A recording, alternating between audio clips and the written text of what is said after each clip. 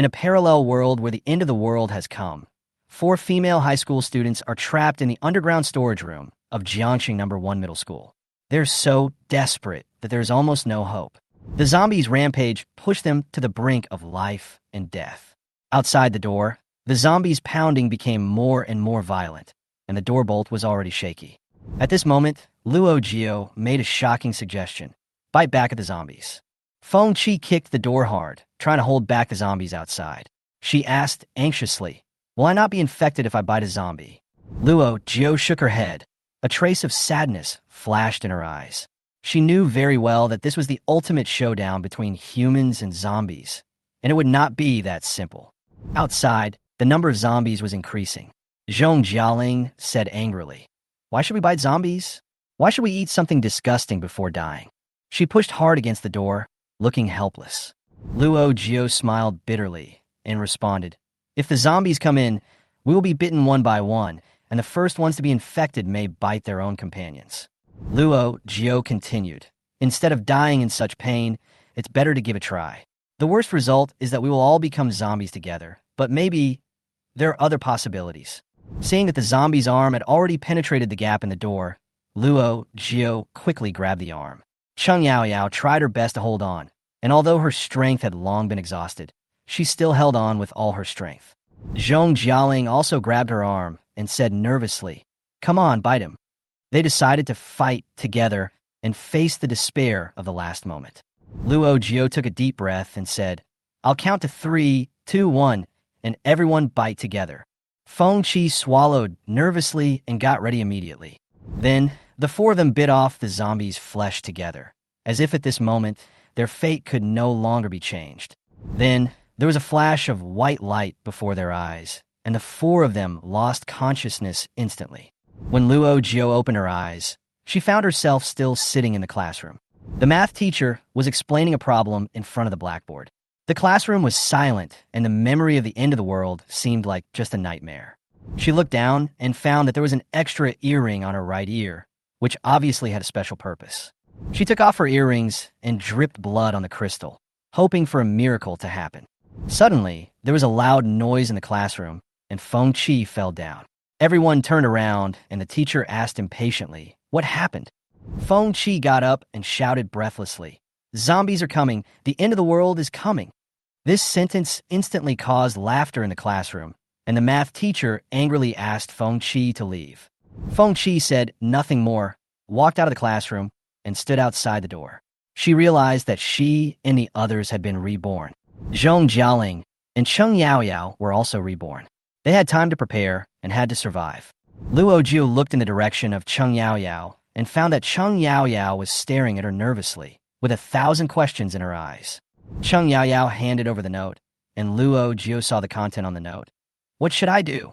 The math teacher saw Luo Jiu take the note and came over to check it out. Luo Jiu took a quick look and calmly replied, "The answer is B, negative root of 3 times 2. Although this was a complicated equation, she was able to answer it easily. The teacher was a little stunned, but Luo Jiu knew that the world would end in 10 days and the test of life and death for mankind had begun. She decided that this time, she would be prepared, survive, and live with everyone until she was 70 or 80 years old. She hurriedly took out a piece of paper and wrote, "Money in space." She realized that space was all that mattered in storing food, and money was not the most important thing. She quickly got ready, took Cheng Yaoyao to find Feng Qi, and decided to ask the class teacher for a leave note so that she could prepare for the next plan. The closed management of Jiangcheng No. Middle School makes every student feel unable to escape. The 2 huge iron gates at the school entrance were covered with iron spikes, and anyone who tried to escape would risk their life. In the previous life, it was these 2 doors that trapped all the teachers and students in the school, turning Jiangcheng No. Middle School into a breeding ground for zombies. The only way to get out is to ask for leave, but asking for leave in the 3rd year of high school is almost harder than climbing to the sky. Luo Jiu understood that Zhong Jialing was able to go out for vaccination because her father had a close relationship with the principal, which gave her special approval. What reason would the 3 of them have to find a leave at the same time? The head teacher who lies stroked the baby in her belly, while looking at the 3 students in front of her with a worried look on her face. "The college entrance examination is coming soon. Why do you have to ask for leave for something?" I wish I could stay up 24 hours to learn for you. I only took 2 hours off for my prenatal checkup, but you guys want 10 days off. Although her tone was unkind in the previous life, it was this class teacher, Hulai, who fought for their chance of survival in the apocalypse. Hulai used his life to protect them and help them escape from the school surrounded by zombies. Disasters are the best test of human nature. During that disaster, Luo Jiu witnessed with his own eyes that the principal, who usually talked about benevolence and morality, pushed the students around him to the zombies in order to protect himself, and even used the students' lives to pave the way for himself. In order to protect the students, the old men and women in the cafeteria fought the zombies and shouted, "Children, run." Luo Jiu led the students to climb up the fire escape ladder outside the teaching building. When the zombies approached, Hulai dragged his heavy body and walked at the end, moving the ladder away to ensure that everyone could escape. "Class sergeant, come up quickly. They are coming." Luo Jiu shouted anxiously. Hulai looked at his belly and shook his head sadly. "Hide quickly and leave me alone. I can't run away. If we work together, we can pull you up." Feng Qi immediately climbed down and reached out to grab Hulai. The other students also turned around and tried desperately to pull Hulai up. "Teacher, come up." Feng Qi gritted his teeth and tried his best to pull Hulai up. But at that moment, Hulai's face suddenly turned pale. "They caught me," Hulai said with trembling lips. The zombie's power dragged Hulai down in an instant. Feng Qi shouted with all his might, "Catch her!" But Hulai looked at these young faces, tears in his eyes. "Let go. We can't let them catch me. You have to live." "Lao Ban," they shouted in unison. However, Hulai finally broke free from their hands. His whole body fell in the air and instantly disappeared in the zombie group. His last voice echoed in the air, "Go, don't look back."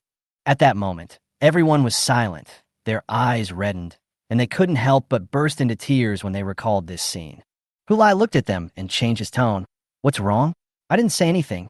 Why are you all crying? Are you having difficulties in life? Or is someone bullying you in class? Tell me, I'll solve it." Luo Jiu pursed his lips, held back his tears, and whispered, "No, we had a dream. Doomsday, zombies, escape." These words seemed to come from a distant nightmare. Hulai seemed confused, but nodded. "Really? Then what are you going to do?" "Buy things and stockpile supplies to prepare for the upcoming nightmare," Luo Jiu said bluntly. "That was just a dream." Hulai wanted to persuade her, but Luo Jiu interrupted her. "That was not a dream. Teacher, that was real." Her tone was firm, and Hulai felt a shock in his heart. "Even if the rebirth you said was true, what if it didn't happen this time, and you missed the college entrance examination? What about your future?" Feng Qi spoke anxiously. "Master, your future is worthless compared to your life. I advise you to think about it. It would be best to take this opportunity to ask for leave, find a safe place, stock up on enough food and water, and give birth to the child."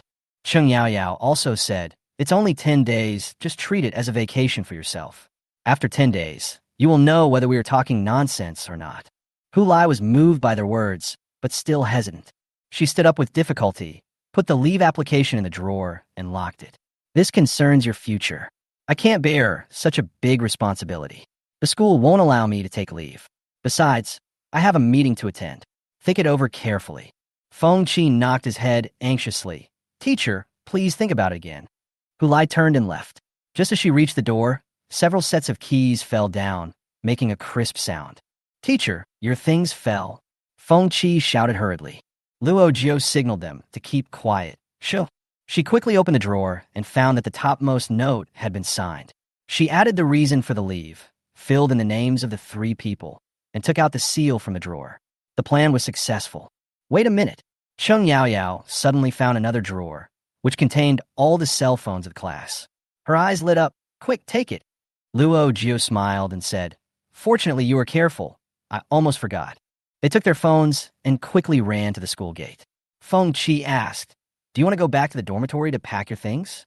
Luo Jiu replied, "There is nothing worth wasting time on in the dormitory.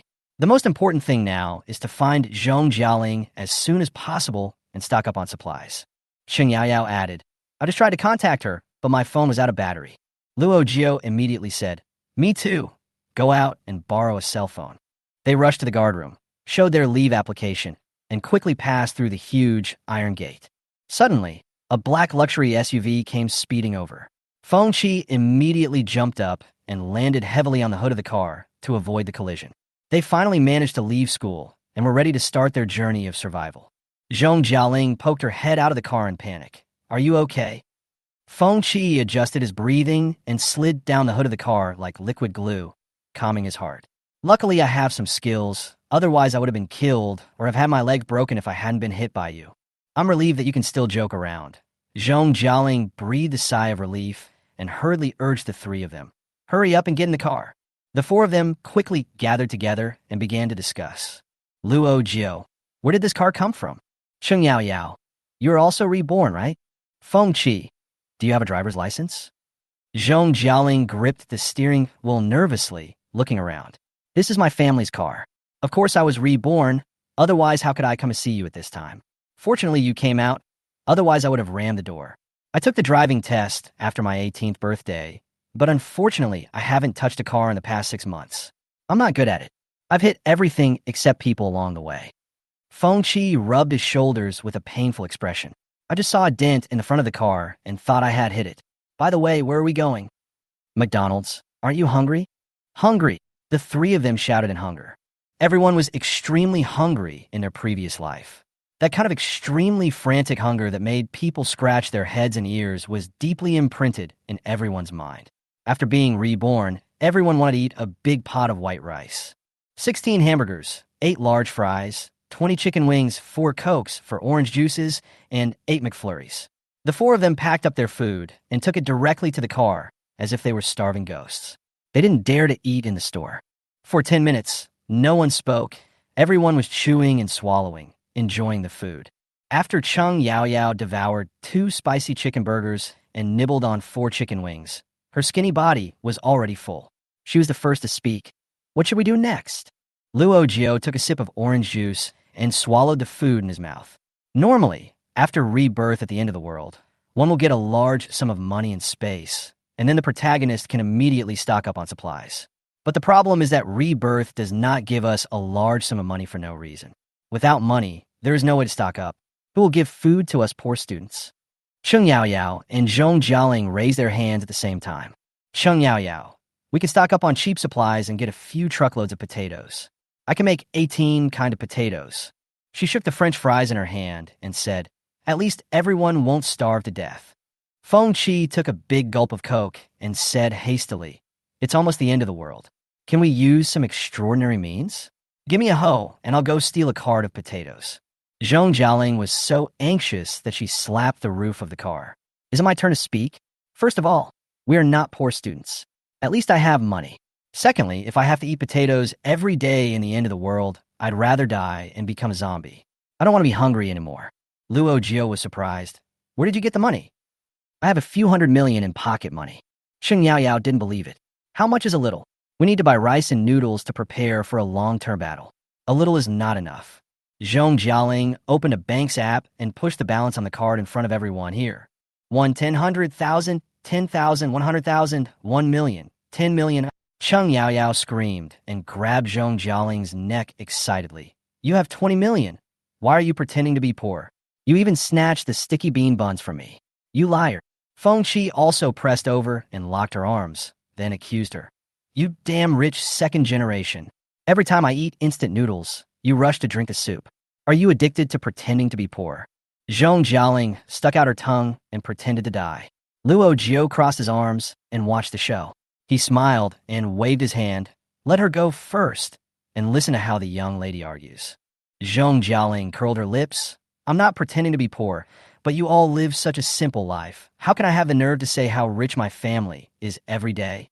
Besides, that money is earned by my parents, not me. Your family is so incomplete, and I show off in front of you that I have both parents and I'm rich. Isn't that annoying? I snatch your sticky bean buns because your bean buns are delicious. I snatch your instant noodle soup because you always make hot and sour beef noodles. Who wouldn't want to drink a sip of that soup? Who said that rich second generations can't drink instant noodle soup?" Luo Jiu sighed. "I thought your financial situation was better than ours, but I didn't expect you to have more than 20 million. Zhong Jialing didn't take it seriously. "This is a New Year's money and pocket money I saved up since I was a child. I didn't have much chance to spend it at school. If I have to hide something from you, it's that I only scored more than 200 points in a high school entrance examination." What? The three of them widened their eyes, and their shock was no less than finding out that she had more than 20 million in pocket money. Zhong Jialing bit her lip and looked at Luo Jiu awkwardly. I scored over 200 points. I was able to go to the same school and class as you who scored full marks, and even sit next to you. What else do you think it was other than money? Luo Jiu, no, it's not because your father has a relationship with the principal. Zhong Jialing shook her head. It's not because they have connections that I can go to this school. It's because I want to go to this school that they established a relationship with me. Luo Jiu suddenly realized what was going on, and there was a moment of silence in the car. Just a few words really shocked the three children from ordinary families. Zhong Jialing coughed lightly. You won't despise me for being stupid just because I have poor academic performance, right? Feng Qi said hurriedly. How could that be? I'm the last in the school, and you guys don't look down on me. Can you be as stupid as me? Zhong Jialing tidied up her hair and said, Actually, you and I are both equally stupid. I'm the second to last one. Luo Jiu almost dropped her jaw in shock. Dormitory 301 was truly filled with hidden talents and crouching tigers and phoenix chicks, and everyone was around her. Come on, none of this matters. Let's hurry up and get down to business. We have the money and the space. Luo Jiu stretched out her hand, and in her palm was a blood-red ruby earring. It was originally transparent, but after her blood dripped into it, it became what it is now. Luo Jiu opened the space settings in his mind and added users as an administrator. A holographic interface soon appeared in front of the four people. Feng Qi looked at the image in front of him in amazement. What the hell? Is this space? Cheng Yao Yao. Is this the legendary space that keeps food warm and fresh and never spoils? Luo Jiu. Of course, whose space doesn't keep fresh? Zhong Jialing. How big is it? Can I go in and take a look? I'll try. After getting the space, Luo Jiu was busy leaving the school. He concentrated his mind and disappeared in front of the three people in the blink of an eye. When she entered, she was instantly shocked by the vastness of the space. This place is like a brand new, huge natural food preservation box, quiet, empty, without any objects, so empty that even your breathing seems to echo. There was a clear blue sky above his head and a faint smell of earth in the air. As the boundary was in sight, Luo Jiu's pace of exploration became faster and faster, and he ran excitedly. 3 minutes later, Luo Jiu came out happily to summarize the situation. The space is a cube with a length, width, and height of 100 meters, with a total usable area of 10,000 square meters. Have you ever watched the international football matches broadcast on TV? It's about the size of 1.5 football fields. Zhong Jialing rummaged through her pockets. Did you bring a ruler? What did you use to measure it? Luo Jiu opened the holographic interface and said, Look at the attribute information. I just checked it. If you don't believe me, go in and take a look for yourself. We can't get in. The three of them were frustrated. They had tried more than a dozen times during the 3 minutes of waiting. Luo Jiu frowned and scrolled through the pages a few more times. Oh, I see. Currently, the space is limited to one person, and we can only go in by turns. Perhaps after the upgrade, the space area and the number of people allowed will increase. The first upgrade date is 10 days from now, so we can only make do with it for now. The first step is to find a base and build a safe house. Any recommendations? Cheng Yao Yao. My grandma and I have 4 bungalows in the village. Zhong Jialing. I object. How old is grandma? That house is not young either, right? Should we build a safe house or renovate a dangerous house? Luo Jiu. That's right. Once the bungalow is breached, there will be no place to retreat. It's not suitable. Cheng Yao Yao opened her mouth, wanted to say something, but swallowed it back. Feng Qi. What should we do? We can't just rent a house as a safe house, right? Zhong Jialing raised her hand again.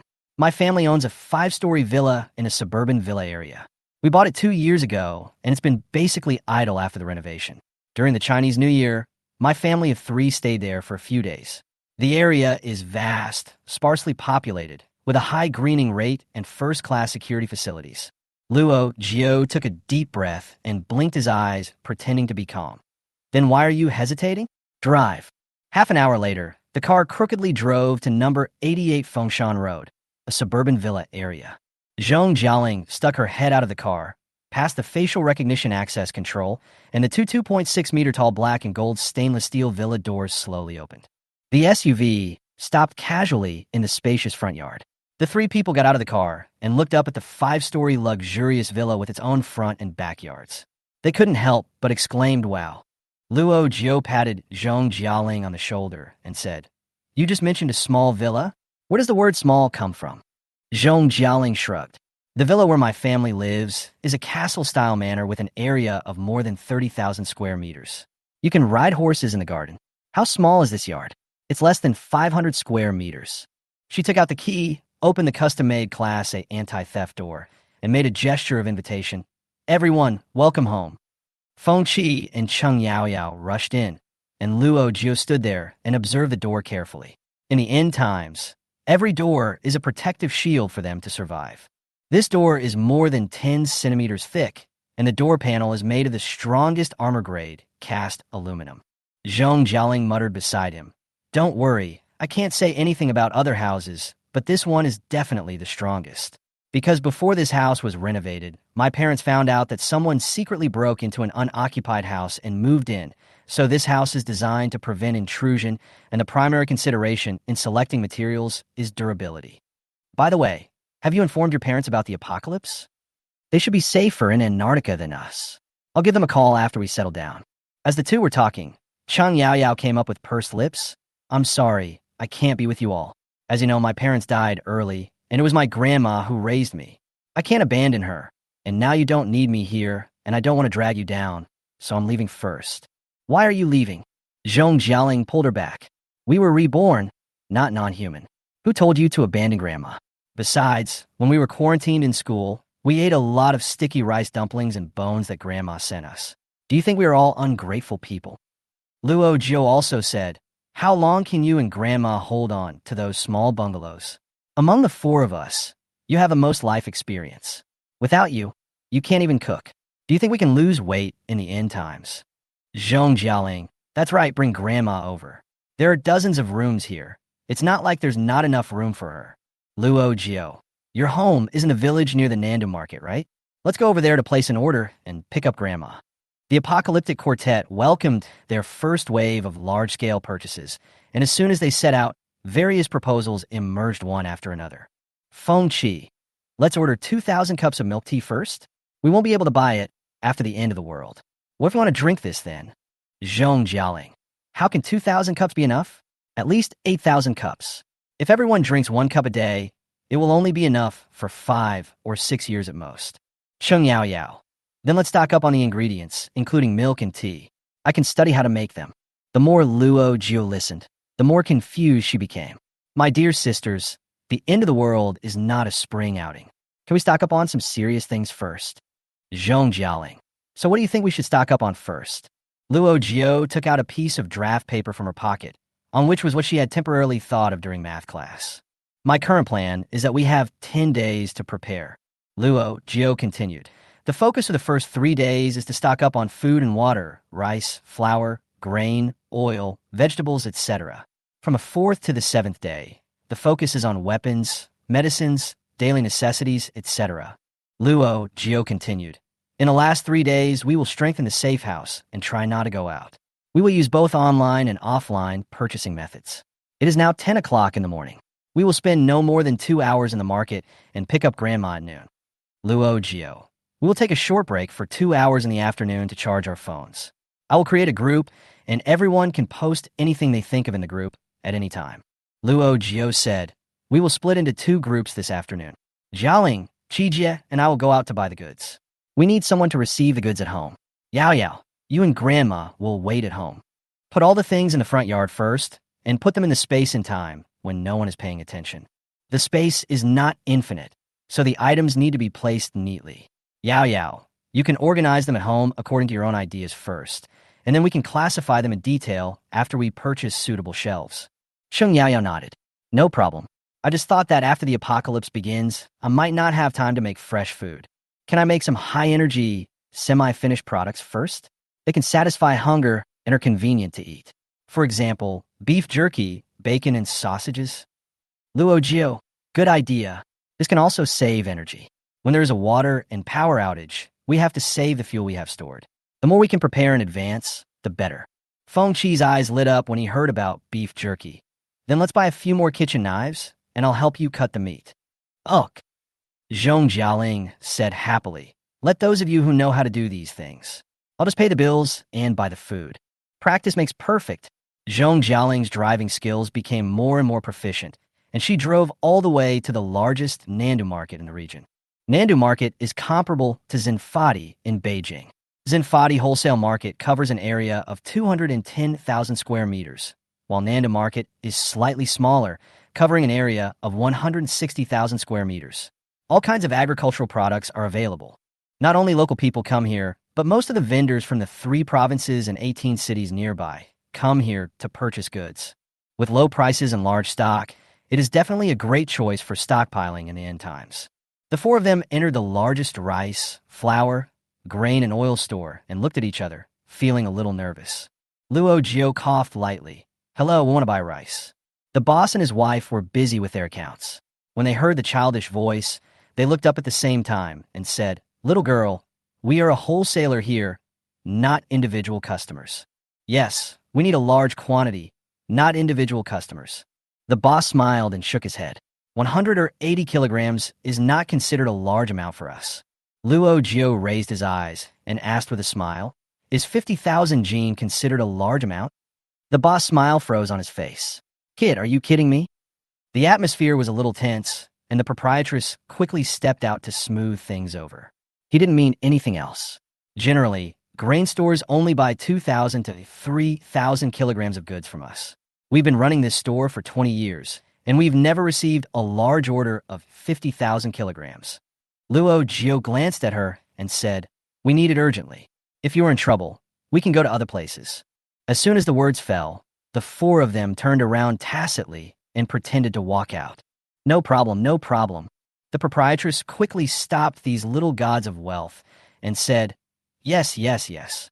With such a large quantity, you've made the right choice by coming to my place. As long as the money is in place, I'll definitely have goods. Zhong Jialing showed her the more than 400,000 yuan WeChat balance and said, There's plenty of money. I'll pay you in cash. Don't worry. Sure, sure. The lady boss was so happy that she couldn't stop smiling. Which one do you want? I'll give you the lowest price. Cheng Yaoyao and Luo Jiu discussed and chose Northeast long-grain fragrant rice and Wuchang rice. Wuchang rice is expensive and has a low yield. The lady boss told the truth. The annual output of real Wuchang rice is limited. I will bring you all the Wuchang rice from the nearby warehouse. It is at most 4,000 kilograms. Anyone who tells you that they can get 10,000 kilograms of Wuchang rice is definitely lying to you. No one can get so much in a short time. And I can guarantee that all the rice I give you is pure Wuchang rice that complies with the GBT 19266 standard. Okay, then we need 4,000 kilograms of Wuchang rice, and the rest should be long-grain fragrant rice. We need new rice, not old rice. We'll pay half of the deposit first, and you'll deliver the goods to the place we specify as soon as possible, and the final payment will be made upon delivery. Jialing, come over and sign the receipt to pay. As the only adult over 18 years old among the foursome, Zhong Jialing took on the responsibility of signing and paying. Feng Qi quietly asked Luo Jiu, Why is it 50,000 kilograms? How many people did you calculate it based on? I eat at least 3 bowls of rice for a meal. Luo Jiu smiled and snorted, then whispered, Don't worry, I'll calculate it as a family of 6. Even if we only eat rice for 3 meals a day, we can still eat until we are 80 years old. The proprietress of this store was quite honest. In order to keep their big order, she was willing to make small profits, but quick turnover. She only added 50 cents to the purchase price, which was cheaper than the price she got from ordinary grain stores. Luo Jiu and her friends also wanted to save trouble, so they ordered rice, flour, grain, and oil from this store. One side reported the quantity, the other side pressed the calculator frantically, and the boss had already hung a sign at the door saying, Out of business. This order today was enough to make the couple and their 6 employees work themselves to death. Cheng Yaoyao picked up the vermicelli in the store and asked, What is this sweet potato vermicelli or potato vermicelli? Is it delicious? The lady boss said directly, I'll give it to you. Take it home and make it. If it tastes good, call me and place an order. I'll give it to you. In addition, I have half a bag of red beans and a bag of pinto beans. If you like anything in the store, I can give you a bag or half a bag of it. All of them can be used as samples. If you like them, come back and place an order. Luo Jiu folded the receipt and said, Okay, Then take us to number 88 Fengshan Road. If it's delicious, we'll come again. The grain store came to a temporary end, and we quickly moved to the butcher shop. The four of them had no dietary restrictions and ate beef, mutton, pork, chicken, duck, and fish. Cheng Yaoyao muttered to herself, beef can be made into beef jerky, beef brisket stewed with tomatoes, and braised beef is also delicious. Mutton and carrot soup is good for replenishing qi, and there are even more ways to cook pork. The braised spare ribs I make are a must-try. I guarantee you want to eat it every day after you eat it. Feng Qi felt hungry after hearing this and swallowed his saliva. Then let's have 1,000 kilograms of spare ribs first. Not enough, Zhong Jialing said. I also like to eat pork ribs. Let's add another 1,000 kilograms. 3,000 kilograms of ribs are ready. I like them too. Luo Jiu finalized the total. 3,000 jin of spare ribs, 1,000 pork elbows, 2,000 pig trotters, 2,000 large pig heads, 8,000 jin of pork, 10 whole pigs, including the head, tail, heart, liver, and internal organs.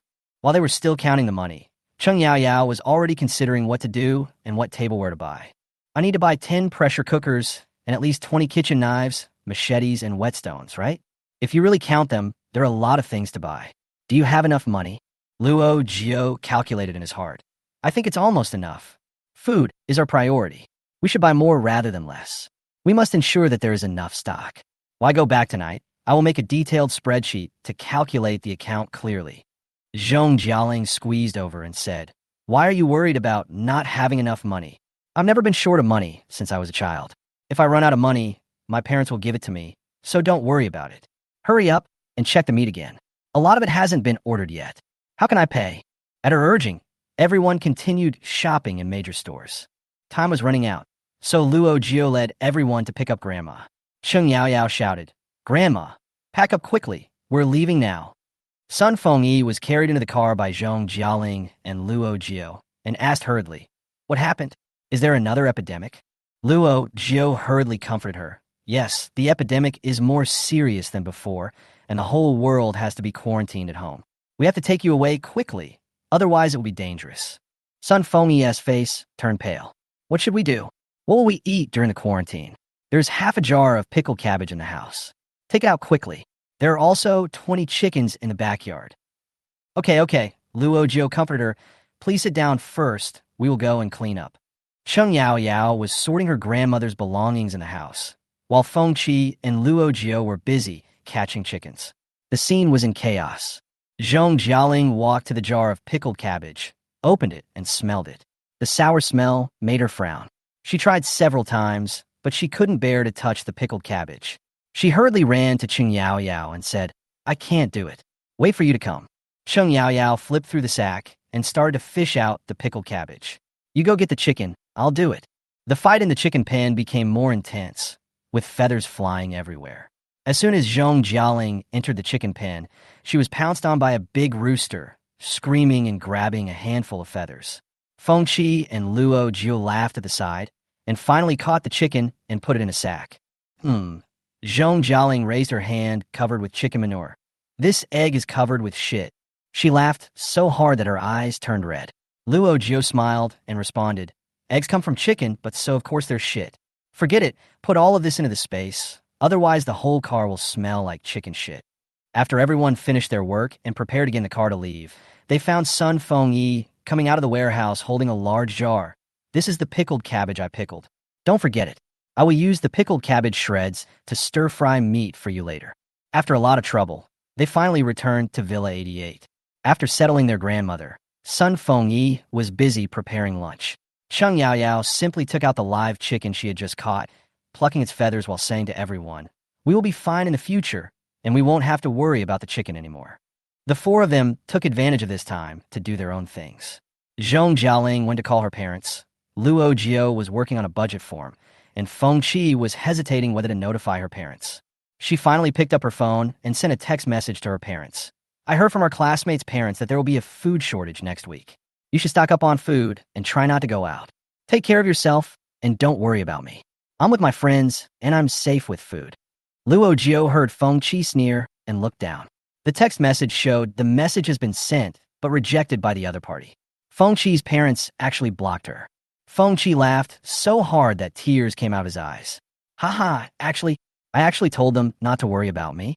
Haha, this is such a joke. There was pain in her laughter, and tears kept flowing. Why would they worry about me? They wish I was dead and would never disturb their happy life again. Luo Jiu patted her shoulder gently. This is good too. It is a blessing to have a shallow karmic connection with the six senses. What we're cultivating is not to owe each other anything. Since they don't want you, we don't need them either. We don't owe each other anything, and we won't bother each other. Feng Qi raised his sleeves and wiped away his tears. Yes, Sister Nine, protect me. Let's live and see who can survive us. At this moment, Cheng Yao came up to inform. The truck delivering rice has arrived. I asked them to unload it in the front yard. How is the budget? Is it enough for us to stock up on supplies in a hurry? Luo Jiu smiled. It may not be possible to stock up in a hurry, but it is no problem to eat and drink enough. As long as we don't stock up abalone, sea cucumber, black truffle, etc., some small snacks are enough. We may have to stock up less beverages, and we also have to leave space to stock up more water to ensure sufficient water. Feng Qi said hurriedly, then why do you still stock up on snacks? They're not healthy at all. Don't stock up on milk tea either. I'm already so fat. 1 cup of milk tea a day, and the 3 highs won't even need zombies to come and kill me. Cheng Yao also said, that's right, we should not stock up on those expensive seafood. They are all contaminated by the nuclear wastewater in our daily lives, and they will become bad if we eat them. Zhong Jialing came over after hearing the noise. Why don't you stock up on seafood? Hairy crabs are delicious. Didn't you guys rush to eat the salmon sushi I brought back to school last time? The 3 of them touched their noses in embarrassment, and Luo Jiu said, it's delicious, but the main problem is that I can't afford it. Look, this is the preliminary budget I've just made in an hour. Although you have 20 million, we still have to spend money wisely. If you spend it lavishly, you won't have enough money to buy other things later. Zhong Jialing stretched her neck to look at the long budget sheet. Well, I came here to tell you that my parents have transferred most of the liquid funds on the books to me. We now have 1.7 billion yuan, so we can stockpile as much as we can. The air froze for several seconds. 17 billion, right? Luo Jiu immediately turned off his computer. With so much money, he couldn't spend it all even if he kept it with his eyes closed. What kind of budget was that? He had wasted an hour. Feng Qi couldn't believe it. Why did your parents give you so much money? I told them about the end of the world, so they believed it. Zhong Jialing was puzzled. Why don't you believe me? I'm their biological daughter. How can I lie to them? They contacted me via satellite phone and said they are at sea now and it's too late to come back. They have decided to purchase supplies immediately and will not go ashore. My parents told me that it is absolutely safe at sea and asked me to stay with you and take care of each other. Her family is like a fairy tale to the other 3. Luo Jiu reacted for a while. If they transfer all the money to you, how can they afford the purchases? Use a commercial loan. My family's assets can be used to borrow tens of billions. My mother said that if the end of the world comes on time, we will never have to pay back the money. Luo Jiu was speechless. She loved reading and could remember everything she read. She could understand things very quickly and could master them as soon as she learned them. She felt that the world was at her fingertips. But she had just graduated from school for less than a day and felt that she had been given a hard lesson. There was too much to learn. The meal wasn't ready yet, but the delivery trucks had already arrived, delivering rice, meat, and vegetables. The spacious courtyard was instantly filled to the brim. Cheng Yao was happy. You came at the right time, otherwise we would only have stewed chicken for lunch today. We can add a few more dishes here. I'll show you my cooking skills. Cheng Yao entered the house, carrying a rack of spare ribs and some other dishes, while the others stayed outside to receive the goods. The workers were unloading the goods. Luo Jiu and Feng Qi were counting the goods, and Zhong Jialing was the last one to pay the balance. There were so many things that Feng Qi was a little dizzy as he counted them. 9. I'm a little confused here. It could be 276 bags, or it could be 267 bags. Hey, how come you count so fast?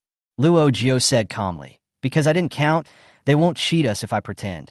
And now they treat us as big customers. They won't do a one-time deal for a little profit. Feng Qi was surprised. Sometimes the top student has a different way of thinking than the poor student. Then let me ask you, how did you figure out the answer to that math problem in today's math class? That answer has a square root. Luo Jiu chuckled. Of course I can't figure it out after just one look, but I've done that problem before, and I remember the answer. Feng Qi took a deep breath. She couldn't even remember what she had eaten yesterday, But Luo Jiu could actually remember the answers to the questions he had done. The memory of a top student was indeed so terrifying. The three of them received the first batch of goods into the space. Cheng Yaoyao opened the window and shouted, "Wash your hands and get ready to eat." The rice was newly bought Wuchang rice, a big pot full of it.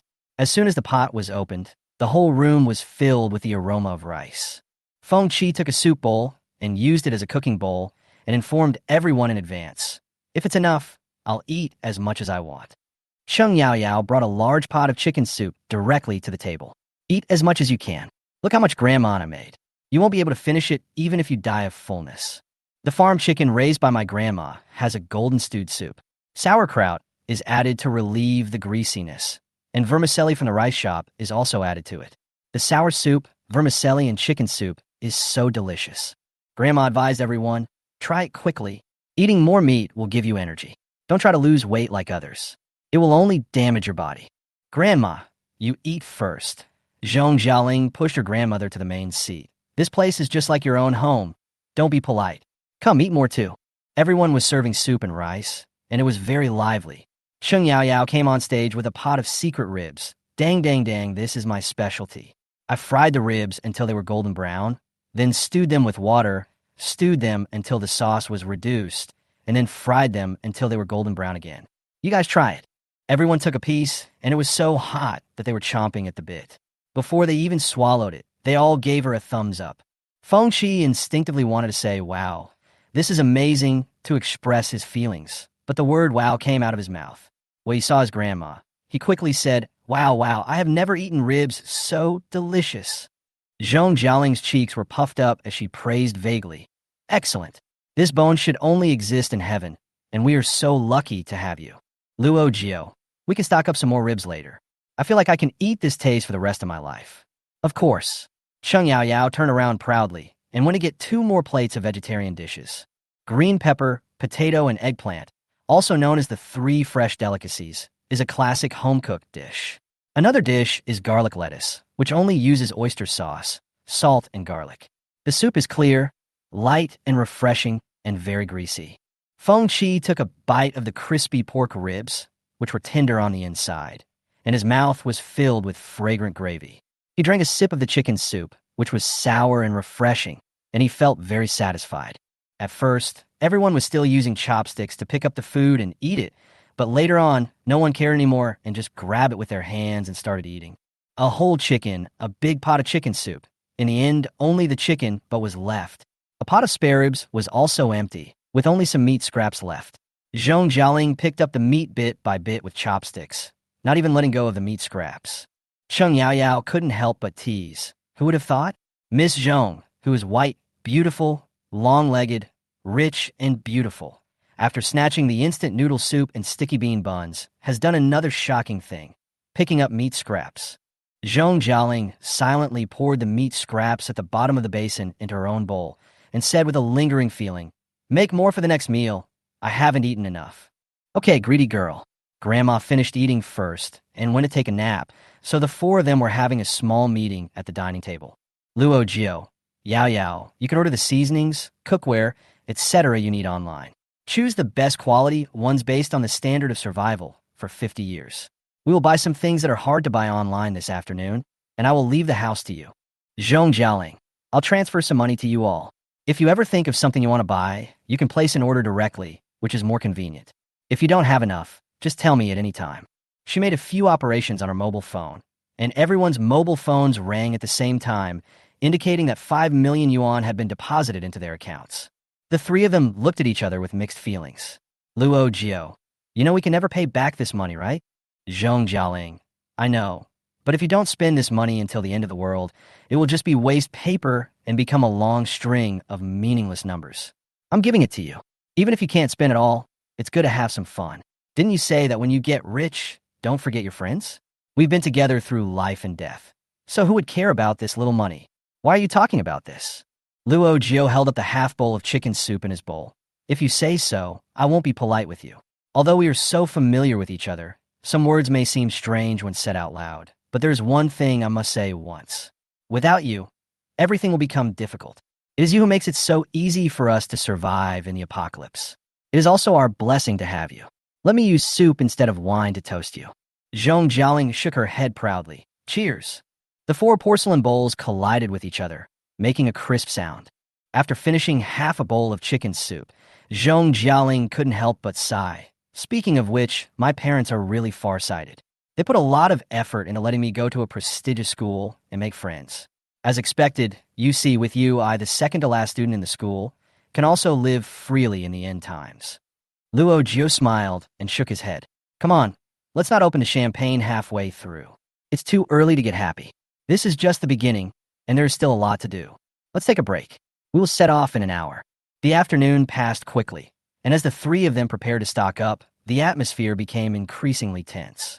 Everyone was silently thinking about how to gain more living space for themselves in the apocalypse. Rushing around in the shopping mall, Luo Jiu bought a series of equipment, including chainsaws, stun guns, flamethrowers, etc., which undoubtedly made her more hopeful about the future.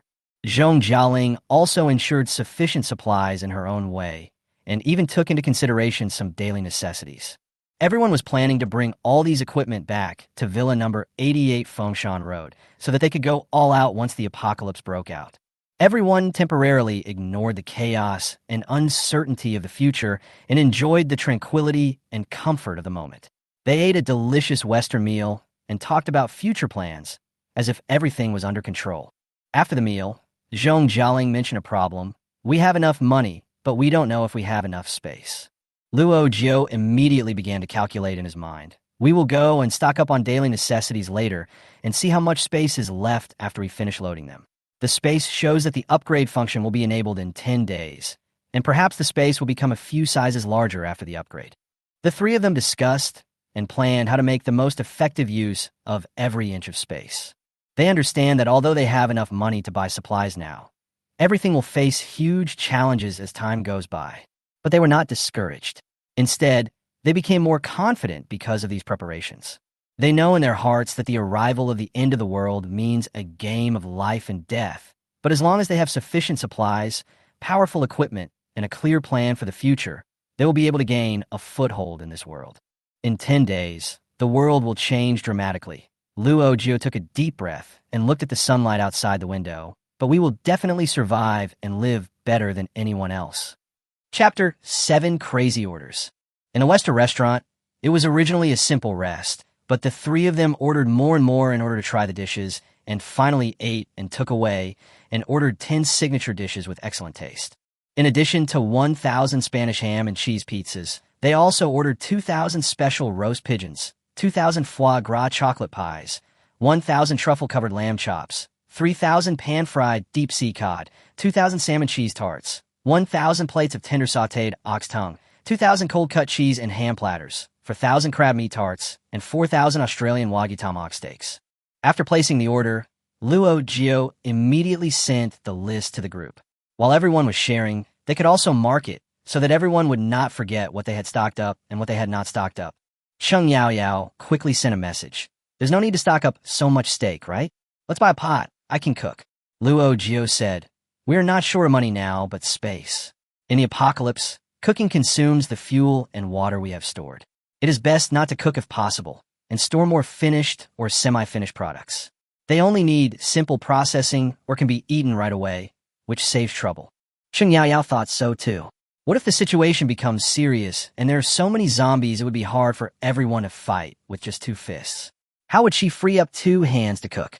Thinking of this, she had to act quickly and make all the semi-finished products she could. The chickens that were slaughtered in the afternoon had all their feathers plucked and were dressed in a golden yellow color. They were hooked by the neck with iron hooks and hung in a yard to control the water.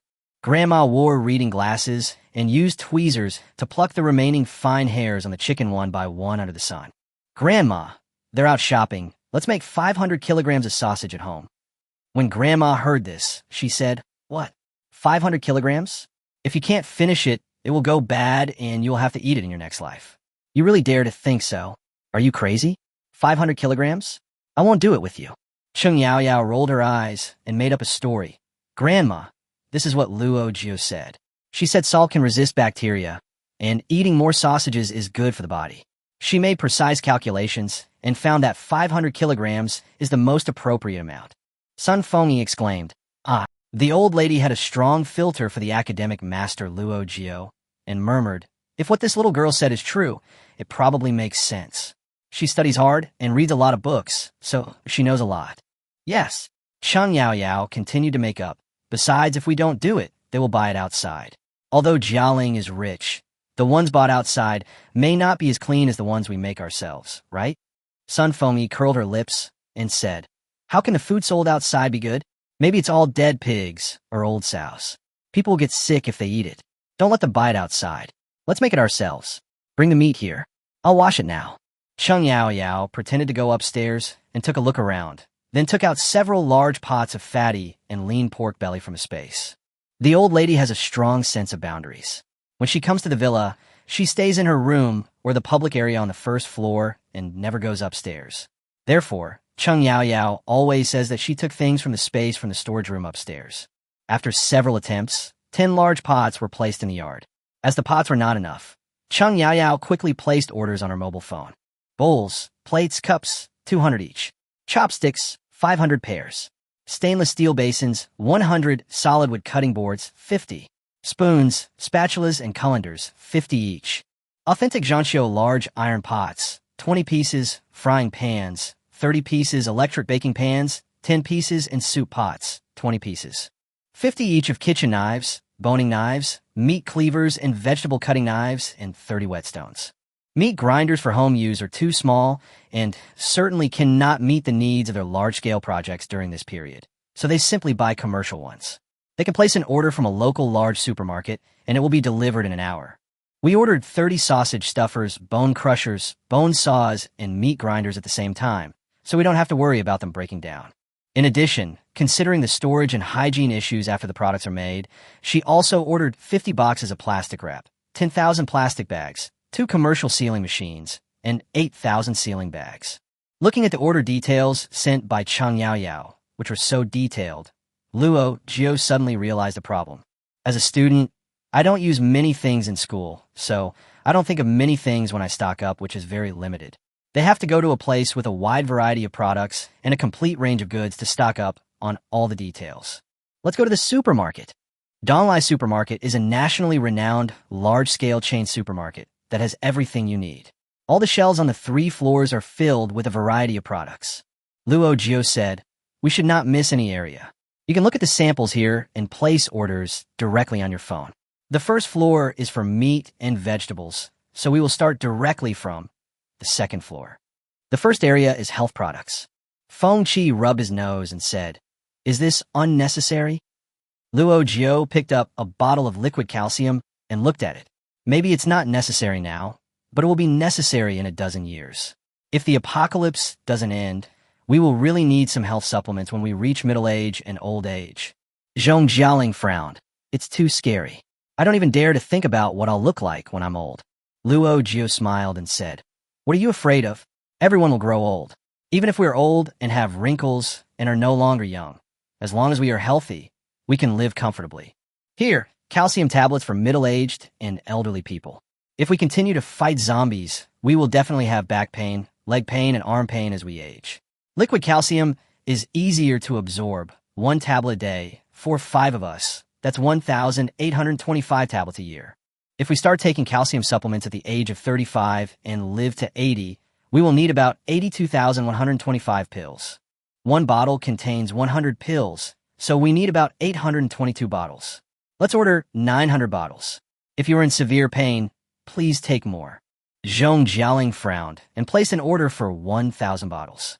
She knew she was the most delicate and could not stand the pain.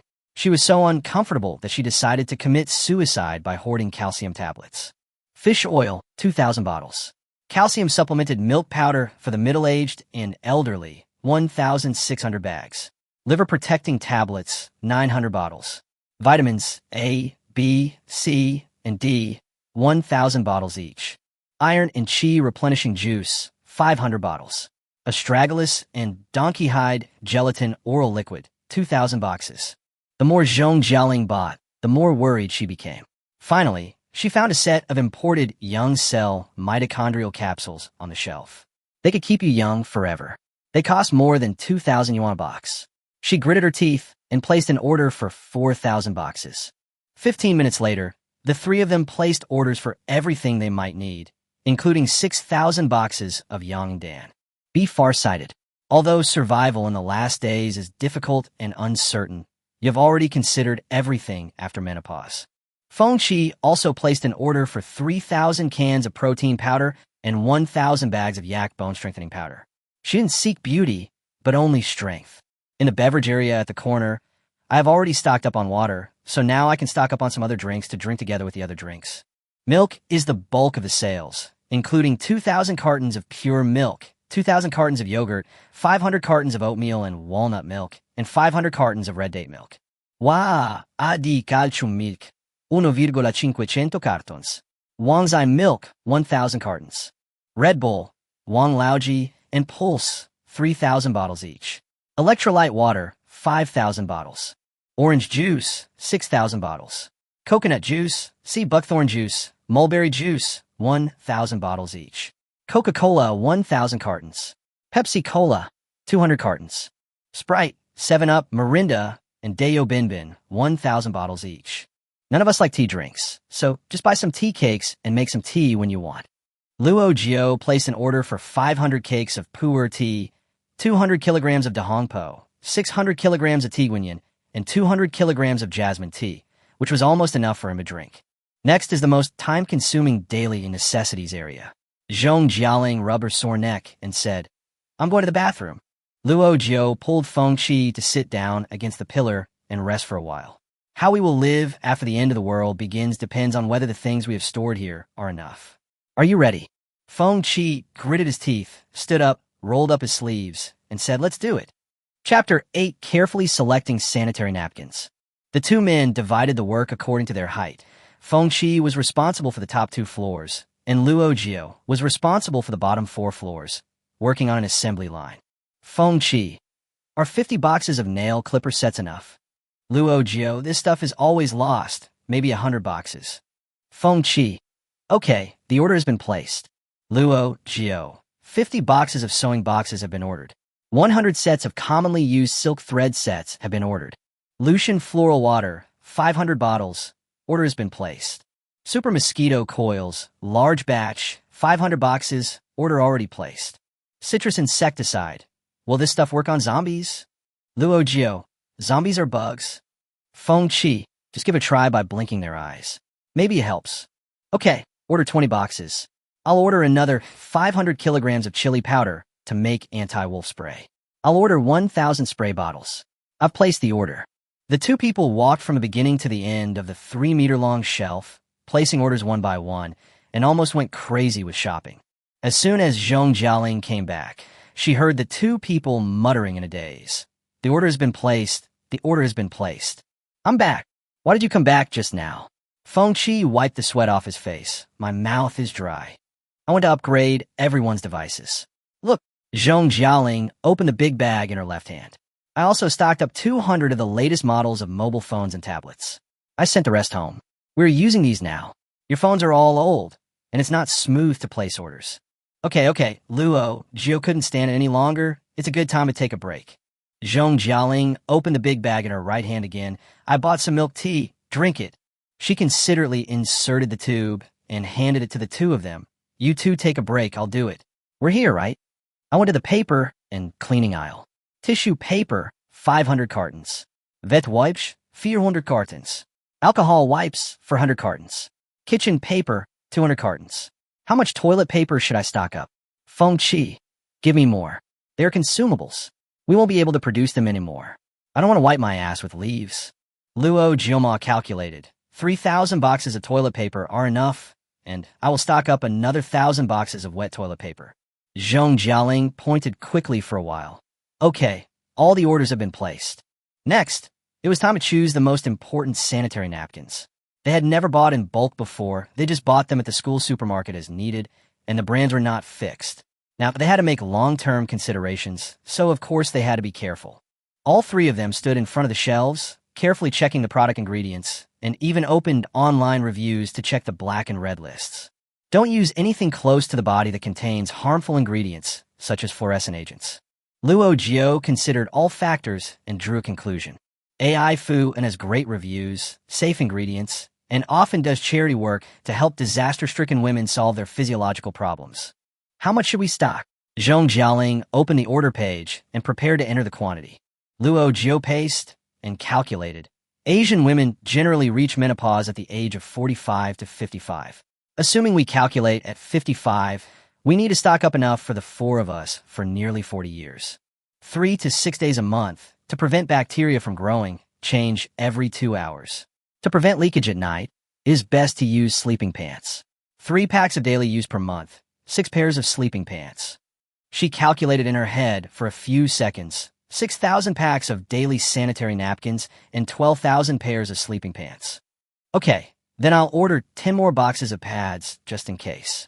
Stock up on paper and cleaning supplies, especially after the city is paralyzed, with corpses everywhere and the air full of bacteria. Air freshener, 1,000 cartons. Antibacterial soap, 500 cartons.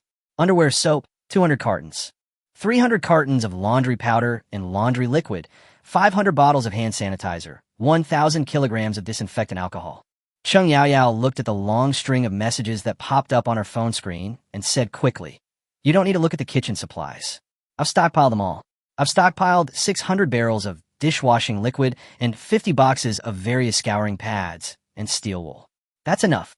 This way, the three of them can focus on other areas." I bought an extra-large household garbage disposal. I chose the strongest and most anti-aging iron mesh material for small garbage cans and stocked up on 200 of them. I bought 20 large trash cans. These things take up a lot of space, so I don't plan to use more space. I just put them in the yard and keep them outside to hold the trash after the end of the world. The garbage bags were thicker and larger. Zhong Jialing asked, "There are 200 bags in a roll. Will 1,000 rolls be enough?" Luo Jiu, "No. These garbage bag manufacturers are the most cunning and they don't make enough. They say they will make 200 bags, but at most they will make 150 or 160 bags. We are in a tight time and don't have time to argue with the unscrupulous merchants. Fortunately, a roll is not that big and doesn't take up much space. Let's stock up 2,000 rolls." There wasn't much to use in the sports goods section, so we ordered 20 sets of long-sleeved and long-pant sports suits, shoes, and socks according to the sizes of the 4 people. The clothes here were of average style, so we decided to buy them at the clothing store. Feng Qi selected some fitness equipment, such as boxing gloves and dumbbells, and the 3 of them quickly arrived at the stationery area. Paper and pen, which I will hardly need anymore. I bought 5 boxes of tape, 300 pairs of scissors, and 50 carving knives. Luo Jiu thought about it and decided to order a box of notebooks and 20 Xiaomi super powerful pens. As long as the pens don't fall, they should be enough for 4 to 5 years of writing. They soon arrived at the exciting snack area. Feng Qi and Zhong Jialing ran over without any urging. When they were happy, their speech speed unconsciously became faster. Feng Qi, Wei Long's spicy konjac delight. "How much is the order?" Zhong Jialing, "The 4 of us all love to eat it, so we need at least 1,000 boxes, right?" Luo Jiu, "Let's order 1,500 boxes. This stuff isn't too heavy, so we can pile up high in the space." Okay. Feng Qi placed the order in seconds. Potato chips, spicy strips, wafer biscuits, Oreos, Cheetos, Snickers, chocolate, Magulai, Xiaoxiasu, Tudo, crispy Shangsheng protein bars. I picked different flavors and combined them as appropriate, and ordered more than 100 boxes of each. If it weren't for the fact that there was already enough space to eat, I would have doubled the amount. Pickled pepper chicken feet, 400 boxes. Pickled pepper pork skin, 200 boxes. Hand-torn duck necks, 1,000 pieces. Pork jerky, 1,000 kilograms. Assorted nuts, 3,000 servings. Instant food, stockpiled in bulk. Hot and sour beef noodles, 800 cartons. Old hen noodle soup, 500 cartons. Hot and sour rice noodles, 400 cartons. Dry noodles, 600 cartons. After shopping in the supermarket, Luo Jiu planned to buy clothes and snacks at a store that specialized in selling these. After all, a supermarket is not a cake shop or a home furnishing mall, so the quality is still a bit worse. Feng Qi asked, "So are we going to the cake shop or the furniture mall now?" As the 3 were discussing, a message popped up in the group that Cheng Yaoyao had purchased 2,000 kilograms of pork carcasses, 10 large mobile stoves, 30 large vats, 10,000 chicken eggs, 5,000 duck eggs, 2,000 goose eggs, and 4,000 kilograms of cabbage. Luo Jiu hurriedly called over. Don't handle these heavy things for now. Let's go back now and do it together. Also, don't cook tonight. Let's try the dishes. Cheng Yaoyao's voice came intermittently. My hands are just stained with oil. It's inconvenient to talk. Wait until you come back and take a look. Chapter 9, Sweeping the Seafood Market. The three of them returned to the villa, and in just one afternoon, the yard of more than 400 square meters had changed dramatically. Cheng Yaoyao set up dozens of long racks, which were filled with fat and thin sausages. The red and white colors complemented each other beautifully. However, such a large yard has been almost filled up.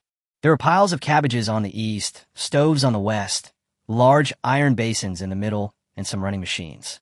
There was also a large open space in front, reserved for delivery trucks to unload goods. Several machines were running at the same time. Luo Jiu hurriedly snatched the sausages from son Feng Qi. Grandma, let me do it. You've done so much, your hands must be sore, right? Take a break, we'll do it. It's not tiring. I can handle this kind of work. Otherwise, if you just eat and don't work, you'll become a useless person. It's almost done. You don't have to get involved. Son Feng Qi smiled, snatched the enema back, and tied a knot skillfully. Cheng Yaoyao called Luo Jiu over and whispered, just let my grandma do it. The doctor said that if she does more things, she will feel better and it will be good for her illness. Otherwise, she will be idle and have wild thoughts. Maybe one day, she won't even recognize people. Luo Jiu hurriedly asked, what medicine did the doctor prescribe for her? Let's remember to stock up later. Cheng Yaoyao shook her head. There is no specific medicine for Alzheimer's disease.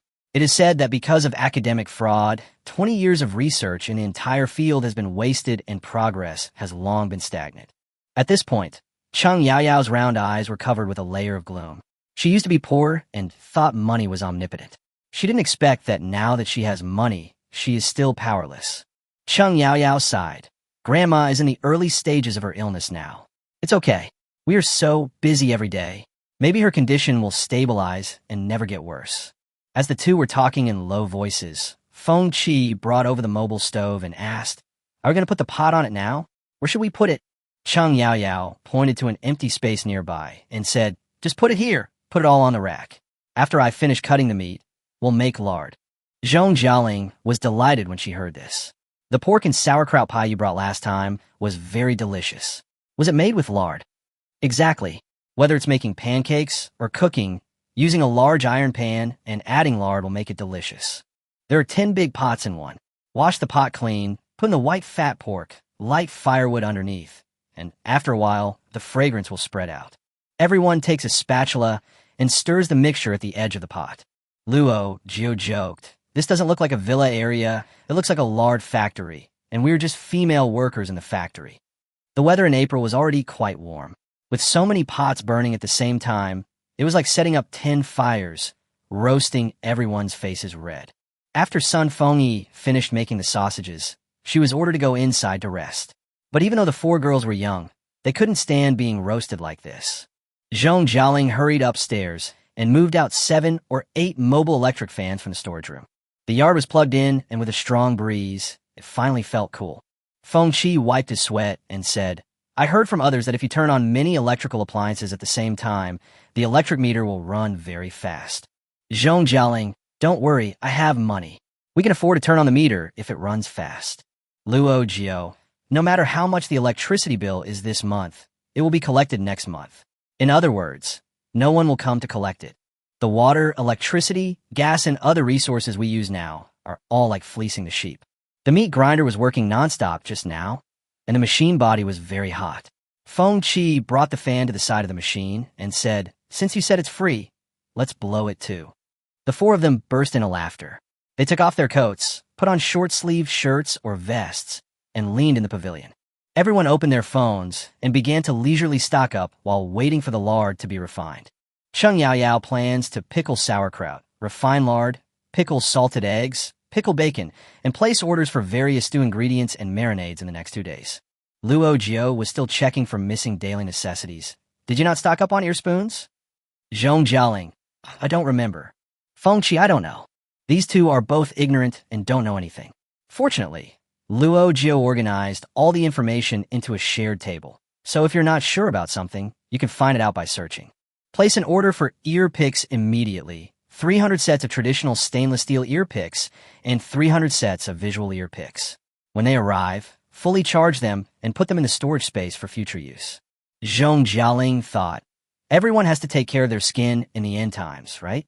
All kinds of masks, creams, lotions, essences, La Mer, SK2, Helena Rubinstein, Estee Lauder, Shiseido, all the big brands are affected. Luo Jiu, stock up on skincare products, and don't forget about lip balm, hand cream, etc. But forget about makeup.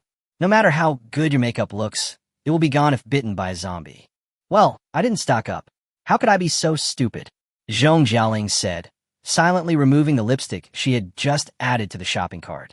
Her big watery eyes rolled around, and no one knew what she was thinking. Feng Qi focused on the food and drink part, placing orders for 20,000 cups of milk tea, 10,000 cups of coffee, and 8,000 pieces of fried chicken. Luo Jiu heard the number she reported and asked, did you order the milk tea from the same store? No, we ordered according to everyone's taste. 5,000 cups of your classic English milk tea, 5,000 cups of Jialing's cheese milk cap, 5,000 cups of Yao Yao's Boya Juetian, and 5,000 cups of my jasmine milk tea. Luo Jiu nodded without saying anything, thinking that 5,000 cups would be enough to keep the clerk busy and curse her ancestors. Fortunately, she was an orphan. After the lard is refined, the fire is put out. The residue from the lard is scooped out and placed in a large basin.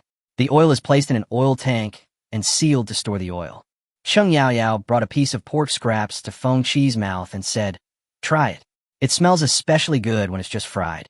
Feng Qi took a bite with half belief. It was indeed crispy and crunchy, not greasy at all, and had the aroma of oil. Cheng Yao Yao said, in our village, we call this oil shuttle. We save it for chopping stuffing and making dumplings. It's so delicious. After everyone gathered around and ate for a while, Zhong Jialing began to admit defeat. No, I've eaten too much today. If I eat any more, I'm going to vomit. Then let's go exercise and go to the farmer's market. Zhong Jialing drove Luo Jiu away, and Feng Qi stayed to pickle sauerkraut with Cheng Yao Yao. The two of them went to the fruit section first, stocking up on Dandong strawberries, Chilean cherries, domestic cherries, and all the delicious fruits, at least 5,000 kilograms. For the sake of variety, they also stocked up on fruits they didn't like, such as apples and bananas, for more than 1,000 kilograms. After the two placed their orders, almost all the nearby fruit shops closed up and went home to load up their goods. Then we went to the seafood market, and the first thing they asked for was 3,000 kilograms of Norwegian salmon, 1,000 kilograms of eels, and 2,000 kilograms each of fish maw, abalone, and Argentine red shrimp. Crayfish and mantis shrimp, 1,500 kilograms each. Oysters and scallops, 3,000 kilograms. Other types of seafood, 500 kilograms to 1,000 kilograms, basically depending on the mood. The boss and the 6 shop assistants each took a calculator and calculated more than 10 times. Finally, with eyes wide open, they told them in a trembling voice, the total is 9,264,027. Zhong Jialing, 9.26 million is 9.26 million. Why are you so nervous? It's not like we can't afford it. He handed over the card, swiped it, and signed without blinking an eye. As soon as the two came out of the store, Zhong Jialing received a call from the bank, asking her if she had been defrauded and why she kept having large payments.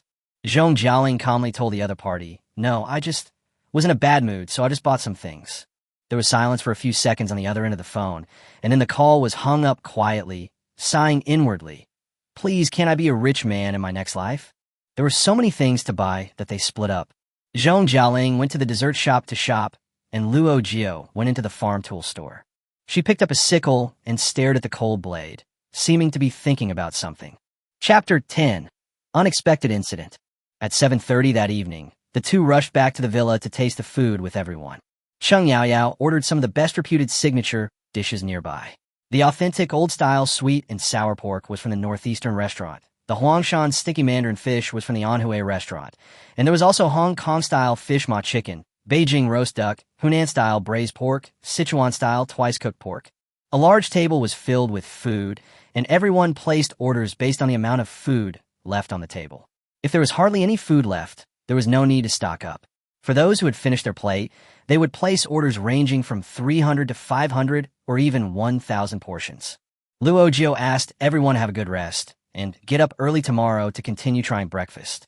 We agreed to go to bed early, but on the first night of rebirth, it seemed that everyone slept restlessly. In a group called Apocalypse 101, a few new messages pop up from time to time. Everyone is chatting casually, and the words between the lines imply concerns about the end of the world. Zhong Jialing. Are you used to sleeping in your room? If it's cold, there are quilts and electric blankets in the closet. Alas, I don't know if there will be extremely cold weather after the end of the world. Cheng Yao Yao. It's not cold, it's hot. Summer is coming soon, and I was just worried whether we will encounter extreme heat. I placed an order for an ice machine and some heat stroke prevention equipment and updated them to the shared table. Feng Qi. Natural disasters are for the future. Let's consider zombies first. I died early in my previous life and didn't even experience a natural disaster. If I can experience one this time, it'll be a win for me. Luo Jiu sorted out the list of various medicines and placed orders for more than 2,000 kinds of medicines, working until 3:30 in the morning. He opened the shared spreadsheet several times and was prompted with updates. At 1 a.m., Zhong Jialing placed an order for 100 mink coats, 100 mink hats, 200 pairs of gloves, 500 thick Xinjiang cotton quilts, and 200 polar cold-resistant down jackets. At 2 in the morning, Cheng Yao Yao placed an order for hot pot ingredients, barbecue ingredients, marinade ingredients, and baking utensils. Chili sauce, pickles, condensed milk, salad dressing, and many other kinds. Zongzi, mooncakes, and many different flavors. It seemed that they were ready to celebrate traditional festivals in the end times for the next few decades. At 3 o'clock in the morning, Feng Qi placed an order for 100 fine steel long knives. According to the requirements of the relevant departments, all the knives sold on the market were unsharpened. So she immediately ordered 5 knife sharpening machines. We bought like crazy for 3 days and nights, and finally we saw the light. On the 4th day, all the pre-order goods had basically arrived and the space utilization rate had reached 90%. The cardboard boxes from the unpacked packages filled up a large room. Feng Qi was about to throw them away, but Luo Jiu said, "Keep them. They may be useful." I just kept it. Anyway, the villa is full of things everywhere, so 1 or 2 more won't make a difference. Sun Fengyi has been busy these days, pickling sauerkraut, making preserved meat, pickled salted eggs, etc. She used to sleep less due to her age, but since she came here, she has been busy from morning to night and has to sleep a lot every night. She goes to bed at 6 or 7 o'clock and wakes up at dawn. Today, the workers came in and installed top-level anti-theft windows on the 1st floor, 2nd floor, and underground light wells. All windows within 10 meters of the ground that could be broken by zombies were reinforced. The 3-meter-high courtyard wall was installed with barbed thorns and connected to an electric grid. No matter whether it was a human or a zombie, as long as it was a living or semi-living creature, it would be skinned alive if it wanted to enter this courtyard. The 4 of them stood on a large balcony on the 3rd floor and looked down, feeling very safe. Feng Qi. I spent half the night last night sharpening knives and sharpened dozens of them. The wooden stakes I bought have also arrived. Starting tomorrow, you will practice knife skills with me. Okay, Luo Jiu said with a smile. Our women's broadsword team will definitely be able to fight their way out in the apocalypse. Zhong Jialing still felt a little regretful. It would be great if we could buy some weapons with high lethality. If we had guns and cannons, we wouldn't be afraid of any zombies. When I think about fighting zombies in close combat, I still get goosebumps all over my body. Luo Jiu patted her shoulder and said, "Don't be so pessimistic. The purpose of practicing close combat is to be prepared for everything. We have such a solid fortress. Maybe we don't have to go that far." I hope so. Cheng Yao Yao clasped her hands together and bowed devoutly in all directions. By the way, have we bought everything we need? Now we just need to check for any missing items and fill in the gaps. Luo Jiu, another batch of seeds will be delivered tomorrow, and they're basically all there. Considering that there's not much space left in the space, many things are still not stockpiled. After the space is upgraded, I will see if there's still a chance to go out and buy for free. Zhong Jialing suddenly remembered. Then let's stock up on some food. The food street is busy right now. We won't have a chance to go shopping there in the future. Let's go shopping there one last time. Luo Jiu thought that everyone had been very hardworking these days, and his mind was a little tense. Today he was so happy and his grandma had gone to sleep, so it would be nice to go out and relax. The 4 of them drove away and went to the city's largest buy-to-night market, where there was a wide variety of snacks. fried potato chips that look like poached eggs, super long, crispy French fries mixed with spicy and sour zircon, bursting cheesecakes, and invincible starch sausage. The well-known double-skim milk, freshly fried small dough sticks inserted into a large bowl of ice cream, durian pastry with large chunks of durian meat, stinky tofu, grilled cold noodles, fried yogurt, and various barbecue and fried food stalls. The four of them walked from beginning to end and tried almost everything. They ordered all the delicious ones to be delivered to number 88 Fengshan Road the next day. Finally, Feng Qi bought a bowl of hot and sour noodles, and Zhong Jialing still had a portion of stinky tofu left in her hand. The four of them stood next to the trash can, taking turns to eat and digested all the food.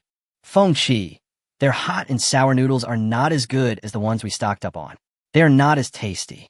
Cheng Yao Yao, stinky tofu is okay, but we've already stockpiled it, so we can stockpile this or not. Luo Jiu looked around and found a small barbecue restaurant at the end of the night market. It was said that the food was very good and all the skewers were marinated with secret ingredients, which was very tasty. They had already stocked up a lot of raw meat skewers, and if there were any that tasted good, they could stock up some more. Let's go sit in that shop for a while, try some kebabs, and then go home. The four of them entered the store and found an empty table to sit down. Soon, several more groups of people came into the store, and the smell of alcohol and cigarettes became stronger. Cheng Yaoyao's nose was a little sensitive. I feel a little uncomfortable. Let's go. Just as their skewers were ready, Luo Jiu asked the boss to pack them up for them to take home and eat. The four of them stood up and put on their coats to pay the bill. Suddenly, a middle-aged man came over with a glass of wine in his hand, smiling. Sister, I've been watching you for a long time. Why are you leaving without eating anything? I'll pay for you. Come on, come sit at our table for a while. Don't be in a hurry to leave. As he spoke, he tried to pull Zhong Jialing's arm, but Zhong Jialing pushed him away. What are you doing? Feng Qi stood in front of her, his face sullen and his hands unconsciously clenched into fists. Luo Jiu was afraid that Feng Qi would get into trouble because of his impulsiveness, so he said in a hurry, "We can buy the bill ourselves. If you need to leave in a hurry, we won't keep it. Please make way." The man was obviously unhappy. He patted his bulging belly and said in a bad tone, "Let's add WeChat, otherwise it would be disrespectful to my brother." As he was talking, another of his companions came over, holding a cell phone. Come on, let me scan you guys and I'll drive you out to play when I'm free. You look young, so you must be students, right? You look fair and clean, with delicate skin and tender flesh." As the man was about to touch Cheng Yaoyao's face, Luo Jiu could no longer bear it and slapped his dirty hand away, gritting his teeth and saying, "Go away, stay away from my friends." The man laughed instead of getting angry and said disdainfully, "Your friend? You are the boss, right? You are protecting all these people. Are you unhappy that he touched her, but not you?" Luo Jiu's eyes were like knives. "Shut your stinky mouth. Don't you have a mirror at home? Don't you look at yourself? You are old, but you still dare to flirt with a young girl. Do you think young girls are easy to cheat? Who would be interested in your stinky money? You have a face like a dog, and you still want to touch me? Get out. If you don't get out of the way, we will call the police." The two men lost their defense instantly and became angry. "Call the police? I'm going to give a try today to see how powerful your mouth is." He grabbed Luo Jiu's shoulder and raised his hand to hit him, but Feng Qi was quick-witted and picked up a beer bottle from the next table and smashed it on his head. Bang! Glass fragments and blood splattered everywhere. Chapter 11. Fuck his dad. A single stone can cause 1,000 ripples. The two men's companions had been staring at this side. When they saw that their men had suffered a loss, they immediately rushed over. Luo Jiu and the others were not pushovers either. They quickly grabbed their weapons, whether they were beer bottles or iron skewers, large porcelain plates or large iron plates, and swung them at the group's heads. The battle quickly entered a white-hot stage. The already cramped barbecue restaurant was instantly in chaos. The table was knocked all over the place, and the waiter who was serving the food dropped a plate of spicy fried clams, and the soup splattered everywhere. The timid customer crawled out of the store, while the brave one just took out his mobile phone to take a video when a plate flew over his head, and he immediately ran away faster than a rabbit. 6 or 7 big men against 4 female students. The 4 had no chance of winning. But don't forget, there's a god of war in the 4-man team. Feng Qi is a leader in the national martial arts world, and he is in his prime. He can beat 10 ordinary people by himself. These drunkards looked tall and strong, but they were fat from eating too much with big bellies and bodies full of fat. Compared with Feng Qi's muscular body, they were not even enough for her to practice on. Moreover, after surviving the apocalypse in the previous life, the four of them already had combat experience and superb tacit understanding. The moment the bottle fell, the four of them reacted quickly. Luo Jiu jumped onto the table by stepping on a stool, taking the lead and occupying the advantageous position, looking down from above and beating whoever he saw. Cheng Yaoyao and Zhong Jialing stood on the left and right, leaving their backs to their teammates, facing the enemy head-on, and quickly formed a human trench. Feng Qi chose to take the initiative as usual, picking up a wooden stool in his hand and swinging at the man who was swinging his fist. One was knocked down in one go, and the second drunk who rushed up was hit on the head by a wooden stool. He felt a dull pain in his head, and his eyes went dark. Before he could react, Feng Qi stepped on him, and the man stumbled and fell, breaking a lot of cups and plates. People and porcelain shattered together. The crisp sounds and the cries of pain mixed together. It was extremely lively. These drunk guys were drunk to start a quarrel, and they sobered up a little after the fight started. Seeing Feng Qi leading the way, fighting fiercely in the crowd, and making it impossible for them to get close to him, they wanted to find a way to gain advantage from the other three. Little did they know that this idea was totally wrong. Feng Qi had been trained since she was young, so she knew how to control herself and knew whether her punches and kicks would knock the opponent unconscious or kill them. She just wanted to beat these people up, but she had no intention of killing them. But the other three were just the opposite. They had not been trained and did not know the limits. They only knew that if they were at a disadvantage, they would be beaten half to death by the opponent. There was a huge difference in size and strength between the two sides. How could they win without killing each other? So they don't hold back at all, and they all think in their hearts that it is either you die or I live. But why should I die? It's you who should die. Try your best, damn it. Seeing a shirtless man throwing a wine bottle at him, Luo Jiu slammed it away with an iron plate and then inserted a large iron stick into his shoulder with his backhand. The man screamed in pain and stepped back and sat on the ground. Cheng Yaoyao was meticulous. She took the lead in collecting a dozen plates from the tables on both sides and held them in her arms, transforming herself into the plate king. She chopped each plate as it came and used the plates upright to hit those people on the head. Each time they were chopped, there was a loud noise, which was very satisfying. Zhong Jialing was in charge of swinging the bottle. No matter if it was the face, head, or ear, she would hit whatever came close. The most important thing was that she would not let go of the bottle until it was all gone. One bottle was not the scariest thing. The scariest thing was half a bottle, which was as sharp as a knife, and she would hit the drunkards directly in the eyes. 2 rounds were enough to scare the drunkards into sweating. They simply could not imagine that the combat experience these girls had accumulated from fighting zombies. Their previous opponents were not human, so they had to hit them with 1 strike, otherwise they would be killed. Therefore, their attack methods were all against non-humans. Simply put, they did not regard these drunkards as human beings at all. Rather than risking their lives at the hands of these 3 girls, it would be safer for these hooligans to just sit there and take a beating from Feng Qi. The battle lasted 3 to 5 minutes, and the 4-woman team quickly won. The 4 girls surrounded the 6 or 7 drunkards. Most of them had been knocked to the ground and were unconscious. The others were like street rats, running around in all directions. Feng Qi grabbed the first man by the collar, lifted him up from the ground, threw him on the table like a chicken, and stepped on his neck. Scream? Weren't you able to scream just now? Why aren't you making any noise now? The man was hit on the head by a wine bottle first. Blood was pouring out. He had lost his arrogance and begged for mercy tremblingly. Sister, I was wrong. Zhong Jialing went up and slapped him in the face. Who is your sister? Sister. Grandma. Great-grandma. Isn't that enough? You are all my ancestors. I was wrong. I won't dare to do it again. Call the police. If we can't stand the beating, can't we just go in and stay there? Luo Jiu frowned as he looked at the crowd outside the store. If the police were called, things would be troublesome. Even if they were right, the police would definitely contact their guardians and the school would not be able to hide it. They have limited time and must not be entangled in this matter. They must resolve it quickly. The light of a cell phone screen came from the corner, and a guy who was beaten like a pig was crawling under the table and trying to call the police. Luo Jiu kicked him in the crotch, and the man cried out. Feng Qi kicked the table open and kicked his phone away. Cheng Yaoyao picked up the phone and saw that the other party had just answered the call. Hello, Jiangcheng City Police Center. Cheng Yao received Luo Jiu's gaze and said hurriedly, "Sorry, the child was playing with his phone and pressed the wrong button." The call was hung up, and these bastards felt disappointed. "My dear ancestors, what do you mean? You're not going to kill us, are you? You are really disgusting. Can I just spare our lives?" Luo Jiu sneered. "It's not impossible to take your lives." She flashed her ID card in front of him. "Do you understand what this means?" The man broke out in a cold sweat, thinking back to the recent social news, and thought to himself that he was unlucky. I understand. If you understand, take your people and get out. Don't call the police. Don't say a word to anyone. Otherwise, Luo Jiu swept each of them with cold eyes. "We will definitely pay a visit to your house."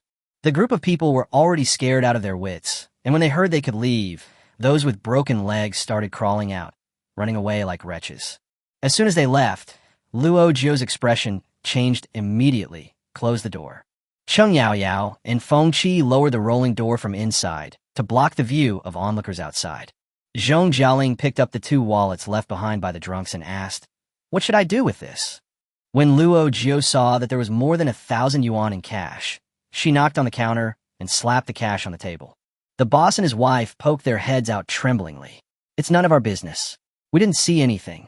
Luo Jiu waved his hand to let them out, then walked straight to the computer, took out the USB flash drive he carried with him, and while copying the surveillance video, he asked calmly, "Will the surveillance be uploaded to the cloud at the same time?"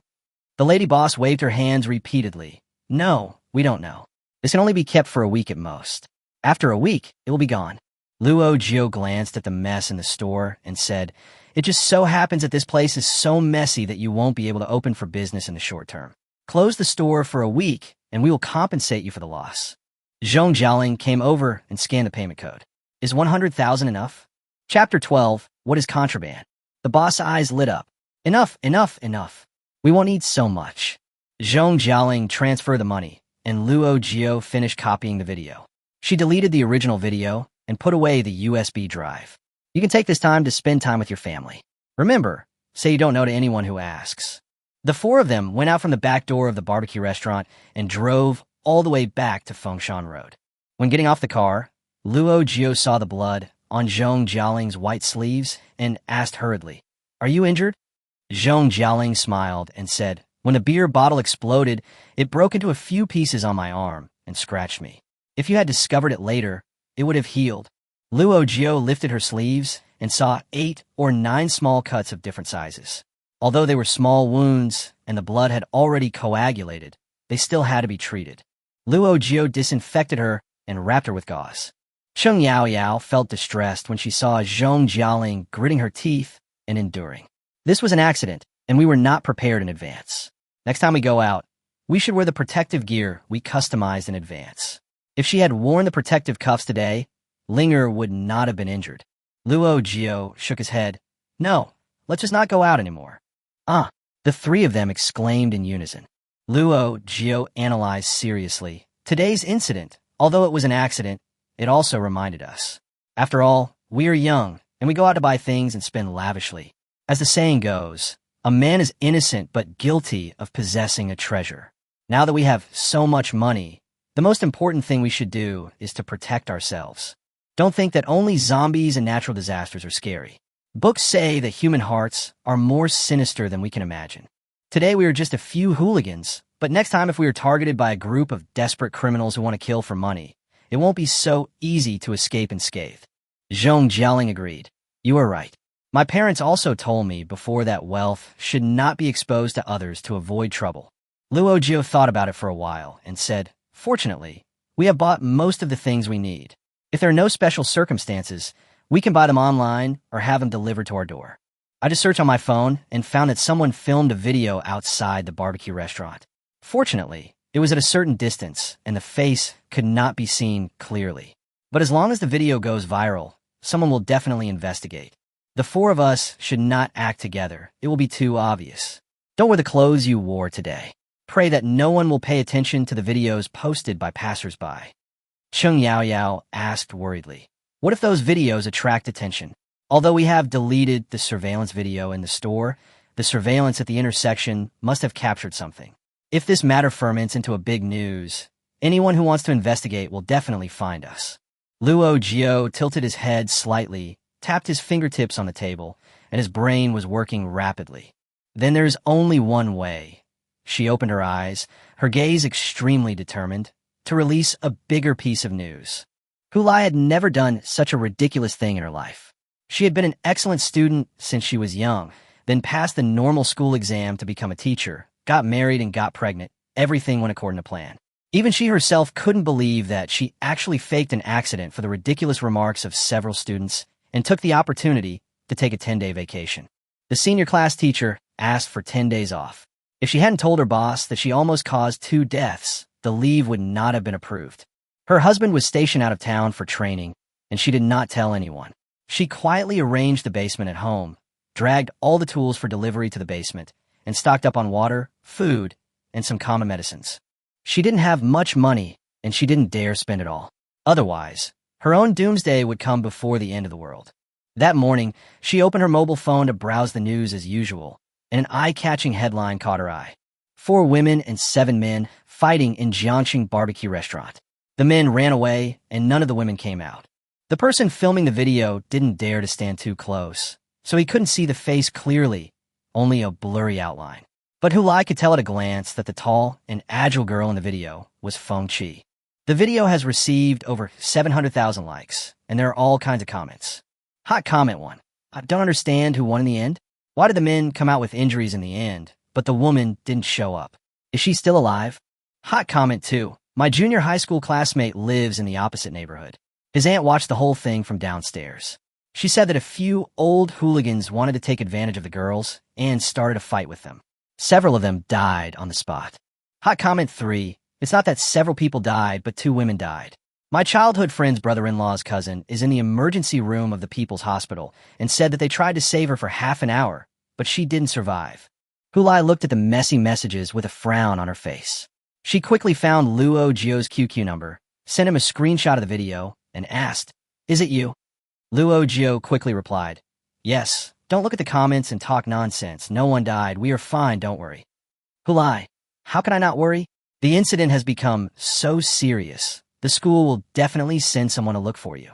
Luo Jiu, no, the school should be busy dealing with other things. Luo Jiu was hinting at something, and Hulai suspiciously opened the campus forum. Words like apocalypse, zombies, and natural disaster filled the entire page. Someone using an anonymous ID broke the news that zombies will arrive in 6 days and asked everyone to find a way to go back and reunite with their families, buy enough water and food, and prepare protective equipment. At first, the comments below were all joking. Does the 6 days include today? I haven't received the holiday notice from the class teacher. Okay, I'm a day student. I'll bring this important news to the students who live on campus. And from now on, I'll be their savior. However, a screenshot of an article was posted under the post. The article detailed a series of impacts caused by nuclear pollution on the island country, including genetic mutations in coastal fish. The article also cited the latest case in the United States, in which a person had lost consciousness and exhibited aggressive behavior after eating contaminated venison. According to the progress of nuclear-contaminated water, the author of the article, after a series of calculations and deductions, concluded that an unprecedented crisis is very likely to break out in 6 days. As a result, the style of the comments quickly changed to, "Fuck, I still want to live. Is it too late to ask for leave now?" It seems to be true. I also saw it on Tianxiao forum. The fortune tellers on Weibo are saying, soon, the phone at the Student Affairs Office of Jiangcheng No. 1 Middle School kept ringing, and some parents asked for leave for their children with various reasons. The real reason was, of course, that they had seen news about the end of the world. The mastermind behind all this is Luo Jiu. Since his rebirth, Luo Jiu has always had an idea in his mind, which is to warn the public in some way, or at least let some people who value their lives make preparations in advance. This is a confrontation between humans and non-humans, and between humans and disasters. The stronger the power of humanity, the more likely it is to win. So, in the first 3 days, the 4-member team worked day and night to catch up and stockpile goods. They were the first to make preparations, and the remaining time and resources that could not be stockpiled were left to others. That day happened to be the day when the barbecue restaurant incident happened. Luo Jiu wrote more than a dozen articles overnight, and the four of them posted them on major social networks using different IDs. The content of the article is true and false, science, metaphysics, and she uses everything that can help convince people to believe in the end of the world. Mayan prophecies, Sanxingui prophecies, pyramid prophecies, and the ancient six-line divination. Zhong Jialing spent several $100s and found several fortune-telling accounts to post similar messages. It gives people a feeling that everything, whether in the East or the West, is pointing to the doomsday event a week from now.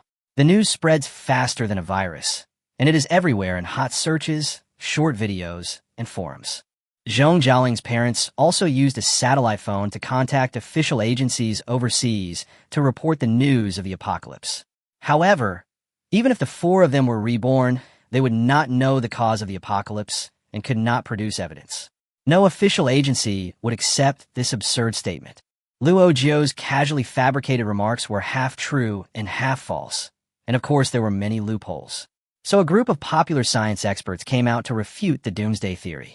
It's just that the direction of public opinion is always out of control. As time goes by, the talk about the end of the world is getting more and more intense. Of course, there are many people who don't believe in it, but there is always a small group of people who cherish life. And there's a group of people who are lazy, and they use this as an excuse to skip classes and enjoy themselves. The hottest copy in the circle of friends that day. I heard that the world will end in 6 days, so I decided to be a boss and not go to work. I will play games and eat takeout. If the world doesn't end in 6 days, I will go to the company and be a grandson. During a street interview, a young couple was holding 2 durians in their left hand and cherries in their right hand. The reporter asked them, "Do you believe in the end of the world?" The two smiled innocently and said, "I don't know, but it better be true. Anyway, we have already spent our money.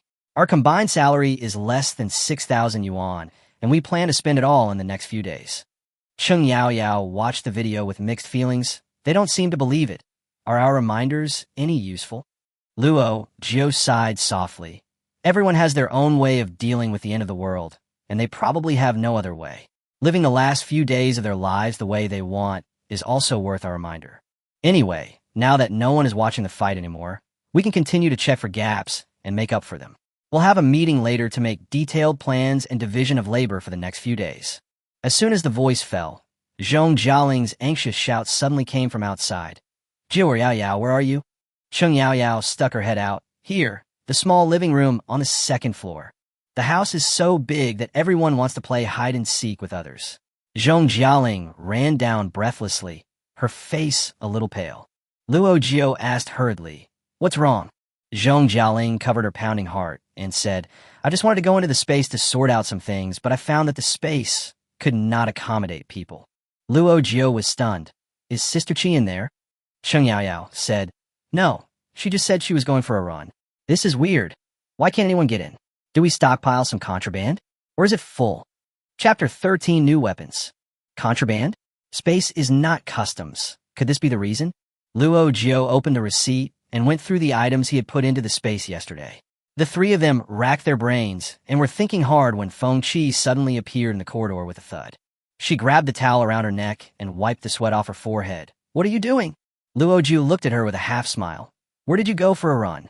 Feng Qi said, "Space. Didn't you say to try not to go out?" Zhong Jialing gritted her teeth in anger, jumped over and jumped on her. "Are you sick? You scared us to death. We thought the space couldn't accommodate people," and suddenly broke down. Cheng Yaoyao put her hands on her hips and said, "The yard is so big. Isn't it enough for you to run around?" Feng Qi smiled and scratched his head. "I thought about sorting out the goods at the same time. Robots are just not as good as humans. They crush all the light things underneath. I fiddled with it for a while and threw all the toilet paper and other things on the high shelves above, freeing up 2 or 3 rooms." Luo Jiu smiled and said, "That's fine. We won't be going out anyway, so we can take turns to go in and tidy up when we are free. But we have to establish a new rule. Everyone who enters the space must report to the group." Feng Qi tilted her head mischievously and saluted. "Yes, madam. There is no need to taste the food today. Grandma got up early in the morning and made a hearty breakfast. Grind the potatoes into a paste and make them into soft and delicious potato pancakes. Dip them in garlic sauce, and they are so delicious." Feng Qi ate 1 and 2 bites, accompanied by the delicious beef meatball soup and the pickled vegetables prepared by Grandma and Yao Yao. He couldn't stop eating. A large steel basin of potato cakes was almost empty, and Zhong Jialing muttered quietly, "Should we stock up on some more potatoes?" Cheng Yaoyao said, "It's better to plant potatoes than to hoard them. Anyway, we have all the farming tools.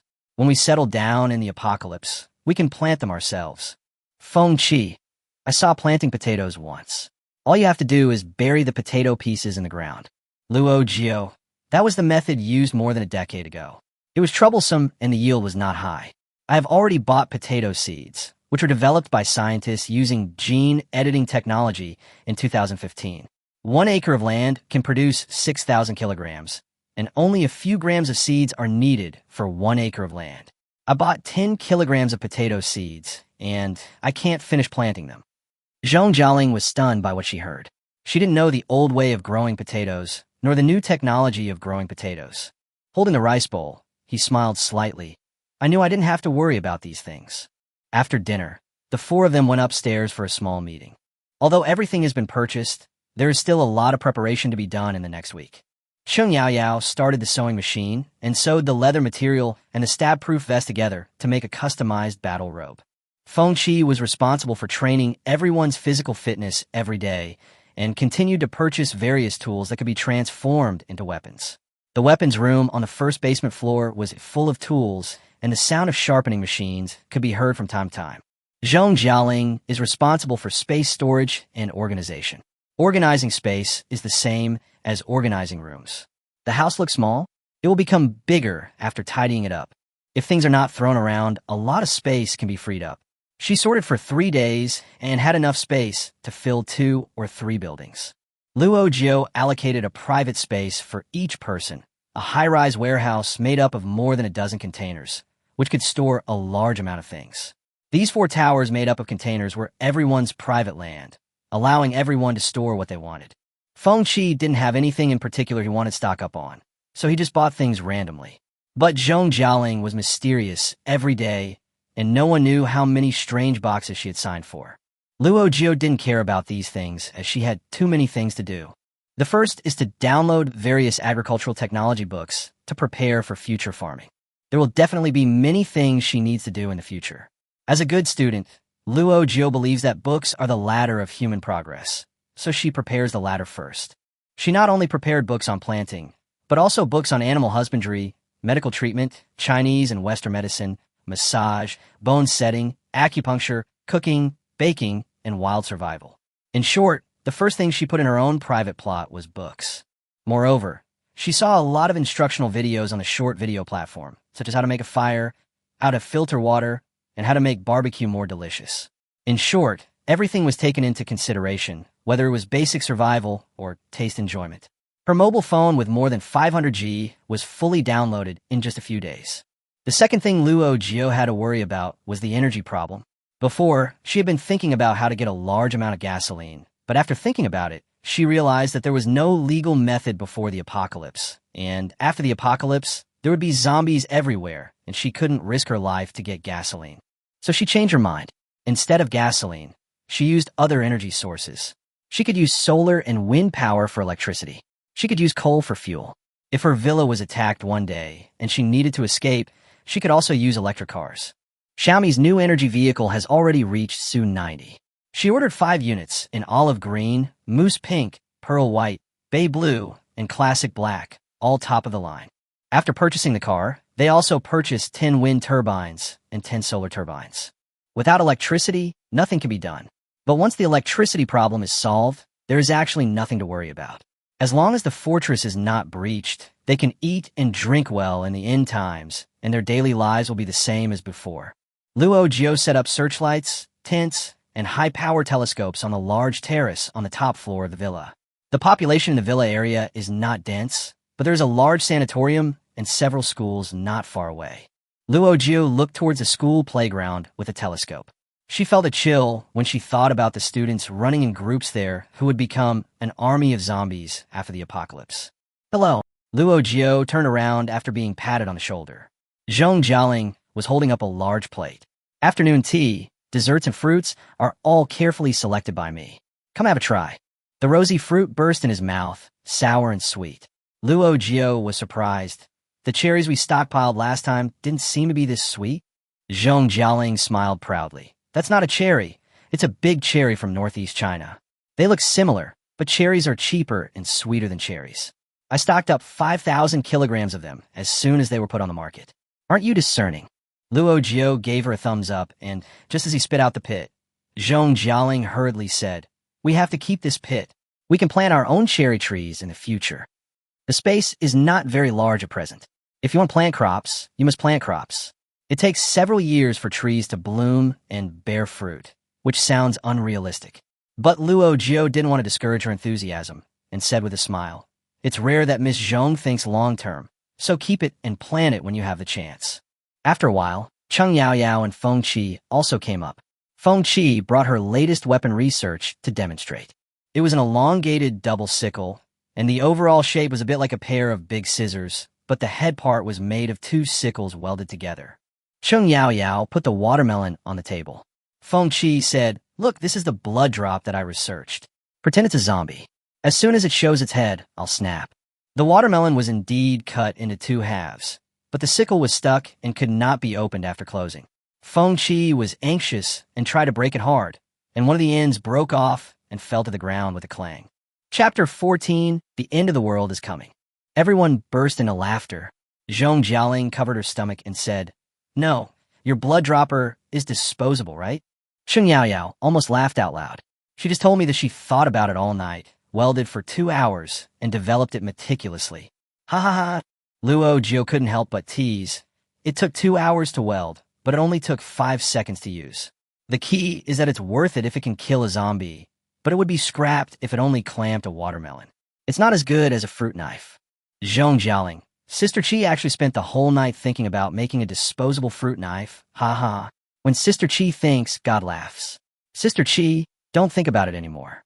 One of us is the last, and the other is the second to last. We can just contribute money and effort. Feng Qi was dissatisfied.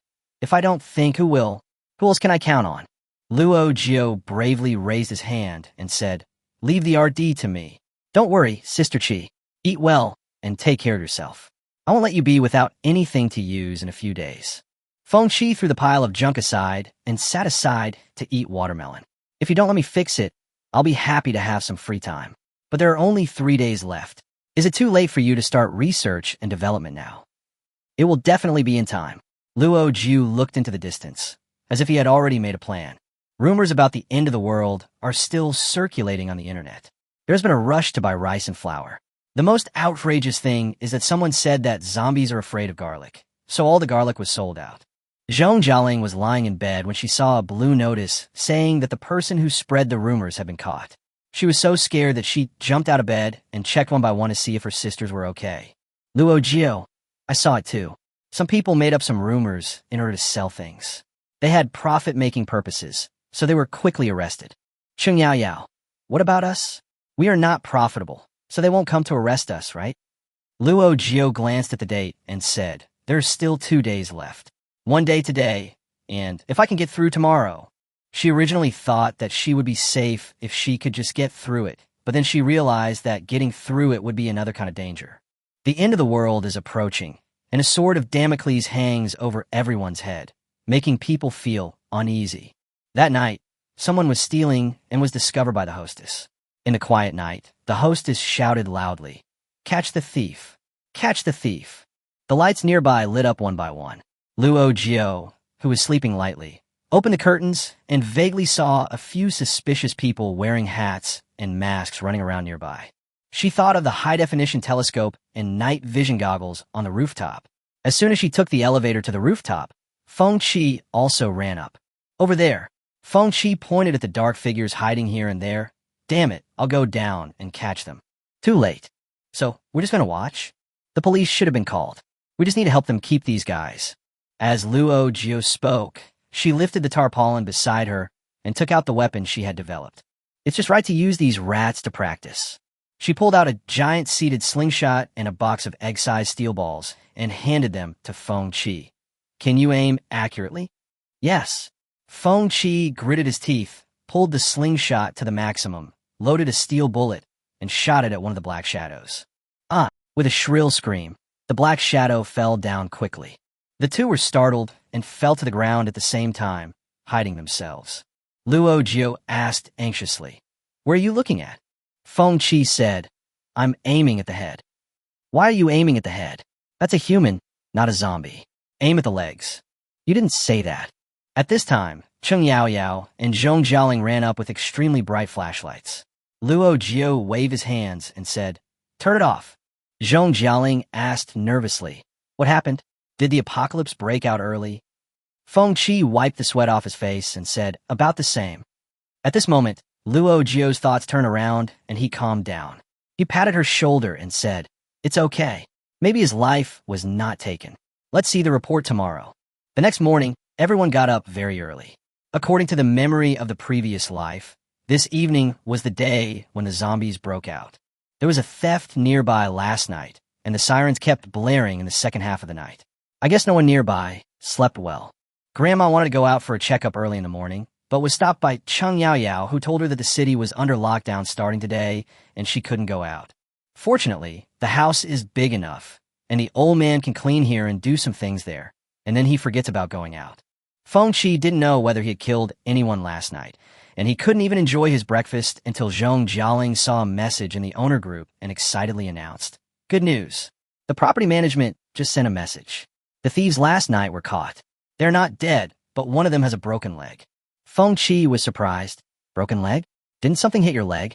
"No, they said he fell and broke his leg while escaping." "Hey, where did my Gundam go?" Luo Jiu spread his hands. "I don't know, but fortunately I didn't win, so we can all breathe a sigh of relief. I'll sign for a few machines in a while, and the door will be locked. Do you have anything else to sign for?" Zhong Jialing checked the logistics information and said, "I still have one last express delivery." No one went upstairs, waiting together. Before noon, all the machines ordered by Luo Jiu arrived. More than a dozen machines were brought in by several trucks and filled up most of the yard. Feng Qi looked around and asked, "Were they all for? Why don't I recognize any of them?" Cheng Yaoyao found a label on one of the machines. "Milling machine? What is this for? We can't use it, right?" Luo Jiu smiled and said, "Of course they are not used in normal life, but they will have unexpected effects in fighting zombies. These angle grinders, bench machines, milling machines, etc. are the machines that I have found are most prone to accidents. The milling cutter on this milling machine can cut iron like mud. Once it is started, if you're not careful, you will die. Think about it from another angle. What if zombies encounter them?" "Oh," Feng Qi suddenly realized, "you are really a genius. In other words, if we have these machines, it is equivalent to having meat grinders of different shapes, but with great lethality. Yes, I call them all Verdun. Let's study the manuals of the Verdun. They will be very useful in the future." Everyone gathered together to study the machines one by one. At noon, Zhong Jialing's express delivery arrived. A heavy box, when opened, contained more than a dozen poster tubes and dozens of photo albums, commonly known as PB. Luo Jiu was speechless and choked. "Excuse me, what are you planning to do with this?" Zhong Jialing scratched her head awkwardly. "Those zombies are so ugly. What if we get old and forget what normal humans look like? Can't we just look at some handsome guys and beautiful girls to refresh our eyes?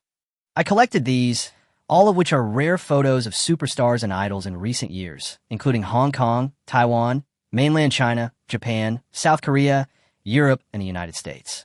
Idol boy groups, talent shows, and idols of all kinds. Not only are there photos, but there are also out-of-print gossip magazines. When we get old, we will have to sit together and chat about gossip." Cheng Yaoyao snorted and laughed. "Let's live in peace until we are old." While the two of them were taking down the posters one by one, Feng Qi and Luo Jiu walked to the gate and locked 800 locks on it. Luo Jiu said, "Let's go. The end of the world is about to begin." The four of them looked at the towering gate and the dense, thorny electric fence surrounding it. This was their first city wall in the end times. From today on, they will not go out, nor will they let any human or non-human thing in. Just as the four of them were about to turn around and go inside, there were sudden heavy knocks on the door. Chapter 15. Absurd Upgrade Conditions. The four of them stopped at the same time, and Luo Jiu asked loudly, "Who?" "Police." Opened the door. Everyone looked at each other hurriedly, and were a little flustered for a moment. Luo Jiu pointed inside the house and asked the others to go in first. She walked over and looked out through the crack in the door. There were two policemen, one old and one young, standing outside. "Uncle Police, what's going on?" Her voice is childish, and you can tell she is a child right away. "There's been a theft in the neighborhood, and we're visiting. Is there an adult at home?" "No, the master is out. For where your house is, you can just see the crime scene from upstairs." "Did you hear anything last night?" "I was sleeping so soundly that I seemed to hear someone screaming." Luo Jiu caught a glimpse of the policeman holding an evidence bag, which contained the egg-sized steel bullet. The old policeman noticed her gaze and asked, "Do you know this person?" "I don't know him," Luo Jiu denied with a smile. "I just found it strange. Where did they get such a big ball? It looks very heavy. Last night, the criminal stepped on this and fell. We suspect that someone in this area is making weapons of mass destruction. We need to check every household. Please open the door so we can take a look." Luo Jiu's hand was on the door bolt, his brain working rapidly. "We absolutely cannot let them in. There are a lot of things lying around outside, including several boxes of identical Gundams on the rooftop. If we let them in, they will definitely be caught. This door? I can't open it. When the adults at home went out, they said it was unsafe recently and locked me in." The old police officer asked suspiciously, "Lock you at home? Don't you have to go to school?" Before Luo Jiu could speak, the young police officer reminded him with a smile, "Master, today is Saturday. What school are we going to?" The old police officer closed his eyes and said, "Look at my memory. I almost forgot that today is Saturday." Luo Jiu smiled obediently. "Then can you check other houses first, and come to my house when the adults come back in the evening, okay?" The old policeman nodded, as if he agreed, but based on his intuition from many years of handling cases, he always felt that something was wrong with this family. He took a few steps back, raised his head, and looked around. Luo Jiu's heart became tense, and he didn't dare to relax for a moment. At this moment, a sharp whistle attracted everyone's attention. A bus carrying people suddenly lost control, rushed off the road, and crashed into the flower bed in the community square with a bang. Almost instantly, flames ignited in the car, and someone shouted, "It's going to explode." Everyone screamed and ran away. The two police officers left this place and quickly ran over to check the situation. Luo Jiu ran into the house, and the three people guarding the entrance asked hurriedly, "What happened?" "It was a car accident, but I felt something was wrong." The four of them ran onto the terrace, and in just 2 minutes, the outside had become another world. Indeed, it was not an ordinary car accident, but zombies appeared in the car. The zombies kept biting the passengers. There was nowhere to hide in the narrow space, and the mutants multiplied rapidly, causing the vehicle to lose control. Two police officers opened the bus door with the purpose of rescue. The old police officer reached out to take the child from the bus, but was bitten on the neck by the little zombie. He twitched a few times, his pupils turned gray, and he quickly fell down. "Master!" The young policeman realized something was wrong, but his feet seemed out of control, and he could only stumble backwards. After dozens of seconds, the old policeman stood up in a strange posture. The blood on his neck had solidified into black. He cast his gray eyes at the crowd. It was obvious that he had become a new mutant. The crowd in the square looked blankly at the vehicles in the thick smoke. Some were recording videos with their cell phones, and they seemed not to understand that the end of the world had already arrived.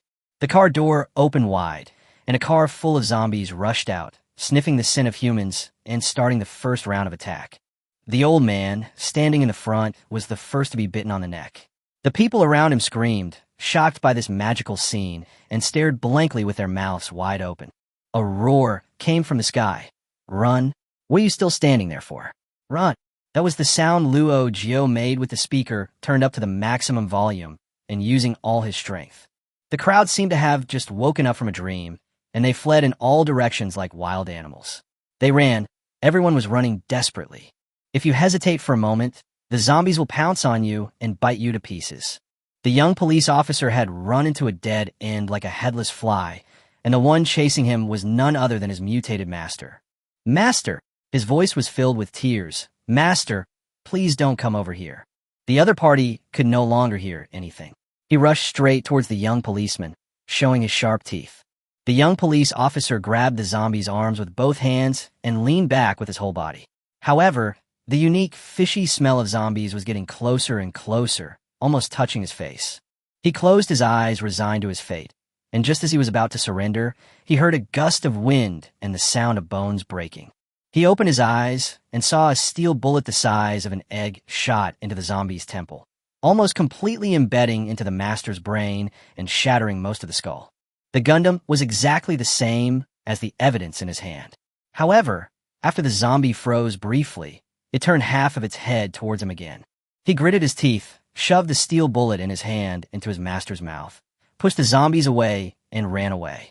Luo Jiu and others used binoculars to watch him disappear at the street corner in his sweaty clothes and breathed a sigh of relief in silence.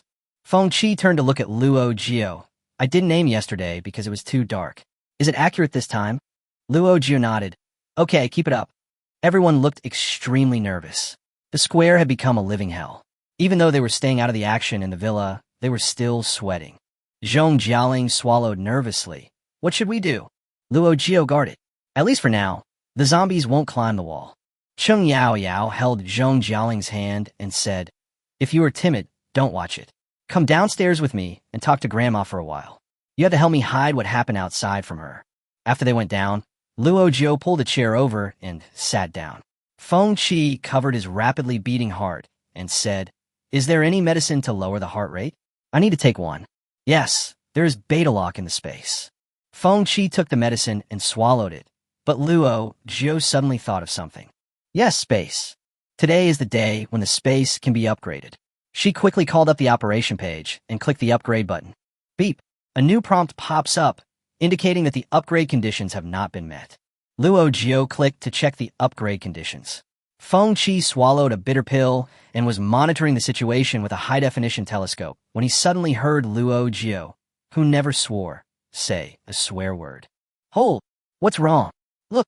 Feng Qi leaned over to take a look and saw that it said, Condition for first upgrade. Kill 100 zombies. Fuck. This.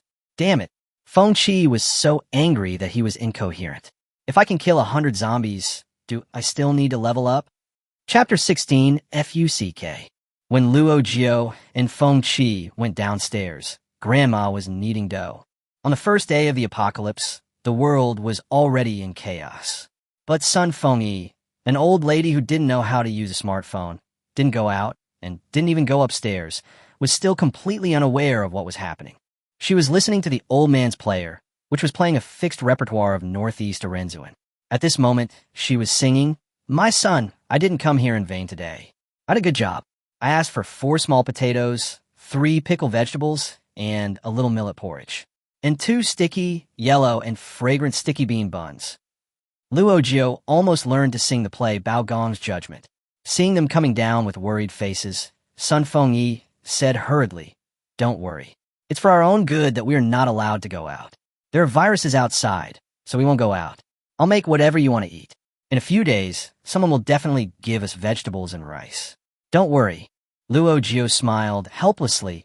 Don't worry about the food. There are several rooms upstairs stocked with food. There is enough food. It's okay as long as there's enough to eat. If there's food and drink, why worry? Luo Jiu had a lot of grievances to express, and the 4 heads gathered together, and the crickets told the story in a cooing voice. Zhong Jialing and Cheng Yao's faces changed. Zhong Jialing, then don't upgrade? I think it's enough without upgrading. Cheng Yao. Except dreaming, I can't think of any way we can kill 100 zombies. Luo Jiu put his hands into his hair, massaging his scalp, and began to daydream. Is there such a situation? For example, the zombie is already disabled, and we give it the last blow, and the head is ours. Feng Qi. I know. When I play King of Glory, I often encounter people who steal heads. When the opponent has only a little health left, he kills him with a single click, and the head is his. But where can we get 100 heads?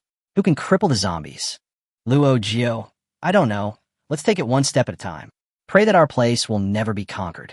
Even if the space is not upgraded, we can enjoy our old age in peace.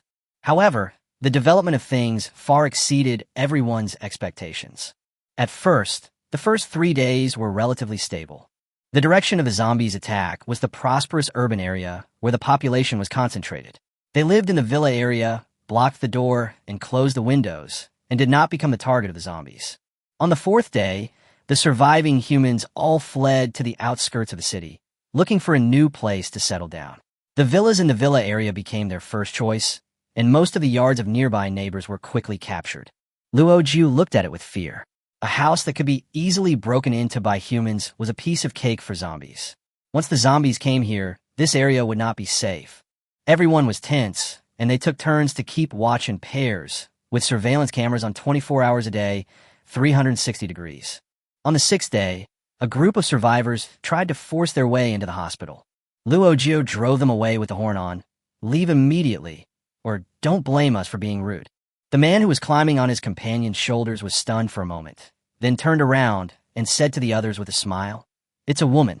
They were very happy, thinking that encountering a yard guarded by women meant it was an easy mode, so they climbed even harder. Luo Jiu frowned and turned on the power grid for the first time. The iron wire was connected to the iron door. Once the electricity was turned on, the people lying on the door couldn't even make a sound and quickly turned into 2 black and charred corpses. The other accomplices were horrified and fled in panic. Feng Qi shot a rocket at the exposed charred corpse. Soon, only some burnt bones were left at the door. Son Feng Yi smelled something and asked in confusion, "Is our house on fire? Why does it smell like burning?" Cheng Yaoyao told her, "The virus is very serious. People have died. They are refining it on the roadside. It's a mess outside. Grandma, you must not go out." Unexpectedly, after the apocalypse began, the first people they killed were humans. However, the pile of bones obviously worked. In the following days, 2 or 3 groups of people passed by the big house, but they looked at the human bones at the door and turned around to go somewhere else. Time passed in a flash, and it was half a month. In their previous life, they only lasted this long. After midnight, they broke the previous survival record. The 4 of them decorated the monitoring room and held a small celebration ceremony. Sun Fengyi had already fallen asleep, so they took out the shabu-shabu pot, cooked spicy and tomato base, took out the deluxe set meal they had ordered from Haidaleo, and had hot pot late at night. The table was filled with beef brain, lamb, duck tongue, duck intestines, duck feet, shrimp balls, crispy tripe, bullfrog, yellow throat, and pig brain. Cheng Yaoyao opened the boxes one by one and said with a smile, "This is why I like Haidaleo. Look, the dishes are all washed cleanly, and even the disposable aprons and wet wipes are put in the bag for us. The space preserves freshness and quality. The washed Chinese chrysanthemum is exactly the same as when it was first received that day, and is extremely fresh." Everyone turned on the air conditioner and gathered around the steaming pot to cook meat, vegetables, and meatballs, dipping them in various condiments, sesame oil and sesame sauce, and eating them with great relish. Seeing Luo Jiu's eyes constantly glancing at the surveillance camera, Zhong Jialing advised her, "Don't be so nervous. No one will come this late. Besides, the curtains are completely blackout, so you can't see anything outside. Just eat without worry." Feng Qi also said, "It's been half a month. Just think about it. We didn't have enough food for half a month in our previous life. How hungry were we? The people alive now, except for those who are prepared like us, have no offensive power and will not come to us to cause trouble." Luo Jiu said, "If there are people who have stockpiled food in advance and are defending themselves, they will definitely not find us. But I am afraid that if there are people who have not prepared in advance, they will definitely rob others of their supplies if they want to survive. Others may not know that people around us have seen us receiving large quantities of supplies. We are afraid that someone may have bad intentions and come to us for food, if not for housing." Cheng Yaoyao said, "That can't be helped. We've been very restrained in our food intake for the past half month. We haven't cooked anything with a strong odor. We've been keeping the doors and windows closed every day, which is low-key enough. If they insist on coming after us, then let them do it. I don't believe they're not afraid of the power grid." Luo Jiu thought about it and agreed. Besides, they not only have the power grid. Luo Jiu and Zhong Jialing were on duty that night. They were catching up on their sleep at noon the next day when they smelled a strong smell of barbecue in a daze. Luo Jiu woke up with a start and asked hurriedly, "Who is grilling? Why is there such a strong smell? Don't you know that the strong smell will attract those things?" Cheng Yaoyao sighed helplessly. "It's the neighbor next door." The house next door was occupied by a group of violent survivors yesterday. The neighbor had a fat bulldog, which was slaughtered by them today. They built a fire in the yard, skewered the dog meat with wire, and roasted it. Luo Jiu was on the rooftop watching the group of people cheering around the bonfire, and he was so angry that his teeth were itching. Did they think the apocalypse was over? Was it safe? She used a telescope to look at the zombie hordes slowly approaching from all directions and wanted to curse again. Their apocalyptic journey is probably coming to an end, and by the way, it has also messed up their peaceful lives. Fuck. Chapter 17, Killing Spree. Luo Jiu said to Cheng Yaoyao, "Settlement grandma and prepare for battle." Cheng Yaoyao hurried downstairs and took her grandmother, who was listening to Shan Tianfeng's storytelling, along with the player and charger, to the basement. She had already carefully decorated the place in preparation for this day. Here is water. There's a fireplace. Here is the stove and the iron pot. Rice, flour, oil, and other daily necessities were piled up on the second basement floor, enough for you to use. There was also charcoal fire enough for 3 rooms. I will go out later and seal the door from the outside, so you can't open it from the inside. If it's safe outside, I will open it. If it's not safe, you'll have to live here forever. She opened the door of a storage room, where was a coffin that she had prepared long ago. If I don't come to you, when you feel like you can't take it anymore, you can lie down in there. Sun Feng Qi burst into tears when she heard this. Yao Yao, where are you going? Aren't you going to live with Grandma? Cheng Yaoyao's nose was sore, and she said with tears in her eyes, "If nothing happens, I will live with you until we grow old. It's very dangerous outside now. I will explain to you when it's over. Anyway, take care of yourself."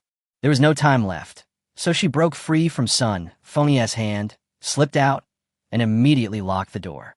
There is a ventilation hole in the basement, which is reinforced with steel bars, so zombies can't get in. It should be enough for Grandma alone. She just needed to seal the door, so that even if the zombies attacked, they couldn't go underground. Cheng Yaoyao wiped her tears, neatly poured a bag of cement on the ground, mixed it with water, and applied it to the inside of the door. 10 minutes later, there was a bang-bang sound from next door. Cheng Yaoyao knew from this familiar sound that it was zombies banging on the door. She sealed the door and immediately went to the rooftop to meet the 3 people with a specially prepared combat suit. Luo Jiu, Feng Qi, and Zhong Jialing were fully armed, holding various weapons such as steel bullets, bows and arrows, and long swords, and were watching the fighting next door. Hundreds of zombies surrounded the yard next door and were hitting the gate with brute force. The way of collision that didn't feel any pain made Zhong Jialing's face wrinkle. What kind of species are zombies? Don't they have fear or pain? Luo Jiu said, "They are killing machines. They will not stop until all humans are slaughtered." In the blink of an eye, the fierce zombie army smashed open the thin iron door. The people in the yard were already scared out of their wits and scalps, and they all hid in the house. But the large floor-to-ceiling windows of the house next door are easier to break into than the yard. The zombies seemed to be invisible and smashed the glass of the floor-to-ceiling window and rushed in. Desperate cries were heard from next door. Several young men jumped out from the second floor and drove out in the backyard. A man holding a kitchen knife suddenly stuck his head out of the car and shouted at Luo Jiu and others, "Open the door." The gate of Zhong Jialing's villa is made of fine steel and cast aluminum, which is extremely tough and has dozens of locks, making it impossible to open it in a short period of time. Zhong Jialing refused. "It can't be opened. You could go somewhere else. If you don't open it, then we'll fucking die together." The car made a turn and arrived at the door of the villa. The man with the kitchen knife got out first and chopped the electronic lock at the door. Fortunately, the door had both visible and concealed locks and bolts, so even if he cut the electronic lock, it had no effect. Feng Qi was holding an arrow in his hand, anxiously saying, "He is standing in our blind spot. We can't hit him." As he was speaking, the sound outside the door suddenly stopped. They gave up. Zhong Jialing was just wondering when the gate of the courtyard made a loud noise. These people had heard that they had hoarded a lot of things, and today the zombies were approaching, so they decided to fight to the death. If they were not allowed in, they would drive their car to break down the gate and let them be buried with them. They stepped on the accelerator to the bottom and slammed the gate violently again and again. The door itself seemed to be fine, but the sides and the connection with the door jamb had begun to loosen. As long as the door is broken, the zombies next door will be there in no time. Zhong Jialing was so angry that she cursed, "Bastards! I will fight them." She immediately went downstairs and drove the Hummer out of the garage. He calculated the moment perfectly, and, simultaneously with the car outside, he stepped on the accelerator to the bottom and crashed into the door together. Bang! With a violent collision, both sides felt a huge reaction force. Zhong Jialing's chest hit the steering wheel due to inertia, her stomach churned, and her sternum ached dully. The outside world was retreating, but she knew they still refused to give up. She glanced at the co-pilot's seat, where there were several bottles of incendiary bombs made by Luo Jiu. Zhong Jialing gritted her teeth and shifted the car into reverse gear. She held the Molotov cocktails and threw them out of the electric fence while accelerating. Then she stepped on the accelerator and crashed into it desperately.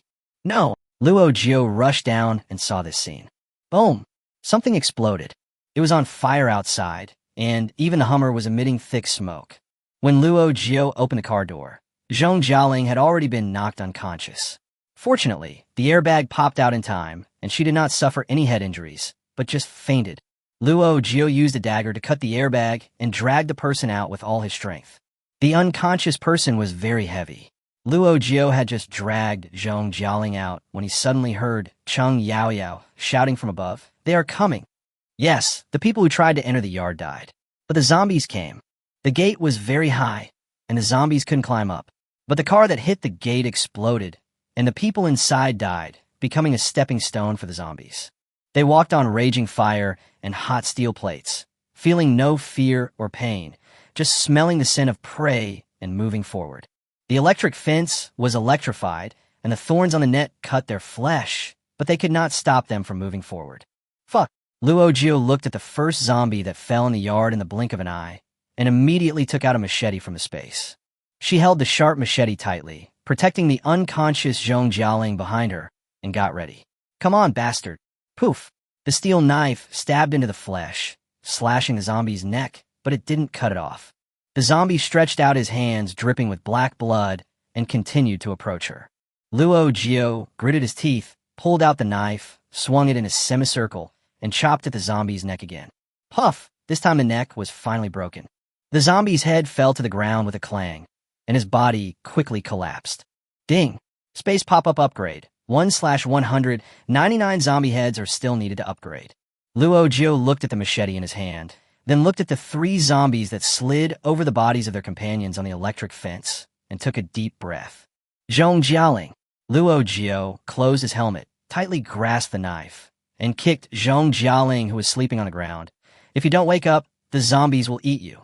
The other party did not react, and the 3 zombies quickly surrounded him.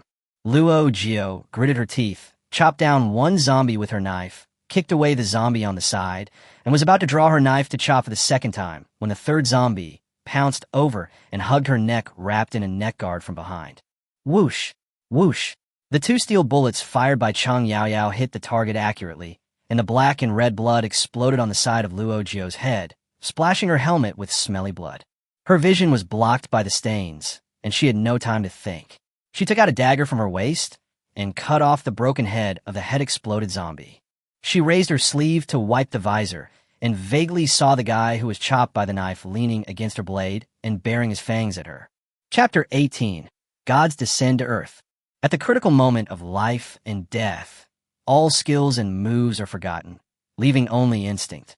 Luo Jiu inserted the dagger in her hand into the zombie's mouth, again and again, stabbing quickly and repeatedly until the zombie's jaw was dislocated and could not close. Her other hand finally pulled out the machete and chopped off its head. However, more and more zombies entered the yard. Like ants crossing a river, they stepped on each other and built a bridge of corpses to cross the electric fence. A zombie ran straight towards Zhong Jialing, who was lying on the ground, and Luo Jiu cut its neck with a knife from behind. Before the head hit the ground, several other zombies had already rushed over from the other direction. Luo Jiu had no time to think about it. He slid and kicked away the 2 zombies in front. He slashed into the shoulder of a zombie with his long knife, and the blade was stuck in the gap between the bones again. The long sword fell out his hand, and all he could see were zombies. Luo Jiu had no choice but to roll over and press on Zhong Jialing, protecting his companion for the last time. She closed her eyes tightly and heard a whistling sound of wind in her ears, and the ground shook slightly. Luo Jiu turned his head suddenly, opened the visual cover, looked up, and saw Feng Qi falling from the sky with an escape rope hanging on it. She held 2 double-headed, double-edged swords facing the light, the blades shining coldly. She was murderous and as majestic as a god descending from heaven. Feng Qi quickly untied the hook at his waist, held a double-headed sword in each hand, and performed a series of combos on the zombies around him, killing them with every sword move. It was accurate. The necks of these zombies were all bleeding. If it were a human, they would bleed like crazy and die in seconds. But these were zombies. They wouldn't die even if they were bleeding. Luo Jiu stretched his neck to watch and reminded softly, "Why don't you change to a machete? The sword is a bit light. At least, a sword can't cut off a zombie's neck. I have heavier ones." Feng Qi stuck the two swords into the ground and immediately replaced them with two heavy weapons, a double-edged Xianhua axe and a short-handled wolf-tooth hammer. Each of these two items weighs more than 30 kilograms. Ordinary people would not be able to swing them. Fortunately, Feng Qi had a muscular body and was full of strength. He swung the axe in one hand and the hammer in the other. One axe chops off a head, and one hammer smashes a shell of brains. As soon as Zhong Jialing opened her eyes, a zombie's head exploded in front of her. She was so scared that she rolled on the ground. "What's going on?" Luo Jiu quickly stuffed a knife in her hand. "They're all zombies. Let's kill them." "What? How?" While the two of them were struggling to kill two zombies, Feng Qi had already beaten up more than a dozen. They originally wanted to go over and fight Feng Qi back to back, but Sister Qi had gone crazy and was killing people. She was fighting fiercely in the pile of zombies. Not to mention that the zombies couldn't get close. The two of them didn't dare to get close either. If they were just touched by the big axe, they would easily lose some limbs. The two of them were looking for lone zombies, or old, young, sick, or disabled zombies that looked easy to fight, while Cheng Yaoyao was supporting them with a bow and arrows and steel bullets. However, this was not a solution. God knows where all these zombies came from, and they kept pouring into the yard. Zombies don't get tired or exhausted, but humans do get tired. After less than 20 minutes of fighting, Luo Jiu already felt that his whole body was soaked with sweat. He couldn't wear the helmet anymore, so he threw it away. Otherwise, he would have trouble breathing. Zhong Jialing was in a similar situation and asked her with sweat all over her forehead, "Let's retreat."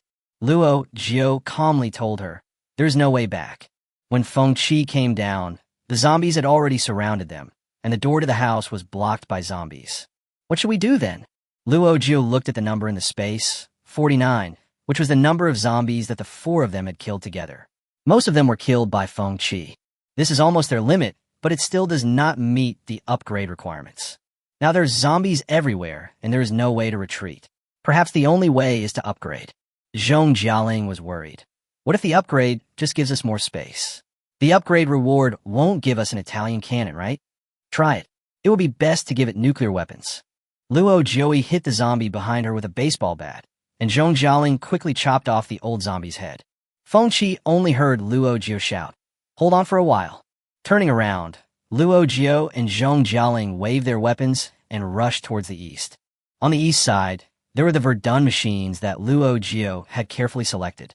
Considering safety, these dangerous machines were not displayed before. They did not expect that the yard would be breached in such an unexpected way. Cheng Yaoyao fired several rockets and bought a few brief seconds. Luo Jiu and Zhong Jialing connected the power to the milling machine, and the sharp cutting blade on the milling machine immediately started to run, leaving an afterimage. "Hey!" Luo Jiu stepped on the stone bench and shouted, "Come here!" A zombie with rockets stuck in its body staggered over, and Luo Jiu hit in the back with a baseball bat. The zombie staggered and fell on the milling machine, with blood and flesh flying everywhere.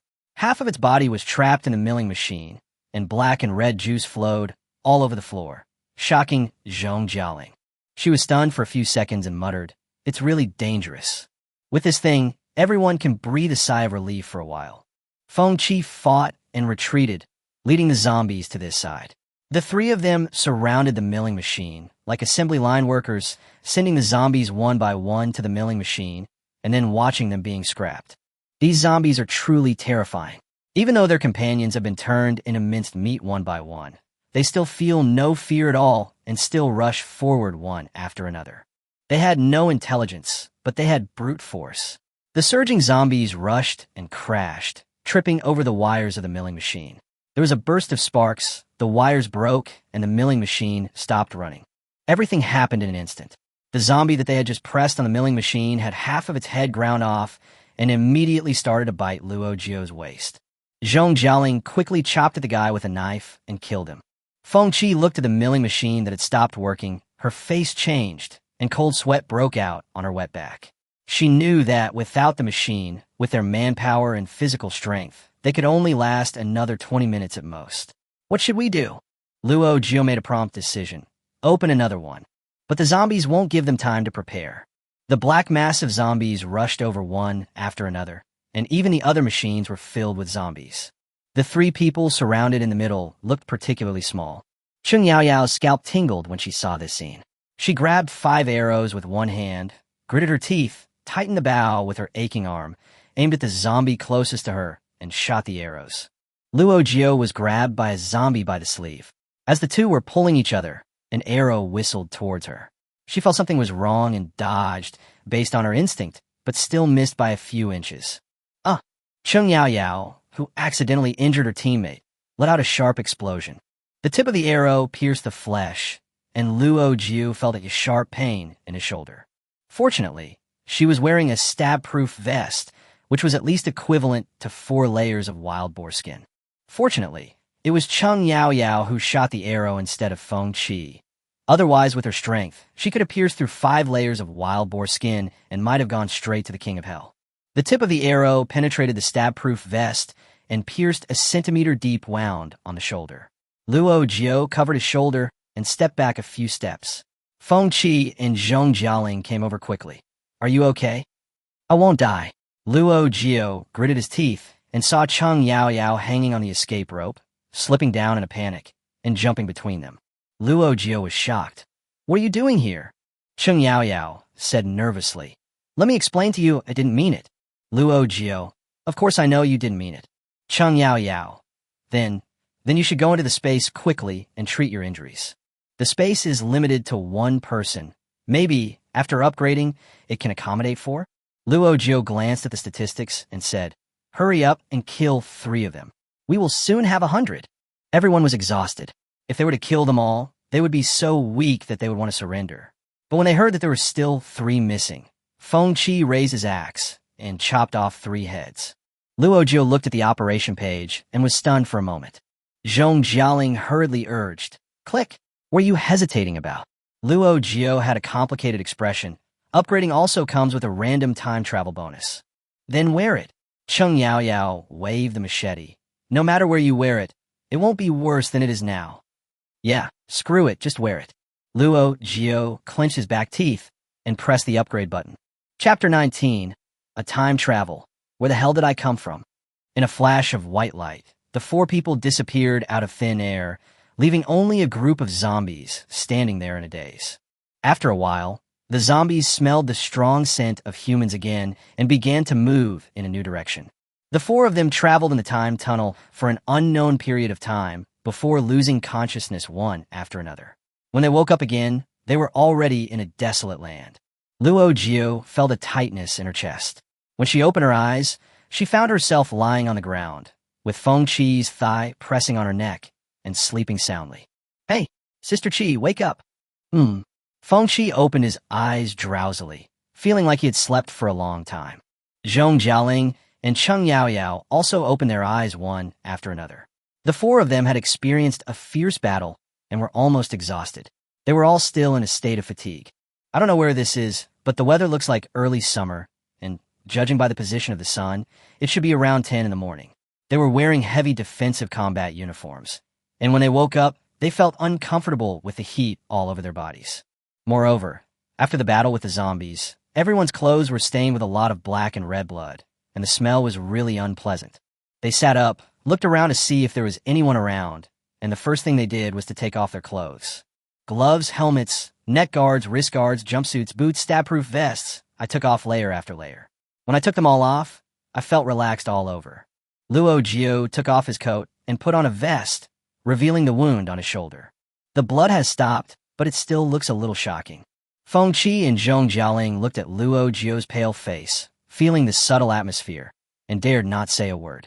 Cheng Yaoyao quickly took out the medical kit from the space and silently admitted her mistake in front of Luo Jiu. I'm sorry. It's nothing, what's the big deal?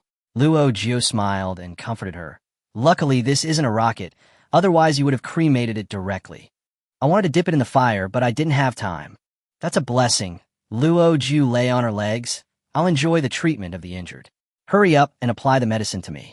After you're done, I can study our next plan. Cheng Yaoyao knew that Luo Jiu was not a person who said one thing and did another. If she was really angry, he would definitely have a big fight with her. Since he said it was okay, it meant that he forgave her. Cheng Yaoyao breathed a sigh of relief and carefully used saline and hydrogen peroxide to clean Luo Jiu's wound. According to the instructions in the home first aid medical book they had collected, they cleaned and disinfected the wound and needed to rinse it 3 times alternately with hydrogen peroxide and saline. The wound was small and should not need to be sutured. It could be fixed with sterile dressings and gauze. The pain during this process is quite intense. Zhong Jialing rolled up the gauze into a ball and said, "How about you bite this?" Luo Jiu chuckled. "No need, I can handle it." She shifted her attention and opened the space to check the changes after the upgrade.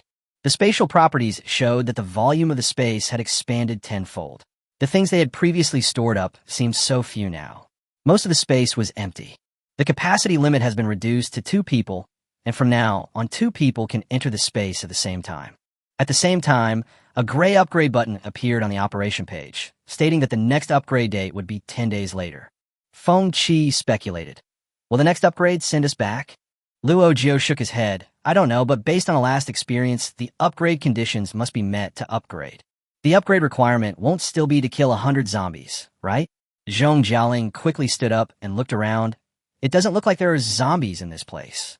Cheng Yaoyao bandaged the wound, and Luo Jiu tried to move.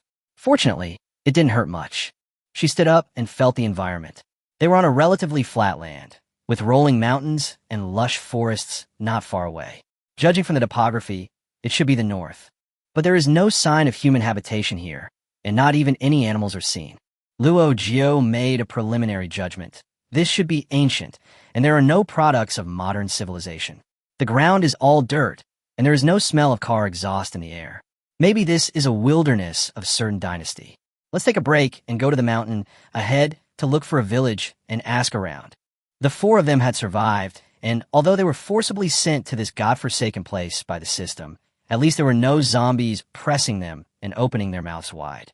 At this moment, everyone was in a relatively relaxed mood, and even had a sense of leisure as if they had survived a desperate situation and were having a spring outing together. After the battle, everyone was thirsty and hungry. Cheng Yaoyao said, "Don't move, I'll make the arrangements." Feng Qi said, "I'm not tired, I'll do it with you." Zhong Jialing laughed and teased. "She feels guilty, so just let her do it. We could take advantage of the injury and be lazy." Yes, Cheng Yaoyao said, "I will feel guilty for 3 days at most.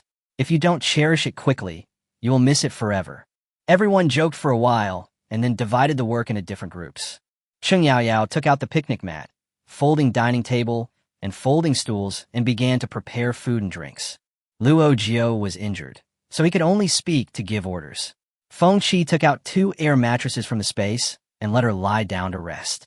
Luo Jiu flipped through the medical book, took a bottle of mineral water, and took amoxicillin, clindamycin, and roxithromycin orally. The book said that this was to prevent wound infection.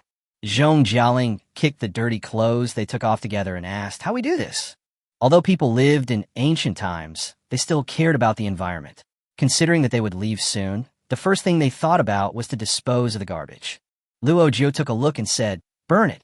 Those clothes were stained with a lot of zombie blood, and who knows what kind of bacteria they had. And they had stockpiled about 2,000 sets of these things, and this one was so dirty, they didn't plan to take it anymore. Zhong Jialing took out a windproof lighter and set fire to the garbage, watching the pile burn to ashes.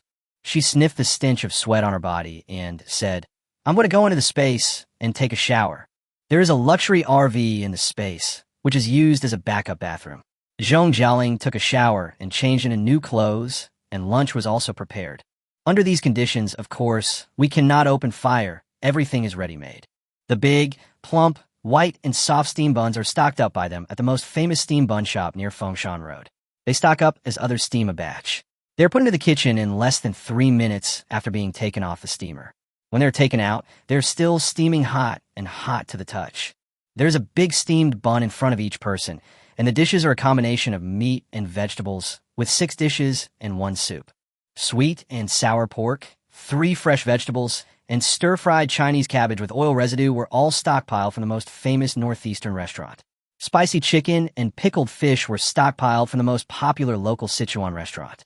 Cheng Yao Yao pushed the chestnut, yam, and pork rib soup in front of Luo Jiu and said, "Drink more of this to replenish your body." All of them. Luo Jiu drank soup instead of wine. "Come on, let's celebrate for escaping death."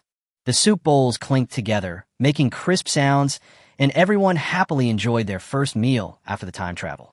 Although I don't know where I am or which dynasty I am in, my friends are still there, and we can still eat and drink together without any worries. After a hearty meal, Feng Qi finished 6 palm-sized steamed buns by himself. Everyone chose a cup of their favorite milk tea, lay lazily on the inflatable mattress, stretched their muscles for a while, took turns taking a lunch break, changed into comfortable and light clothes and sneakers, and headed towards the mountain a few kilometers away. When the sun was directly overhead, Luo Jiu adjusted her watch to 12 o'clock. They had walked for less than half an hour and had already reached the foot of the mountain. The mountain was not too steep, so the 4 of them started climbing while chatting and laughing, and even began to imagine their lives after the time travel. Zhong Jialing, "Hey, which dynasty do you want me to travel to?" Cheng Yao Yao, "Let's go to Tang. In a prosperous era, we can live more easily." Feng Qi, "No matter which dynasty, we'll just find a small village to hide in and then go back after the next upgrade." Jiu, "What do you think?" Luo Jiu smiled and said, "It's all right. Anyway, I know a little bit about the history of the dynasties from Xia and Shang to Song, Yuan, Ming, and Qing. We have a huge amount of supplies in the space, so we can survive anywhere." As they were crawling, Feng Qi suddenly pointed to a patch of grass and said, "Look, rabbits." The rabbit didn't seem to be afraid of people. When it saw them, it continued to eat grass. Is it because there are few people here? Luo Jiu had an ominous premonition in his heart. This place is a bit primitive. After a while, they climbed to the top of the mountain and looked into the distance. They were surprised to find that there was no village, no farmland, and no people in the vast field of vision. Zhong Jialing looked at Luo Jiu blankly. Is this normal?" Feng Qi, "At this moment, the popular memes on TikTok are ringing in my mind." Cheng Yao Yao, "Which one?" Feng Qi, "Hey, what the hell are you doing? Is this still China?" "It's in China." Luo Jiu sighed. "It's just a primitive society, at least 10,000 years away from the time we live in." The 3 of them looked over at the same time and asked in unison, "How did you know?" Luo Jiu pointed behind a tree, holding the stone in his hand and staring at their man. "Doesn't he look exactly like the caveman in the history books?" Chapter 20, The First Night of Ancient Times. The book says that the Shangdingdong people had a thick skull, a long head, a sloping forehead, a low upper face, low eye sockets, and prominent cheekbones. At this moment, the typical caveman was standing naked 20 meters away, staring at them with sharp eyes. The wild, primitive aura made him look particularly fierce. Zhong Jialing and Cheng Yao Yao instinctively hid behind Feng Qi and Luo Jiu and asked nervously, "What is he looking at? Is he wondering why we look different from him?" "No," Luo Jiu answered softly. She could feel the hostility in the eyes of this ancient ancestor. Did he regard them as enemies? "Hello, we have no ill intentions." Luo Jiu stretched out his hand to show that he was not carrying any weapons as a gesture of goodwill. "Yes, we're just taking a look." Feng Qi was afraid that the other party couldn't hear him clearly because the distance was too far, so he took a few steps forward. Unexpectedly, the caveman's face changed, and he immediately threw the stone in his hand over. Feng Qi dodged quickly. "No, why are you hitting someone?" Suddenly, the trees shook, and 8 or 9 heads popped out from behind the trees, raising the stones in their hands towards them. "Run!" Luo Jiu shouted, and everyone turned around and ran. The cavemen howled a few times, and the stones behind them fell towards their feet like raindrops, crackling. The 4 of them ran down the slope without looking back. The cavemen were chasing them relentlessly, and they were more familiar with the terrain than they were getting closer and closer to them. As soon as Luo Jiu arrived at the foot of the mountain, she quickly took out the Xiaomi electric car she had stockpiled. "Hurry up and get in the car." The car started quickly, kicking up a cloud of dust. Cheng Yao Yao turned around and saw the caveman halfway up the mountain looking at the steel behemoth, frozen in place, staring blankly at them as they went away. Zhong Jialing was sitting in the passenger seat and asked Luo Jiu in surprise, "When did you learn to drive?" "I was on night duty a few nights ago, so I learned some skills when I had nothing to do. Besides, driving is not complicated. The road is not complicated, and the trams are highly intelligent. In addition, the area is incredibly wide, with no traffic lights or solid or virtual lines, so there's no need to worry about breaking the rules." Luo Jiu drove for more than 10 kilometers in one breath and stopped at a wider river. She stood on a high place, looking at the vast, desolate world with mixed feelings. Back in the car, she and the other three sorted out the current information. Luo Jiu. At present, we can be sure that we are in a primitive society. According to the internationally accepted view, it belongs to the ancient period. The appearance time of the Upper Caveman is 10,000 to 30,000 years ago, but the exact time is unclear. The Upper Caveman belongs to the late Homo sapiens, and the brain capacity is similar to that of modern humans. What? Almost. Feng Qi couldn't believe it. We could recognize them at a glance, but they didn't distinguish friend from foe and just started fighting. It's totally inexplicable, and they were not wearing any clothes. It was so embarrassing to see them. Luo Jiu couldn't help but smile. According to history, they should wear animal skins. But that was to keep out the cold. Now that the weather is hot, they have no sense of shame, so it's understandable that they don't wear them. As for attacking us, maybe they have a strong sense of territory and think we are invading enemies. However, they just drove us away with stones and mostly hit our legs and feet. It seems that they don't mean to kill us. Cheng Yaoyao sighed. They don't seem to be able to speak, so there's no way for us to communicate. But this place is big enough, so we should stay away from them, and we should be able to keep to ourselves. Zhong Jialing frowned. Really?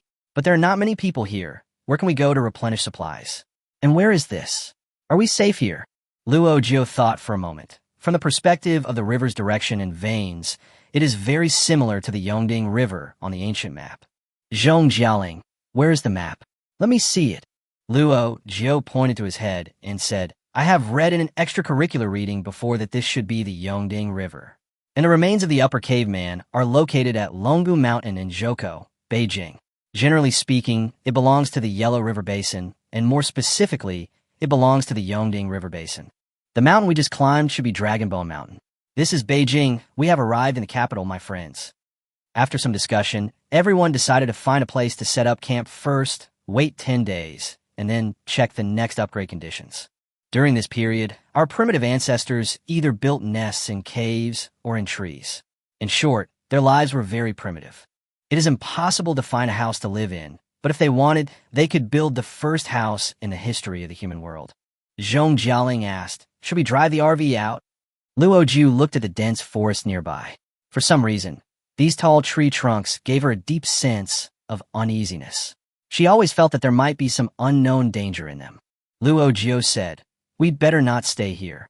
This place is close to a water source, and the cavemen must know that. But they must have a reason for not living here. Who knows what kind of terrifying ancient creatures there are in such a dense forest. Let's go back to Dragonbone Mountain and find a cave nearby to live in." Zhong Jialing suddenly remembered. Dragonbone Mountain? I've been there when I was a kid. My parents took me to Beijing for a trip, and I went into Dragonbone Mountain. There are many natural caves of different sizes. The remains of the Upper Caveman are in the largest cave. We can choose a small cave far away from them. I guess they won't be able to find it. Cheng Yaoyao exclaimed. "You've actually been there?" "Yes, when I was about 6 or 7. But I can't remember the location of the caves. I just remember that the ticket was 30 yuan per person." Luo Jiu smiled and glanced back at everyone. "Then we saved 120 today. Let's go to Longgu Mountain in Zhejiang." The car stopped 2 kilometers away from Longgu Mountain. Luo Jiu looked through the telescope and found that the cavemen on the mountain should have gone down. They put the car into the space, changed into dark clothes, and quietly approached the foot of the mountain. Soon they found a natural cave on the east side of Dragonbone Mountain.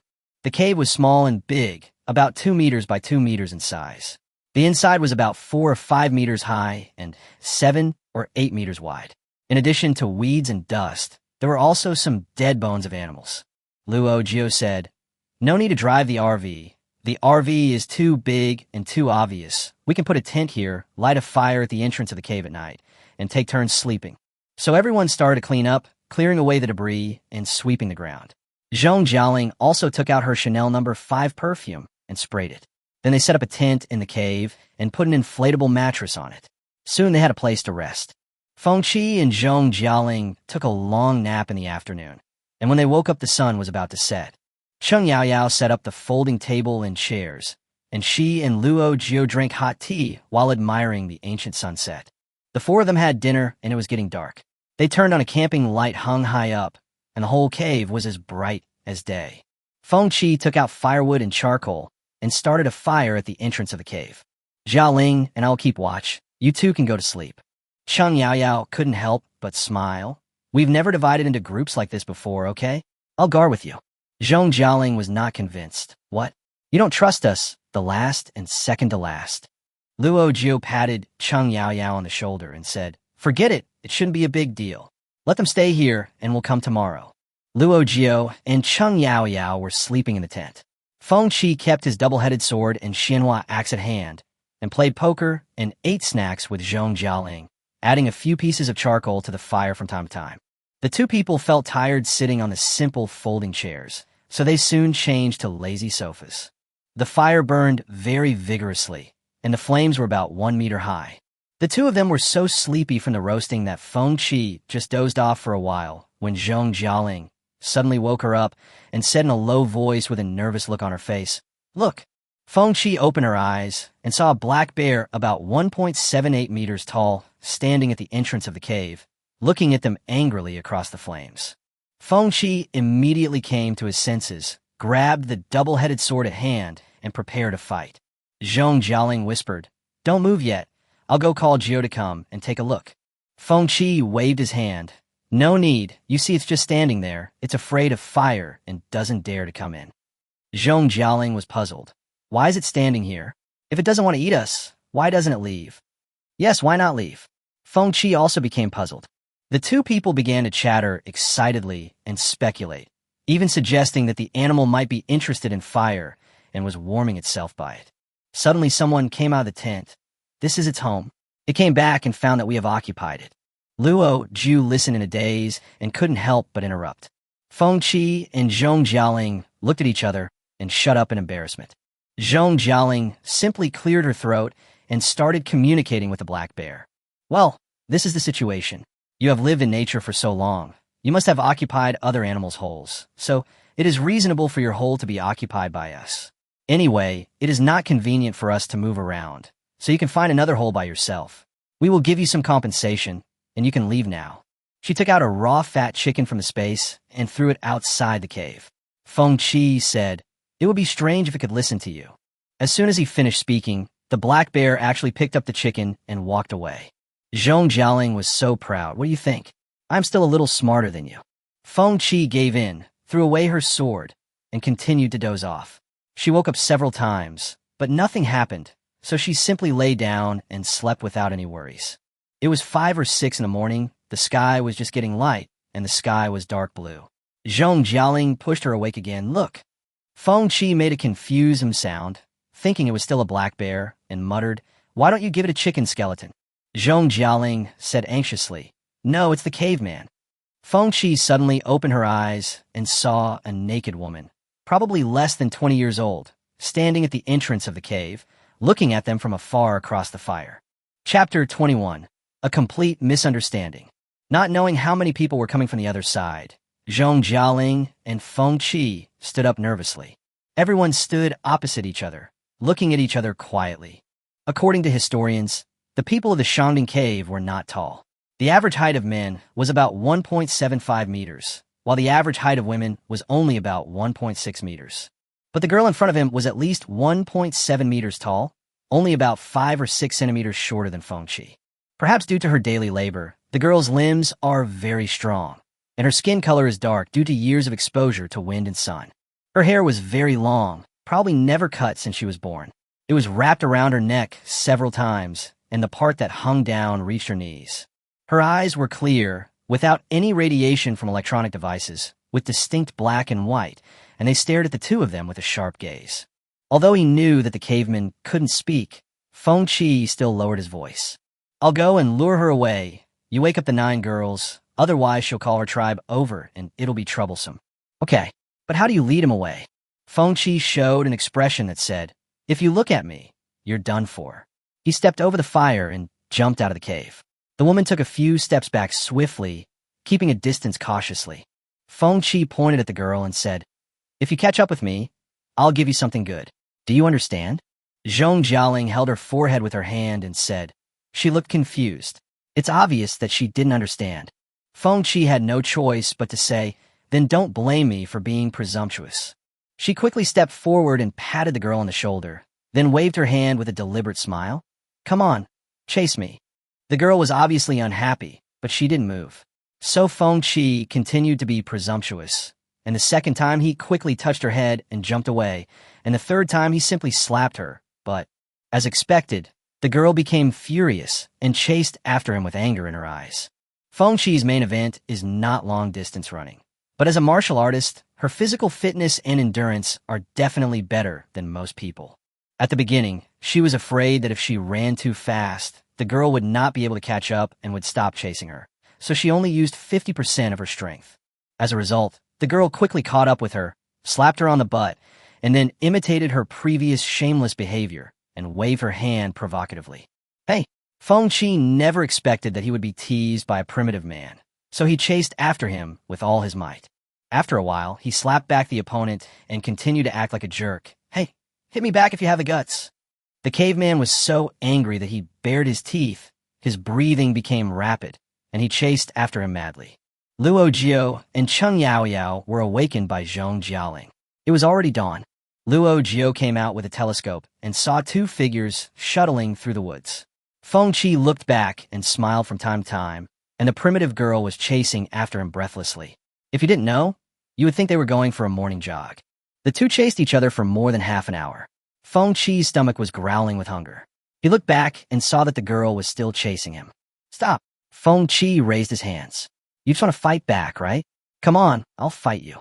Feng Qi patted his butt and raised it up for her to hit. The girl seemed to be unable to believe it, and walked over hesitantly, hit him quickly, then ran in front of her, waved at her, and asked her to chase him. I won't chase you anymore. I am hungry. I'm going home to eat. You can go home too.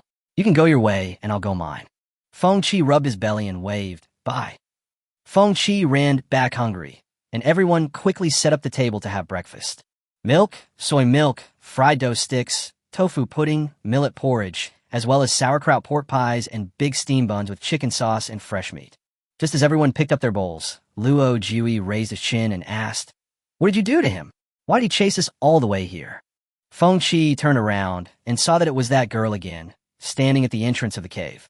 Hey, didn't I tell you I won't chase you anymore? Can't I let you hit me again? She went out with a frown on her face, and the girl suddenly handed her 2 wild fruits. Feng Qi took it in a daze.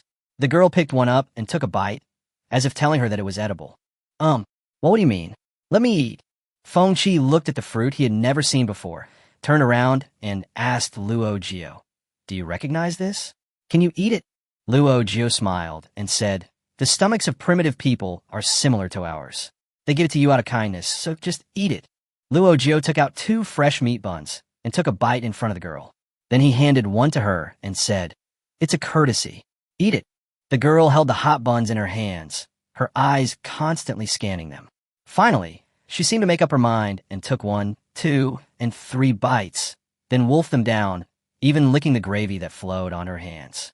While Feng Qi and Luo Jiu were stunned, the girl seemed to have thought of something and turned around and ran away. Cheng Yaoyao, she won't ask someone to snatch the food from us, right? Feng Qi immediately denied. No, she is not that kind of person. Although Feng Qi had only had a brief contact with this girl, she had a strong intuition that she was a primitive person with humanity. She was not cruel or brutal, but wanted to fight back when she was teased. She picked fruit for her when she was hungry. She really didn't seem like a bad person. Luo Jiu also said, if she wanted to steal the food, she should have snatched the bun from my hand immediately, but she didn't. I hope she is a friend and not an enemy. But even if everyone comes to steal the food, we are not afraid.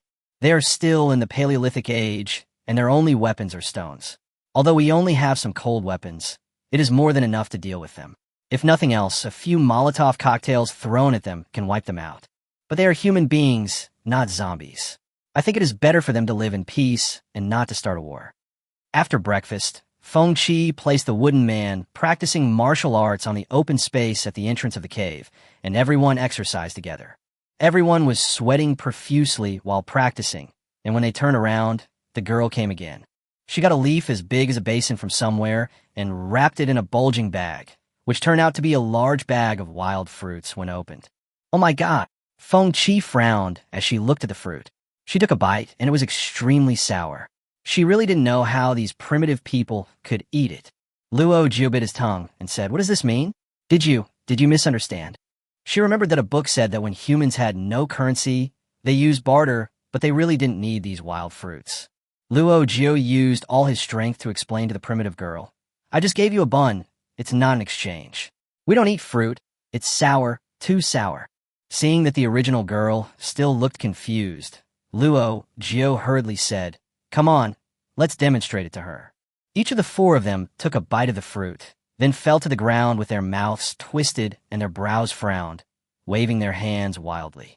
The girl looked at them worriedly until they returned to normal, then she smiled. "Hey, she can actually laugh." Everyone laughed, wrapped the fruits again in leaves, and stuffed them into her hands. The girl finally agreed to take the fruits away. "Because we don't know how long we will stay here, we decided to continue stockpiling in order to make full use of the space and save supplies as much as possible. There are many large and small forests nearby. In ancient times, when there were very few humans, the Earth's resources were simply inexhaustible. Let's set a small goal first," Luo Jiu said. "We cut down a tree every day, keep half for burning, and store the other half in space, and accumulate little by little. For safety reasons, you need to familiarize yourself with the surrounding environment first. Especially since you're on the same mountain as the cavemen, you need to avoid risks and conflicts." Luo Jiu discussed with Feng Qi, "Let's go out tomorrow to find out the situation and identify the safe area." "Good. I don't know where their cave is or how many people there are," Luo Jiu murmured. "Next time she comes to see you, follow her secretly and see where they live." Feng Qi chuckled. "Why would she look for me? It's more likely that she would look for you. She might be thinking about the big bun you gave her." There was no conversation that night. When the day just dawned, Feng Qi was woken up by Luo Jiu, who was on duty. "Hurry up. I'm here to look for you for a morning run again."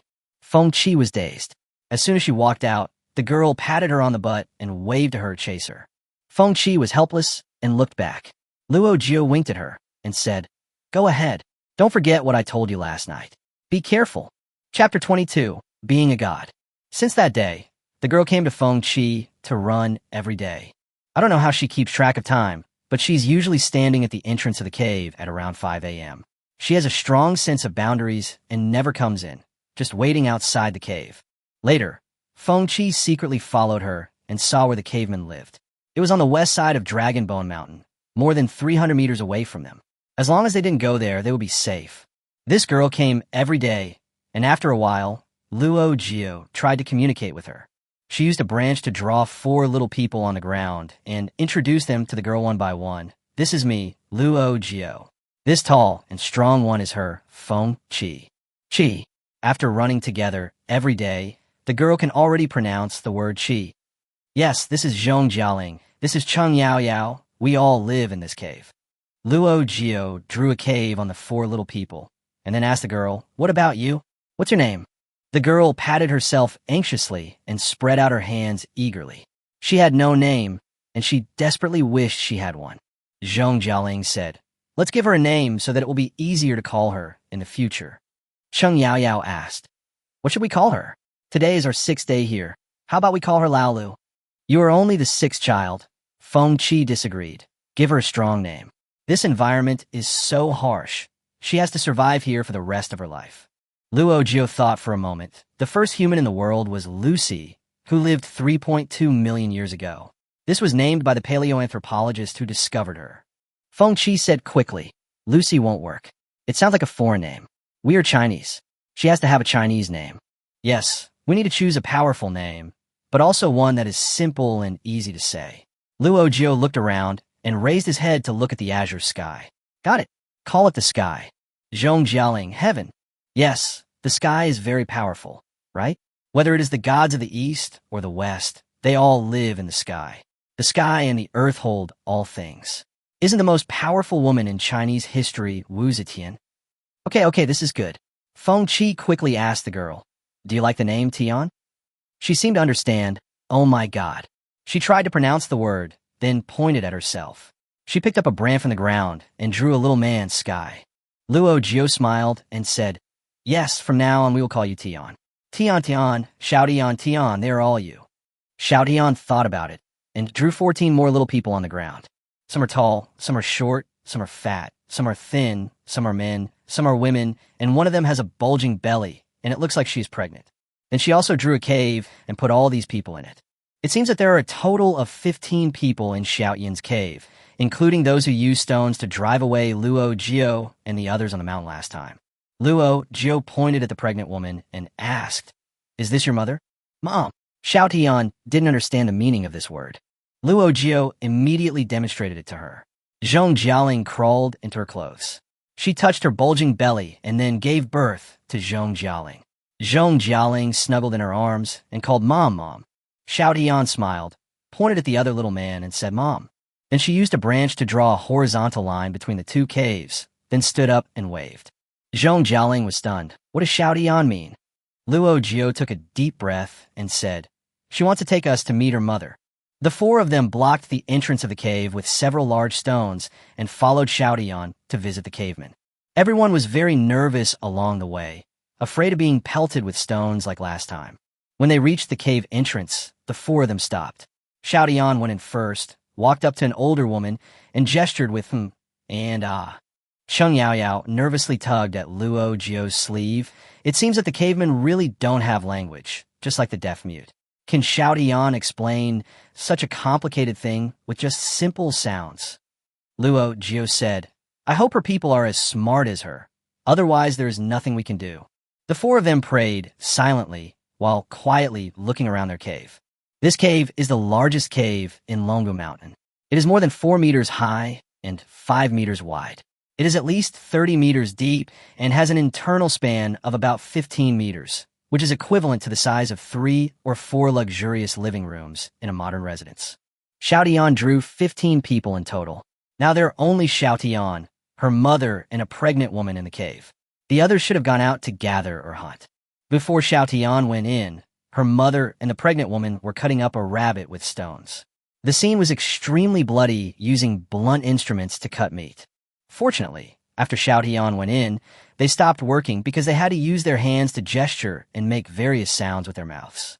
After they talked for a while, Tianma finally came over and brought a piece of rabbit meat that they had just cut. The smiles on the four people's faces froze. No, you guys keep it for yourself. No need to be so polite."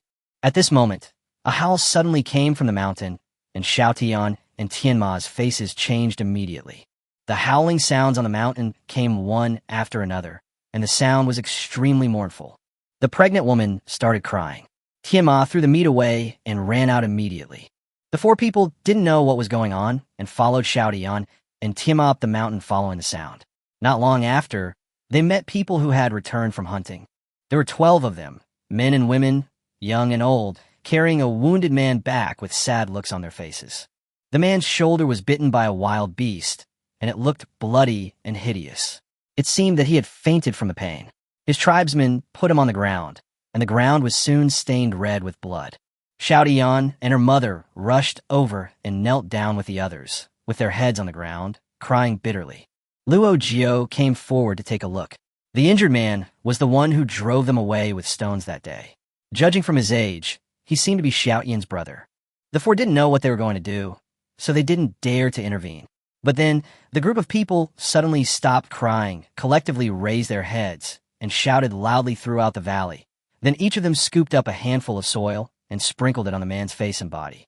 "Hey, stop it! Are you going to bury people alive?" Luo Jiu couldn't help but speak out to stop them. The group of people all looked over with unfriendly eyes, as if they felt that these strangers had disturbed their pious ceremony. Luo Jiu didn't care about anything else, and pulled Xiaotian over to quickly gesture to her. "He's not dead. He just fainted. If you bury him, you'll kill him, and he'll really die." The situation was urgent, so they didn't care whether they understood or not. Luo Jiu and Zhong Jialing first wiped the dirt off the man's mouth and nose, and Feng Qi used a few tricks to drive them all away. Xiaotian was anxiously explaining something to her tribesmen. Cheng Yaoyao quietly ran to the side and took out the medicine box. A bottle of hydrogen peroxide was poured in. The man screamed, opened his mouth wide, and then quickly fainted. The tribesmen were so scared that they ran away, as if they had seen a ghost. Zhong Jialing, they don't think we are monsters, do they? Luo Jiu took a deep breath and said seriously, I hope they treat us as gods. Monsters are to be driven away, but gods gain devout followers. Chapter 23, How did I get treated as my mother? Without caring too much about it, the four of them first stopped the man's bleeding and bandaged his wounds. They also stuffed a few antibiotic tablets into his mouth and fed him water. Xiao Dian came over at some point and knelt quietly beside him. After a while, the pregnant woman also came. Her belly looked to be 5 or 6 months old. She came over with tears in her eyes, held the man's hand, and sobbed softly. About half an hour later, the man woke up. He looked at Xiao Tian and his pregnant wife with tears in his eyes and whimpering sounds in his throat. The four of them breathed a sigh of relief, patted their butts, and got up to leave. The tribesmen who were hiding in the distance suddenly gathered around, knelt down in front of the four people, put their heads on the ground, and kowtowed continuously. Feng Qi looked at Luo Jiu in surprise and asked in a low voice, They don't really think we are gods, do they? Luo Jiu whispered back, It's better than being an enemy. Everyone helped the kneeling people up and then took great pains to explain the precautions to them. He's injured. He can't do any strenuous activities these days. He has to wait until his body recovers. Do you understand? You have to take medicine and drink hot water. You must not get infected. If you have a fever, you are infected. Oh my goodness. The four of them talked, gestured, and acted out everything they could to make them carry the person back to the cave to have a good rest. Then 4 men went over and grabbed the injured man's arms and legs and tried to lift him up. Feng Qi quickly shouted, Stop! His shoulder is injured. Don't pull his arm. It took a lot of effort to stop the bleeding. Feng Qi finally understood what the Paleolithic age was all about. They were very bad at using tools and were like a sturdy giant baby. Although those people didn't understand what she was saying, they could clearly feel her anger and knew that those people had done something wrong. Xiao Yan's mother had a stern face and went over to the 4 guys who were carrying the person. She hit each of them with a slap on the neck, making them all hang their heads. Luo Jiu sighed. Have we stockpiled stretchers? No, I didn't expect to use this thing. Cheng Yaoyao scratched her head. I have stockpiled about 200 camp beds. Okay, give them one. Cheng Yaoyao pretended to run away again, and soon came back carrying a simple folding camp bed. Luo Jiu lay down first, and the others lifted her up.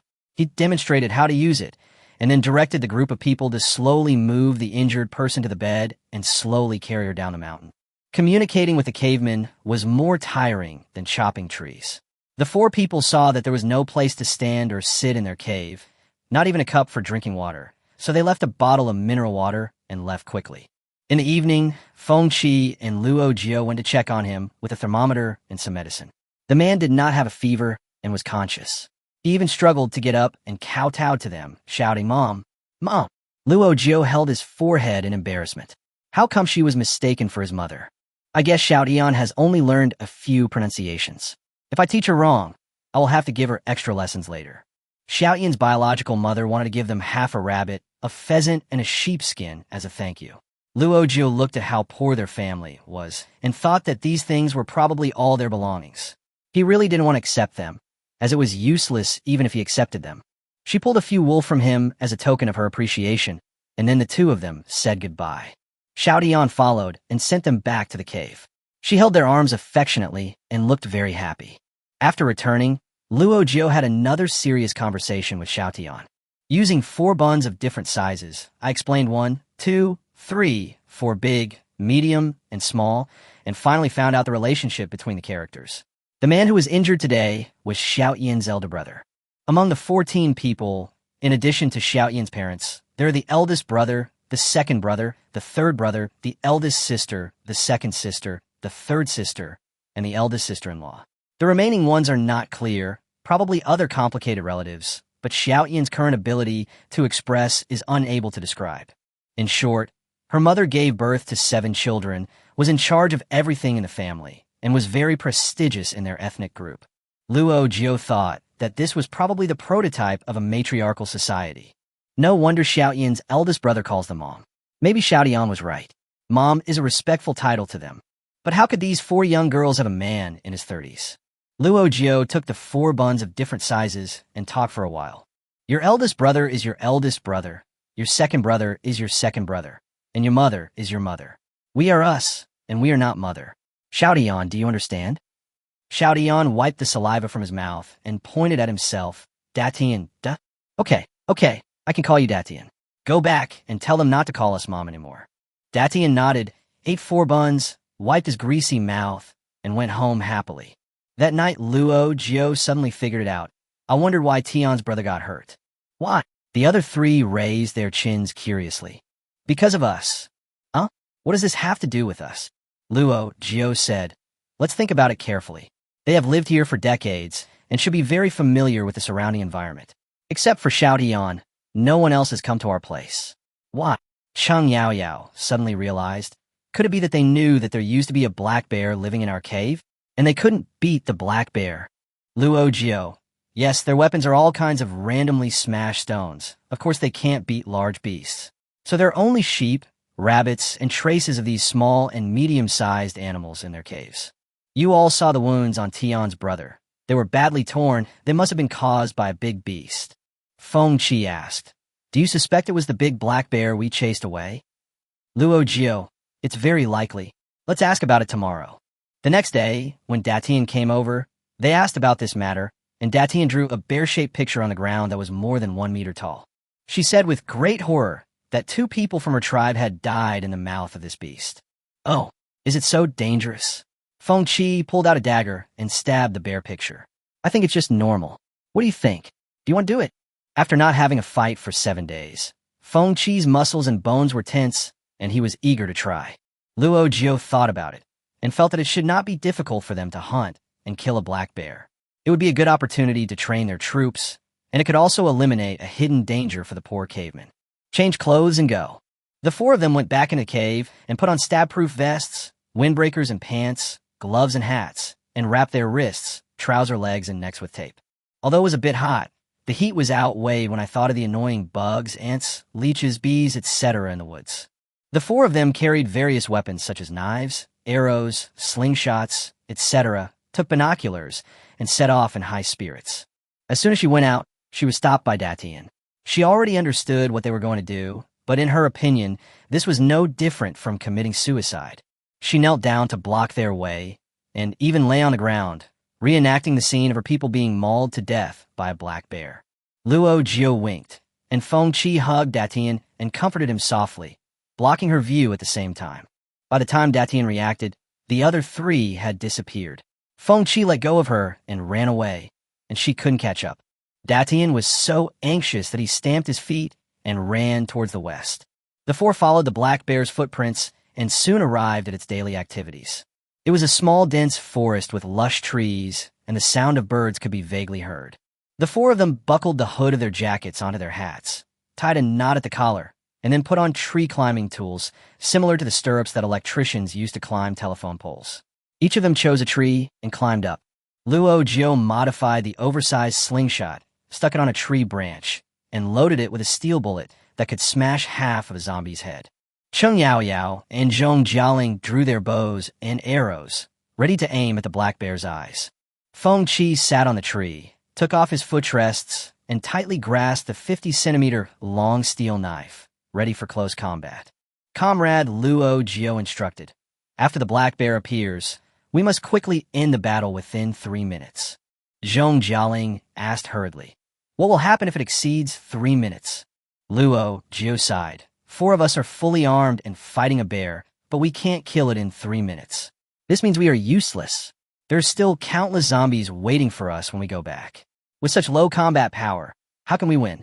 Feng Qi coughed lightly. Don't be so pessimistic.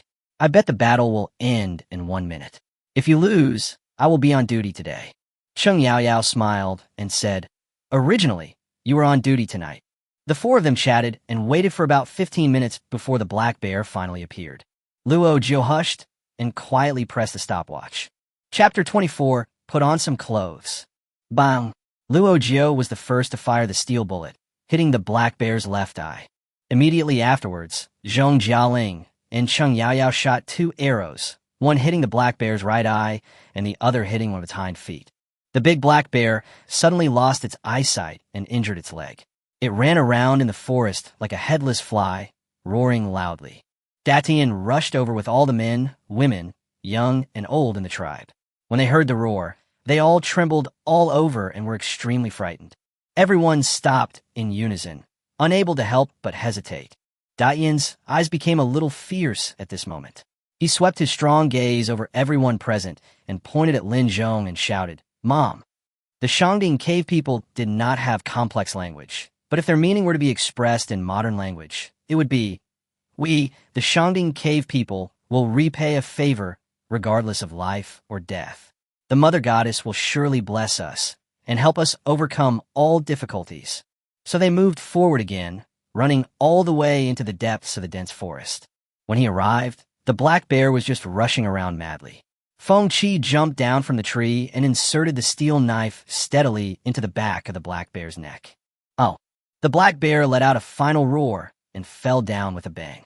Feng Qi jumped down from behind it and pulled out the bloodthirsty steel knife. She sharpened the knife to a very sharp edge, and steaming blood rolled down from the tip of the knife. Under the sunlight, the blade was dazzling. This group of cavemen who rushed over in a hurry, holding crude weapons in their hands and naked, looked at this shocking scene and were so surprised that they could not move. Datian's mother was the first to react. She raised her head, looked at the sky, and let out a very long cry. Soon after, the others followed her and raised their heads, screaming loudly. The birds in the forest were so frightened that they all flew away. Luo Jiu and the others were just coming down from the tree. Halfway down they heard the sound, and their feet slipped and they slid down to the ground. Zhong Jialing asked in panic, "What's wrong? Who are they going to bury alive again?" Luo Jiu shook his head. "This cry is different from yesterday. It sounded miserable yesterday, but today it sounds very happy." "Really?" Cheng Yaoyao's voice was trembling. "You can tell the emotions in their screams?" "To me, they just screamed." As they were talking, the group of cavemen had already walked up to them, howling. They formed a circle as usual, then knelt down with their hands on each other's shoulders and prostrated themselves on the ground. The screaming finally stopped, and Feng Qi felt like he was almost having tinnitus. At this moment, Datian's mother suddenly held her hand and shouted clearly, "Mom!" "Ah!" Feng Qi looked at Luo Jiu helplessly. "Didn't you explain it clearly to Datian?" Luo Jiu said guiltily, "She can't speak whether she understands or not. Only God knows." Seeing their expressions, Datian quickly stopped her mother. She held Feng Qi's hand again and shouted, "Auntie! Auntie!" The other cavemen followed her and called out loudly. Then she held Luo Jiu's hand again and shouted, "Second mother! Second mother!" This should have been taught in advance, as they called out in unison. Cheng Yaoyao became the third mother, and Zhong Jialing was naturally the fourth mother. Luo Jiu taught Datian 4 numbers in total, and she couldn't count to 5. "Fourth mother," Zhong Jialing muttered awkwardly. "Why does it sound like cursing?" Luo Jiu coughed lightly and communicated with Datian. "Let's just call her little mom. She's the youngest one. In terms of age, Zhong Jialing is the oldest, but since she is ranked 4th, she should be the stepmother. Little mother, little mother." For the cavemen, this seemed to be a sacred ceremony. Everyone knelt and bowed, and the 4 of them had no other choice but to be happy as mothers. But seeing their dark buttocks exposed after they knelt down, Cheng Yaoyao really started to worry like a mother, since I am their mother. "Can you let them put on some clothes? I really can't stand it anymore." Luo Jiu sighed. "Then this matter is up to you. Third mother." Luo Jiu asked people to carry the black bear back so that they could eat bear meat today to celebrate. She became a mother for no apparent reason. "We are barely a family now, so let's have a meal together." After returning to the cave, Cheng Yaoyao first hung a curtain at the entrance of the cave. There were curtains for both men and women. The cavemen could sit outside without clothes, but the 4 of them still had to avoid people when changing clothes. The watch showed that the temperature was 25 degrees, which was really hot. Feng Qi took off his complicated jacket and various protective equipment, changed into a basketball vest and basketball shorts, and put on slippers, just like he was camping. She glanced outside the curtain and saw the cavemen surrounding the bear and touching it curiously. Feng Qi sighed. "Why are they like monkeys sometimes?" Luo Jiu smiled and said, "It's a relief that they just evolved from apes not long ago." If they were a little earlier, they wouldn't have been able to walk upright. But since they dared to come into the forest to help today, even though I didn't help, I still think they are teachable. You see, they had nothing, and being bitten would kill them, but they still came. Even Dayan's sister-in-law came. Even with a big belly, he ran quite fast. I have to say that the primitive man had a really good physique. Most of these people are very strong, with bulging leg muscles, and both men and women have big butts. Cheng Yao looked through the inventory and found several boxes of old man's shirts and shorts in the space. Who stockpiled these? Me, Feng Qi said. I thought when I get old and don't exercise, I will get fat, right? I chose the XXXL size on purpose. I have to wear this when I get old. It's comfortable. And the supermarket just had a clearance sale, so all these cost less than a few hundred yuan.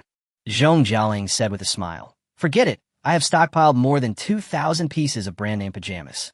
If you want to wear this, it will look tacky, and the fabric is not smooth at all. Cheng Yao smiled and said to Feng Qi, we don't wear any of them, and you can't wear so many yourself.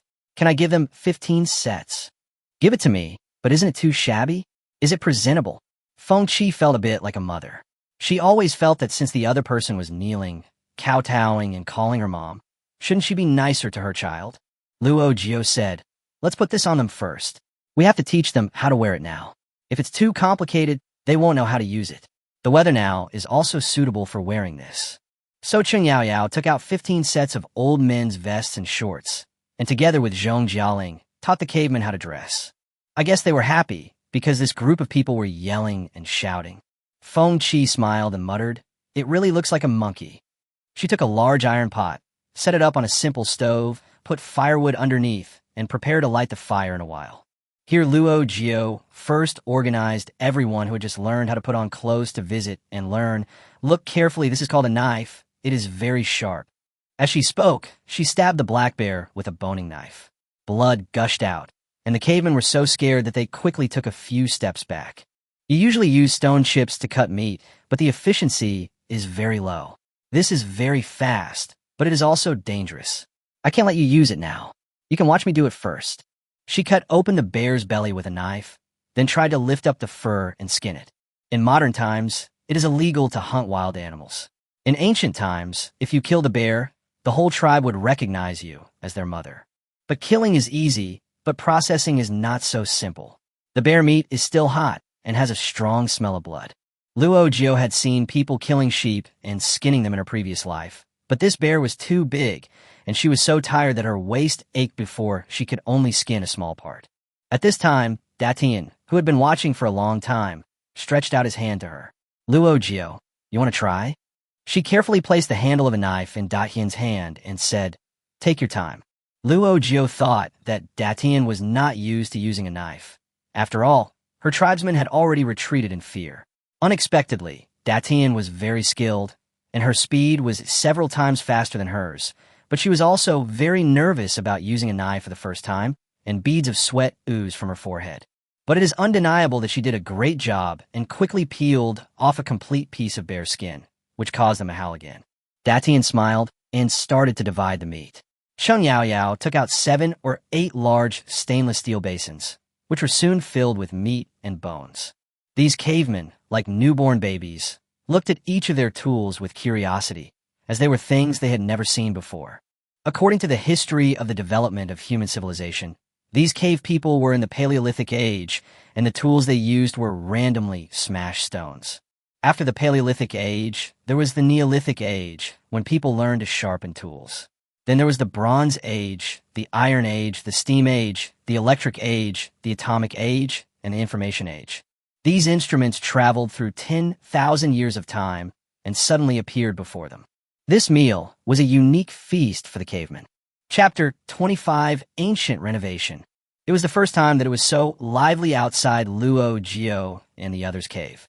There were so many onlookers, and the ground was filled with pots and pans. Cheng Yao rolled out a folding round table from the hole, and then threw out a dozen stools. Feng Qi also took out the oven. There was so much meat, they couldn't just stew it all, could they? She took out a pair of skewers and taught the caveman how to skewer the bear meat. Gradually, everyone began to take some spontaneous actions. Several people went over to wash the meat with Zhong Jialing, Dayan's mother, and Feng Qi cut the meat together and Datian's sister-in-law took a piece of firewood and started to drill it to make a fire. Luo Jiu quickly went over with a lighter and said, "Let's use this." The flames that burst out scared the primitive man again. Every time Luo Jiu showed them something, he would tell them about the dangers involved to prevent them from getting hurt. Luo Jiu handed the lighter in his hand to Datian. They had stockpiled more than 30,000 of these things, so he gave one to them first. Datian held it carefully in his hand, not knowing where to put it. Cheng Yao found her a crossbody bag and hung it on her body, and Datian carefully put the lighter in it. "Call your eldest brother over. Let's have dinner together later," Cheng Yao said and gestured, and Datian really ran west, and soon he came over with her eldest brother.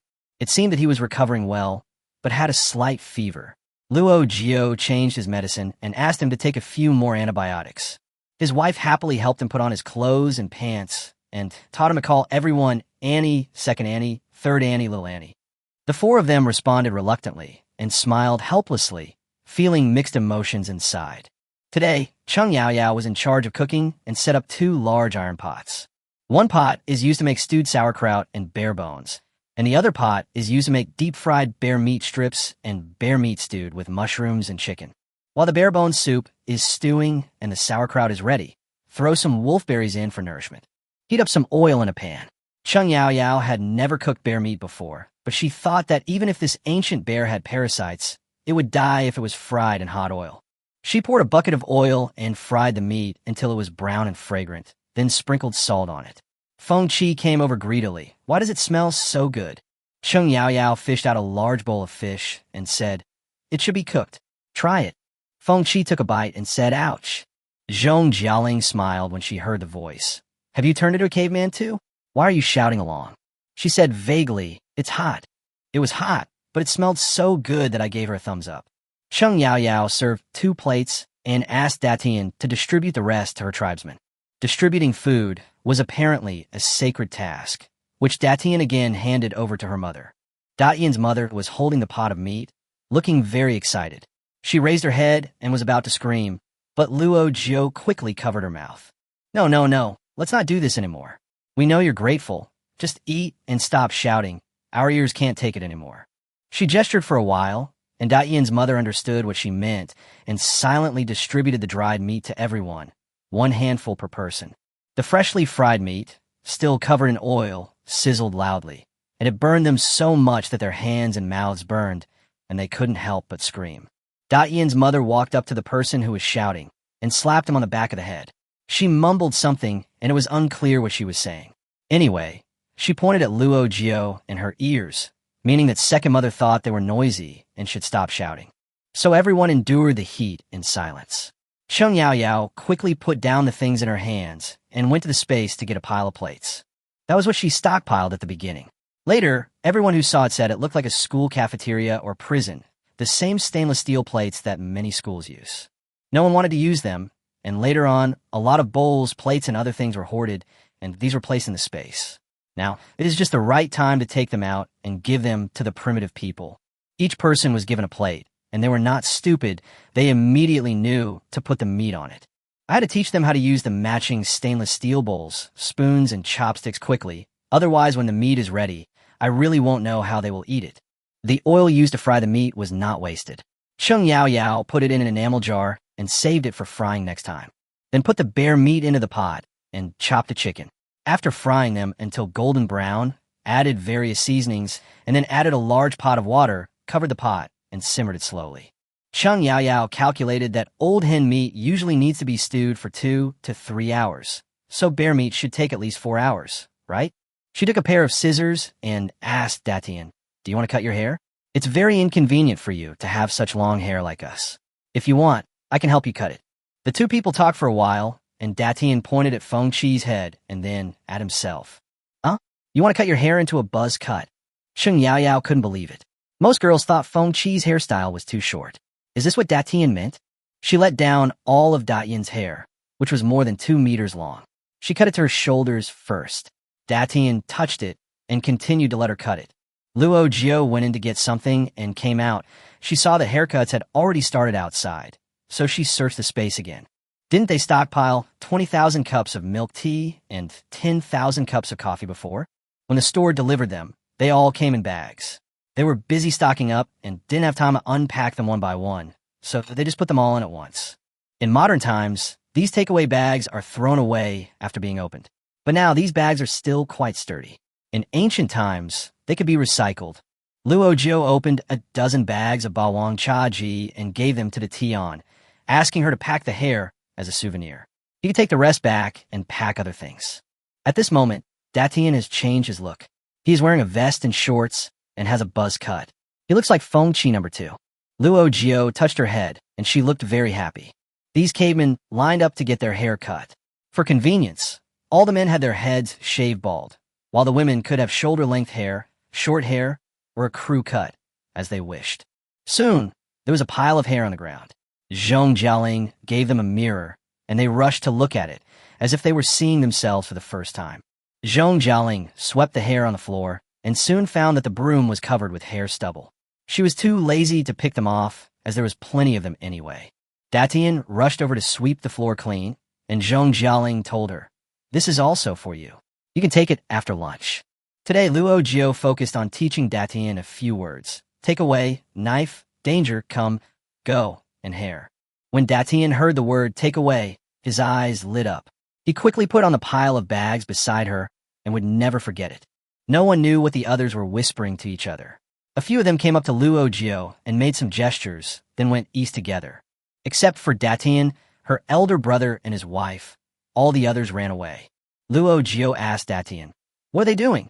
Datian couldn't speak like those people, but she had learned to act. She pointed at the water in the basin, then lay on the ground and pretended to splash water. "Oh, they went to take a shower." Luo Jiu suddenly smiled. Cheng Yaoyao asked hurriedly, "What did you think of?" Luo Jiu said, "Guess, do they know to take off their clothes when taking a bath?" "Ah." Cheng Yaoyao suddenly realized and sighed. "I'm not afraid that they won't take off their clothes. I'm afraid that they will be washed away by the water after taking off their clothes." Luo Jiu snapped his fingers. "Comrades, guess without any prizes, will they come back with clothes on?" Chapter 26. Feast outside the cave. 1 kilometer northeast of Longo Mountain, there's a gurgling stream where the Shangding Dong people drank water and bathed on a daily basis. Luo Jiu and the others chatted and laughed while waiting. After about half an hour, the group of cavemen who had escaped came back. Good news, the clothes were not lost because they were all wet and stuck to their bodies. They had no shoes, and after walking all the way here after taking a shower, their feet were evenly covered with a layer of mud. Zhong Jialing was dumbfounded and didn't know how to comment. She wanted to say something, but stopped herself several times. "Forget it." Luo Jiu pinched her shoulders. "I just learned how to put on clothes. It takes time to adapt. Take your time and teach me slowly." Although each of them was given a stool, they were still in the habit of sitting on the ground, putting their plates on the stool, their eyes drifting back and forth between the two pots, as if they had been hungry for 10,000 years. The meat would have to wait an hour or two. Luo Jiu thought about it, and asked Feng Qi to hang a screen at the entrance of the cave and take out the projector. Feng Qi followed her curiously. "What movie are you showing them?" Luo Jiu smiled and said, "A teaching film." Feng Qi was just wondering when he saw a line of subtitles in both Chinese and English appear on the screen, Wild Survival, Season 1. Feng Qi was silent. This was indeed a teaching film for the cavemen. Even though Bear Grylls spoke English, it would not bother them because they could not understand Chinese. In the first shot, Bear Grylls jumped out of a plane, and the group of people were so scared that they almost dropped their jaws. Some people even rushed over and tried to hold him back, but ended up falling to the ground, with their wet clothes covered in dirt, which made the four of them laugh. The cavemen were so fascinated by the scene that the fire on the stove burned brightly. 2 hours later, the meat was almost done. Feng Qi also put the bear meat skewers on the grill, greased them, and grilled them. As the soup came out of the pot, the aroma of barbecue wafted over there. Luo Jiu quickly communicated with Datian and asked her to organize everyone to line up for food. Each person had a bowl of sauerkraut bear bone soup, a large piece of bear bone, a full spoonful of bear meat stewed with mushrooms and chicken, and 5 skewers of bear meat. These cavemen were drooling as they held their plates. No one knew what Datian's mother said, but these people looked at Luo Jiu and the others, not picking up their chopsticks for a long time, and just waiting eagerly. Feng Qi rubbed his neck. What do you mean? Are you afraid it's poisonous? Don't worry, even a tiger wouldn't eat its own cubs. Luo Jiu chuckled. I think they want us to eat first. They mean it as a sign of respect. Eat quickly, or their saliva will soon flow to the ground. The four of them sat down at the round table and clinked their glasses with bare bones soup. Cheers. Luo Jiu first took a sip of the delicious and appetizing soup, then waved his hand to signal them, eat. Since the birth of mankind, no one has ever had such a delicious and varied meal. For these cavemen, this is simply a feast for the gluttons. It turns out that meat can be so fragrant, can be cooked in so many ways, and can have such rich layers of flavor. They pulled a piece of bare meat from the skewer and ate it clean, even the cumin seeds. They drank the soup in big gulps, and even though their faces turned red from the scalding, they were reluctant to spit it out. They tore the flesh off the bear's bones with such force that it seemed as if they were seeking revenge on the black bear. They're still not used to using chopsticks.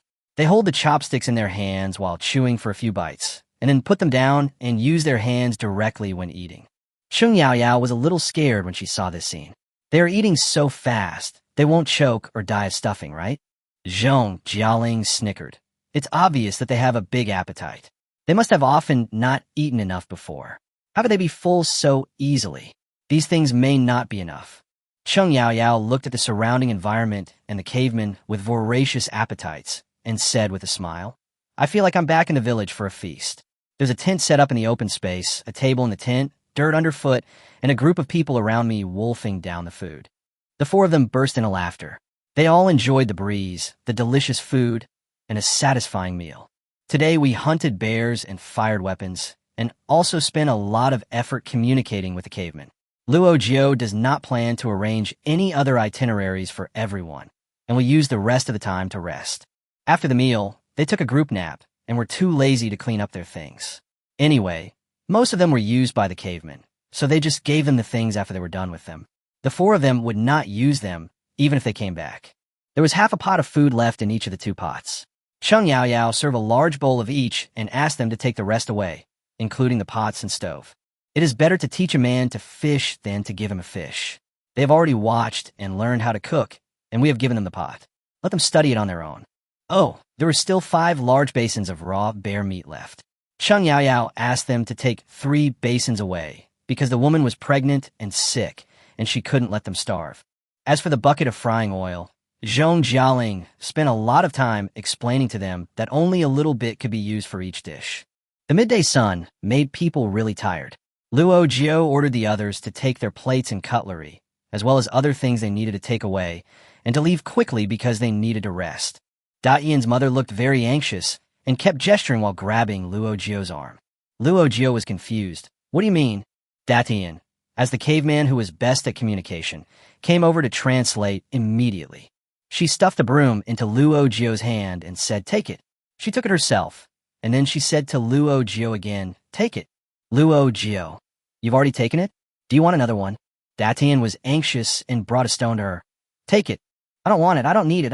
Luo Jiu suddenly realized, you guys want to give us something too, right? Luo Jiu thought about it. The space upgrade conditions have not been opened yet, and they really don't need anything at the moment. If the cavemen must fulfill their filial piety, then they can just chop some trees. They have to chop trees every day anyway. So Luo Jiu took out a wood saw. They had several kinds of saws, including wood saws, electric saws, and cutting machines. But this ordinary wood saw was the easiest for primitive people to use. Luo Jiu used a small branch next to the cave to show to Tian how to use the saw. The sawed firewood was thrown at the entrance of the cave to indicate that it would be kept. Luo Jiu pointed to the grove next to them and told Datian that if they insisted on giving them something, he should give them some wood. Datian looked at the forest and took the saw, as if he understood what he meant. The cavemen returned home with rich gifts. Before going to bed, the 4 of them made some simple modifications to the cave. Before, they were afraid that the target would be too obvious and be discovered by the cavemen. Now that they're all a family, they can arrange it as they please. A layer of rainproof cloth was hung outside the door curtain at the entrance of the cave, and a few slender stones were picked up to make a simple waterproof threshold. All the things in the cave were put away and rearranged. With the thought that they might live here for a long time, everyone tried to make the place as comfortable as possible and used everything they could. First lay a layer of rainproof cloth on the ground, then a layer of moisture-proof mat, and then the floor mat. The original large tent was folded up and replaced with 2 sofa beds, with mosquito-proof curtains hung on them, so that everyone could sleep more comfortably at night. Although everyone is very tired after getting up early and working until now, they all enjoy cleaning up their warm little home. Zhong Jialing took out the quilt and latex pillow that she had carefully selected and replaced the 2 double beds with new 4-piece sets. She held the slightly dirty bedsheet and asked hesitantly, "I'm a bit lazy to wash it. Would it be rude to give it to the Tian?" Luo Jiu took a look and saw that the bedsheet was just stained with dirt. To be honest, she just learned how to dress herself today. If you give her such a large piece of cloth, she will definitely be very happy. Don't worry about whether it's polite or not. They grew up naked and don't know what etiquette is. As long as we give them something that they can use, it will be considered a good deed. Luo Jiu hung a row of wind chimes at the door so that they could wake up immediately if someone broke in. Everyone is tired. Let's have a good sleep. The 4 of them slept particularly soundly. Perhaps it was because they felt more secure after conquering the cavemen. Perhaps it was because they felt more accomplished after hunting down a black bear in 1 minute and 20 seconds. Or perhaps it was because they had a very satisfying lunch. Feng Qi closed his eyes and kept muttering, "No wonder we are not allowed to hunt wild animals. The quality of the meat is indeed different." "Yeah," Sheng Yaoyao replied dazedly. "There's still a lot left. I put the bear paws away. We'll have braised bear paws tonight." Zhong Jialing began to look forward to the evening as she listened, muttering, "I want to eat bear paws now." Sheng Yaoyao snorted, "You look like a bear paw." Luo Jiu was listening to them talking and was about to fall asleep when Feng Qi suddenly poked him on the shoulder. "Luo Jiu, Feng Qi, you said the condition for upgrading the space again is not that we have to kill the cavemen, right? They're very nice people. I can't do that to them." Luo Jiu opened his eyes and rolled his eyes. "I know, even a tiger won't eat its own cubs. Go to sleep, Annie." "Go to sleep?" Second mom. When they thought about everyone becoming mothers for no apparent reason, the 4 of them laughed until they were shaking on the bed. Finally, they were tired of laughing and fell asleep. Everyone slept soundly for a long time, and when Feng Qi opened his eyes, it was already 4 o'clock in the afternoon. She stretched herself. She had drunk too much soup at noon, so she wanted to go to the toilet. She opened the curtain lightly, and as soon as she came out of the cave, she was so surprised by the scene in front of her that she was speechless. She instinctively shouted, "Ah!" The shout startled the other 3 people awake. Zhong Jialing asked, "What happened? Did you step on a mouse's tail?" Sheng Yaoyao, "Sister Qi is becoming more and more like a caveman." Luo Jiu rubbed his eyes and said, "Let's go out and have a look. Was he bitten by a snake?" Zhong Jialing jumped up with a start, rushed out of the cave, and then let out a scream. Sheng Yaoyao sat up suddenly. Could it be that both of them were bitten by the snake? Chapter 27, Leading Chinese Civilization to Win at the Starting Line. Luo Jiu walked out in his slippers, and as soon as he opened the door curtain of the cave, he was also stunned. During the more than 4 hours that they slept, the tireless cavemen had already sawed down half of the forest trees using the wood saw given to them by Luo Jiu. Then they carried the trees one by one and placed them next to their cave, piling them up like a small hill. The 4 of them were standing there in a daze when Datian and her companions came over carrying a tree. She danced with joy and said that the tools her second mother gave her were very useful. Before, they could only break off small branches with their bare hands or grind the bark with sharp stones, and they had never cut down such a thick tree. Luo Jiu carefully examined the cut of the tree. Half of it was neat, and the other half was jagged. She followed Datian and the others out of curiosity to see how they cut down trees. I saw several people holding the saw and pulling it back and forth. When it was almost halfway to the depth, they carefully pulled the saw out. Then 3 or 5 strong men took off their clothes and shouted together and slammed into it with their backs. "Hey yo! Hey yo! Hey yo!" After a few times, the big tree collapsed. Zhong Jialing whispered in Feng Qi's ear, "Do you now believe that their brain capacity is about the same as ours?" Feng Qi was so surprised that he didn't know what to say. Luo Jiu looked at the red backs of these people, which were covered with many small wounds and faintly oozing blood. But these cavemen seemed to feel no pain and continued to shout slogans and rush forward again and again. Perhaps the cruelty of the primitive world made them accustomed to using pain and bloodshed to obtain everything. Luo Jiu couldn't bear it any longer and stopped their actions. She talked to Datian and told them not to cut down any more trees, as there were already enough trees. But Datian keenly felt that what she said was a lie. It was not enough, but she didn't want them to continue doing this. But why? She didn't understand. She took the wood saw and clothes and showed them one by one. These things were not broken, so why stop? If they didn't have to cut down the trees, what else could they do for the 4 people? Luo Jiu understood what she meant. She thought for a moment and used a delaying tactic on the simple primitive man. First, she told them that this way of cutting wood was very slow, and she had a faster way, which she would teach them later. At the same time, she asked them to rest immediately because she was going to take them to do something big tomorrow. The caveman who understood Feng Qi's meaning looked at her with admiration, as if to say, "Mom is taking us to kill a big bear again, so we can have bear meat to eat again." Feng Qi pretended to be indifferent, remained calm and composed in front of everyone, and maintained her mother's dignity. When the 3 of them returned, Cheng Yao had already stewed the bear paws in a casserole. "Cheng Yao, hey, you're back? What's with your expressions?" Feng Qi sighed and sat down on the folding chair. "I'm worried. Originally, we didn't have much to do. We could just do something here and there and lie down. But these cavemen are used to rolling around. They insist on doing something for us, and we have to arrange things for them." Cheng Yao was delighted when she heard this. "That's good, isn't it? I'll teach them how to wash dishes and pots tomorrow, and we won't have to do these things anymore." Zhong Jialing said, "They haven't even used the porcelain. How dare you ask them to wash it? They will be broken into pieces." Luo Jiu sat aside in a trance. Cheng Yao kicked her leg and said, "Comrade Luo Jiu, please give your instructions." Luo Jiu's gaze was far-reaching. "I was actually thinking, maybe we can build a win-win model.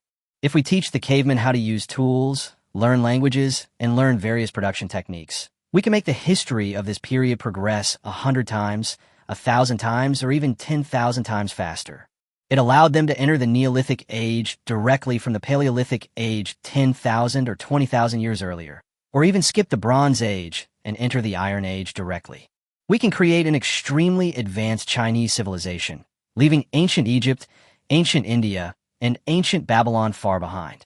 In this time and space, future archaeologists will be surprised to find that the Chinese culture and Yellow River civilization are unique in history. Luo Jiu's eyes were sparkling with great longing, and her beautiful idea made her companions excited.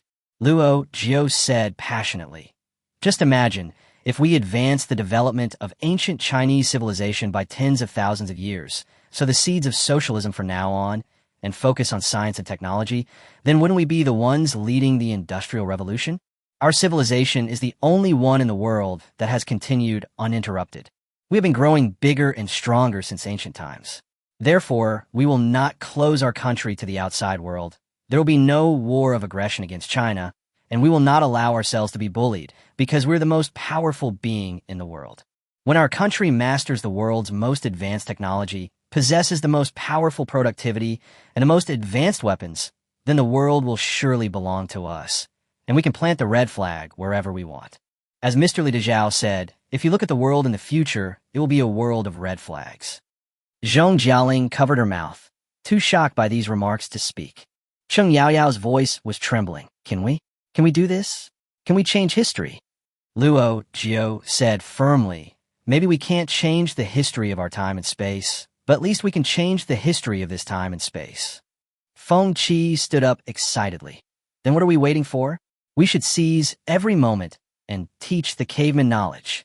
Aren't we winning at the starting line? Western civilization has nothing at the moment. Let's divide it up quickly. I can't wait. What are we responsible for teaching them?" Zhong Jialing couldn't help but tease at this moment. "Don't teach anything anymore. It's easy to mislead students and delay the progress of civilization." Feng Qi snorted. "I can at least teach them martial arts, right? Let them strengthen their bodies from now on. In the future, there will be no sick men of East Asia, only weaklings of the West. What about you? What can you teach?" Zhong Jialing bit her lip and suddenly felt the heavy responsibility on her shoulders. They were making history, and this was not a casual thing. She thought about it carefully and said, "Is it okay for me to teach Chinese and Pinyin to primary school students?" Luo Jiu smiled and said, "Okay, then you teach the main characters, language and art. I will teach production technology, arithmetic, medicine, and other miscellaneous subjects. Yao will teach life skills, and Sister Qi will teach martial arts. Let's try this division of labor first. We will each make a lesson plan tonight and set a simple schedule. Let them eat and wear warm clothes and use the rest of the time for learning. Okay. Feng Qi agreed immediately. Then I'll go to their cave and take a look. Yin's brother is still injured. There are only 15 students in total. We really can't leave anyone behind. Feng Qi stood up and left, but came back in a blink of an eye. I just remembered, didn't you say win-win just now? Where are we winning? Luo Jiu blinked. Teach them how to do things, and we just need to give them instructions with our mouths. Oh, Feng Qi seemed to understand something and left again. Cheng Yao reminded her from behind, come back early to eat. We will have braised bear paws tonight. Feng Qi waved his hand, got it. Teaching is a big deal, and what is taught here will really have an impact on future generations. Jiangcheng decided to take the lead and went back to her room to prepare the lesson plan. Cheng Yao continued to look at the pot, while Luo Jiu took a knife, picked out some straight branches, and cut them to make a batch of simple weapons. First, we need to ensure the survival of human beings, which is the foundation for the development of civilization. First, we need to help them solve the problem of food. Luo Jiu thought of the Yongding River, where they had been before. The river was wide, and the water flow was gentle. The last time they stood by the river, they could see fish and shrimp in the water. Fishing should be easier than hunting. Cheng Yao tilted her head and thought, no, more than 10 kilometers is too far. It would take more than 6 hours to go back and forth. Will they still have the energy to study? Luo Jiu, drive, don't we have a few farm vehicles in stock? Chapter 28, I can't leave for a while. While having dinner in the evening, everyone discussed the matter while eating delicious bear paws. Feng Qi also proposed a new idea. The tractors and other equipment we stockpiled are for farming. We don't have much diesel, so we should not use it if we can. Luo Jiu said, what should we do? Why not unload the cargo box of the four-wheeled vehicle and hang it on the back of my Xiaomi car to see if we can pull it? No need. Feng Qi showed a smug smile. Didn't you reserve 4 plots of land for each person to use as their own? I didn't tell you because I was afraid you would laugh at me. In fact, there are 5 Lao Tu Lu in those containers of mine. Zhong Jialing's eyes lit up. Is this true? Why are you hoarding old man music? Feng Qi said with a smile. Don't you always say that we have enough supplies to live till old age? The things I stockpile are all preparations for when we are old. 50 or 60 years from now, we will all be old ladies. It will be so cool to ride an electric tricycle in a city where humans and zombies have become extinct. I also stockpile electric wheelchairs and diapers for the elderly. An unexpected result is a tree that has grown into a forest. This thing that you will probably not use when you get old can now be used to solve the traffic problem. Luo Jiu thought for a while. Tomorrow we will install the solar generator to realize the ancient freedom of electricity. Then we will also take out the water purifier and fetch some water from the river to purify it for use. Yao, you and Jialing look around to see if there is a cave that can be used as a classroom. Tomorrow, Sister Qi and I will each drive a tricycle and take them fishing. Okay, just leave the house to us. I'll go find everything we can use for fishing tomorrow. Cheng Yao said as she suddenly thought of something. Cavemen don't get carsick, do they? I don't get carsick because humans, who have only been walking upright for a short time, have been climbing for a long time and don't have sensory integration disorder. But they were so excited, overly excited, that their chirping in the car annoyed the birds in the entire valley. Feng Qi and Luo Jiu were driving electric tricycles, each carrying a load of delighted cavemen. They drove side by side on the wide land, gritted their teeth, and looked at each other. Feng Qi said loudly, hurry up and teach them to speak. They yell and scream every day, just like naughty children. Luo Jiu replied in the face of the wind. Don't worry, the bears have become our meals, so why are we still afraid of the little bears? The caveman shouted all the way, and his voice was hoarse when he arrived at the place. Luo Jiu instructed them to cast the net first, then fix it and wait. He then gave them a few pointed wooden sticks that he had sharpened yesterday, and asked them to practice catching fish. In this ancient world, there were few humans, but there were so many resources. The fish in the river fluttered past their feet. Luo Jiu took the fishing net, and with a simple scoop, he caught a big carp. Cheng Yao brought them a lot of tools for holding water and fish. Zhong Jialing was afraid that she would not be able to take a bath in the end times, so she stockpiled more than 200 telescopic bathtubs. This time they brought a few of them to hold fish and water. I have to say that these cavemen are really hardworking. None of them are lazy. They will take the initiative to work and are very considerate. Seeing Feng Qi filling water there, Datian immediately took his men to take over. Soon the 5 bathtubs were filled with water. Feng Qi said, "Put them in the car." As soon as she gestured, these people carried her into the car. They were indeed smart. Luo Jiu took 2 more bathtubs to hold the fish. The fish that have been stabbed to death are gutted and cleaned here, and then put into a large stainless steel basin.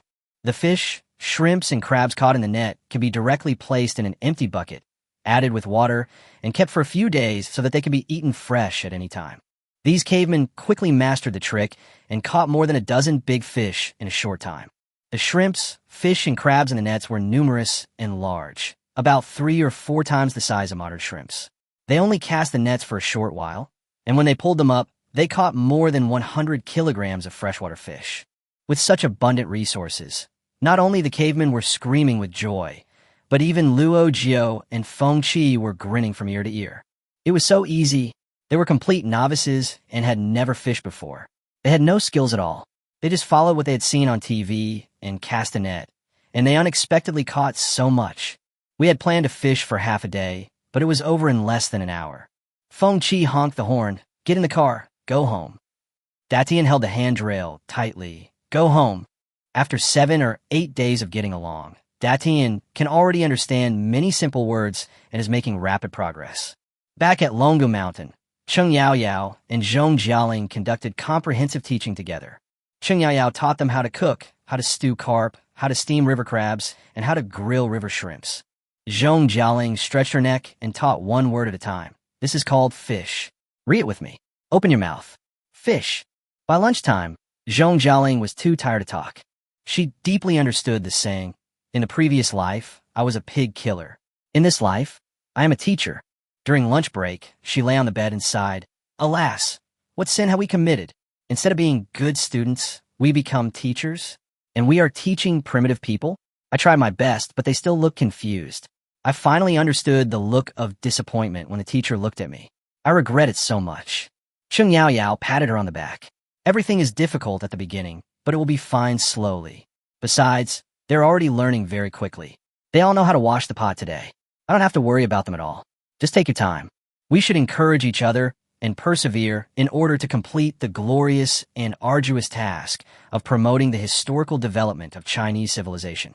Between the caves where they lived and the caves where the upper cave people lived, there were some natural caves of varying sizes. Cheng Yaoyao picked a relatively spacious room and arranged it as a classroom. It was equipped with a whiteboard and pens. It was used by Luo Jiu for planning during the stockpiling period. There was only 1 room, so he had to use it and cherish it. Hang a projection screen next to it and show them various films at appropriate times. Soon, they developed a caveman schedule. I go to bed at 9 in the evening, get up at 5 the next day, and exercise with Feng Qi. Then I cooked breakfast, and after eating, I went to the classroom and learned language and characters for an hour with Zhong Jialing. Then Feng Qi and Luo Jiu would take them out to fish or hunt. Come back to eat at noon and learn various techniques in the afternoon. Learn cooking techniques for dinner, watch a movie for an hour after dinner, and then go back to do whatever you want. Luo Jiu didn't dare to show them science fiction or fantasy films for fear that they would be confused, so he carefully selected soldier assault. Feng Qi asked why. Luo Jiu answered seriously. "First, this film has a main theme and is very positive, which is conducive to enhancing group cohesion. Second, there's a scene where Su Sanduo builds roads and plants flowers. He loves infrastructure, which fits the current environment.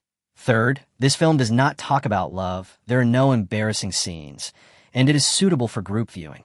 At the end of the day, the energetic cavemen could learn new knowledge every day and were very happy.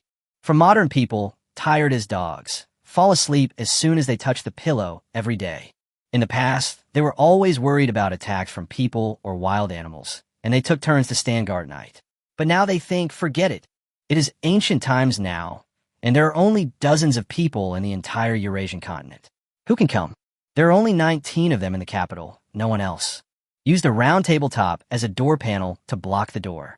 When wild beasts come, they will wake up, and you can just sleep. On the 11th day, in ancient times, Luo Jiu's watch began to tick in the middle of the night. Luo Jiu took a look and then remembered that he had set a reminder when he first arrived, and that he could check the conditions for upgrading the space again today. Sheng Yaoyao woke up in the middle of the night and saw a faint light coming from Luo Jiu's direction.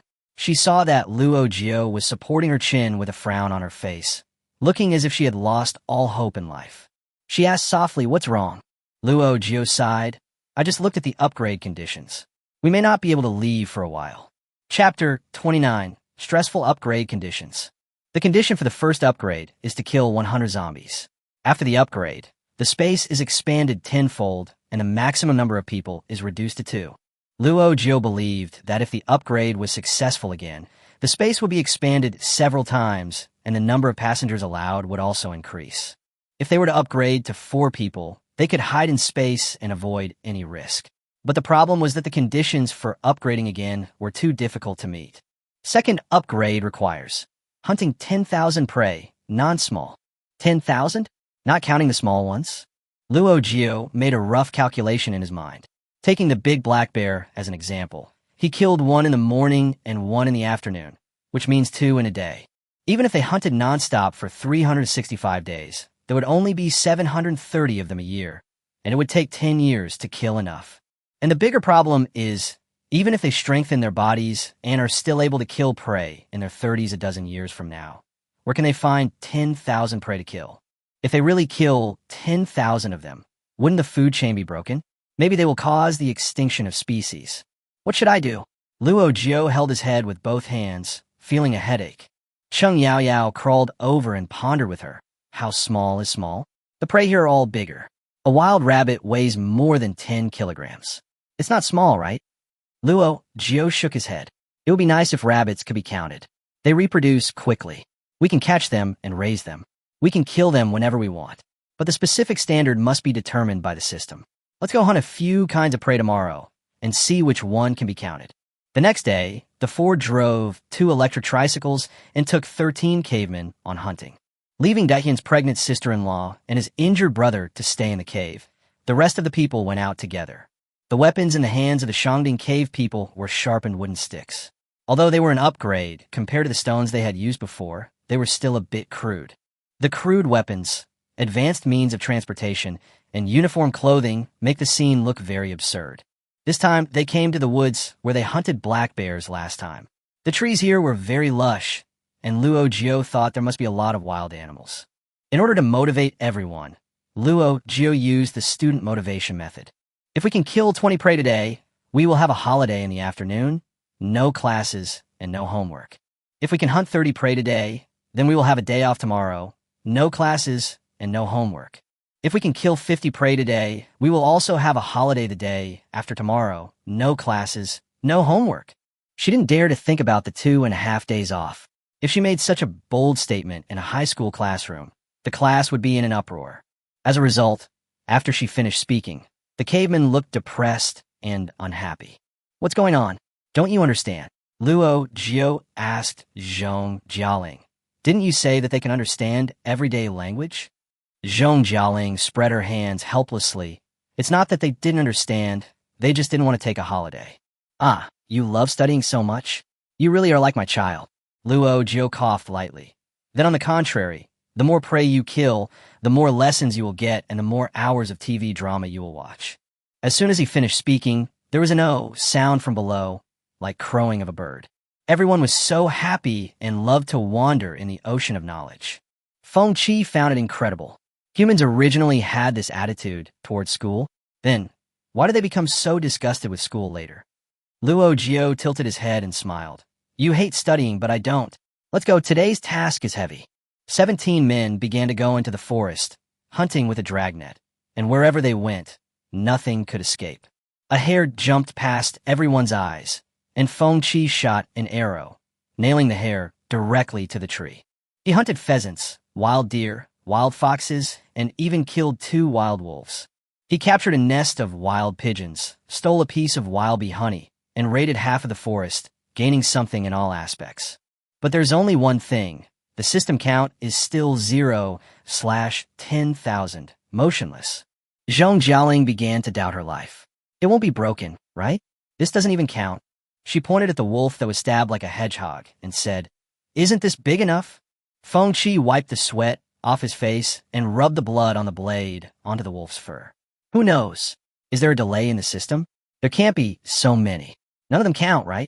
Don't worry, Cheng Yaoyao comforted softly. Comrade Luo Jiu will find a way. Luo Jiu smiled and sighed. The system was so overbearing. What could she do?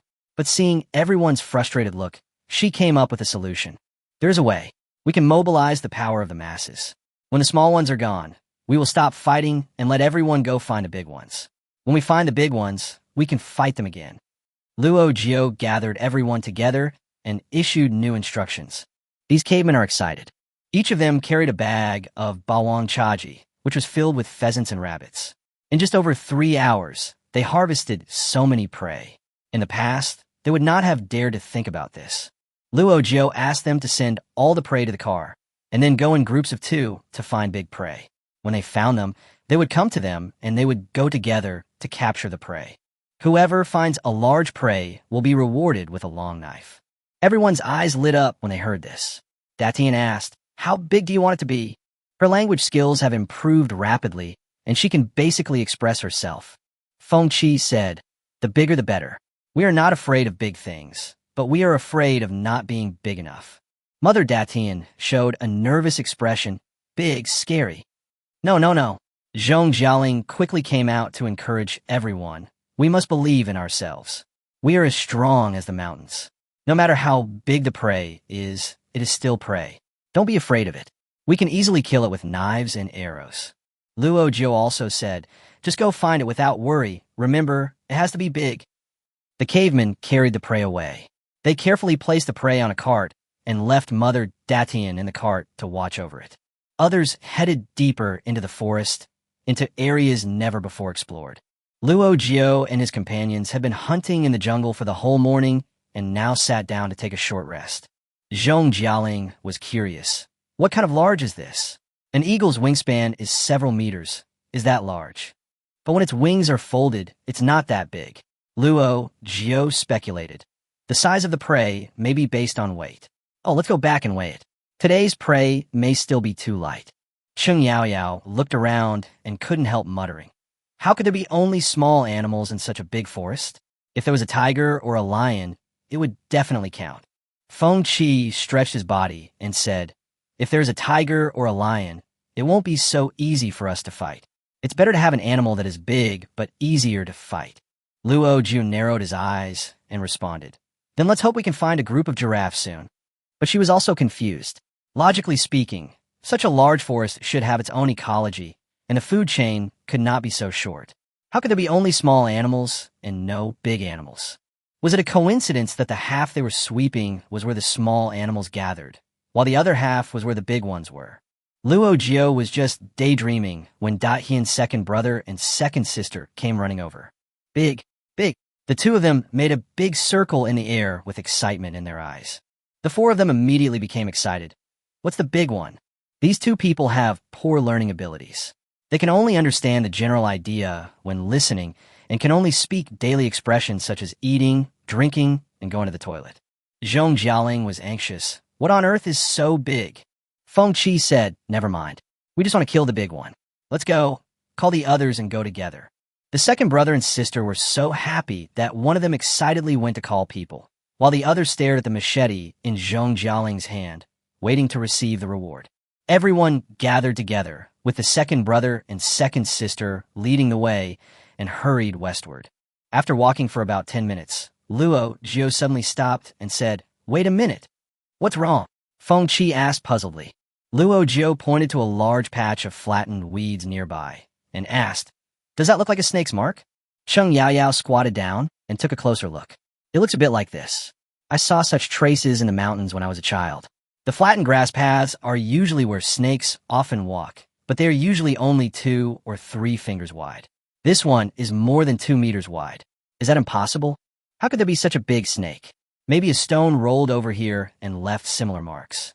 Luo Jiu shook her head. She felt something was wrong and asked Feng Qi to climb up the tree to take a look. Feng Qi put the knife behind his back, picked a sturdy tree, and climbed up with his bare hands. She hung on a branch about 8 or 9 meters high, looking around with a telescope. She actually thought Luo Jiu was worrying too much. No matter how strong this ancient creature was, it couldn't be beyond common sense. Even in Anaconda, there were no snakes that were 2 meters thick. She watched and reported to everyone. To the east, everything is normal. To the south, there is nothing.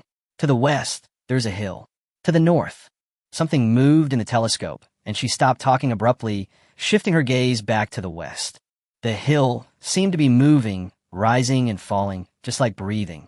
Feng Qi's heart instantly rose to her throat. She slowly moved the camera and finally found the head of the mountain. It had 2 huge eyes that were bigger than the bathtubs they had stockpiled. This is a super giant python. It has just captured a wild leopard and is lying there enjoying its meal leisurely.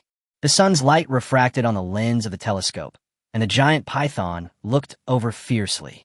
Feng Qi looked into the eyes of this super monster through the telescope, and his heart trembled, and he almost fell from the tree.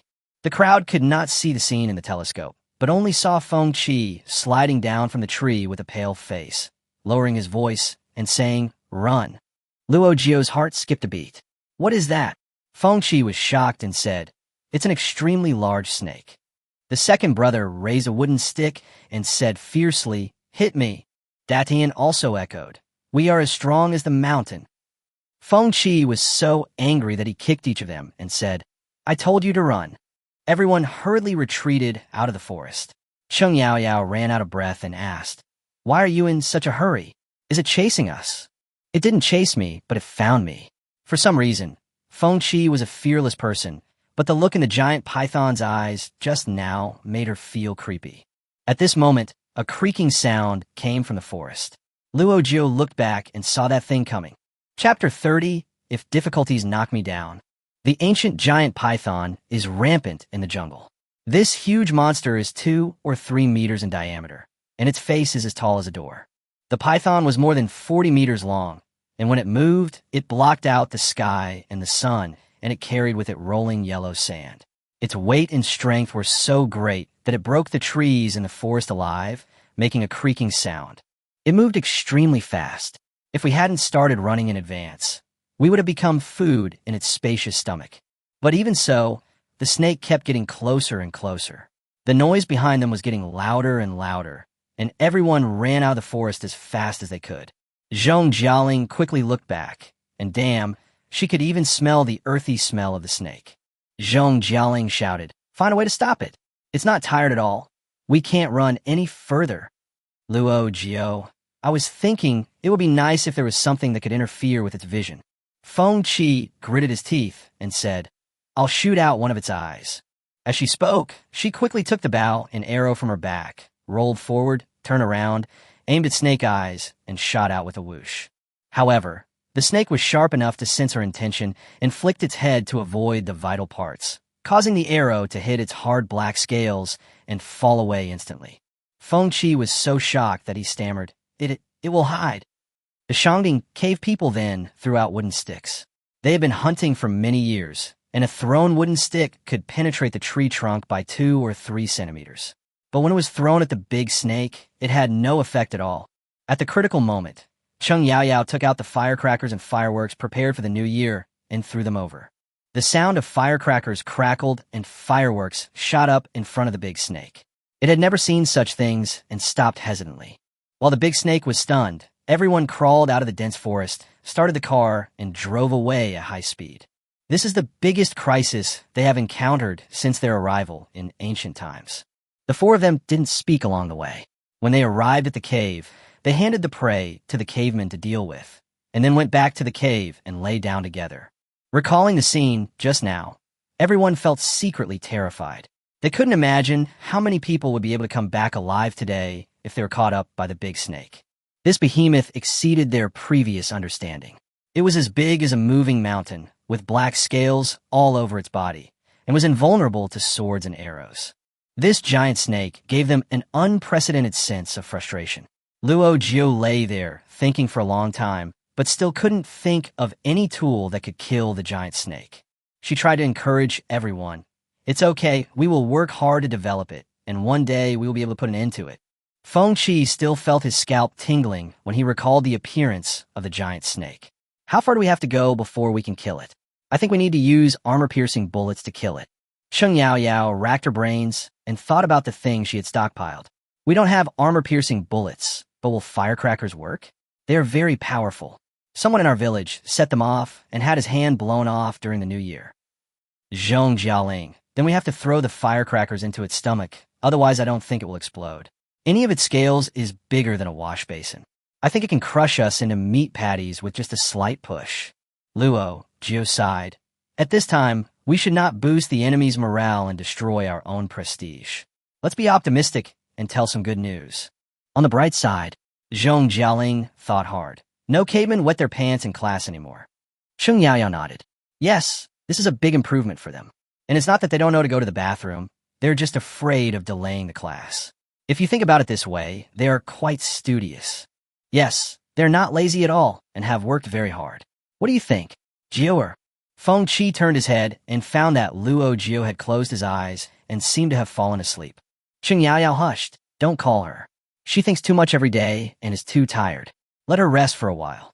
So the four of them lay there straight, vividly demonstrating what it meant that if difficulties knock me down, I will lie down and fall asleep on the spot. Soon, the aroma of meat came from outside the cave. Datian lifted a corner of the curtain and called out softly, "Third mom, the pheasant is stewed." Sheng Yaoyao said, and then she felt that she hadn't left yet. So she looked up and asked, "Anything else?" Datian leaned against the door, twisted his fingers and asked, "Can we watch TV now?" Sheng Yaoyao went out for a while and put on TV for them. After a while, when she came back to bed, Datian's second brother came again. Second brother, Auntie. Feng Qi, what's wrong? The second brother, Big. I'm looking for Big the knife. He said he had found a big prey and should be rewarded with a machete. Feng Qi was so angry that he gritted his teeth. Did he really think he had done something great? But she thought again, it was they who said that the bigger the better. The cavemen were stubborn, so she couldn't blame them. Feng Qi picked out a machete for him, and he went there happily. After a while, Datian came again, second mother. Zhong Jialing said, "Your second mother is asleep. Tell me what's going on." Datian, "Third sister's feet are bleeding." Zhong Jialing and Sheng Yaoyao looked at each other and hurriedly took the medicine box to check. Judging from the wound, it was caused by a sharp wooden thorn. It must have been when they were escaping in the jungle. Everyone was busy and had no time to take care of themselves, so they came back in a hurry. The four of them were all depressed at the time, so no one noticed that she was injured, and she didn't say anything. If Datian hadn't come to report it, she would have endured it and hidden aside, waiting for herself to heal. Sheng Yaoyao frowned as she cleaned her wound and applied medicine. Zhong Jialing couldn't help but ask, "Why didn't you tell us you were hurt? How do you say it hurts? Haven't I taught you how to say it? Why didn't you tell us?" The third sister looked at her face timidly and whispered, "It doesn't hurt." Zhong Jialing didn't believe it. How could it not hurt? The Shangding cave people did not wear shoes all year round, so their feet were covered with thick calluses. But even so, the sharp wooden thorns still penetrated 4 or 5 centimeters deep, and it took a long time for the bleeding to stop. The third sister bit her lip. Her dark skin looked a little paler, and she said carefully, "You are tired and unhappy. I am afraid you will be unhappy if I tell you that it hurts." Zhong Jialing was stunned for a moment, and when she looked up, she saw Luo Jiu standing there at some point. They looked at each other with complicated expressions. It was from this moment that Luo Jiu began to realize that the four of them had a heavy responsibility on their shoulders. The cavemen called them mothers, learned everything from them, and regarded them as the heads of the family and their spiritual support. Once they show signs of irritability, fatigue, and disappointment, some people can sense it. They were depressed today.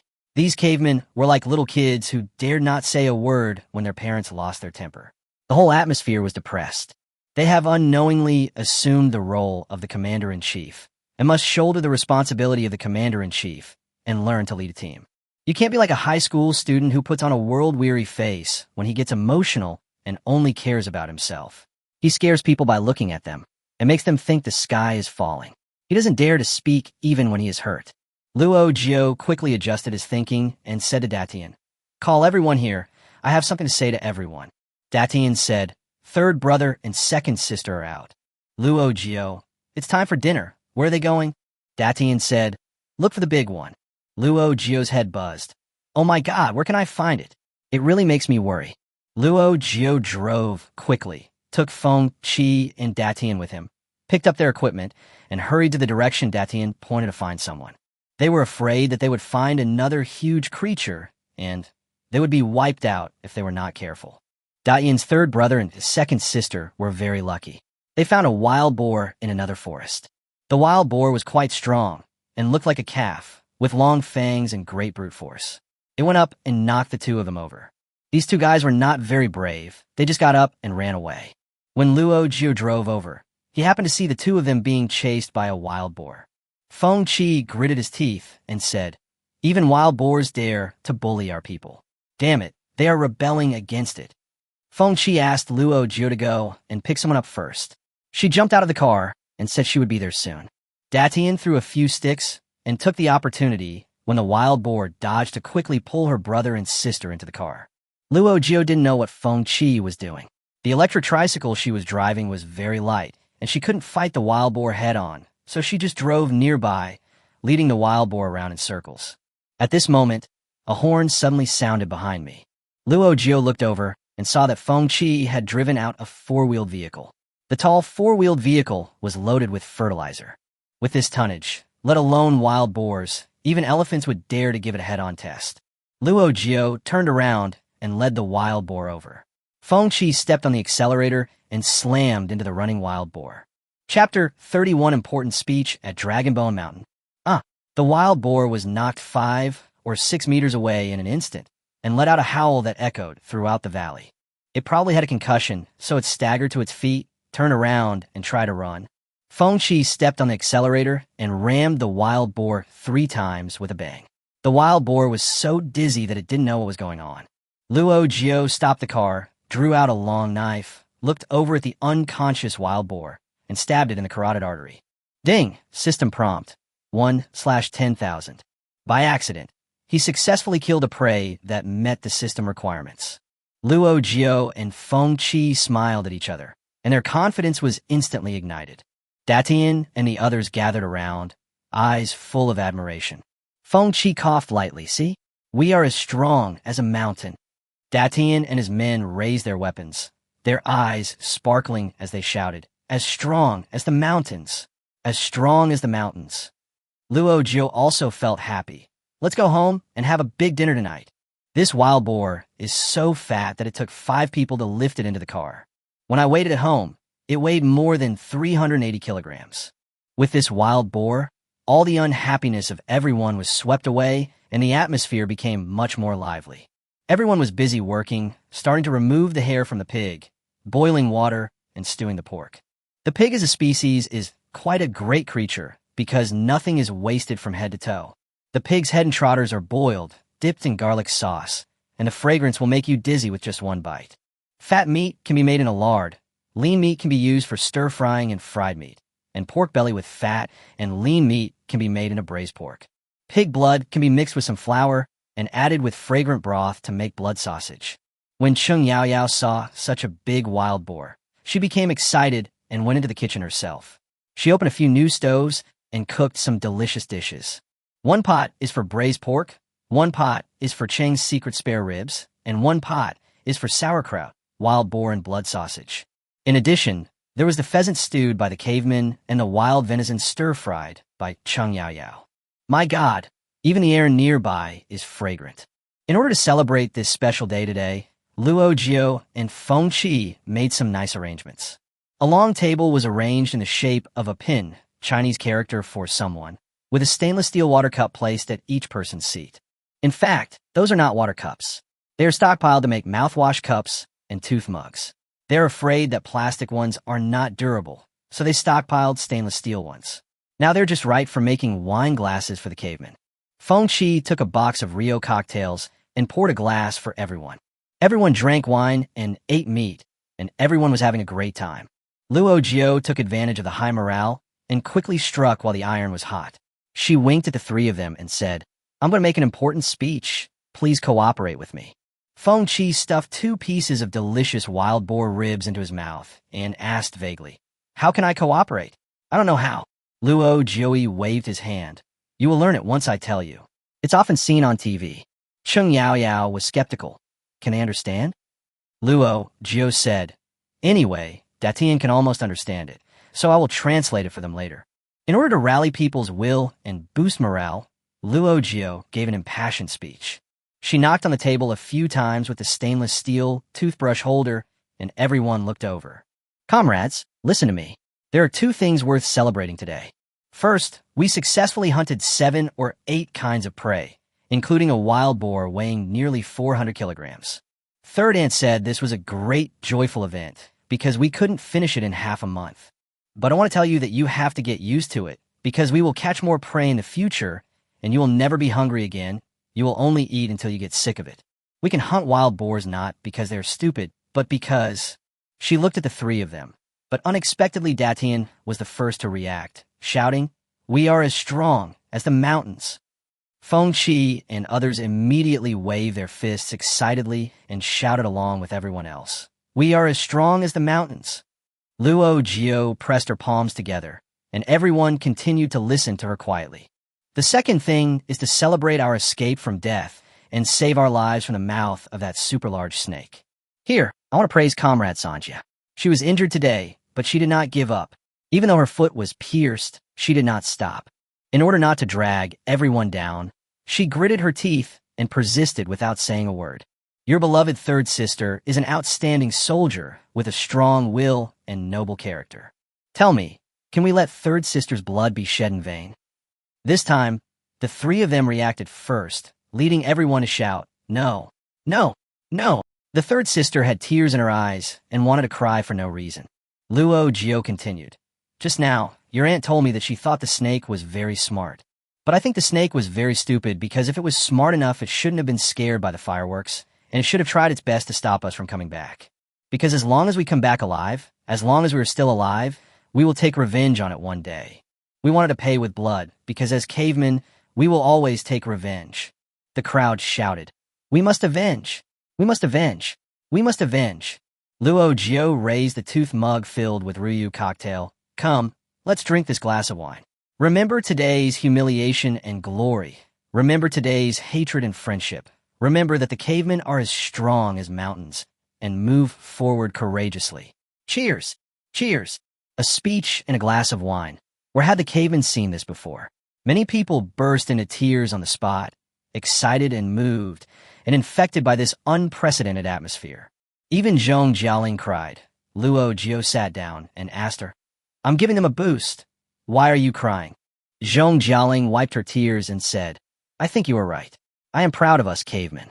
Feng Qi, when did you become a caveman? Feng Qi looked at Luo Jiu and said, "I am convinced. If I give you a dozen cavemen, you can motivate them to this extent. If I give you hundreds, I think you can lead them to fight their way out of the Eurasian continent and unify the world." Luo Jiu whispered, "Ideological work is very important. Otherwise, why do we have political commissars in our army? Why did the chairman write, 'On protracted war'?" Even a German military scientist could write the famous saying, "There is a kind of victory called retreat and a kind of failure called occupation," which shows that ideological work is of paramount importance. Whether we can overcome difficulties does not depend on how difficult the difficulties are, but on whether we believe in ourselves. In this cruel world of survival, we must have the belief that we must win. Only then can we have hope of victory. Cheng Yaoyao excitedly held her hand and said, "I think you are right." Feng Qi blinked and doubted himself for a moment. "So I was wrong to think it was too exaggerated?" Zhong Jialing, based on your last place score, it would be better for you to doubt yourself often. As the 4 of them were talking here, Dayan's second brother wiped his tears and came over with a machete to ask for instructions. "Kill the big snake." Feng Qi, what? Are you crazy? Second brother, "We are as strong as the mountains." Datian also ran over. "Let's go kill the big snake now. We will take revenge." Cheng Yaoyao quietly tugged at the corner of Luo Jiu's clothes and asked in a low voice, "What should we do? They have taken too much chicken blood, and now they want to act like Don Quixote." Chapter 32, Entering a New Era. The cavemen were so inspired and excited that they came forward to ask for battle. Luo Jiu said calmly, "The big snake must be killed, but not now. In battle, we must follow the command and follow the strategy.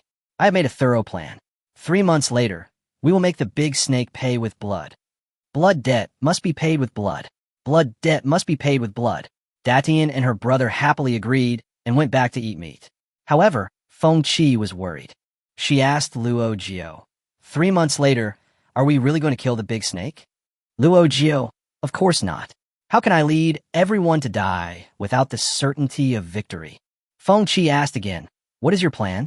Luo Jiu, I haven't figured out the plan yet. Feng Qi's eyes widened instantly. Then tell them that 3 months later. Luo Jiu looked at her deeply and said, are you stupid? They don't have a calendar. If you don't tell me, it will never be 3 months later. Be prepared. It will be 3 months later at any time. Feng Qi stood there for a long time, muttering to himself, I really should be the last one. It's better to use less brain and more work. That night, everyone's emotions were aroused, and the unprecedented gains made everyone feel unprecedented happiness. At the end of dinner, Zhong Jialing lit a bonfire and led everyone to sing and dance around it. Luo Jiu had previously asked her to teach art, and she actually taught everyone to sing a song. Come on, let's line up and perform the song we learned for Annie 1, Annie 2, Annie 3. I'll start, and I'll always want a 1, 2. All the cavemen stretched out one hand, pretending to perform on stage. I always want to confess to you how heroic my feelings are. I always want to tell you how much I love life. The hardworking and brave Chinese people are stepping into a new era with high spirits. We are stepping into that new era with high spirits. Luo Jiu and the others clapped along and enjoyed the scene with pleasure. It was hard to imagine that when they first met not long ago, these primitive people were half-naked, mute, and drove them away with stones. In a blink of an eye, he was calling them mom and singing Entering the New Era in front of them in a very realistic manner. We heard them sing, the leader who carries on the past and opens up the future, leads us into the new era, holds high the banner and creates the future. Let me tell the world that China is in control of its own destiny.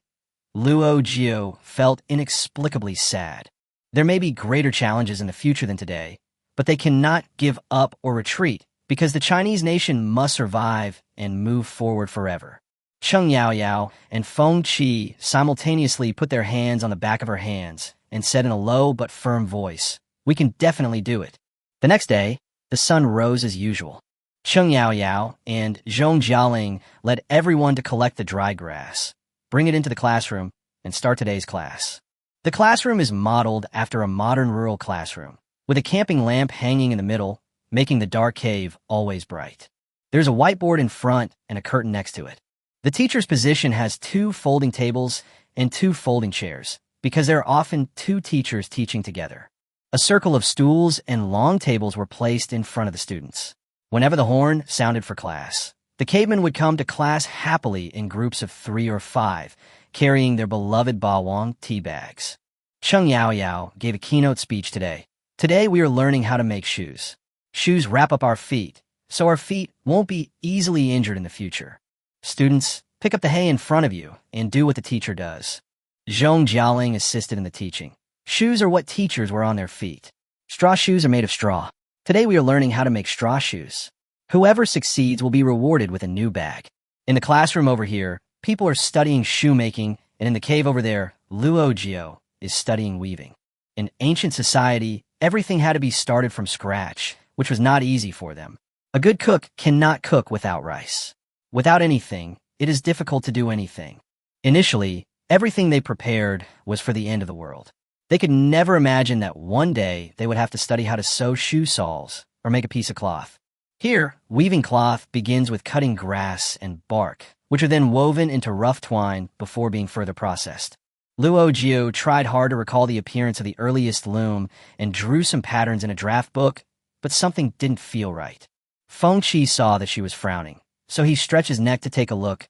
I have never seen a loom since I was a child. Where did you see these drawings? Luo Jiu circled them with Xiaomi's giant writing pen and explained to her one by one. This is what the Jenny machine in the textbook looks like, but the picture is not very clear. That's all I remember. And compared to the earliest weaving machines, the Jenny machine was invented during the Industrial Revolution. It's relatively complex, and it's difficult to imitate under our current conditions. I saw this in the TV series Demigods and Semi-Devils.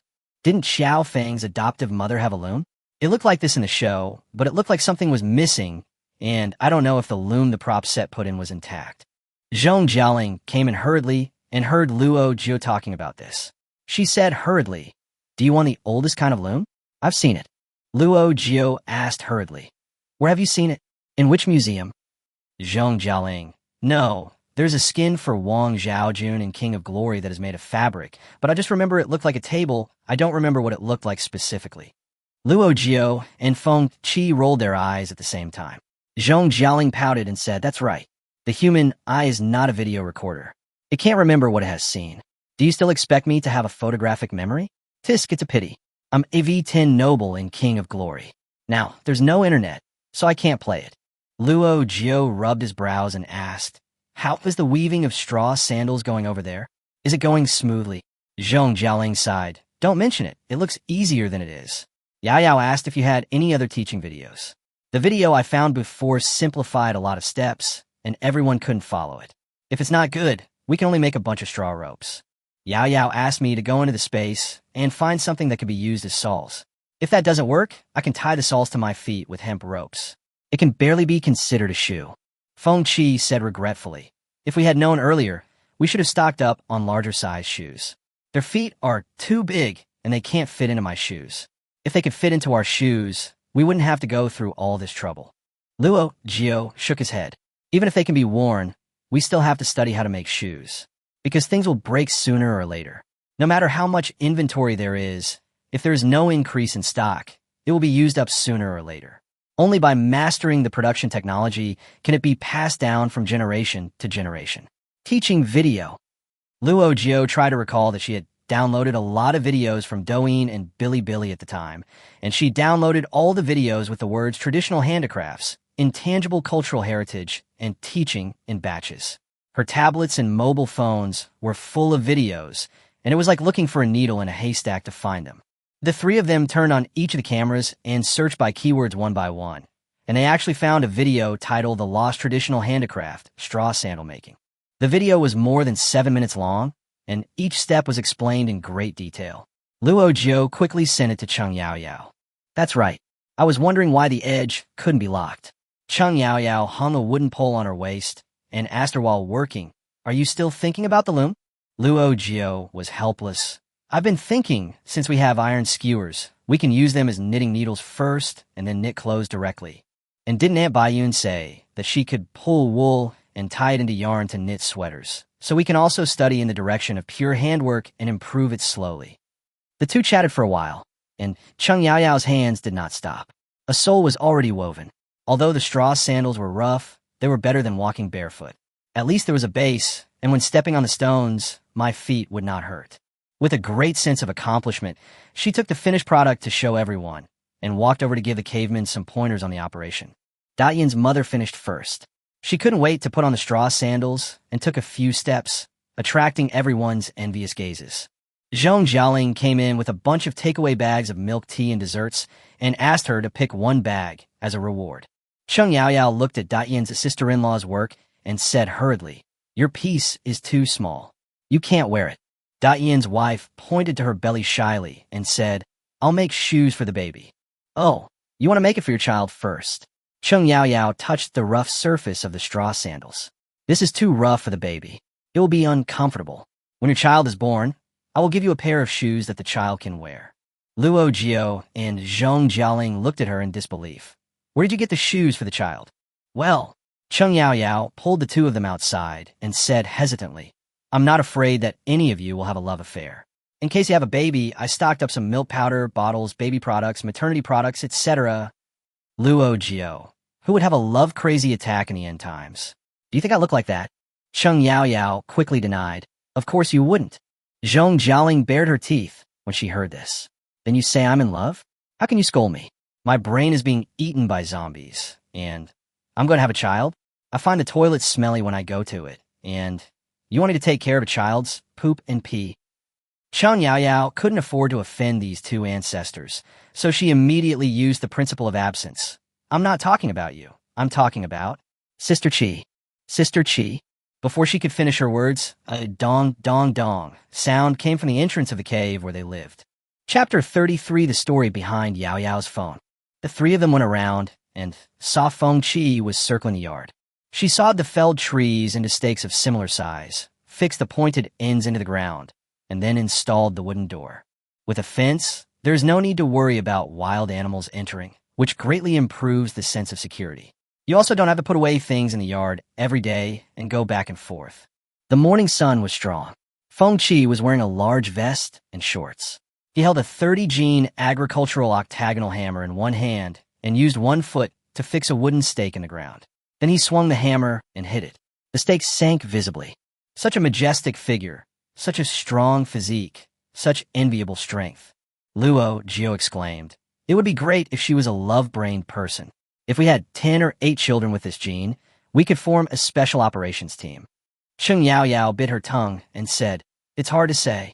Genes are also selectively inherited.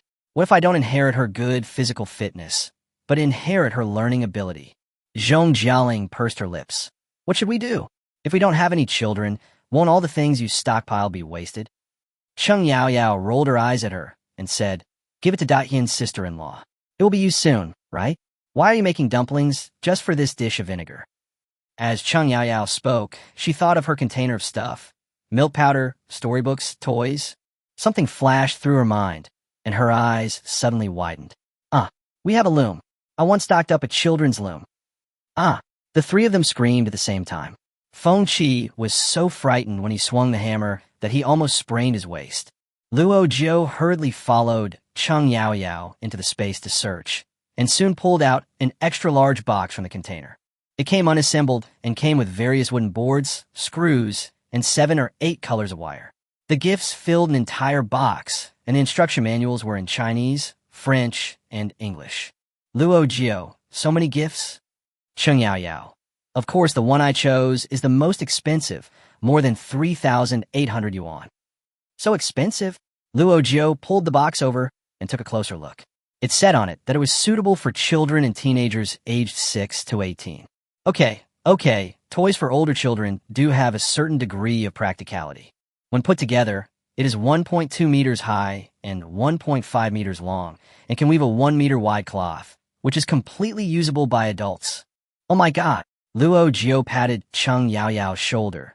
"Let's take it out and name it Yaoyao Machine." Cheng Yaoyao, Luo Jiu said with foresight, "We must stamp every technology with a Chinese stamp so that it won't be snatched away by another country today and applied for World Heritage status by another country tomorrow. From the very beginning, we must let them remember that this was invented by the Chinese, and there is an interesting story behind the invention. Don't worry about this, I'll write it." So, in the weaving class on the second day, Luo Jiu played long background music and began to tell the story of the Yaoyao loom to the cave people. A long, long time ago, there lived a hard-working and brave family by the Yellow River in China. At that time, people did not know how to weave cloth. In the summer, they were shirtless and bitten by mosquitoes. In the winter, they covered themselves with animal skins and dared not go out. There was a smart and kind old lady who also lived here. Winter was approaching this year, and she saw her newborn great-granddaughter shivering with cold, so she wanted to make something to cover her to keep her warm.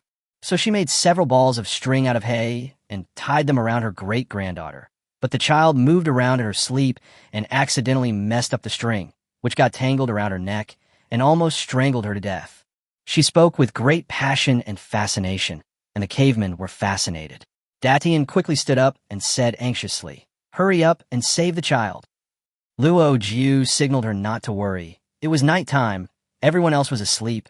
No one noticed. The child was struggling there. She couldn't breathe. Her face was flushed. Datian's mother clutched her chest in pain, murmuring, "Oh my god! Oh my god! Someone please save her." Just at this moment, Luo Jiu's expression changed. The old woman woke up. Good. The caveman clapped happily. She was anxious to untie the ball of thread tangled around the child. But suddenly she had an idea. "Hey, what if I fix these threads and prevent them from running around, and weave them together, then my little great-granddaughter can wear them, right?" So dash. Luo Jiu pulled away the red cloth covering the loom. The old woman invented this loom and named it Yaoyao Loom. Do you know why it is called Yaoyao Loom? Datian suddenly realized and answered. Because her great-granddaughter is called Yaoyao. That's right. This old lady's great-granddaughter is called Cheng Yaoyao, your third mother. The one who invented this machine is your third mother's great-grandmother. Wow, the caveman exclaimed. Cheng Yaoyao was also amazed. Her great-grandmother died before she was born. It has been many years since her death. If her great-grandmother knew about it, she would never have thought that she would become the inventor of the Yao machine. Luo Jiu held Cheng Yao's hand and stood next to the Yao machine. The surprised caveman couldn't help but come up to her, touch her neck, and talk in a flurry. No wonder Third Mama's neck is so thin. She was strangled when she was a child. Third Mother, are the clothes you are wearing woven on your great-grandmother's loom? Third Aunt, what should we call your great-grandmother? Third Mom, does your neck still hurt? Luo Jiu waved his hand and said, sit back first. We can talk after class. You guys make the straw ropes first, and then come over and take turns weaving.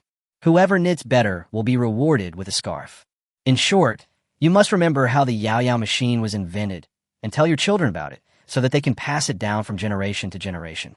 Got it, got it. Such a thrilling and tortuous story must have left a deep impression on people. So much so that every time the cavemen heard the word Yellow River, they would say, we know that's where Sanma's great-grandmother lived when she invented the Yao machine. Cheng Yao looked at Luo Jiu and asked in a low voice, isn't it a bit inappropriate for us to do this? This loom is not an old-fashioned one. It is a semi-mechanical model improved by the French. It is written in the manual that it is a French brand. It's a bit presumptuous for us to just say that it was invented by the Chinese. Is this okay? Luo Jiu rubbed his nose and whispered, the first person to introduce the loom was Huang Daope in ancient my country. Maybe they improved it after it was passed on to them. If it's another country, I'd still consider it. France? It's not like France didn't participate when the Eight-Nation Alliance entered Beijing. How much real money, silver, cultural relics, and antiques did they take from us? They even shamelessly displayed what they stole in their museum. The descendants owed debts to their ancestors to pay them back. They're allowed to rob us, but why can't we rob them as well? This little thing is nothing. Once I have figured out the steam engine, it will become a Chinese invention. History is created by people, so why don't they have anyone now? There will be too many hooligans in the future. No, we have to prepare for the rainy day. Luo Jiu suddenly thought of something and said, I need to study how to write made in China on the cloth. Chapter 34, Oh my God. 3 days later, the cavemen, wearing new clothes and new shoes, dug a kiln on Longu Mountain to prepare to burn pottery. These pottery pieces, which will be displayed in museums in future generations, have 4 big characters written on the bottom of the bottles, made in China. In order to divide the work and cooperate with each other, the 4 people were divided into groups and led the team every day. Feng Qi led people to hunt and fish. Cheng Yao led people to weave and make pottery. Zhong Jialing led people to cultivate their sentiments. And Luo Jiu led people to collect herbs in the mountains. They quickly learned to write simplified Chinese characters, paint and sing, identify medicinal herbs, and practice archery and fishing. The language they learn becomes richer day by day, and like children, they have various questions every day. Zhong Jialing taught them to sing the national anthem. The second brother asked, Mom, why do we need to build a new Great Wall? Where's the old Great Wall? The Great Wall is right here. Zhong Jialing pointed to the north, and then remembered that the Great Wall had not been built yet. Cheng Yao found the science and education channels, Man vs. Wild, program with Chinese dubbing and showed them 1 episode every night. Datian's mother would ask, Bear looks just like you. He wears nice clothes and sturdy shoes, but why does he eat bugs? None of us eat bugs. Cheng Yao blinked, thought for a long time, and gave her a very positive answer. Because he cherishes life and can eat anything to survive. Wow, everyone showed sympathy after hearing this. Bell has worked so hard. Let him come to our place. We can eat meat every day. Compared to that, we are so lucky. Luo Jiu laughed quietly and murmured, even if you kill him, Bell would never imagine that you are living better than him. Although everything was still in its infancy, the cavemen no longer lacked food. Because they go hunting every other day, there is too much prey to eat all of it, so they keep researching various storage methods. They use the fur of various animals to make quilts, mattresses, clothes, and shoes, and also made 4 cloaks for the 4 people. Luo Jiu was shocked when he got it. How can you make a cloak? Datian's sister-in-law said, I saw it in the teaching video. Isn't this what Li Ziki wears? Wow, they can all apply what they have learned to make things. I have to say that the videos I stockpile before the end of the world are of great significance. Education is indeed the cornerstone of human social development. The 4 of them found it increasingly easier to teach, and they no longer fainted from anger at the slightest provocation. When it comes to cooking, there's nothing more Chang Yaoyao can teach them, as they've memorized all the recipes for classic dishes. There are various cooking methods, but they all have the same basic principles. Just learn it slowly and do it yourself. The cavemen learned how to cook, and Chang Yaoyao was happy to have some free time. Apart from occasionally cooking for herself, the four of them basically didn't cook. From initially going to them to eat, to now going to the cavemen to eat. You don't have to do anything. Just supervise them to dispose of the potentially toxic parts. Ask them to wash their hands frequently, ensure hygiene, and don't be stingy with water. Datien learned to drive an electric tricycle and often carried several people holding huge pottery jars to fetch water from the river. When they come back, they can pour the water into the simple water purifier developed by Luo Jiu for them and use it with confidence. Luo Jiu didn't have to do many things herself, so that day, she took most of the cave people up the mountain to collect. When they arrived at the place, she spread out a picnic mat and lay on the grass to rest, letting everyone pick useful things on their own. The first person to finish was rewarded with a notebook and a pen. The cavemen carried a bunch of takeout bags on their backs and slung their woven baskets on their arms, and they rushed there happily. Luo Jiu took a cup of avocado milkshake from the space, basked in the sun, smelled the fragrance of flowers and plants, and took a short rest. She felt a shadow in a daze, and when she woke up, she saw that Datien had found a big leaf from somewhere and was using it to shade her. Luo Jiu narrowed his eyes and asked, "Have you finished picking?" "Well, second mom, do you want to take a look?" "We'll see later. Lie down and rest for a while. Try this." Luo Jiu handed her half a cup of milkshake, patted the seat beside him, and Datien lay down too.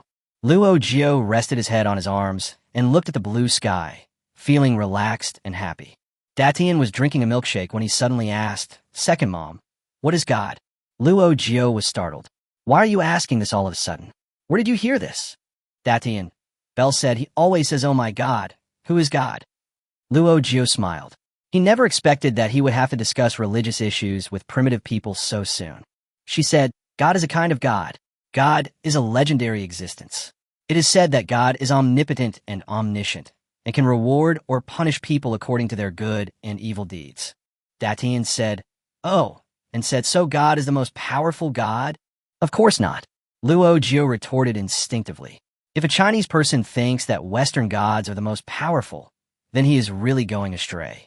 Luo Jiu said, "God is a powerful God that white people like Bell think is powerful.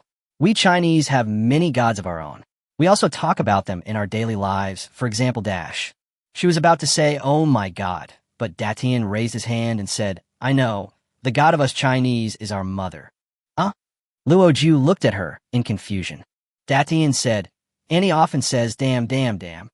"Your aunt is..." Luo Jiu bit his lip. "Mom, she does have a very important position.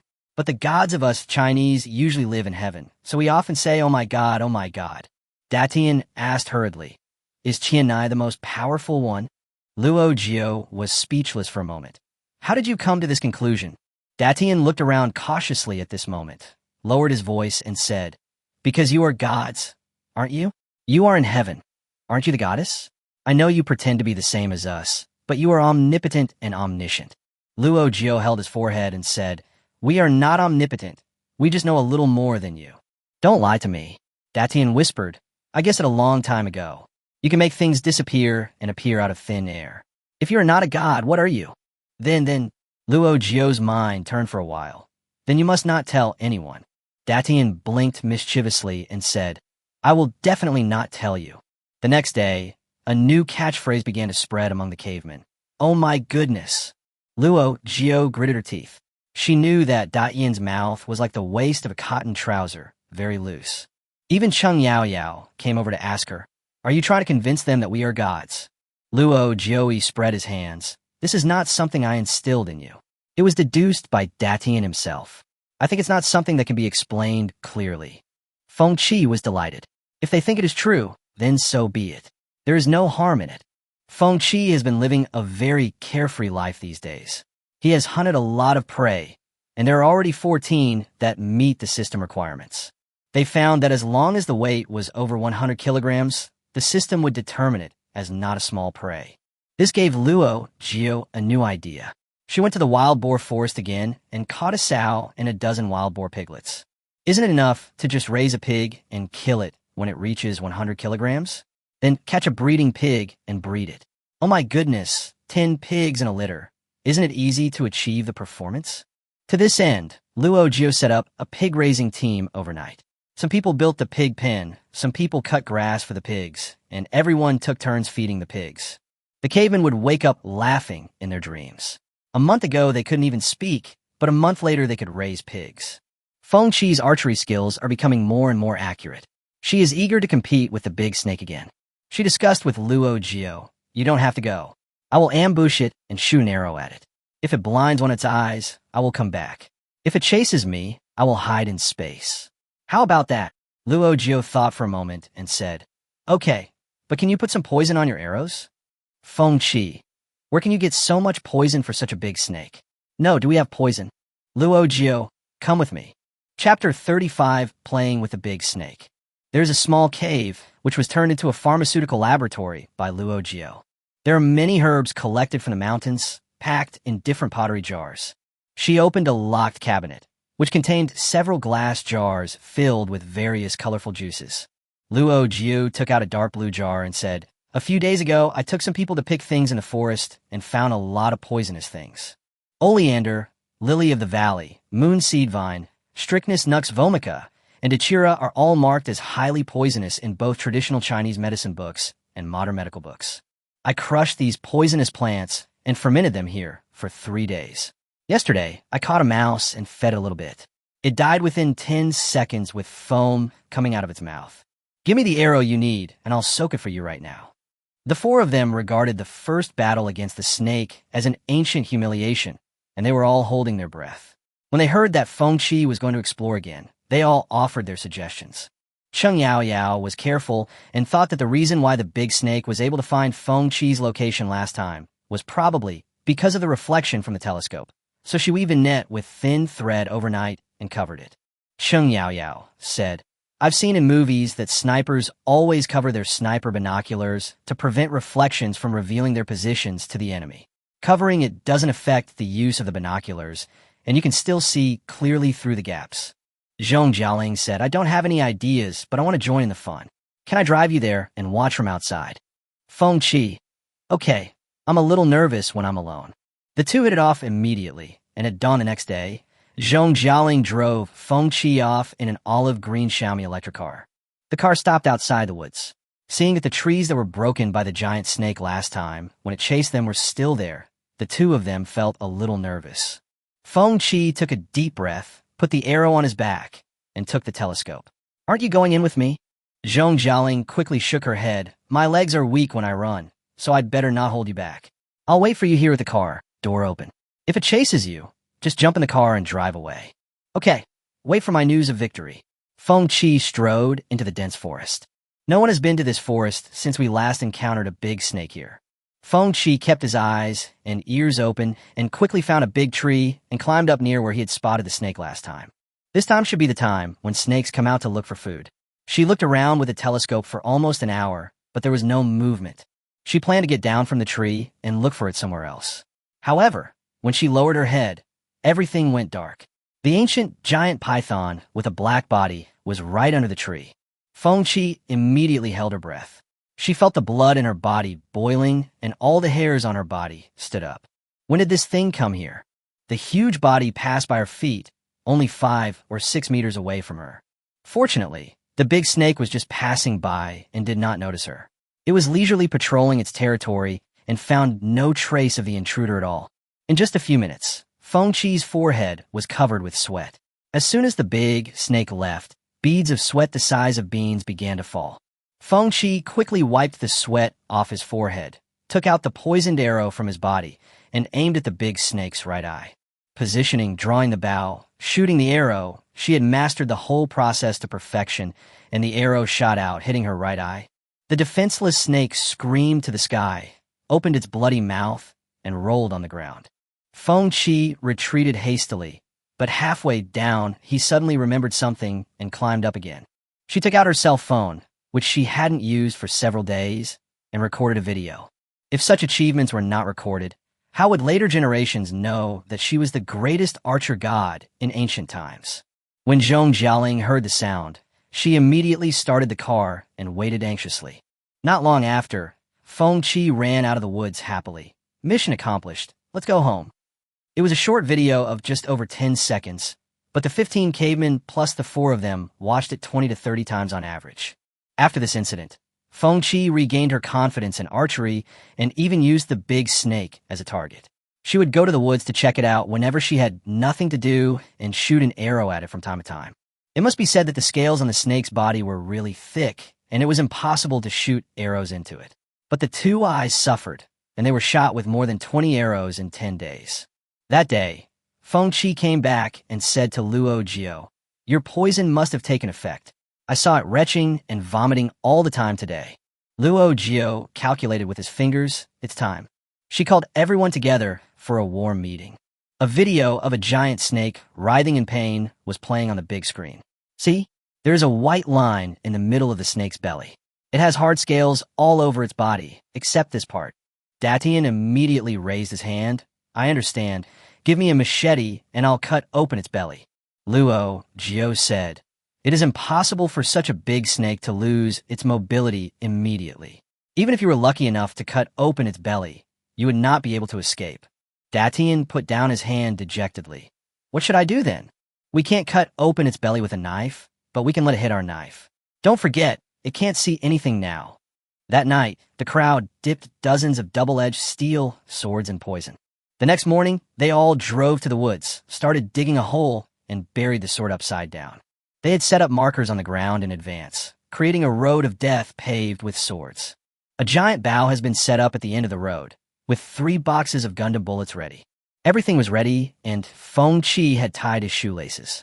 The key to this plan is that someone must be able to lure the big snake over. When Luo Jiu proposed this plan, Feng Qi knew that she was the candidate. Only she can escape unscathed.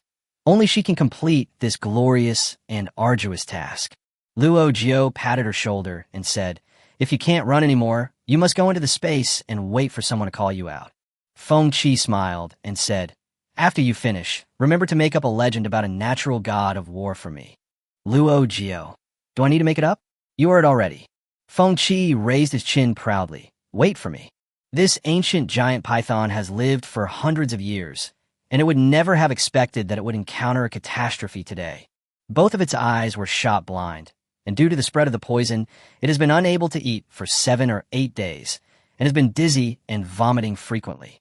At this moment, a voice suddenly came from dozens of meters away. "Hey!" The big snake shook its head violently, but couldn't see anything and felt nauseous. This way, Feng Qi clapped his hands and tried his best to attract it. The big snake was fooled. Anger and venom clouded its mind, and it rushed forward with its fangs gritted. A lean camel is bigger than a horse. The giant snake that hadn't eaten for 7 or 8 days still came like a towering mountain, covering the sky and blocking the sun. Feng Qi turned around and ran, honking the loudspeaker on his body as he ran. There was a pre-recorded provocative slogan, "Chase me, chase me, chase me to my house if you can." Feng Qi ran through the road of death, and at the end of the road were people waiting for him. The big snake roared and chased after him, rushing towards him like a mudslide. Its body passed along the road where the long sword was standing, and it rushed forward with its bloody mouth wide open. Everyone hurriedly fired dozens of steel bullets and threw all their weapons over. At the same time, Zhong Jialing and Cheng Yaoyao, who were lying in ambush on the tree, poured down 2 barrels of oil. The moment the lighter was thrown out, the huge python instantly turned into a fire snake. It rolled around, and people realized that the swords had been stuck in its belly, and because of its heavy weight, several swords were broken. The big snake struggled desperately for more than 10 minutes, and then finally fell there, waiting for the fire to burn it to ashes. The 4 of them breathed a sigh of relief and looked at each other. Luo Jiu, "Is anyone injured?" "No, no, no." "Huh?" Cheng Yaoyao suddenly pointed at the blood on the ground in surprise. "Where did this blood come from?" She looked at the caveman. "Are any of you hurt?" Chapter 36. The War God's 8-year-old Battle. "I'm not injured." Datian lowered his head in embarrassment. "It's my bleeding day." Luo Jiu looked at his pants, stained with blood, and felt extremely ashamed. He had been so busy teaching various techniques these days that he had forgotten to teach everyone physiological knowledge. Feng Qi and Zhong Jialing took some people to stay behind and clean up the battlefield. Luo Jiu and Cheng Yaoyao drove the car and took the women back first. They took out sanitary napkins and sleeping pants, taught them how to use them and what to pay attention to, and asked them curiously, "What did you use before you had these?" Datian took out a small bag that he had sewn a few days ago. It was made of rough linen woven on a loom and filled with wood ash. Datian's mother took out a piece of animal skin and said, "Before the development of civilization, women didn't know how menstruation was formed, let alone how to deal with it correctly." Even in modern times, there are still some ignorant people who think that menstruation represents uncleanness, dirtiness, and bad luck. Only in recent years has the shame of menstruation been gradually eliminated, and people have begun to face up to this physiological phenomenon. Feng Qi had told Luo Jiu about a similar experience before. When Feng Qi first started attending martial arts school, because of his outstanding physical fitness and extraordinary talent, he won first place in the school's martial arts Sanda competition in the second year. The competition was open to both genders and grades. The original first place winner was a fat boy 2 grades higher than her. He was not happy about losing his medal, so he found 3 or 5 classmates and came to seek revenge on Feng Qi. They had no idea of Feng Qi's personality. She was a show-off. The more people there were, the more excited she was. She just rushed up and beat 5 of them, leaving them all injured. Others knew they were in the wrong and just endured the beatings silently. But one boy's grandmother said her grandson was bullied and asked the teacher for an explanation. The teacher couldn't persuade the child no matter what he did. All the relatives of the child came, and they were about to call the police. The teacher had no choice but to call Feng Qi over and watch the surveillance video in the office with the parents of the child. The other party's uncle and mother are reasonable people who work in the legal field. They were fooled by the old man, and when they saw the surveillance footage, they turned around and left. Seeing Feng Qi was a little girl, and her parents didn't come to support her, she was standing there alone. She felt very sorry and said to her, "I'm sorry, kid. We misunderstood. Annie will treat you to a meal to apologize to you, okay?" Feng Qi shook her head. She was not afraid of so many of them. She was not afraid that her parents would not come to support her, and she was not afraid that they would be unreasonable, but she was afraid that others would be so gentle to her. It had been a long time since anyone had spoken to her so gently. When she was surrounded and beaten by a group of people, she did not feel sorry for herself.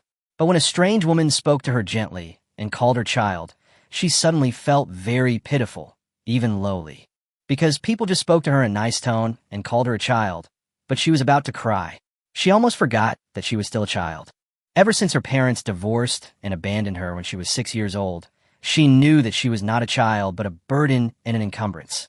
Because of what the aunts said, Feng Qi decided not to pursue anything. She turned around and was about to leave, but someone didn't let her go. The classmate's grandmother refused to give in and pointed at the surveillance footage in a rage.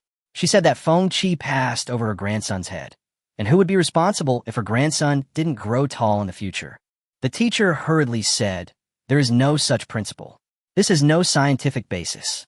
The people around her were also pulling her back. "Stop talking nonsense. That's all superstition." The old lady cursed. "How can you be superstitious? You know nothing. You just read books and don't listen to what the old people say. What the hell is this girl? She is a dead girl. She stepped over my grandson. How unlucky. There's a fire on people's heads. Women have to secrete that disgusting stuff every month. The crotch of their pants is so dirty. If she steps over her grandson's head, the fire will be extinguished. How could she get promoted and make money in the future? You damn girl, you've ruined my grandson's life. I'm going to fight you." The old lady pointed at Feng Qi's nose and kept scolding her, and was about to rush over to hit her. The teacher and others hurriedly pulled her back.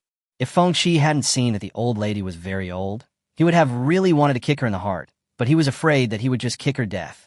But seeing her keep on complaining, Feng Qi couldn't stand it anymore and asked her clearly, "You are in menopause, right?"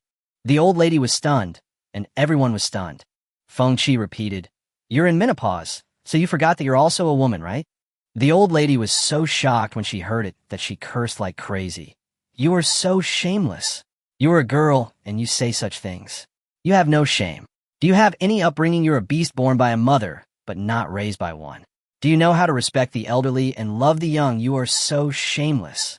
Feng Qi would not listen to this kind of moral blackmail nonsense.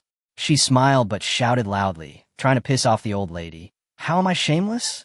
No matter how shameless I am not as shameless as you. You are the most shameless person. You sleep with men. Why do you let them fuck you? Didn't you say that place is dirty?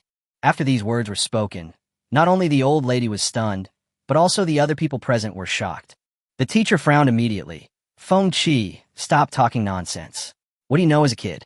Go back to the classroom. I'm going to say it. Not only did she want to say it, she also wanted to say it from a high place. Feng Qi put one foot on the chair, stood on the table, pinched his waist, and cursed at the old lady. The old lady thought that she had lived her whole life and had never been defeated in a fight, but she didn't expect to be defeated by a child. Feng Qi has heard all kinds of insults since she could understand what was said. She has never lost in a fight, and she is also no shirker in a fight to insult others. The old lady only knew how to greet her ancestors and her parents, whom she didn't care about at all. Feng Qi was already using her spear to attack her shield. You are the one with the dirty crotch. Your son was born from a dirty crotch, and your grandson was also born from a dirty crotch. You also crawled out of a dirty crotch, and you shouldn't have been born. You should have become the disgusting thing you said and flowed out and flushed into the sewer. Tear your mouth apart. The old lady was so angry that she was out of breath. Just as she pounced over, Feng Qi whooshed over her head and jumped onto another table. Feng Qi, hee, I made you angry, and I put it out for you. The old lady was so angry that she almost fainted. The teacher saw that the situation was getting more and more chaotic, so he picked up the book and threw it at Feng Qi to chase her away. Get out. Feng Qi jumped off the table and ran away. At this time, the old lady's son was not happy with this and made his mother so angry that he demanded that the other parent must be called to pay for his mother's medical expenses. The teacher was really in a dilemma. I couldn't contact her parents. I called them, but they didn't answer. I really couldn't do anything. This group of people were still arguing here, but they never expected that Feng Qi didn't leave at all. She ran to the toilet. The facilities in the martial arts school were very old, and the trash cans in the toilets were all discarded red buckets. Feng Qi went directly to the women's toilet and took a bucket of sanitary napkins, then ran to the office. The old lady had just sat down to catch her breath when a bloody sanitary napkin smeared her face. Chapter 37, Matriarchal Society. The screams in the office at that time were loud enough to blow the roof off the house, and the whole school could hear them. From then on, Feng Qi became a name that parents were afraid of. They all told their children not to mess with her because she was a lunatic. Feng Qi told Luo Jiu about this incident with a smile, but Luo Jiu felt sad after hearing it. At that time, Feng Qi was just a child of 7 or 8 years old, and she was not very tall and strong. Such a little girl had to face so many insults, scoldings, and difficulties alone. How much courage did she need to resist? When Luo Jiu first met Feng Qi, he decided to become friends with her because she was so loyal and pure, and even after experiencing so many bad things, she never succumbed to this world. When Luo Jiu saw Feng Qi, it was like seeing another, more pitiful version of himself. When Luo Jiu was a child, he often wondered, why was he thrown away when he was born? What did he do wrong? Later she realized that I did nothing wrong, and it was they who were wrong. Why should women be aborted from the moment they are born? No, some girls are even aborted in the womb. From the moment you are born, you begin a long life of discipline. Because I am a woman, I am always said to be unlucky and full of negative energy. I have to follow this rule and that rule. There are 800 rules targeting women. They are not allowed to participate in the sacrifice, but they have to prepare the sacrifice. They're not allowed to sit at the table, but they have to cook. If you're not good at studying, you'll be said to be stupid and told to get married and have children.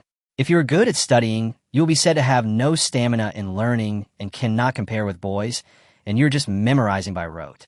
Appearance and figure will be judged and compared. The ugly ones will be given negative points and kicked out, while the beautiful ones will be slandered. Why? Why do I have to go through this just because I was born a girl? When a woman gains power and status, she is speculated to have used all kinds of improper means. Does this mean that power and status are naturally only for men? When Luo Jiu was studying history, he didn't understand why Wu Zetian was criticized so much. There are many incompetent emperors in history. In terms of ability, Wu Zetian is considered excellent, but she is still portrayed in a variety of ways. Why? Because she sat on the throne as a woman? Why can men sit on that royal chair, but women can't? Is there a hole on the imperial chair that requires a few handles to be put in before it can be used? When Luo Jiu thought about this, he just wanted to say go to hell. Screw his 3 obediences and 4 virtues. Screw his bad luck. Screw his ignorance and superstition. She wants to eliminate prejudice against women from the root of humanity. She wants to establish a matriarchal society, an era where women serve as supreme leaders. Luo Jiu found a physiology manual that high school students must read from the space and asked each of them to read it carefully. All cavemen, male and female, must see it. Eliminate all illiteracy and use science to break superstition. Although they have not started to believe in superstition yet, we must nip it in the bud and never allow any signs of this to emerge. Luo Jiu gave Datian a box of sanitary napkins and told her to come back for more after she had used them up. Luo Jiu thought that he should quickly research how to grow cotton and weave finer cloth in order to solve the sanitary napkin problem permanently. At noon, Feng Qi and her friends came back from the woods, carrying the spoils in several carts. There are many broken trees, which are pulled back to be burned or made into materials for making furniture and tools. After the big snake died, the whole forest could be hunted. Feng Qi led her men to sweep the entire forest, hunting 7 or 8 wild rabbits, a wild leopard, and 4 pheasants. They also found 3 wild goats in a cave at the edge of the forest, which she caught alive and prepared to raise like wild boars. Her sister-in-law was about to give birth, and these goats could provide her with some goat milk. Everyone had won a great victory and was happily sorting out the spoils.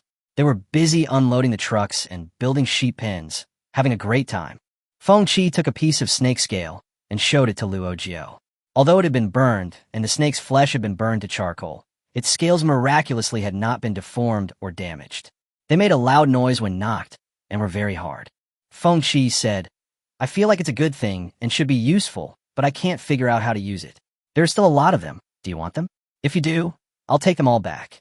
Luo Jiu gently rubbed the edge of the scales with his fingertips. "Yes, of course these are useful. They're so strong. They can be used as shields for defense and as weapons for attack." "Can it?" Feng Qi picked up a piece and threw it hard at the tree trunk next to him. The scale actually penetrated into the tree 5 or 6 centimeters and was sharper than a knife. Feng Qi immediately drove and took people to get back all the remaining scales. When they return to modern times, they will use this thing to throw at zombies, and their heads will definitely be chopped off. There was a celebration banquet and a bonfire party that day, and the excitement lasted until very late. When they returned to the cave at night, Luo Jiu discussed with the other 3 people, "Before cotton is produced, can we give our sanitary napkins to the cavemen?" The other 3 looked at him in surprise. Luo Jiu said hurriedly, "The cotton will be planted next spring and will be harvested soon. We can only give them 1 year's supply at most. What they're using now is really too little, and you don't have to worry about us not having enough. After we go back, we can go to Lingyuan to buy it." Zhong Jialing interrupted her. "I'm not worried about not having enough. I just wonder why you use such a negotiating tone. Aren't we always in charge of our things? Just give them to them. We're all women. Who wouldn't understand?" "That's right," Cheng Yaoyao also said. "Besides, we never worry about not having enough or lacking anything. You will always find a way to solve it before us, so we don't have to worry about it all." Luo Jiu smiled. "Isn't this something we all share? If I want to use it, I have to let you know. Sister Qi, please express your opinion." Feng Qi raised his fist and said, "I firmly support all decisions made by Comrade Luo Jiu." Luo Jiu high-fived her. "Okay, unanimous approval. I'll tell Daiyan's mom and sister tomorrow and ask them to come to our place every month to get their stuff." The 4 of them lay down, turned off the lights, and prepared to go to sleep. Feng Qi suddenly stood up. "Hey, I remembered something, and I hold my breath when I think of it. Have I ever told you? In my 2nd year of the martial arts school, I met an old lady who thought I was easy to bully." Zhong Jialing closed her eyes and answered, "Not counting this time, I have heard this story 3 times. Cheng Yaoyao, I can recite the story of you fighting a 70-year-old woman when you were 8 years old." Feng Qi, "I've heard it, and I wanted to say it. What about Jiu'er? Have I told you about it?" Luo Jiu smiled in the darkness. "I mentioned it once, but I didn't explain it in detail." "What happened?" Feng Qi immediately perked up, sat up, and started talking and gesturing. From her fighting 5 people at once to throwing sanitary napkins at the old lady's face. Everyone joined her in scolding the unreasonable old lady and the feudal superstition. Cheng Yaoyao turned over and hugged her. I wish I had known you back then. I was so mean when I was little. I put laxative in the cups of those bullies so that they couldn't poop. Zhong Jialing also went over and hugged them both. If I knew you back then, I would hire 10 or 8 bodyguards to follow you every day to see who dares to bully you. I would also hire 10 or 8 actors to play your father, mother, grandparents, and great-grandparents. There are more people than relatives, right? We have money. We have everything. Luo Jiu leaned over and hugged them. At that time, I could only study. I didn't know anything else. I had nothing. If I had known you then, you would probably have discovered that there was another poor creature in the world who was being bullied for no reason, just like you. Feng Qi reached out and hugged Luo Jiu. Then I will protect you. I will never let you be bullied. The 4 of them rolled around on the bed in a ball. Cheng Yaoyao felt water flowing down her neck, but she didn't know whose tears they were. The next day, Luo Jiu drove to the nearby area to look for available farmland. Unfortunately, he found that there were very few wastelands that could be used for farming, and they were far from water sources, making irrigation in the future very inconvenient. Back in the cave, she drew an archaeological map, according to her memory, marked the locations of several cultural relics, and then made a bold decision. Chapter 38, Carbohydrate Feast. On this day, the cavemen were ordered to have a day off. Let them watch a bite of China in the classroom. Watching TV is the favorite entertainment activity of the cavemen. They were shown Into the Wild and Soldier Assault before, and they can almost recite them by heart. Bell and Su Sanduo became celebrities frequently discussed among the cavemen. There was even a time when they spoke with a dubbed accent. Daiyan's second brother came to Luo Jiu to ask how to join the army. He said he had a dream, that he wanted to join the 7th Steel Company like Su Sanduo and become a member of the People's Liberation Army. Luo Jiu looked at the vast barren land and wondered where to liberate. At that time, slavery had not even been born. She said, just wait and exercise well, because there will be a day when you will be needed. This time, Cheng Yaoyao told them that she wanted to watch a movie about food. This group of cavemen thought they had eaten countless delicacies from land and sea and mastered all the cooking secrets, so they didn't take it seriously at first. Each of them brought a hemp rope, a ball of yarn, and a knitting needle, iron skewer, and they knitted sweaters, twisted the hemp rope, and leisurely watched the big screen. The first episode is called Gifts from Nature, which talks about how to cook and eat matsutake mushrooms picked in the mountains. The excellent production level makes the food look so vivid and delicious that it makes people drool through the screen, as if they can smell the aroma of the food. Everyone stared with their eyes wide open, and their hands' movements gradually slowed down. The second episode is called The Story of Staple Food. The cavemen who have not yet experienced the power of carbohydrates suddenly felt their eyes opened. They leaned forward one by one, wishing they could get into the screen to watch. What is this? I want to eat it. What is this? Look at it. It smells good. These are traditional Chinese delicacies? Why didn't my second and third aunts ever tell us about them? Just as everyone was anxiously wondering and drooling, Zhong Jialing shouted from outside. Move the projection outside so we can watch while we eat. Is there anything to eat? Daiyan's second brother was the first to run out, but Daiyan's mother grabbed him by the collar and pulled him back. Daishiama, didn't you understand? Move the projection. Daiyan's second brother went to get the machine angrily, but Datian took it away first. You move the stool. Outside the cave, for people had set up a modern food exhibition hall with the theme of a carbohydrate feast. They selected more than 90 kinds of food from the modern, carefully selected and stockpiled food and placed them on the long table in plates, which was a dazzling array. Dumplings with various fillings, such as leeks and eggs, pork and sauerkraut, shrimp and squash, beef and celery, lamb and green onions. There are many ways to cook dumplings, such as steamed dumplings, boiled dumplings, and fried dumplings. Various sauces are placed next to them, including garlic sauce, chili oil, and vinegar. The combination is very complete. Next to the dumplings were noodles, braised noodles with pork ribs and green beans, noodles with fried soybean sauce, noodles with stewed sauce, noodles with scallion oil, cold noodles with shredded chicken, noodles with tzatziki, noodles with oil. Anyway, they had stocked up on many varieties and put 2 servings of each on the table. There are also potato noodles, rice noodles, hot and sour noodles, spicy hot pot, snail noodles, mixed noodles, fried noodles, rice rolls, cold noodles, rice dumplings, mooncakes. There are also many kinds of rice. The pure white rice cooked with Wuchang rice from northeast China can be cooked in an electric rice cooker. Just take the inner pot and put it directly on the table. There are also egg-fried rice, rice with toppings, rice with sea intestine, rice with soup, northeastern rice buns, crab roe bibimbap, stone pot bibimbap. In addition, there are many modern fruits and vegetables. Apples, bananas, oranges, tangerines, grapes, cherries, durian, cucumbers, bok choy, tomatoes, etc. These things that are commonplace in modern times were rare in ancient times. If Luo Jiu and the others had not brought these things from the future, primitive people would not be able to eat them until at least several thousand years later. Luo Jiu stood in front of the long table and said to everyone, "Today I'm going to tell you a new way of eating. It's called a buffet.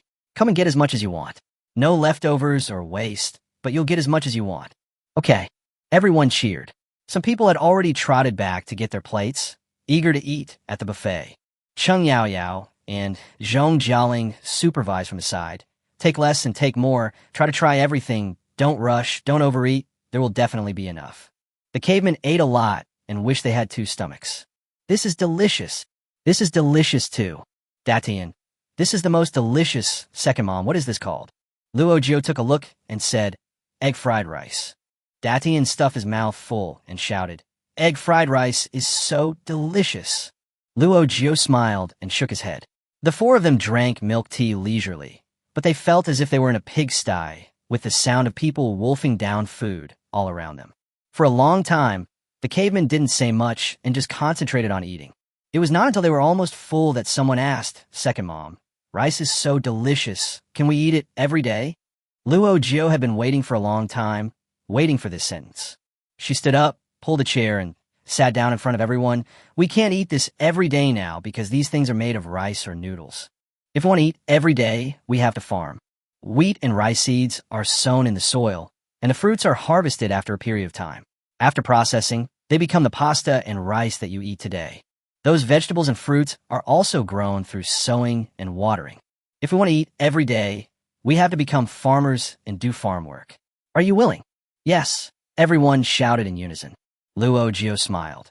"If you want to farm, you have to choose a place suitable for farming. You have to leave here, leave Dragonbone Mountain. Are you willing?"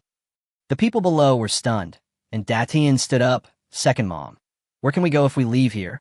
Luo Jiu picked up a branch and drew a big character on the ground. "This is the Yellow River. This is where we are now. And this is where we are going." She pointed at the center left of the character and drew a line between Zhoukou and Beijing and Lantian and Shaanxi. That was the direction in which they would migrate. "My country's ancient civilization revolved around the entire Yellow River Basin.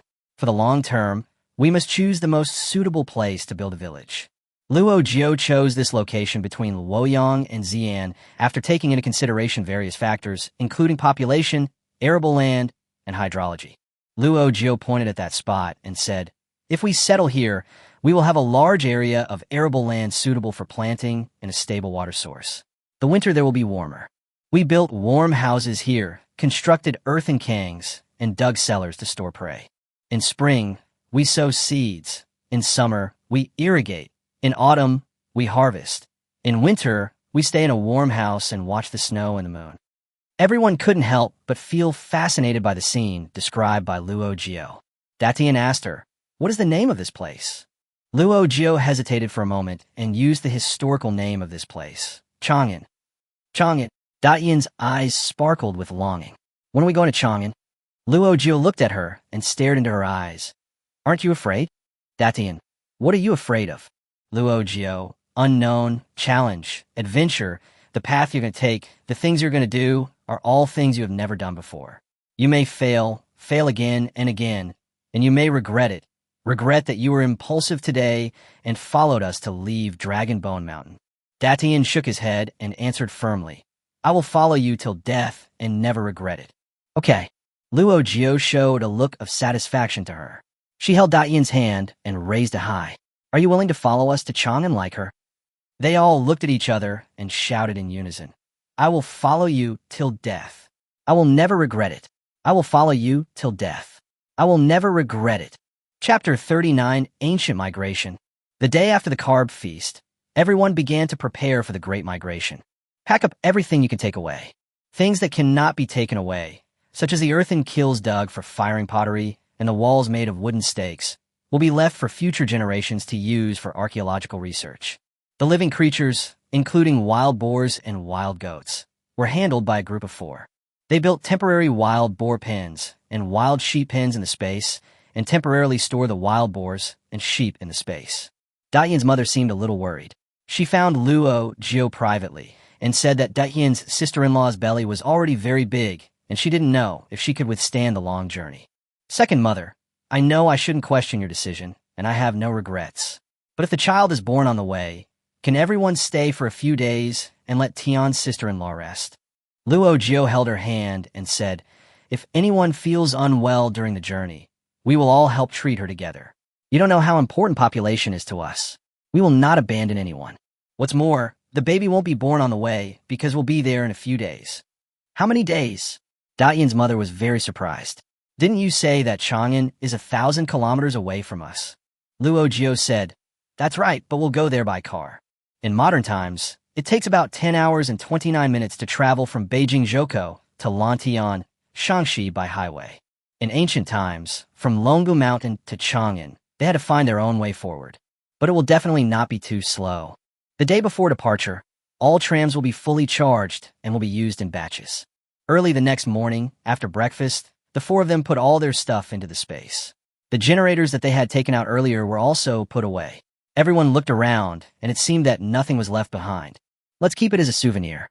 Cheng Yaoyao took out her cell phone and took a photo of the 4 of them in the cave. Then he went outside, called all the cavemen over, and took a group photo of all 19 of us. Then, everyone got on their respective vehicles according to the predetermined groups and officially set off. The lead car was a Xiaomi S90, driven by Zhong Jialing, with Luo Jiu sitting on the passenger seat and Datian's sister-in-law and mother sitting in the back seat. The second car was a Xiaomi S90, driven by Cheng Yaoyao, with Datian's third sister sitting in the passenger seat and the eldest and second sister sitting in the back seat. The third vehicle was an electric tricycle driven by Datian, loaded with cavemen and some belongings. The last vehicle was an electric tricycle driven by Feng Qi, also loaded with cavemen and bottles and jars. The 4 cars kept a certain distance between each other and set off in a mighty procession. Luo Jiu found a modern transportation map in a geography book. Although no roads have been built at that time, modern infrastructure is based on terrain, so it still has great reference value. On the first day, they walked very carefully and only walked 200 kilometers. That night, they found a cave to set up camp, lit a bonfire, and took turns to keep watch. Because the road was smooth, I was a little bolder the next day and drove 400 kilometers. I stopped to hunt when I encountered wild animals. Later, I came across a bamboo forest and cut bamboo from half of the forest. We stopped and started frequently, and except for the occasional detour, we didn't encounter any trouble along the way. On the third day, they passed a wild river and met several humans.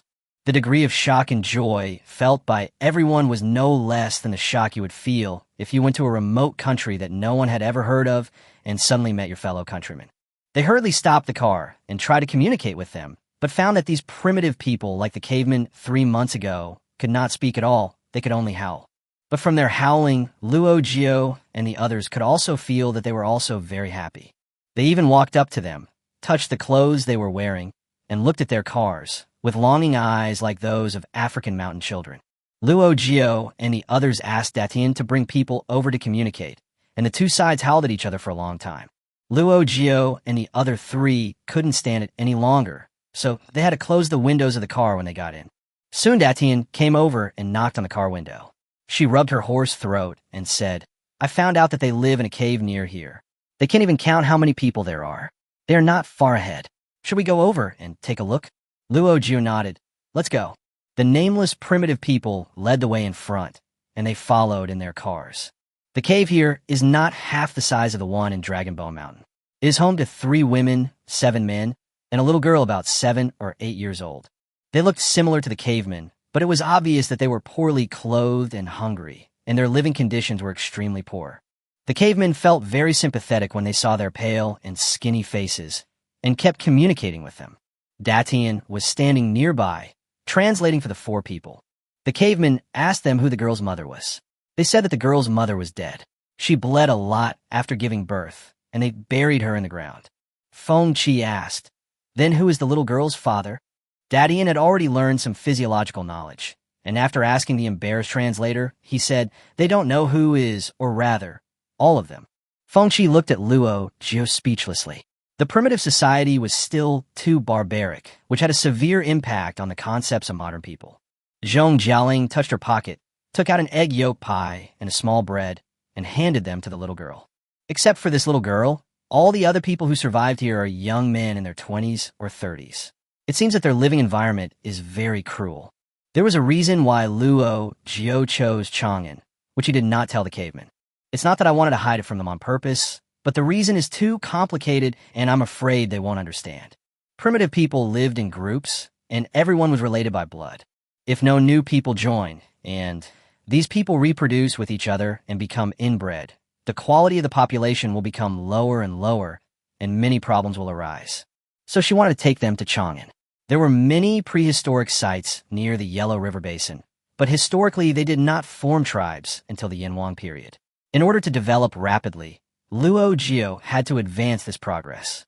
From now on, we will gradually unify the various tribes, form a unified language and a unified writing system, intermarry with each other, continue to grow and develop, and establish a country as soon as possible. Luo Jiu asked Datian to communicate with these people, asked them if they were willing to go with us.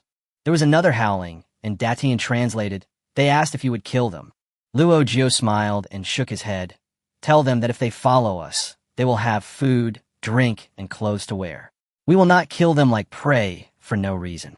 After hearing Datian's translation, the group of people shouted with joy and happily joined them. So Feng Qi took out half a wild boar, roasted it, let everyone have a full meal first, and then set off together. They walked along the Yellow River and picked up 3 groups of people along the way. Finally, 5 Lao Tu Lu cars drove out, and each car was packed with people. It took a total of 7 days, and they finally arrived at the Chang'an in their minds.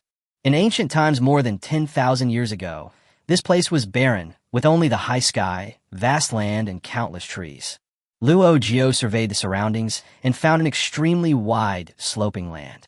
It was backed by a mountain and had a tributary of the Yellow River not far in front. There was a large amount of flat land on 3 sides, which was extremely suitable for farming. Luo Jiu stood on the slope and looked around, then turned to everyone and said, "We will settle down here." Chapter 40, A Group of Monkeys. Food is the most important thing for people. The first thing to do after arriving at the destination is to cook. It was not yet noon, so everyone divided into groups. Sheng Yao Yao first selected 7 or 8 people with quick hands and feet to help her prepare lunch. Feng Qi brought a dozen strong men with her to install wind turbines and solar generators. Luo Jiu called her and pointed to the river not far away. After you connect the electricity, take them to the river and divert a stream along this ditch. Feng Qi took the group with a shovel, and Luo Jiu picked out about 20 people from the remaining people who looked smart, could understand what was said, and had strong learning abilities, and asked them to follow her to set up the tent. Zhong Jialing went into the space to feed the pigs and sheep, and when she came out, she was left with only a bunch of children and pregnant women. In addition to the original 15 cavemen, they picked up 41 primitive people along the way. Among these 56 primitive people, most of them are young people in their 20s and 30s. It is very rare to find primitive people who are almost 50 years old like Datian's parents. In ancient times, when the living environment was harsh and there was no medical technology, it was easy to lose one's life. Among these 56 people, there were 38 men and 18 women. The female mortality rate is so high because the vast majority of women suffer from heavy bleeding, bacterial infection, or other complications when giving birth to their first child. In ancient times, any disease could take their lives. If we want to continue human civilization and build a strong country, we must first ensure the survival rate of the population. For those who are pregnant, we need to ensure that they can give birth safely. For those who give birth, we need to ensure that the children grow up safely. There are now 5 children under the age of 8 in their tribe, 3 girls and 2 boys. Luo Jiu's task for Zhong Jialing was to let them learn scientific and cultural knowledge and receive safety education like modern children. After all, there are many modern things in the base, some of which are dangerous. We need to tell them quickly what they can touch and what they cannot touch. Zhong Jialing quickly entered the space again and opened 20 bags of Mishua Bingxing. This is her magic weapon in class. As long as she gives a bag to students who perform well, they will all study hard. Students, raise your hands if you want this. Ouch. I don't know if there were dialects in primitive society, but the 5 children made 3 different calls, and Dai Yan's wife hurriedly translated, they all like it very much and want it very much. Zhong Jialing scratched her head and suddenly felt the burden on her shoulders became heavier. She felt like she was teaching a group of monkeys. Moreover, Luo Jiu has already told her that they will prepare to build a house next, and the other 3 people will be very busy every day, so the responsibility of educating the children will be left to her. Zhong Jialing looked up at the sky and asked in silence, "Oh my God." The children laughed and imitated her, looking up and saying with her, "Oh my God, what a sin I have committed. What a sin. Is there anything more painful than having a poor student as a teacher?" Painful? Cheng Yaoyao watched someone washing a pot nearby and heard someone shouting from afar. Is it painful? Is it painful? She looked over and saw Zhong Jialing with a look of despair on her face. Datyan's mother looked at Cheng Yaoyao's uncontrollable smile and asked curiously, "What are you laughing at, third mother?" Cheng Yaoyao shook her head. "Nothing.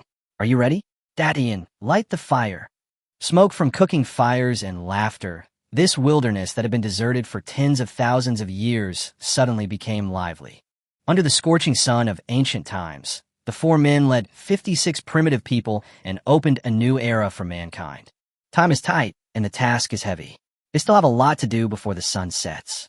Luo Jiu was too lazy to hide and go get things, so he just took out 10 large tents on the spot and started teaching everyone how to set them up. The second brother was dumbfounded. "Second mom, why are you?" Datian pinched his mouth with his hands and warned in a low voice, "Don't ask too much about God's affairs." The second brother pouted and dared not say a word. When the others saw this scene, they wanted to ask, but they couldn't speak. They were just deeply puzzled in their hearts, treating it as a magical skill, and looked at Luo Jiu with a little more respect. Many hands make light work. When there are more people to eat and more people to work, and the efficiency of everything done will double. 10 large tents were set up in just 1 hour. After the tent was set up here, Feng Qi brought people to lead the stream to the doorstep.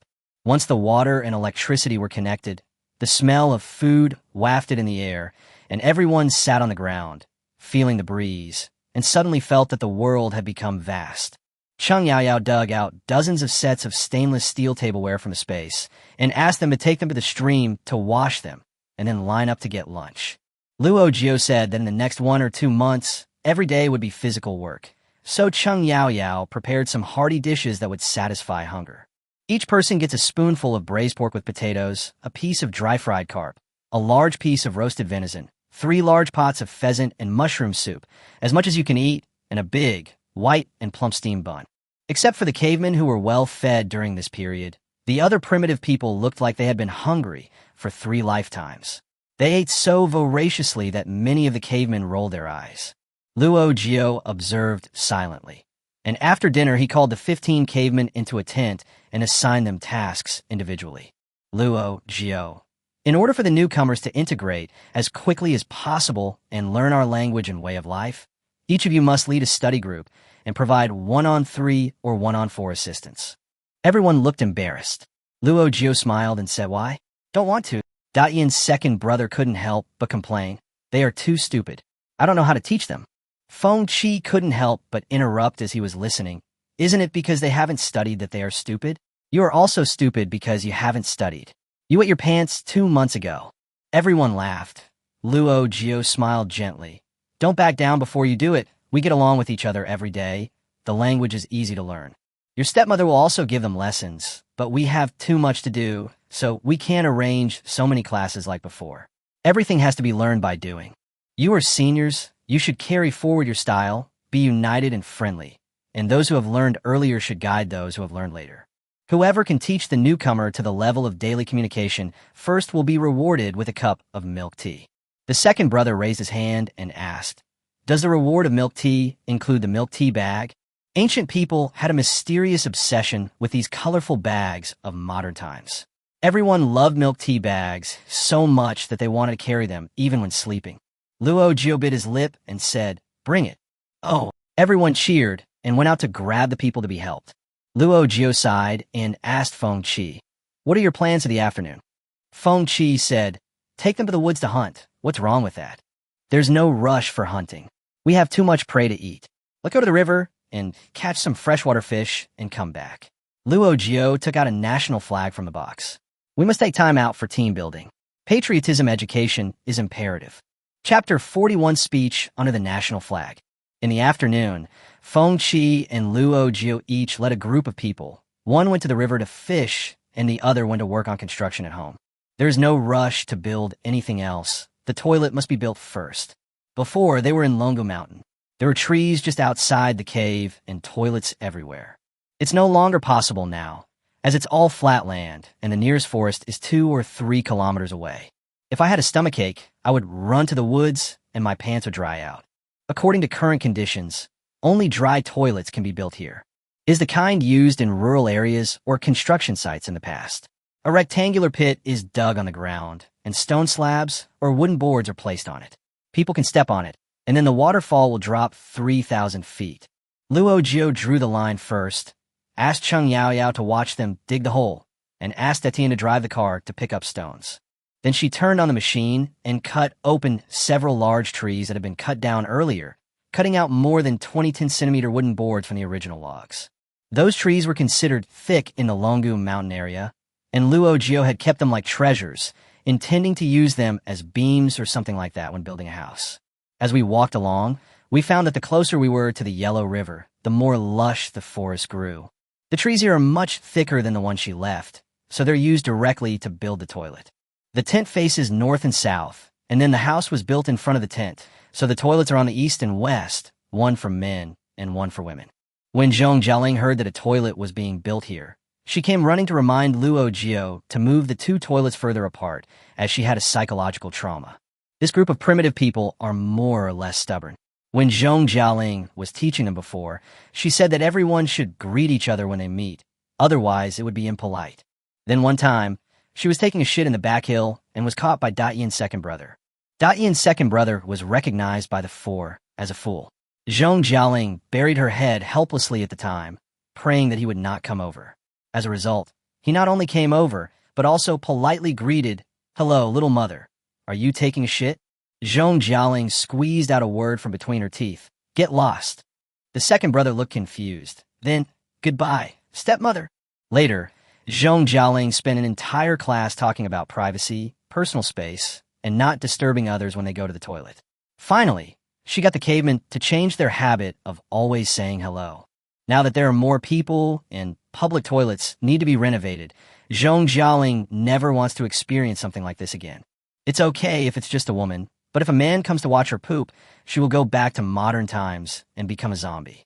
Luo Jiu said, "Don't worry, the men's and women's restrooms are 1,000 meters apart." Soon, 2 deep pits, 10 meters long and 1.5 meters wide, were dug. Luo Jiu put down the wooden boards to fix them, and the interior was completed. The Tian brought back truckloads of stones, and Luo Jiu began to lead everyone in building the wall. Primitive people were really not stupid and could learn simple things once they were taught. The toilets on both sides were built at the same time. By the time Feng Qi brought people back from fishing, the toilets had already been built with 1.6-meter-high stone walls. The inside was spacious and solid, and was fully usable. The 4 people stood beside the toilet and sighed. This toilet is a perfect combination of primitive and modern. It is so primitive that it has no ceiling, and I can't think of what to use to cap it for the time being. It is so modern that we have solar lights that can illuminate the room 24 hours a day, so we don't have to worry about falling into the toilet when going to the toilet. There are still a lot of stones left, so Luo Jiu quickly drew a line and asked everyone to start building the sheep pen and pig pen. These pigs and sheep have been in their space for 7 days. Although they were placed in a corner, several hundred meters away from the things they had stored, Zhong Jialing said there was a smell of sheep dung every time she entered the space. Now is a good time to take them all out and clean up the space. Luo Jiu took out another straight wooden pole. Cheng Yaoyao fixed a 5-star red flag on it with a string. Feng Qi inserted the wooden pole into the soil, and the 4 of them piled it tightly with stones, and a simple flag stand was built. The people who went to the river to pick up stones came back by car, and found that the base had changed its appearance. There were 2 more toilets, more pig pens and sheep pens, and a bright red flag. There were also many big words written on all the walls. They were written by Luo Jiu with charcoal. Datian stopped the car, stood by the stone wall, and recited the following words. Be patriotic and law-abiding. Be polite and honest. Be united and friendly. Be diligent and thrifty. Be self-reliant, and be dedicated and devoted. Zhong Jialing was watching with the children, explaining the meaning to them one by one, and saw Datian waving at them. Come over quickly. We're waiting for you. Datian and the others followed Zhong Jialing and found that everyone had formed a circle. After everyone was seated, Luo Jiu walked to the middle of the group holding a wooden chopstick and asked, Who can break this chopstick? The second brother quickly raised his hand and said, Second mom. What are we going to use if the chopsticks are broken? Luo Jiu gritted his teeth and said, Break the stainless steel one. If I tell you to break it, you can break it. The second sister came over and broke the chopstick, and Luo Jiu took out another pair of chopsticks. Luo Jiu really spent a lot of money to take this class. Fortunately, no matter how strong the primitive man was, he could not break a handful of chopsticks. So Luo Jiu immediately started to give some spiritual chicken soup, explaining to everyone what it meant that a single chopstick could be easily broken, but 10 pairs of chopsticks could be firmly held together. Luo Jiu said, Dear comrades, although we come from all corners of the world, we all have a common name, Chinese. We must unite closely, help each other, and love each other in order to overcome all difficulties. When people are united, mountains can be moved. When many people gather firewood, a flame rises high. When many people plant trees, a forest becomes a tree. Only unity brings strength. Only if we unite firmly together can we plant this 5-star red flag anywhere in the world. The caveman who had previously looked down on the newcomer for being stupid now lowered his head, ashamed like a child who had done something wrong. Luo Jiu added, I have already written on the wall what to do. Starting from today, we will hold a commendation meeting every month to praise and reward those exemplary people who have made outstanding contributions, worked diligently, helped others, and are worthy of learning from in the past month. I look forward to your performance. Now, please continue to teach you. Zhong Jialing came on stage next, continuing Luo Jiu's idea and teaching a song called Everyone Rows the Big Boat. After singing this positive song and letting them hold hands and play trust games, the team's cohesion quickly improved. Luo Jiu looked at this group of primitive people who were slowly becoming familiar to him and recalled a short poem he was reading now. I am from Zhoukou, Beijing, and you are from Yuanmo, Yunnan. Holding your furry little hand, love makes us walk upright. She touched Chang Yaoyao's shoulder and said, Don't show them a bite of China tonight. Let them watch soldiers assault again. I hope they can understand the most important 6 words of the 7th Steel Company. Never abandon, never give up. When night falls, a fire is lit around the tent to keep wild animals away. Luo Jiu assigned tents, and needless to say, the 4 of them lived in the same tent. Datian's mother, with her 5 children, lived next door to them. Further down are Datian's elder brother and sister-in-law. Basically, people who know each other live together. Pregnant women, children, and the elderly will receive special care to make their living more comfortable. In fact, there were a lot of tents. They had stockpiled at least a few hundred of them, but they didn't let everyone live too far apart. One is to make everyone familiar with each other quickly and facilitate communication and feelings with each other. The second is to let them gradually transition from group living to small family life and give them an adaptation period. Everyone moved into the tents assigned by Luo Jiu. Luo Jiu turned off the lights, looked out of the tent, and saw a figure sitting by the fire. She went out and saw that it was Datian. Luo Jiu was curious. Why don't you sleep? I want to read a book. Datian was holding the book Labor and Technology that he borrowed from her and reading it carefully. It teaches that if you graft a branch of an apple tree onto the trunk of a pear tree, you can grow something called an apple pear. Second mom, is this true? Luo Jiu smiled and said, Really? I've eaten it. Ancient apple pears are delicious. Go to bed early. We have to lay the foundation tomorrow. It will be very tiring. Datian still shook his head. I can get up, but I just want to sleep late on our first night in Chang'an. I'll stay with you. You don't have to worry about anything. She opened the modified crossbody milk tea bag, took out a dagger, given to her by Feng Qi, stuck it on the wooden stake, and smiled, revealing 2 rows of strong teeth. Luo Jiu looked happy, patted her shoulder, gave her a cup of coffee and an apple pear, and went back to the tent to sleep. When Cheng Yaoyao saw Luo Jiu coming back with a smile on his face, she had already guessed 80% of the answer. Cheng Yaoyao, you have made up your mind, right? Luo Jiu, it's settled, it's her. Feng Qi was also asleep and asked in confusion, what's the decision? Who? Zhong Jialing mumbled in a daze. Don't ask about the things between the top students. You don't understand. Go to sleep. Feng Qi and Zhong Jialing quarrel with each other every day, just like two noobs fighting each other. Feng Qi, I don't understand. Do you understand? Zhong Jialing, I don't understand and I won't ask. Feng Qi, you seem smart if you don't ask, right? Zhong Jialing, at least I'm smarter than you. Otherwise you'd be the last and I'd be the second last. Stop. Luo Jiu hurriedly stopped them, using the most effective method for dealing with elementary school students to deal with these two childish ghosts. Whoever talks again is a dog. Peace was finally achieved. On the first night in Chang'an, everyone slept peacefully under the protection of Datian. Chapter 42, Ancient Construction Site. A new day began. Feng Qi went through the pile of equipment for the elderly that she had stockpiled and dug out a drag-type speaker. It's the kind that older people usually use for square dancing. It makes a loud, banging sound and doesn't require an internet connection. You could just plug in a USB drive to play it. The playlists are all inspiring, featuring hits by Phoenix Legend, main themes like Strong Army Battle Song, and Northeast Rain Sisters BGM. Amid the background music of Thump Thump Thump Thump, work began at the ancient construction site. The current priority is to build houses. Luo Jiu set a small goal for everyone at the swearing-in ceremony. We must ensure that everyone can live in a house before winter comes. When Cheng Yaoyao heard Luo Jiu say this, her heart trembled and she sighed inwardly. She is so bold. None of the four had ever built a house, let alone a doghouse. Yet Luo Jiu dared to make such a bold statement. It is around mid-May now. When the weather gets cold in December, we will have to stop working. They only have about 6 months. To build a house for 60 people, you need at least 20 or 30 rooms. How easy is that? It takes several months to build a house nowadays. Not to mention that they have nothing now and have no place to buy materials. They even have to learn how to make bricks themselves. The more Cheng Yaoyao thought about it, the more she felt sweaty. She pulled Luo Jiu aside privately and said, "Can we finish the building in 6 months? Isn't your goal a bit too high?" Luo Jiu said, "We are not building a high-rise building, just a one-bedroom brick house. We can build 30 units. With so many people, it won't be a big problem. If everything goes well, we can finish it before winter." Cheng Yaoyao asked, "What if it doesn't go well?" Luo Jiu said, "If it doesn't go smoothly, then we can take a step back and build a stone house.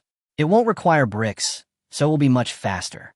If all else fails, take a step back and build a wooden house, which will be faster than a stone house. If all else fails, just take a step back and build a mud house with hay and mud. Anyway, just tell me, no matter what kind of house it is, how about let them live in it?" Cheng Yaoyao opened her mouth, but was unable to refute. "That's right, don't worry about what kind of house it is, just build it first." When digging the foundation today, the four of them found all the usable tools in the space.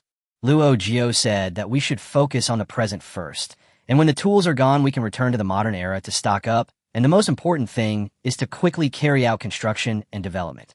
Amid the sound of passionate music, everyone waved iron spits, shovels, and iron spades, raising dust everywhere.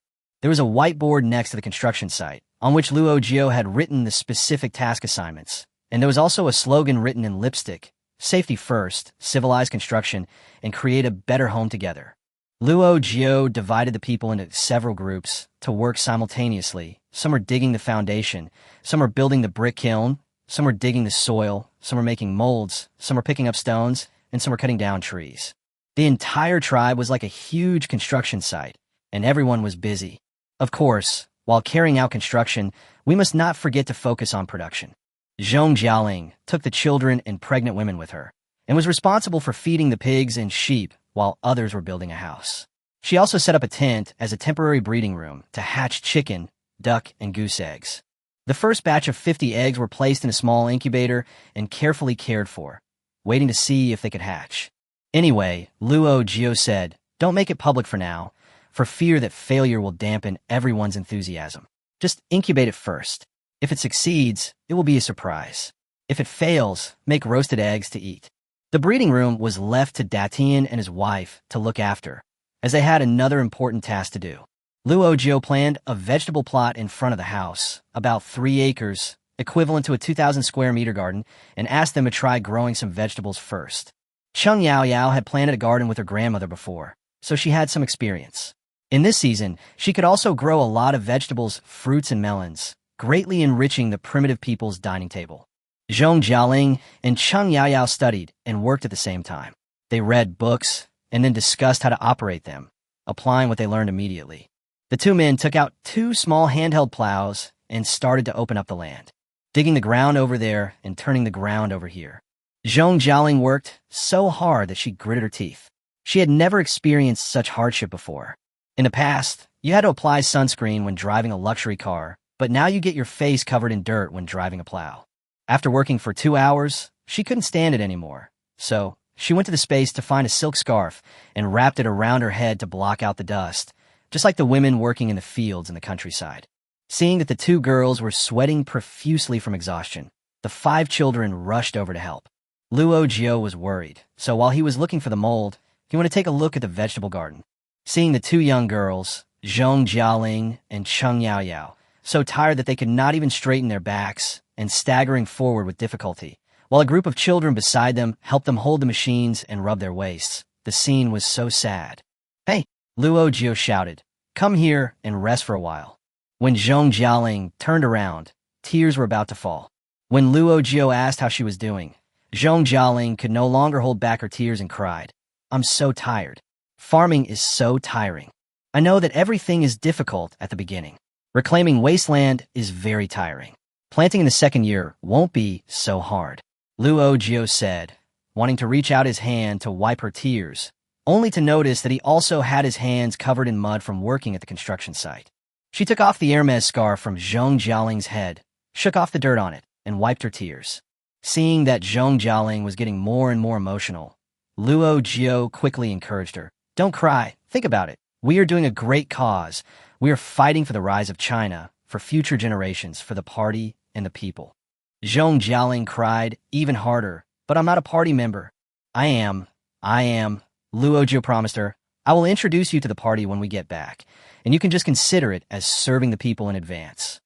Zhong Jialing pursed her lips and muttered, "You're lying. The whole world is full of zombies. I don't even know who to hand in my application to join the party to." She sobbed and cried. Luo Jiu had never seen Zhong Jialing so miserable. There was a layer of dirt on her pretty face, and when her tears flowed, 2 grooves appeared in her face, and her face was covered with mud. Cheng Yao was also extremely tired, so she just lay on the ground. At this moment, it was a luxury for her to be able to straighten her back, lie down, and have a good rest. Luo Jiu held their hands and advised them earnestly. "No one is forcing you to finish the work today. Take a rest if you're tired." Cheng Yao sighed. "We feel bad. Seeing the primitive people working so hard while we plow the land and have to take a break every now and then, we feel bad psychologically." Luo Jiu said, "We can't compare with them. We are all scholars. We grew up reading and writing in the classroom. What about them? They were born to play with their lives, fighting with wild beasts with almost bare hands, and working nonstop just to have the qualification to survive. We have more cultural knowledge, and they have more physical strength. We each have our own strengths and weaknesses. Why are you two competing with them? Do you want to be the model worker of the month?" Zhong Jialing burst into laughter, and her mood finally calmed down. Luo Jiu stood up and looked at the land. 3 acres of land may not sound big, but only those who work on the fields know the feeling of despair when they look up and see no end. Luo Jiu thought for a moment. This small plow is too inefficient. Don't we have a large plow? It can plow 10 ridges at a time and turn the land in an hour. Cheng Yao said, "Won't we have to reclaim a lot of wasteland in the spring of next year? We think we don't have much diesel in stock, so we'll save the large plows for next year, so we can just use the small ones for now." "Who said we have to use diesel?" Luo Jiu suddenly had an idea. "The plow is detachable. We can remove the plow and use the electric car to move it." Cheng Yao's eyes lit up when she heard this. "Is it okay?" "Try." Luo Jiu did what he said and used wire to fix the 8-meter-long plow to the rear of the tram. Zhong Jialing took some time to wash her face and brought out half a box of popsicles, giving one to each of the children. She also took one and said, "I can do this job. Let me do it." She drove the car and plowed 20 ridges in one go, and her efficiency increased rapidly. Luo Jiu and Cheng Yaoyao ate popsicles and clapped their hands excitedly, resolving a major concern for next year in advance. Zhong Jialing drove over and stopped the car when she saw the children watching eagerly. "Want a ride?" "Think." The children rushed into the car. Zhong Jialing opened the sunroof. The children curiously stuck their heads out and stretched out their hands to feel the wind passing through their fingertips. The children began to sing involuntarily. "I always want to confess to you how heroic my feelings are. I always want to tell you how much I love life." The hardworking and brave Chinese people are stepping into the new era with high spirits. We're stepping into that new era with high spirits. Chapter 43, Who Died? Hard work pays off. Although everyone is very tired, the base is changing day by day. The vegetable fields were soon planted with cabbage, leeks, eggplants, tomatoes, cucumbers, pumpkins, loofahs, cowpeas, green beans, rapeseed, onions, white radishes, carrots, water spinach. Anyway, they have stockpiled almost all the seeds, and they'll try to plant anything that can be planted in this season. Zhong Jialing was so tired that she cried in the beginning, but later she became addicted to farming. After planting the vegetable garden, she remembered that she still had a lot of fruit cores. She looked up a book and found that although the survival rate was not as high as that of seedlings, it was still possible to succeed. She took the children and used a handheld plow to plow several rows of tree pits, threw some fruit cores into them, and watered them regularly. Whether they could grow or are not dependent on God's will. The progress at the construction site is surprisingly smooth. The primitive people are really hardworking and have simple thoughts. Just tell them to do it, and they won't cheat or play dirty. Give them some encouragement, and they'll all scream with excitement.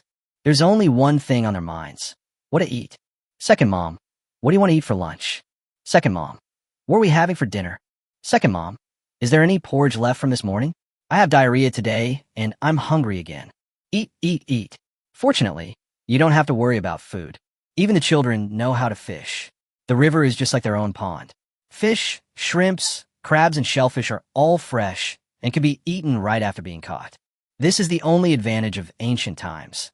There are fewer people and more other creatures, so even if you are impatient, you can't eat them all. No matter whether they run on the ground, swim in the river, or fly in the sky, no matter what level of protection they have as endangered species, they're now collectively referred to as food. As long as you tell him what you want to eat, Feng Qi will take his bow and arrow and go, and there will be food available in no time. On that day, Zhong Jialing drove a tricycle and took the children to the river to fish, while the others continued to work at the construction site. It was difficult for these primitive people. They could not even speak fluently, but they did learn to recognize various kinds of stones. I dug soil, picked up stones, hammered stones, burned lime, and mixed mud every day. After walking upright for a short while, I already had experience working on a construction site. It took 10 days, and the foundation was laid. There is no reinforced concrete here, so we can only use the ancient method: a layer of crushed stone, a layer of loess, a layer of lime mixed with soil, sprinkle water, and tamp each layer down. The huge old trees were sawed into large sections and tied with thick ropes. Everyone worked together to lift and hammer the wooden stakes again and again to make the foundation solid. The entire construction site was filled with the sounds of labor songs. 1, 2, hey yo. 1, 2, hey yo. Seeing that everyone was working so hard, Feng Qi asked Luo Jiu, "Can't we just not lay the foundation? Can't we just build the house directly on the ground?" Luo Jiu looked at her with a shocked look. "My aunt, I thought only primitive people would ask such a stupid question. Did you know that the word Ji, foundation, and the word Ji, foundation, are the same word? If we start working on the upper layers without laying the foundation, what is the difference between this and building a castle in the air? How dangerous is this? Any small earthquake will cause the house to collapse. We only have so many people. Do you want to destroy the country?" Feng Qi scratched his head in embarrassment. Okay, just pretend I didn't ask." Although it was difficult, the foundation was finally laid. A few days ago, they used a rectangular tin biscuit box as a mold and made 5,000 pieces of yellow clay. The kiln was fired for 3 days and 3 nights, with everyone adding fuel day and night, and finally the clay was burned as red as a branding iron. The temperature was lowered for 2 days, and today was the first time the kiln was opened. Everyone was so nervous that they dared not speak. Although Luo Jiu looked calm, she was unsure herself. She operated according to some principles in the book, but in actual operation, any detail may determine the success or failure of the result. She, who had never believed in superstition, secretly got up in the middle of the night, lit 3 incense sticks, and bowed in the 4 directions of east, west, south, and north. She was really afraid of seeing a pile of dirt when she opened the kiln. Fortunately, with God's help, the first thing we got from the kiln was the best blue bricks. Feng Qi carefully picked up a piece, weighed it, and squeezed it hard, but it didn't move. She gritted her teeth and used an iron sand palm strike, but the brick didn't break and it hurt her hand. Feng Qi covered his numb palm with his hands, but was extremely happy. This brick is really solid. I tell you, a normal red brick can break into 3 pieces with this blow from my palm. This brick is even stronger than a red brick. Luo Jiu nodded excitedly, muttering, "God bless China, God bless China." She turned around and looked around, then said to Datian and second sister, "Send someone to ask Xiaoma and the others to catch more river fish, so we can have a feast tonight." Oh, everyone cheered. The current pursuit of this group of primitive people is very simple, and having a big meal is their biggest wish. A big stone in Luo Jiu's heart fell to the ground, and he happily led everyone to pave the floor and build the walls. With these sturdy, durable, and waterproof blue bricks, he believed that the house would be built at an astonishing speed. Everyone was working enthusiastically, and Luo Jiu was already studying the roof. She has decided to use a gable roof, which is the roof style of some palaces in the Forbidden City. It is like a mountain with 2 sloping sides and a point in the middle. At that time, we will build a northeast earthen Kong in the house and build a firewall next to the Kong on the north side. When we burn some firewood, it will be warmer in winter than turning on the heater. When you hang clothes and socks on the firewall, visible heat will be emitted. They will dry overnight and feel warm when you put them on. The inner bedroom has north and south windows, allowing for north-south ventilation. The outer room can be used to store some things, and perhaps rice, flour, meat, and vegetables can be distributed to them in the future. They can build their own stove and cook according to their own taste. It has 1 bedroom and 1 living room, and although it is only 80 square meters, it has a blue brick floor and is a solid brick house. It provided housing security for ancient people tens of thousands of years in advance. If there are history books, it should be recorded as a merit, right? Du Fu said in his poem, "I wish I had thousands of spacious houses to shelter all the poor people in the world and make them happy." He, Luo Jiu, was proud in his heart. "Mr. Du, I did it." Luo Jiu was drawing a blueprint and was secretly happy when Datian's second sister came over to complain. "Second mother, I really can't teach the idiot in my group anymore. I've been teaching him for more than half a month, and others have learned it, but he still jumps out word by word." As soon as she said that, Luo Jiu vaguely had an impression of a primitive man who looked silly and a bit like a hippopotamus, and had great difficulty speaking. She nodded. "I know. He knows how to work. He doesn't have any brain problems. He just speaks slowly, but he has his merits. I see him running very fast every day. It was pretty fast, so I asked him to notify my stepmother just now." Luo Jiu was stunned. "Will he not speak if you don't tell him?" Dayan's second sister said, "I wrote him a note." Luo Jiu nodded. After all, she was careful and capable of doing things. As the two were talking, the hippopotamus came running back, all wet, shouting, "Die! D!" Everyone rushed over and asked, "What died? Who died?" Luo Jiu was also startled and pulled him aside to ask, "Tell me clearly, what's going on?" Hippo looked even more anxious than them. "Me?" He pointed at himself. "Mom, you should be talking about stepmother Zhong Jialing, because the other 3 mothers are here." The more anxious he became, the less he could say anything. Cheng Yaoyao stamped her feet in anxiety. "If you can't say it, act it out." They always use performance to teach people to speak, and this has become a fixed teaching method, which even primitive people understand.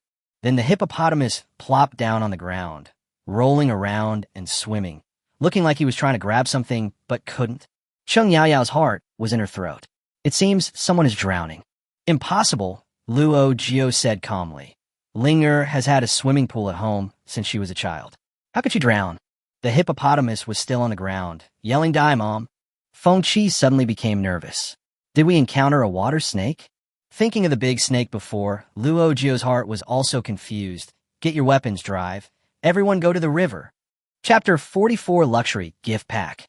Luo Jiu, Feng Qi, Cheng Yao Yao, and Datian each drove a Leotul, while the others jumped into the car nimbly with various weapons such as bows and arrows, wooden sticks and machetes, and sped away. When I got to the river, I saw no one there. Not even a single person, only a few pairs of children's straw sandals thrown on the shore. Everyone panicked and jumped into the river to look for her, calling out anxiously, Jialing, little mom. Feng Qi dived in and was about to go downstream when he heard someone shouting from the shore, Hey, I'm here. When everyone looked back, they saw Zhong Jialing carrying a bucket, followed by 5 children, each of whom was holding a lively, big eel in their arms. Luo Jiu breathed a sigh of relief. Where did you go? Zhong Jialing looked puzzled. Fishing. I found some eels over there, so I took the kids over to catch them. Why are you all here? Feng Qi gritted his teeth in anger and pointed at the hippopotamus. Ask him, he said you're dead.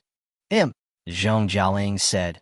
Oh, he just came, holding a piece of paper in his hand, and he was so careless that he fell into the river before he even got to me. Then he grabbed the paper and tumbled in the river. I was afraid he would drown, so I chased him back.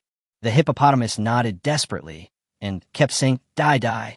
It was then that Luo Jiu suddenly realized that what he wanted to say was not death, but paper. It's bad enough that he stutters and pronounces words incorrectly, but he also can't distinguish between flat and retroflex tongue. Everyone rushed over in a rage, only to find out it was a misunderstanding. Feng Qi was so angry that she was scared to the point of breaking into a sweat just now, and now she was so angry that she wanted to hit someone. She waved to the hippopotamus, Come here, come here. Forget it. Luo Jiu quickly persuaded her to calm down. He didn't mean it. Everyone has worked hard during this period. Now that we are here, let's catch fish together and go back to eat barbecue. In modern times, a plate of eel in a yakiniku restaurant costs more than 200 yuan. Here it's free. We caught several buckets of eels and various river fish. Lunch consisted of tender grilled eel, crispy and delicious fried river shrimp, spicy stir-fried river crab, and refreshing wild boar and shredded potato soup. Even Zhong Jialing, who is very picky about food, said, This eel tastes better than the ones we stock up on. It has a pure and natural taste without any pollution. Luo Jiu said, Then let's stock up some and take them back. When we have nothing to do in a few days, we can tidy up the space when we have time. We can take out the things we don't need and give them the things they can use, and we can also free up some space to stock up on new things. Time passed quickly. 20 days later, the first batch of hatched chickens, ducks, and geese came out of their shells. Although there were some bad ones, the survival rate reached 80%.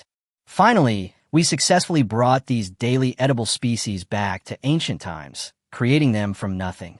From now on, chickens lay eggs and eggs lay chickens, and the cycle will continue forever. There is no need to worry anymore. Primitive people were already able to skillfully build chicken pens, duck pens, and goose pens, and the pigs and sheep pens and pig pens were also growing stronger and stronger. Luo Jiu found time to develop the 4 great inventions in ancient times. On the day when gunpowder exploded successfully, the construction of the first batch of new houses was completed. There are 4 sets of houses, 1 bedroom and 1 living room, with a brick bed and firewall, blue brick walls, and a gable roof. The floor is made of blue bricks made by hand, and the windows are made of mixed glass that was made after countless failures. It is neither very transparent nor very smooth. In modern times, such a house might be ridiculed as a hodgepodge, with neither smooth tiles on the floor nor pure transparent glass for windows. But in ancient times, this house brought together more than a dozen craft technologies that were far superior to those of today, and it condensed the hard work and sweat of everyone. The house stood there, and people looked at it with the same admiration as modern people look at the Great Wall and the Egyptian pyramids. On the day the house was completed, the house was crowded with people. They touched and touched everything, as if they couldn't believe it was real. When Luo Jiu walked in, everyone respectfully made room for her and looked at her expectantly. Luo Jiu patted everyone on the shoulder and said, Everyone has worked hard. Let's stop working for a day tomorrow and hold a celebration meeting. That night, the 4 of them prepared celebratory gifts overnight. They poured out 56 cardboard boxes of the same size and put the same thing in each box, just like wedding candies. This was the luxurious surprise gift package they gave to the primitive people. In order to maintain the mystery, all of them were prepared by the four of them themselves. Luo Jiu checked the items on the list one by one, first took out 56 things to be packed, and then packed them into the box one by one, mainly for food and drink, but also useful. This sumptuous gift package includes a windproof lighter, a physiological hygiene book printed yesterday, a pencil, a draft book, a pair of work gloves, a towel, and one of each of the primitive people's favorite milk tea bags, Bawanchaji and Mishu Bingchen. A bottle of Waha mineral water, a bottle of Nestle coffee, a bottle of Huiyuan juice, and a bottle of AD calcium milk. 5 white rabbit milk candies, 1 chocolate, 1 Snickers, 2 bags of konjac, 5 small breads, 1 box of hot and sour noodles, and 2 packs of instant noodles. Chung Yao Yao packed these things into a box, and then sadly discovered there's an empty box. The feeling of receiving a full box of gifts and opening it to find it empty is completely different. If you're going to give it as a gift, do it to the best of your ability. Luo Jiu suddenly had an idea. Add a bag of potato chips. Isn't it empty? Put a pack of puff food in it, fill it up instantly, and seal the box perfectly. The same procedure was followed for the other 55 boxes, each of which was filled to the brim. The four of them were working very hard. Datian asked outside the tent, "Second mother, we have set up the stage under the red flag, according to your request. Is there anything else to do?" Luo Jiu, "Wait for me in the bridal chamber. I'll come out and talk to you later." When Luo Jiu walked over, Datian was holding a flashlight, humming a song, and squatting at the door of the new house, touching the bricks on the ground. Come in." Luo Jiu pushed open the door and took Datian to sit on the con. Luo Jiu asked, "Do you think this house is good?" Datian, "Great, that's great. It's better than Su Sanjia's house." Luo Jiu smiled and said, "How about letting you stay here?" "Me?" Datian stood up in surprise. "Aren't these 4 houses for you to live in?" Yes, all the primitive people thought that the first 4 houses built were for the eldest ant, the second ant, the third ant, and the youngest ant to live in, and they never dared to think about it. The door of the new house was not locked, but no primitive person would live in it, because they all assumed that it was not for them, at least not these few houses. Luo Jiu said, "I promised everyone that everyone will live in houses before winter. I want to give everyone enough confidence to make them believe that we will do our best to complete this matter. So your other mothers and I have decided that we will be the last batch to move into the new house." Datian nodded, as if she understood something. Luo Jiu added, "At tomorrow's celebration meeting, I will award you the title of Model Worker of the Month and give you the right to allocate these 4 houses. You have to decide who will live in them." Datian was flattered and asked, "Let me distribute it?" "Yes. How do you want to distribute it?"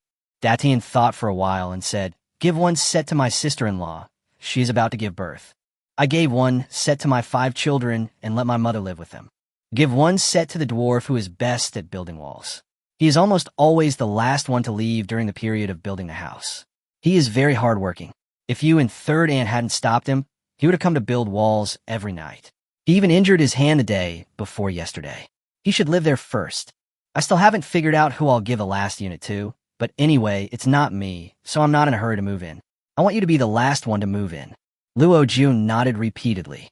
The candidates assigned by Datian were exactly the same as the list in Luo Jiu's mind. However, Luo Jiu did not expect that Datian himself would refuse to move in. There are not many people in this world who can overcome their desires, unless they have beliefs and ideals that are higher than their desires. "Very good," Luo Jiu said approvingly. "You are already thinking like a leader." Datian looked up in surprise. No, you are our leader." Luo Jiu shook his head. "We will be leaving soon, to a very far place. So, I want you to sit in this seat." Datian took a deep breath, his eyes became blank, mist quickly formed in his eyes, and he asked with trembling lips, "Are you going to die?" Chapter 45. A Chinese woman who is strong all her life. "No, this remote place."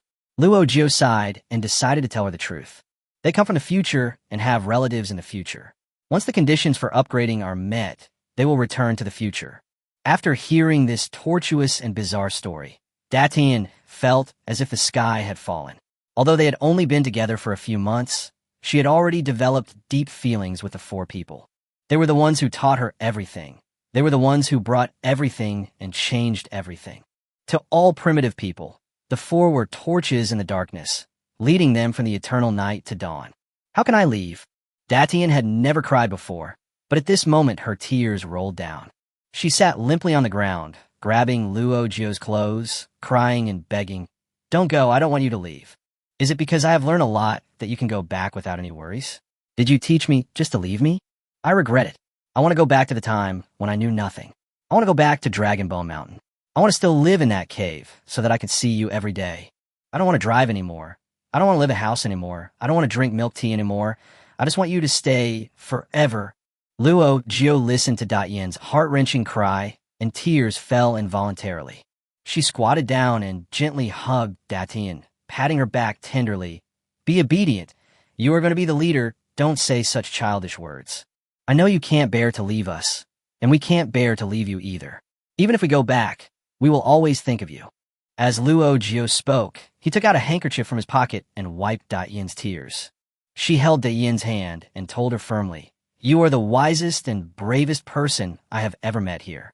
I believe that only you can shoulder the responsibility of building China into the world's #1 power. I know this is a heavy burden. Maybe this responsibility will often make you feel tired and may make you miss Longo Mountain, because at that time you're just a carefree girl who didn't need to wear clothes and ran around in the mountains all day. But I tell you, you have to shoulder this burden because falling behind means being beaten.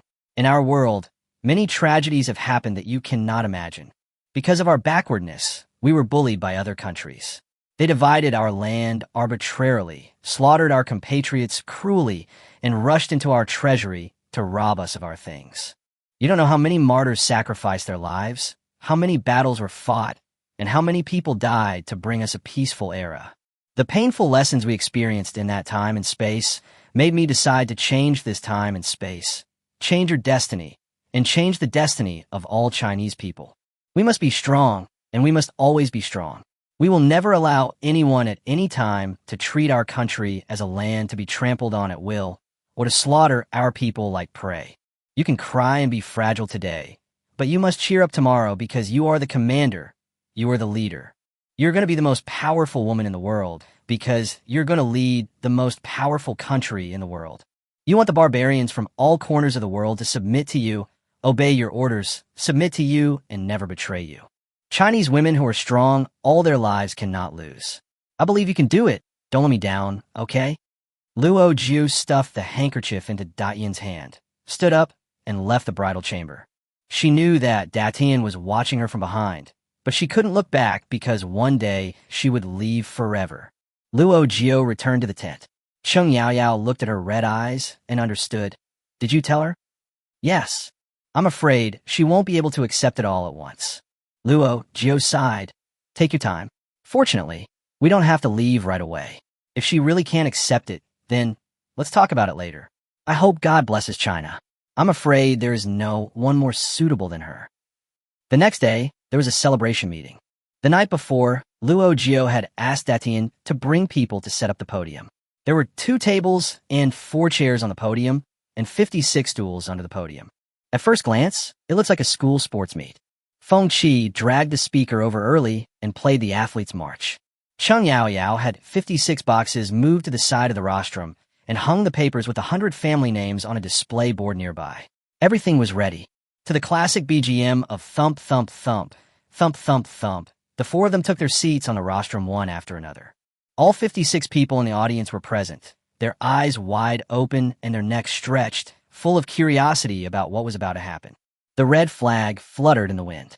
Zhong Jialing, who had taken a junior hosting class, turned on the loudspeaker and began to host this ancient celebration meeting. "Dear mothers, dear children, I declare that the first celebration meeting has officially begun." The 4 of them took the lead in applauding, and there was warm applause from the audience. Zhong Jialing. "First, let's invite second mother to give an important speech. Please welcome her with applause." Luo Jiu took over the loudspeaker, affirmed the hard work of the comrades during this period, talked about the work priorities for the next stage, looked forward to a bright future, and finally told everyone that after a period of hardship, there will be a lifetime of sweetness, and they will definitely lead everyone to live a good life. Amidst thunderous applause, the ceremony began with general commendation. In order to make everyone feel proud, the 4 people called out names and distributed gift packages one by one. Luo Jiu first said, The first person to be commended is Comrade Datian. Comrade Datian studied hard and quickly mastered many skills such as speaking and writing, driving, weaving, printing, and kiln firing. He is not afraid of hardship or fatigue and is enthusiastic about helping other comrades. He always thinks of the collective and practices the 20-character basic moral code of citizens with practical actions. He is our most outstanding comrade. Applause welcomes Comrade Datian to the stage to receive the award. Datian walked onto the stage with firm steps. Apart from his red and swollen eyes, he looked in good spirits. She took the carton from Luo Jiu and said, "Thank you, second mom. I will continue to work hard." Luo Jiu patted her shoulder, looked at the envious eyes of others in the audience, and reminded everyone, "I believe that someone must be thinking, then I don't have a name. Does that mean I won't get prize today? I tell you, today each of you has to choose a name. There are more than 100 surnames on the painting of 100 family surnames behind me. You can choose any surname from them on a first-come, first-served basis. Then choose 1 or 2 characters as your name. When we call your name, please tell us the name you think of, and we will record it in the book, and then write your name on your prizes and close with a marker. From now on, this is your name. You will have 56 different surnames, but you must remember that although you have different surnames, you have the same name, Chinese. You are still parents, brothers, and sisters with 56 surnames, and you are still a family. From now on, newborn children will take their mother's surname and pass it down from generation to generation. Luo Jiu said as he looked at Datian, "You only have a first name, but no last name. What do you want your last name to be?" Datian glanced at the 100 family surnames and said, "I want the surname Zhao, which ranks first. I must always remind myself to always strive to be number 1." Cheng Yaoyao neatly wrote 3 words on the household registration book, Zhao Datian. Luo Jiu also wrote these 3 words on her suitcase and the back of her clothes to make it easier for everyone to recognize them. But at first glance, it looked like he was going to tear off the name tags. Comrade Hippo was very nervous at this time. He had not learned the language and writing very well. He scanned the 100 family surnames several times. For some characters, he had to rely on pinyin to read them. Fortunately, he was smart enough to choose a simple name for himself. He had it, so he would call himself Wang Yi. He could write and pronounce both characters. At this time, the dwarf who built the wall was commended. Luo Jiu called him to the stage and asked him what he wanted to be called. The dwarf happily replied, "Wang." There were several wails from the audience. Well, everyone was thinking the same thing. Chapter 46, returning from a business trip.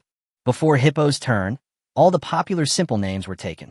There are Wang Yi, Li Er, Zhang San, and some are named after things people know. Datian's eldest brother is Su Tu. His sister-in-law is Feng Qi. Datian's mother is Zheng Ji, and his second brother is Nioda. There are also Sun Xiao, Jin Mu, Yang Tai Qiao. Anyway, Luo Jiu just let them call him whatever they want, as long as it is convenient to call him in the future. Hippo was the last one to come on stage. When asked what his name was, he thought for a long time, but couldn't say it. Luo Jiu said, "Why don't you just call yourself Ma? This surname is simple, and no one else has chosen it yet. 1, 2, 3, 4, and 5 have all been named, but 6 is not. How about you call yourself Ma Lu?" Feng Qi had just taken a sip of water when he heard this, and almost burst out laughing. "Ma Lu? Just call me Ma Luo." The hippopotamus thought about it seriously and said, "I don't know how to write Maluo, so I'll just call him Ma Lu." After the 56 gift packs were distributed, the whole place became as lively as a vegetable market. Everyone couldn't help but open the boxes on the spot. Some ate, some drank, some looked, and some excitedly communicated with each other. "I have a lighter. It says windproof on it. Who doesn't have one?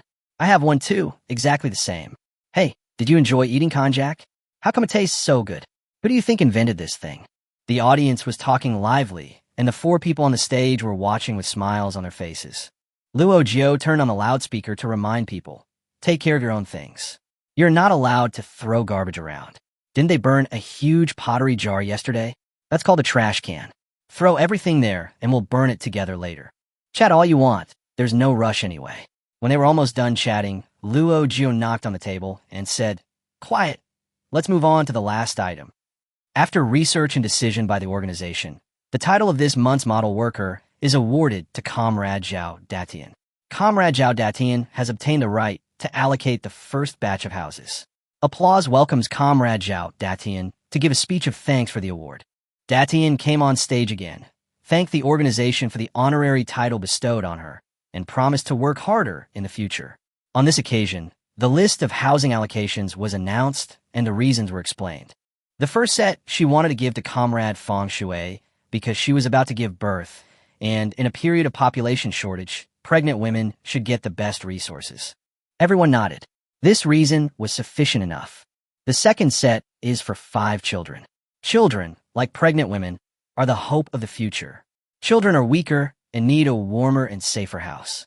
Everyone also recognized that the 5 children came from the 4 tribes that joined later. It was surprising that Datian was willing to give them a house. The third house was given to Wang Yi to encourage him to continue to study wall-building techniques, selflessly dedicate himself, and work hard during the construction of the house. This house is a reward for his hard work. Even Wang Yi himself couldn't believe it. He was a later joiner and had barely spoken to Datian, but the first batch of houses was allocated to him. Everyone's eyes widened, unable to believe it.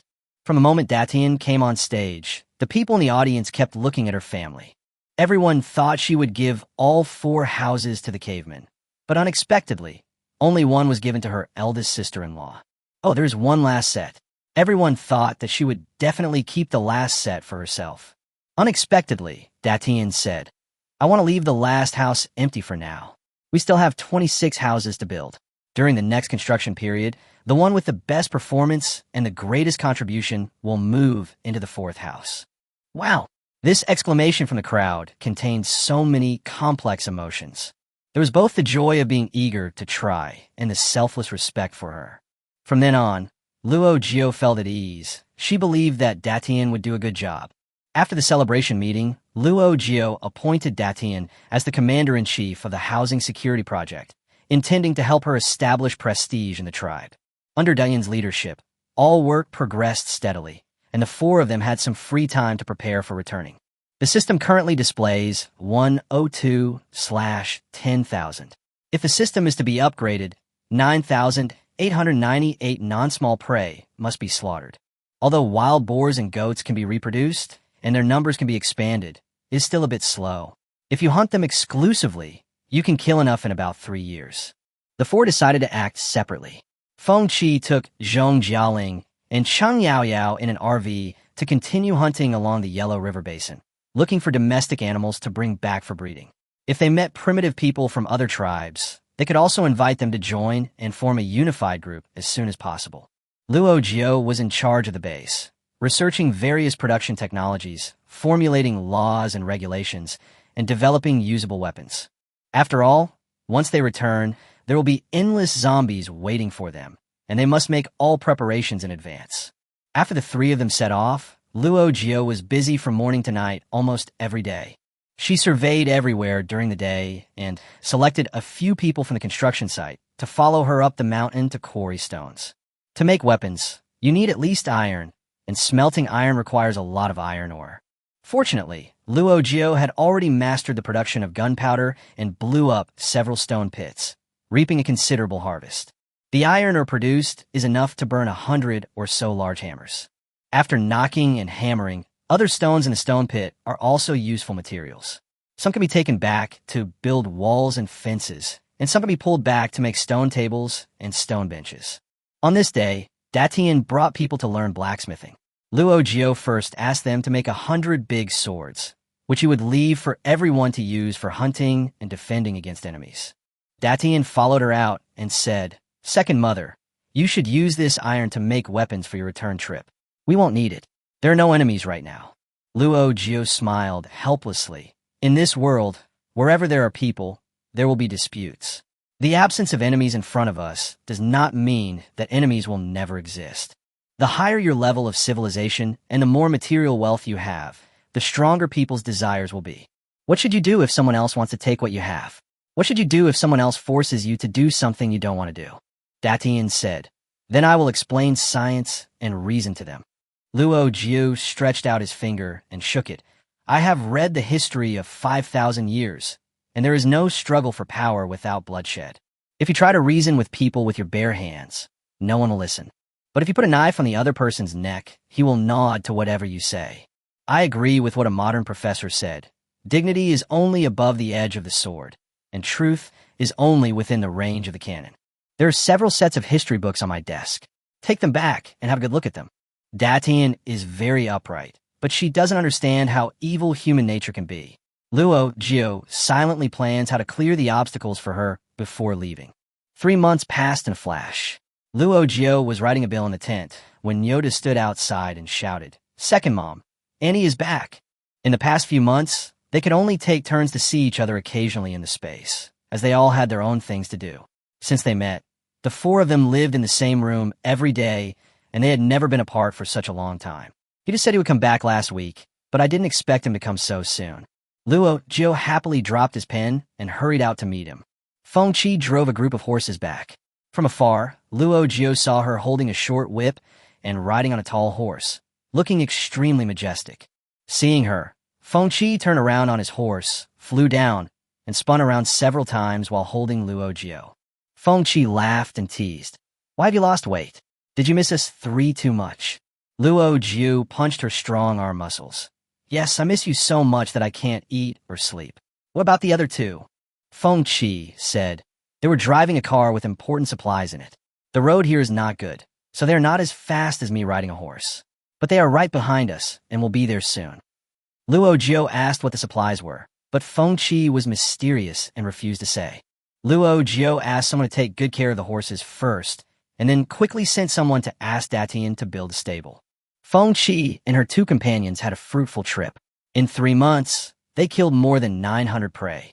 In the corner of the space, there was a large pile of slaughtered deer, tigers, bears, leopards, wild boars, etc. Now the system shows 1065/10,000, which means 1/10 has been completed. Feng Qi said, "We have run out of arrows and our knives are blunt." Luo Jiu stared at her tan face and said, "Thank you for your hard work. I have asked someone to make 5,000 arrows and 300 knives, which are enough for us to hunt in winter. In 2 months, when the weather gets colder and the construction site stops working, we can produce more." Speaking of the construction site, Feng Qi suddenly recalled many things. "I saw a row of houses from a distance. They're so beautiful. By the way, has Sister Feng Shui given birth?" Luo Jiu smiled and said, "She gave birth half a month ago. Her belly was so big before she gave birth. I thought she ate too well, and the baby in her belly became so big. After the babies were born, we found out they were twins, a brother and a sister. Datian's mother and I attended the birth together, and now Datian's mother is taking care of me during the confinement period. The chicks that my sister-in-law hatched earlier have just laid eggs, so I asked Lier, who is in charge of the chicken coop, to give them 2 extra eggs every day to supplement their nutrition." As the 2 were talking, Cheng Yaoyao and Zhong Jialing drove over on a tricycle. When Luo Jiu took a look, he saw that the car was indeed loaded with important supplies. Chapter 47 Surprise. Feng Qi and his friends found 3 cows and a calf in a forest. When they came back, they specially put the RV into the space and took great efforts to put these guys on the tricycle and brought them back. This species is extremely important. As long as we take good care of it, we could drink milk every day in the future. The 4 of them handed the cow over to Datian for care, and then they held hands and returned to their tent, chattering endlessly. Cheng Yaoyao said excitedly, "We encountered more than a dozen primitive tribes along the way. Unfortunately, we didn't bring a primitive translator, so we could only communicate with them briefly. We drew a simple map to tell them where we are, but we don't know if they can come here later." Luo Jiu said, "That's easy. Draw a map and mark their location. Then ask Datian to bring people to contact them." Before he finished speaking, he heard Datian shouting outside, "Oh no, the cow ran to the construction site, and we can't catch it." Zhong Jialing had just taken off her shoes and lay down, and she hurriedly sat up and put on her shoes, shouting, "How could you not take care of the cows? We took so much effort to bring them back, and I'm covered in the smell of cow dung. If anything happens to the cows, I won't eat today." Cheng Yaoyao waved her hands quickly. "Stop talking. Let's go get the cows back quickly. Don't let them get bumped around on the construction site. We can't afford to hurt these big treasures." The 4 of them hurriedly followed Datian and ran to the construction site. Since letting Datian be the general commander, Luo Jiu was busy with other things every day and had not come to the construction site for a month. Datian reported to her every day and said that everything was normal, so she didn't worry about it. When the 4 of them ran over, They discovered that more than 20 houses had been built here without them noticing, and it looked like a small village. However, the four of them turned around and around, but did not see any trace of the cow. After turning the corner, they suddenly saw everyone standing densely at the door of a house, looking at them curiously. Feng Qi frowned. "What are you looking at? If the cow is lost, why don't you go find it?" Datian chuckled and said, "Actually, the cow is not lost. We just pulled it behind the pig pen and hid it." The four were stunned. For the first time, they experienced the feeling of being deceived by primitive people. Datian said with a shy smile, "It's us. We wanted to give you a surprise," she said, commanding everyone to stretch out their hands and show affection. "Everyone, get ready, 1, 2.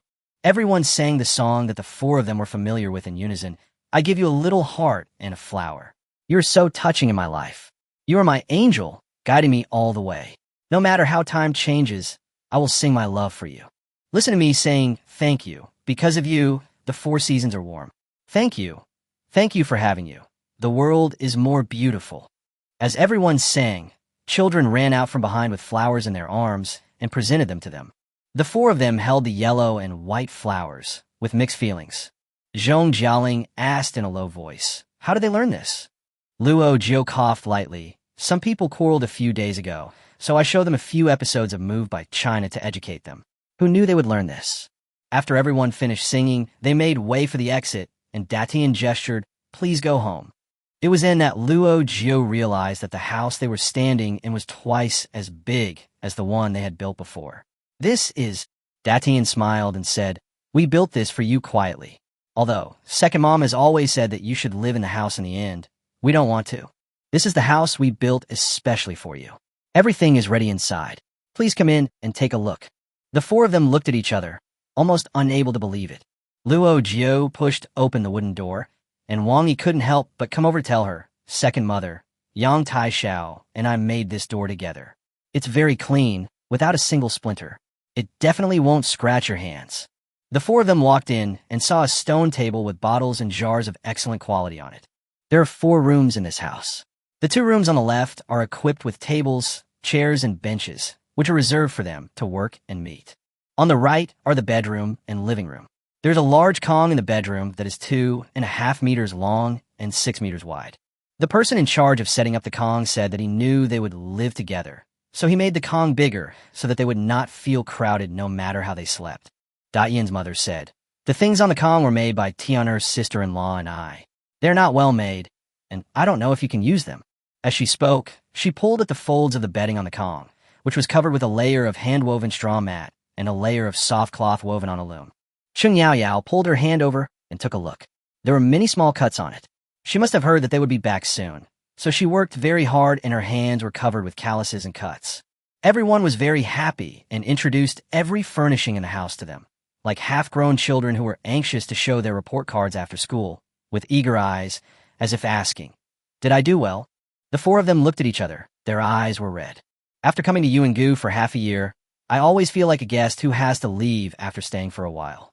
But these people tried their best to give them a home so that they could stay longer." Datian begged with red eyes, "You guys just stay here today. You'll always live in tents. When the tents are put away in the future, I won't know where to go when I miss you." Datian's mother retorted, "You kid, you are talking nonsense. Come and have a look whenever you want. It's not far away. You can see it every day."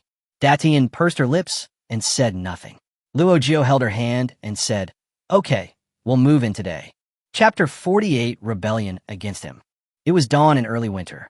The Kong that had been heated the previous night was still warm, and the wall of fire under my feet was scorching hot. Cheng Yao's foot accidentally kicked the firewall, and she frowned and immediately retracted her foot because of the burn. Luo Jiu was sleeping soundly on the soft mattress when he suddenly heard a commotion outside.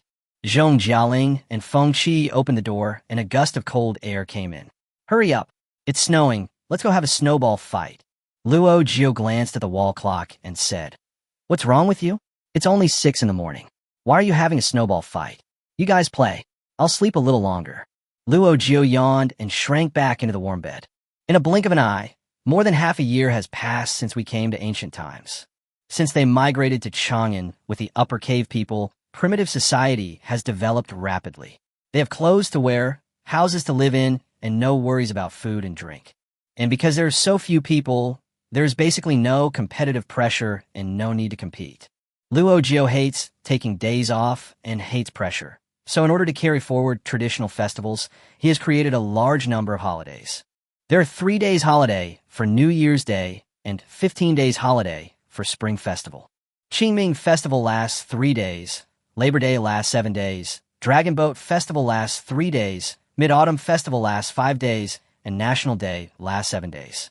Women's Day, 8 days off. There are Saturdays and Sundays on weekdays. If the weekend falls on a holiday, you can make up for it and have 2 more days off. Even though there are many holidays, according to their current production efficiency, there are enough for them to make anything. Primitive people were in the exciting stage of creating civilization, and invention and creation were their great pleasure. Therefore, even on vacation, many people still engaged in research and invention to improve various production technologies. Luo Jiu told Datian that he must attach importance to talents, technology, and innovation. Only by giving inventors, scientists, and technicians generous treatment can society become better and better. Datian knows how to use people. He leads the heads of various departments to manage the base in an orderly manner. Chang'an Village can now be called Chang'an Town or even Chang'an City. When ancient humans in Europe, Africa, and America were still eating raw meat and drinking blood, people in China were already studying how to build cars and roads. After Feng Qi and the others came back last time, they told Datian about the situation of other tribes in the Yellow River Basin. Datian drove with a few people to make contact with them. So, when winter came, more than a dozen groups of primitive people came to Chang'an Town one after another, totaling about 200 people. The total number of people at the base suddenly increased to nearly 300. Before winter came, Datian had already built 6 resettlement houses in advance. They were similar to factory dormitories, without living rooms. Each resettlement house had a long kong on which 50 or 60 people could sleep. The 4 of them were on night patrol at night, and they were dumbfounded when they saw the heads on the kong. Fortunately, there was no public pressure in ancient times, otherwise they would have been slandered by foreign media, saying that they built a concentration camp. There is strength in numbers. When Feng Qi takes people out hunting, the harvest increases exponentially. Previously, Luo Jiu estimated that it would take them at least 3 years to meet the upgrade requirements, but he didn't expect that in less than a year, they had already completed half of the requirements. It was New Year's Eve. Zhong Jialing took out several boxes of fireworks. Bang, bang, bang, the bright fireworks bloomed in the sky, almost blinding the primitive man's eyes. Before, Luo Jiu thought that we obviously invented gunpowder first in ancient times, but instead of researching weapons, we turned around to make fireworks and firecrackers. As a result, the Europeans took it and made guns and cannons, and finally we were badly defeated by the 8-Nation Alliance. She learned this lesson deeply, and after studying gunpowder, she asked everyone to study bombs, grenades, and cannons, never taking a detour. As a result, these primitive people already knew how to make homemade cannons, but had never seen fireworks, so they were deeply amazed and all of them looked up, staring intently. The children cheered. Luo Jiu looked around, his eyes passed through the noisy crowd, and saw Cheng Yaoyao's back as she turned and left. She hurriedly followed and watched Cheng Yaoyao return to the room without turning on the light. Only her faint sobs could be heard in the darkness. Luo Jiu's nose felt sore. "Are you missing Grandma?" "Yeah." Cheng Yaoyao sniffed. "I spent every New Year's Eve with my grandma. I don't know if she is still alive now." Luo Jiu helped her wipe away her tears and sat quietly beside her. The supplies left in the basement are enough for Grandma to survive for 2 years. If nothing unexpected happens, she must be alive. What if there's an accident? She's old and has a bad memory. Will she forget to turn off the gas tank? Cheng Yaoyao was getting more and more panicked. "I dreamed a few days ago that Grandma's clothes were torn. Oh no, has she passed away? I haven't burned paper for her. Will she have no money to spend in the afterlife?" In fact, the 4 of them had always avoided talking about Grandma. Occasionally, when they ate something and thought of Grandma, they would swallow the words back when they came to their lips for fear that Cheng Yaoyao would feel sad. Normally, Cheng Yaoyao would hold back and not say anything, but today she couldn't help it and just spoke out all her worries. Luo Jiu comforted her for a few words and suddenly thought, "I remember when you bought the coffin, didn't you also stock up on some funeral supplies? Are there any left in the space?" Cheng Yaoyao blinked her tearful eyes and said, Yes, I left some outside, but most of them are still in the space. There are paper money, gold ingots, paper-made things, and gold paper for folding gold ingots, more than 10 piles. What are you going to do? Aren't you worried that Grandma has no money to spend? Let's burn some for her. Let's go to the back mountain. Then, what if Grandma didn't die? Then burn it for your mother and let her hold the flowers. If Grandma really passes away, they will take care of each other. As Luo Jiu spoke, he took a large iron basin, put a lighter in his pocket, and pulled Cheng Yao towards the back of the mountain with a flashlight. The two found a crossroads, and seeing that there was no one around, they quickly and stealthily knelt down and prepared to burn paper.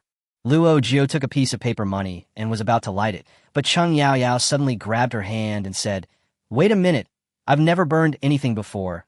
What am I going to say if I light it?" Luo Jiu said, "Isn't this simple? It's just like sending a letter by mail. Just state who you're sending it to. I read in a folklore book that you should burn a few pieces of paper and throw them out to the wandering ghosts passing by, and then give the address and name." Luo Jiu lit up a stack of paper money and casually waved it. "Brothers, sisters, uncles, aunts, grandparents passing by, please take it and spend it. It's New Year's Day, buy whatever you like." A cold wind blew by. Cheng Yao clung to Luo Jiu with her eyes tightly closed. She quickly followed and chanted, "Please don't grab the paper money I'm burning below. I want to burn it for Sun Feng Qi in Majia Village, Hongshan County, Jiangcheng City. She is my grandmother." After Cheng Yao finished speaking, Luo Jiu reported the name of the old couple who adopted her. The two burned half a bag of gold ingots and several bundles of paper money, and finally went home with peace of mind.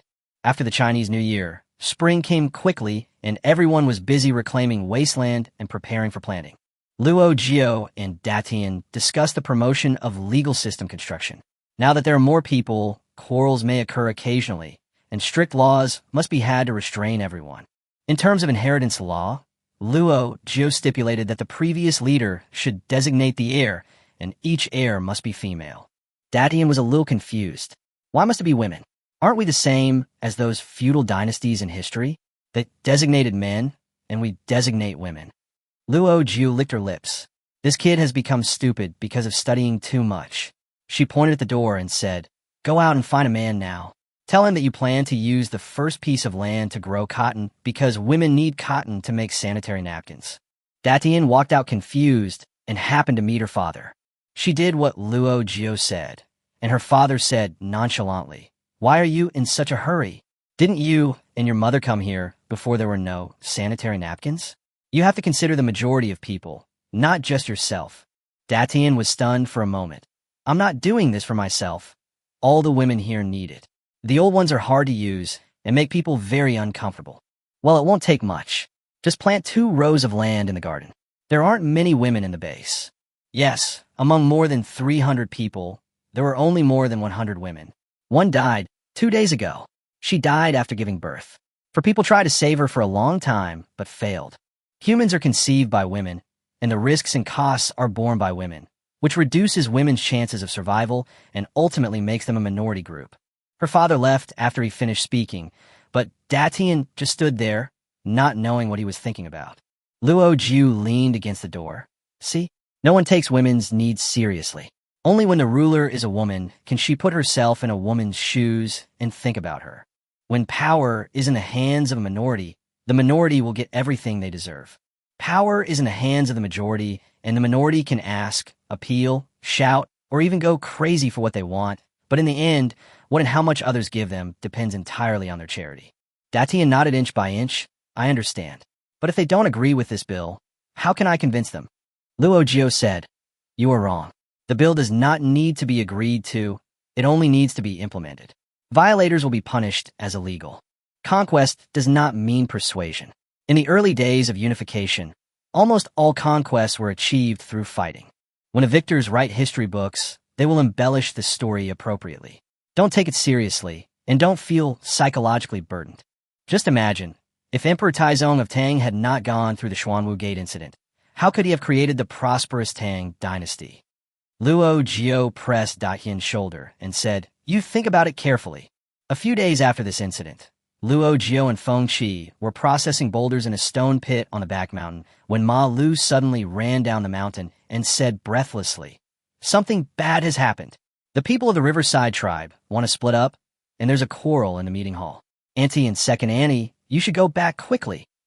Divide the family? Feng Qi picked up the axe at hand. He rebelled against him. Chapter 49. Leave the head behind. When the two arrived at the conference room, the room that accommodated 300 people was already in chaos. Datian was questioning Honda from the Riverside tribe. It was Honda who led the riot this time. Originally, we were just holding a spring plowing meeting today, and we would start sowing tomorrow or the day after tomorrow. Datian assigned tasks as usual, but Honda suddenly stood up and said, "We from the Hebbian tribe will not participate in the spring plowing. We are still used to hunting for a living. You guys farm the land, and we're going back to the cave." Datian clenched his hands into fists silently as he flipped through the form, but his face showed no emotion. "You want to leave? Sure, I'll give you freedom. But I want to hear the rest of the Riverside tribe decide whether to leave or stay. It's not up to you to decide." Datian's cold gaze swept across the seats of the Riverside tribe. The dozen or so people living by the river felt very uneasy at this moment. Naturally, they were reluctant to leave, but Honda had been trying to tempt them these days. Honda told them that the current leader was a caveman, had no blood relationship with their Hebbian tribe, and would not always be kind to them. They are treated well now only for the spring plowing. After the spring plowing, they will be driven into the pigsty to be slaves. These people have only been in Chang'an for 3 months. They have just learned the language and writing, and their minds are simple, so they can't help but be shaken. Moreover, Honda suddenly attacked and had a head-on conflict with the leader. They were also afraid that even if they stayed, they would be treated as the same kind as Honda and be inferior. Datian looked at the people on the riverbank who were in trouble and told them, "Tell us what you think. Do you think the food and accommodation here are not good? Or do you think the people here are not good?" The people by the river hung their heads and said in shame, "It's all good, all good.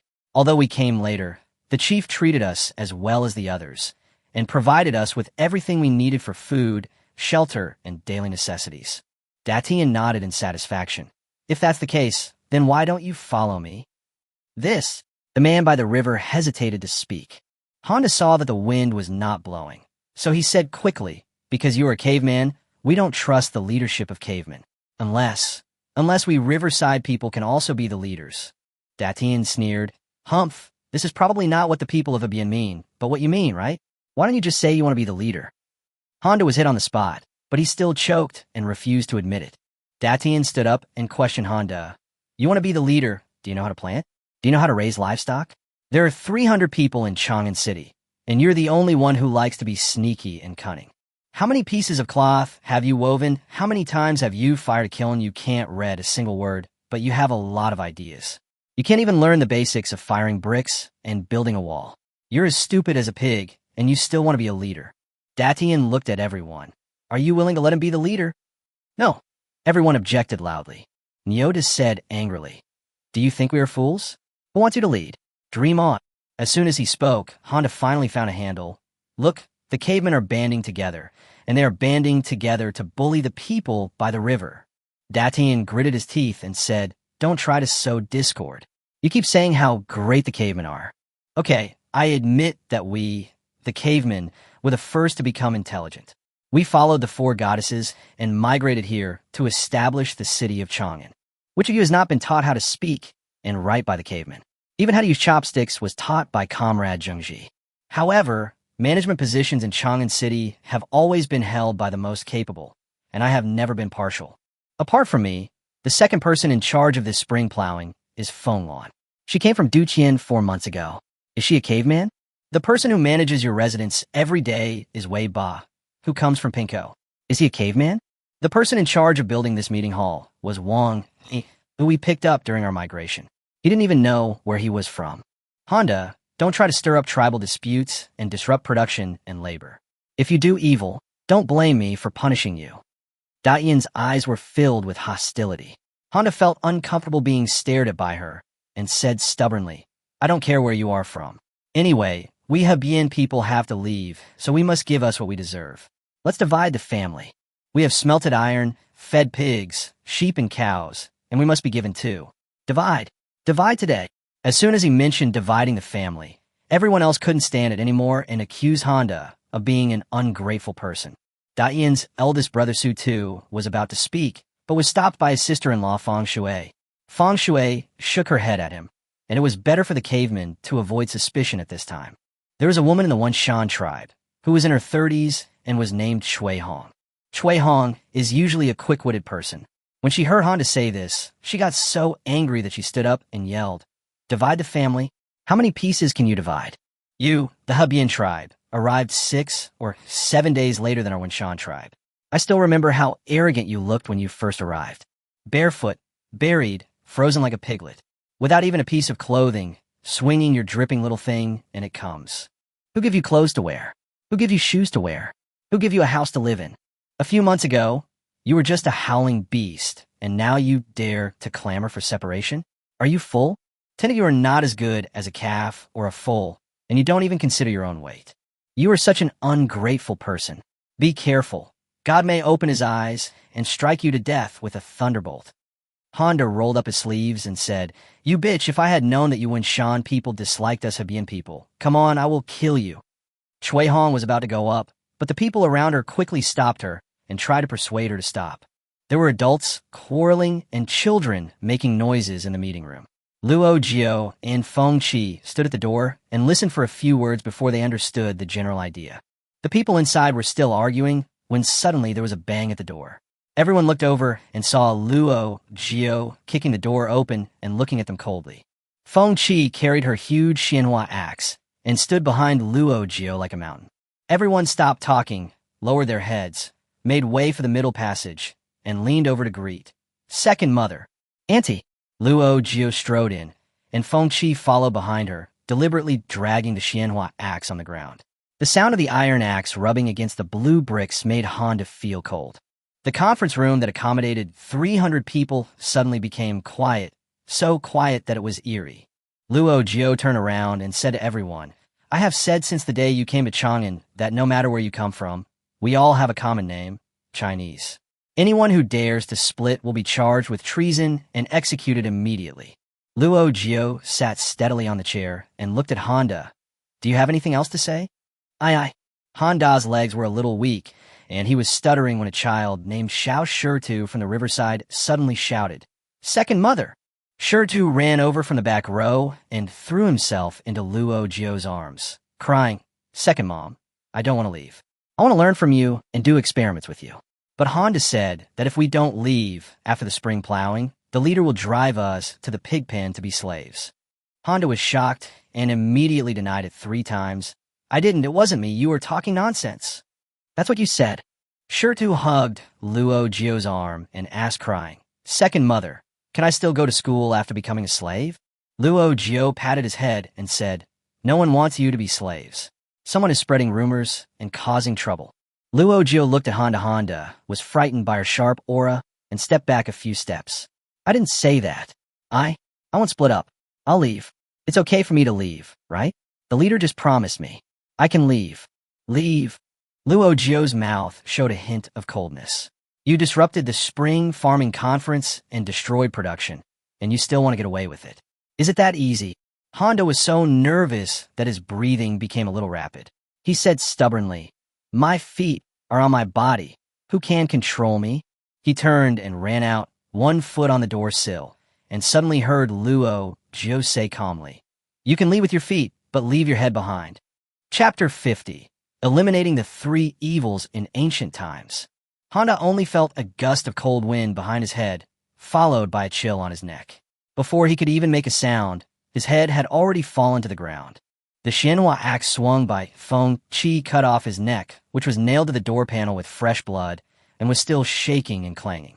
Everyone held their breath as they watched Honda fall to the ground twice. Luo Jiu covered Xiao Shida's eyes with his hands, waved his hand, and told someone to clean up the door in a normal tone. Datian cleared his throat and continued the spring plowing meeting. Primitive people are carrying out the first large-scale sowing in human history, and the 4 are hunting frantically in preparation for returning to the modern era. After the autumn harvest, Datian went out to contact some primitive tribes again. The population doubled, and Chang'an Town was really about to become Chang'an City. The 4 of them drove a car and carried bows and arrows from Chang'an to the Mongolian plateau. They had mastered archery to perfection, and the prey in the space piled up like mountains. When winter came, they returned to Chang'an, and they were still 800 prey short of upgrading immediately. In just a few months, Chang'an has changed again. New houses were built in rows. The number of vegetable gardens increased to 6. 2 wells were dug. A city wall was built, and lookouts were set up on all sides. A plaque hung high above the city gate, with the 2 big characters Chang'an inscribed on it. The 2 soldiers guarding the gate must be new arrivals. They were unfamiliar faces, and none of the 4 had seen them before. Luo Jiu leaned his head out from the passenger seat and was about to introduce himself, but the soldier spoke first. "Second mother, you're back?" He said to the people beside him, "Go and tell the leader that the 4 goddesses are back." Luo Jiu was curious about how he knew her. When the car drove in, she saw a huge painting hanging in the pavilion in the middle. It was a sketch of the 4 of them. Datian got the news in the stone pit, rode back on his horse, jumped off his horse, and threw himself into Feng Qi's arms. "You're finally back." Datian had her hair tied up in a neat bun. She wore a linen top, trousers, a deerskin skirt, sheepskin shoes, and a 40-centimeter long steel knife tied her belt. It was a sharp weapon Feng Qi had given her before, and she carried it with her every day. If Datian were to travel to the modern era with this outfit, she would probably be mistaken for a girl from an ethnic minority and would not look like a primitive person at all. She held Feng Qi's hand affectionately and said, "I miss you guys so much. If you don't come back, I'll go find you." Datian choked up as she spoke. Feng Qi had shallow eye sockets and patted her head, her eyes also turning red. Luo Jiu quickly broke the atmosphere and deliberately teased. Okay, you're the lord of the city. Why are you still crying like a child? Everyone is watching. You too can collect some water. There is no shortage of water here." Datian came over and held Luo Jiu's hand, saying aggrievedly, "I just miss you. Everyone misses you. Did you see the painting at the door? It was drawn by my 3rd sister. It looks pretty similar, right?" "Resemble," Zhong Jialing said with a smile, "but it's just a sketch. If you don't know us, you might think we are that dark." Everyone went into the house, talking and laughing. Datian closed the door and asked, "How long can you stay?" Luo Jiu said, "We still need 700. We will have to stay for another 2 months. We will have to go back during the Chinese New Year." Datian nodded. There are 964 people in the city now. Excluding pregnant women, children, and those guarding their posts, there are at least 800 people who can participate in the hunt. If you need them, take these 800 people with you. We should be able to kill enough in half a month. When Datian thought about the decreasing time he had to spend with them, he quickly added, "But can you stay a little longer? There will be a legislative meeting before the new year to select leaders for nearby village and town construction. I have added a lot of clauses, and the situation may be very tense. Can you stay with me until the end of the meeting?" Chung Yaoyao looked at Datian's pleading eyes and gently held her hand. "Okay, don't be afraid. We will definitely accompany you through this difficult time before we leave." The 4 of them had always thought that Datian was a little uneasy and asked them to stay until the Legislative Council. But when the day of the Legislative Council really arrived, Luo Jiu discovered that Datian deliberately kept them until that time to reassure them. The main purpose of this legislative session is to inform everyone of the contents of the new provisions. With more and more people, township construction has been included in next year's construction plan.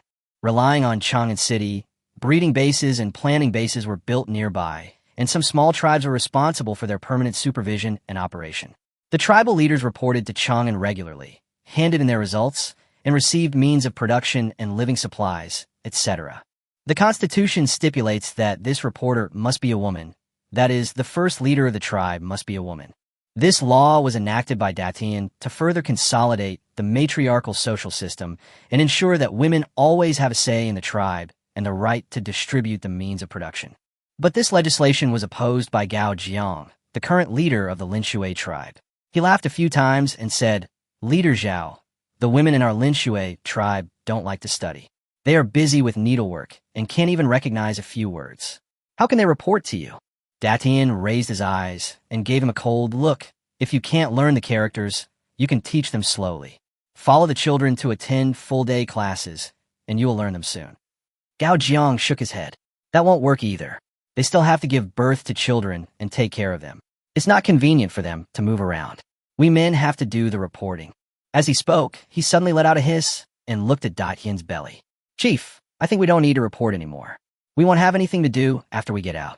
What if I have something to tell you when it's not convenient for you? What if you're pregnant and have a miscarriage? Ha ha ha. This laughter made Feng Qi furious. She reached out to touch the axe, but Luo Jiu held her wrist and signaled her to wait a moment. At this time, Datian had already stood up and walked to Gao Zhang's seat. You have just joined and don't seem to be able to speak human language. But I understand that you think you can establish yourself as a king without being in the city. I tell you, independence means division, and I will never allow it. It is not okay not to report. It is also not okay for a man to report. What was read out today is the Constitution. I will teach you one last time that the Constitution means something that cannot be violated. Gao Zhang tilted his head and said disdainfully, "So what if I violated it?" Datian stood in front of him, looking down at his face. She seemed to be waiting for this sentence. Everyone saw Datian curling the corners of his mouth slightly, quickly pulling out the steel knife from his waist, holding his head with one hand, holding the knife with the other, and cutting off Gao Zhang's neck in the blink of an eye. It's unconstitutional, and this is the outcome. Does anyone still have any questions about this? She swept her cold gaze over the crowd, and no one objected. Datian looked at the dozen people in the temporary department, pointed at the oldest woman, and said, "From now on, you will be responsible for the connection between Linshui Department and Chang'an City." The woman shook her head in panic. No. Our tribe has always been led by men. Let him come. I will give the position to him voluntarily. Chapter 51. I'm back. Where's my grandma? The woman pointed at the man next to her, but the man was so frightened that he was trembling and didn't dare to answer. This sudden change was unexpected to everyone. Even Cheng Yao couldn't help but get nervous, fearing that this woman's words would embarrass Datian. However, Luo Jiu still watched steadily, with no intention of taking action at all. Looking at Datian again, her expression did not change at all. She just reached out and pulled the woman toward her. Datian whispered in her ear, "Don't let yourself fall into depravity." Then he struck the enemy in the throat with a sharp strike, achieving a double kill. She looked at the rest of the people in the Linshui Department calmly, with the tip of her knife slightly raised. Can't the Linshui Department choose a person in charge today? The people in the front lowered their heads and shivered. A little girl in the last row stood up and said, "Chief, I could be the person in charge." "You?" Zhao Datian looked at her. "I remember you. You're only 11 years old. Can you be the person in charge?" He answered loudly, "I can. I am the best student among the 17 children who entered school at the same time. I ranked first in every subject. I remember every word of the Constitution you just read out. The Constitution cannot be violated. I remember it. I will do as you ask. What's so difficult about that?" Being young and frivolous, his tone made everyone smile. "Okay, you will be in charge of the Linshui Department." Datian put away his knife and sat back in his seat. "Let me remind you again, our country is in the construction stage. We are indeed short of people, but we are not short of enemies. Anyone who attempts to establish his own country and split the country is an enemy of the Chinese people. If anyone has such thoughts, you might as well speak out now. I will kill you as soon as possible, so that I won't have to send troops to suppress the rebellion in the future and waste food and grass." Everyone in the audience stood up at the same time. China is united. It will not be divided. Luo Jiu could finally put his heart at ease. Datian had quickly grown into a qualified leader. He was calm and decisive in his actions. They can leave with peace of mind, as it is time for them to leave. The conditions for the space upgrade were met a few days ago, but the button was not pressed because we were just waiting for the legislative session to end.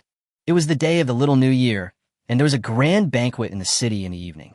Datian came personally to invite them to the buffet, but he saw them packing their luggage.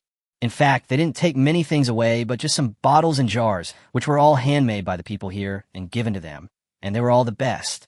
They took it away as a souvenir. Datian felt as if something was blocking his heart. "Are you leaving today? Are you going to leave quietly without telling me?" "How could that be?" Luo Jiu smiled and said, "The Legislative Council is over, and we should leave. I wanted to tell you after dinner tonight. We have something to give you, so how can we not tell you?" Luo Jiu said this and took her to another room, which was filled with things that the four of them had left for Datian. Zhong Jialing prepared a mobile phone, a tablet, and the corresponding charging cables and power strips. Zhong Jialing said, "These are all things you have used before, and you know how to operate them. There are many useful videos and standalone games in them. You can play them when you are bored. In this room, you can live here from now on. Datian smiled and said, well, I want to take a picture with you guys with this, so you can look at it when you miss you. Okay. Feng Qi took out another phone and said, we will also look at it when we miss you. Don't just take pictures, let's take videos too. Everyone clapped and clapped. Datian was recording, and Cheng Yaoyao took out the things she had prepared, 3 full boxes of snacks. These are the foods you usually like to eat. I wanted to leave them all for you, but I was afraid that too much would exceed the expiration date and harm your body. There's a box of medicine in here. Not much. You can keep it for yourself. When you give birth in the future, be careful. We are not by your side. Remember to take antibiotics yourself. As Cheng Yaoyao spoke, she quickly turned her back and wiped away her tears. Datian patted her on the back and said, I'll remember. I will protect myself. Feng Qi said, I don't have anything else but some handy weapons. This dagger is very sharp. You can keep it for self-defense. And this stab-proof vest, we all think it's very useful. Remember to wear it when you go out hunting. Okay, I'll remember that. Luo Jiu said, I have nothing left to give you. From now on, you will have to make a living on your own. You should study this set of selected works of Mao carefully. I believe that you will become a great leader in this time and space and go down in history. Datian nodded vigorously. She accepted everyone's gifts and said, I know you are leaving, and I have prepared some things. I wonder if you can use them. Datian took them to a locked warehouse where all the things were prepared for them. My second mother told me that there's zombies in your place, and they need to have their heads removed. I had someone make these big scissors, and I wonder if you can use them. Well, I don't know what else these half-human height scissors can be used for besides cutting heads. Feng Qi smiled and said, of course I can use it. I'll use it later, but they can't carry it. In addition to the extra-large scissors, Datian also prepared hundreds of traps for them, saying that if they could cut off the zombies' legs, they would not be able to catch up with them.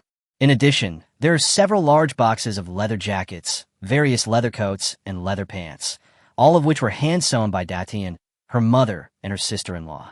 At this time, someone came to Datian to deal with something, and she said, I'll go first. You guys have to eat, right? Today is the little new year. Let's eat dumplings when we get up and noodles when we get down. Eat dumplings before leaving. The 4 agreed, put the things in the warehouse into the space, and went to the banquet to eat with everyone. The flour for making dumplings today was ground by themselves after they harvested wheat. It was very chewy, but the 4 of them were filled with sadness about parting, so the meal did not taste good. The children rushed over and hugged Zhong Jialing's thighs. Little mom, can we set off fireworks today? Sure. Zhong Jialing took out 2 boxes of fireworks. While everyone was looking up at the fireworks blooming in the night sky, Luo Jiu pushed her and said, let's go. The 4 of them quietly left the crowd and came to an open space. When Luo Jiu was about to press the upgrade button, he suddenly found that Datian had followed him without him knowing. She stood there, looking at them intently, just like 2 years ago when she stood quietly at the entrance of the Dragonbone Mountain and met them for the first time. Only this time, there were tears in her eyes. The 4 of them waved goodbye to her reluctantly and disappeared on the spot. Although I don't want to spoil the plot, I can tell you in advance that in the end, the 4 people will be connected to this time and space again in an incredible way. A flash of white light brought the 4 of them back to the familiar villa. Without thinking, they quickly chipped the wall and opened the basement door. Grandma! Grandma! The 4 of them dug and shouted, but there was no response from inside. Cheng Yaoyao's heart was in her throat. She rushed in as soon as the door opened. She saw her grandmother lying in the coffin she had prepared earlier. The lid was half closed and there was no sound. Grandma! Cheng Yaoyao suddenly broke down and cried, then collapsed to the ground. The 4 of them were plunged into grief and cried while holding the coffin. But Luo Jiu was crying and her vision was blurry. She noticed something smoking. She wiped her tears and found that there were 3 incense sticks lit there, which were just half burned, and next to them was a photo of the 4 of them. That's not right, Luo Jiu murmured. She pushed open the coffin lid. Grandma, are you pretending to sleep? Chapter 52, I will edit. Sun Fengyi opened her eyes a little and saw 4 faces that she had been thinking about day and night, with snot and tears, gathered together and looking at her. Her voice was trembling. You, are you human or ghost? Grandma resurrected. Cheng Yaoyao experienced great joy and sorrow in just a few minutes. She was stunned and dared not speak. Zhong Jialing wiped her face and said, Grandma, of course we are human beings. You are also a human being, right? Sun Fengyi did a sit-up and sat up. I am a human. I thought you were all. Sun Fengyi covered her rapidly beating heart and couldn't help but wipe away a handful of sad tears. Ever since Cheng Yaoyao sent her to the basement that day, there has been no news from the four children. She saw the group of terrible things coming in and out through the gaps in the vents, but there was no sign of them. I thought they were all killed, and I cried every day. Sun Fengyi later thought, even if the children were gone, she still had to make arrangements to send them off, right? So they set up a small table, put their photos on it, and burned incense and paper on time. Sun Fengyi said here with embarrassment, according to the day you left, today is your 37th day. It is said that those who left on this day will come back. I heard you guys howling outside the house, and I thought you guys were here to pick me up. How could I dare to say anything? I just wanted to hide and deceive the black and white impermanence. Cheng Yaoyao sighed, not knowing whether to laugh or cry. Grandma, if we really come to pick you up, you still won't want to leave? Isn't it interesting for you to live alone? Sun Fengyi said, we can deal with it if it's alive, but what if it's dead? Wait a minute. Luo Jiu suddenly caught a key piece of information. Grandma, did you say today is our 37th day? Yes, you will be gone for 21 days. You won't make any mistakes. Sun Fengyi said as she brought over the electronic clock. The thing ran on batteries and still had power. The time displayed on it was the year and month when they traveled through time to ancient times. Oh, Luo Jiu nodded slightly, as if he understood something. Feng Qi suddenly realized, that's not right, we all. Luo Jiu interrupted her and said, we are all hungry. Now is not the time to talk. Grandma said hurriedly, oh, you must have suffered a lot. Look how thin you are. Sun Fengyi thought that the children were thin because of hunger, but when she looked closely, they were not thin. They all look full of energy and seem to be stronger. Is it because you didn't eat enough salt that you got swollen? Sun Fengyi's eyes were still full of heartache. Grandma will get you some food right away. We still have plenty to eat, and Grandma is saving the food. Luo Jiu winked at Feng Qi and asked Cheng Yaoyao and Zhong Jialing to take Grandma upstairs first. She and Feng Qi wanted to inspect the villa inside and out. The zombies in the yard were broken into pieces and scattered on the ground. The thorny electric fence on the wall was also full of strange-looking zombies, so densely packed that it looked like the electric fence had grown hair. It's summer now, and the yard is filled with a foul smell. The two men frowned, put on masks, cut the electric fence with pliers, pushed the wall of zombies outside with wooden sticks, sprinkled lime powder on them, and burned them. After a while, Cheng Yaoyao and Zhong Jialing also pushed out a large trash can, which was filled with Grandma's household garbage. Feng Qi stood on the wall and quickly lifted up the meter-high barrel full of garbage, threw it outside, and burned it all together.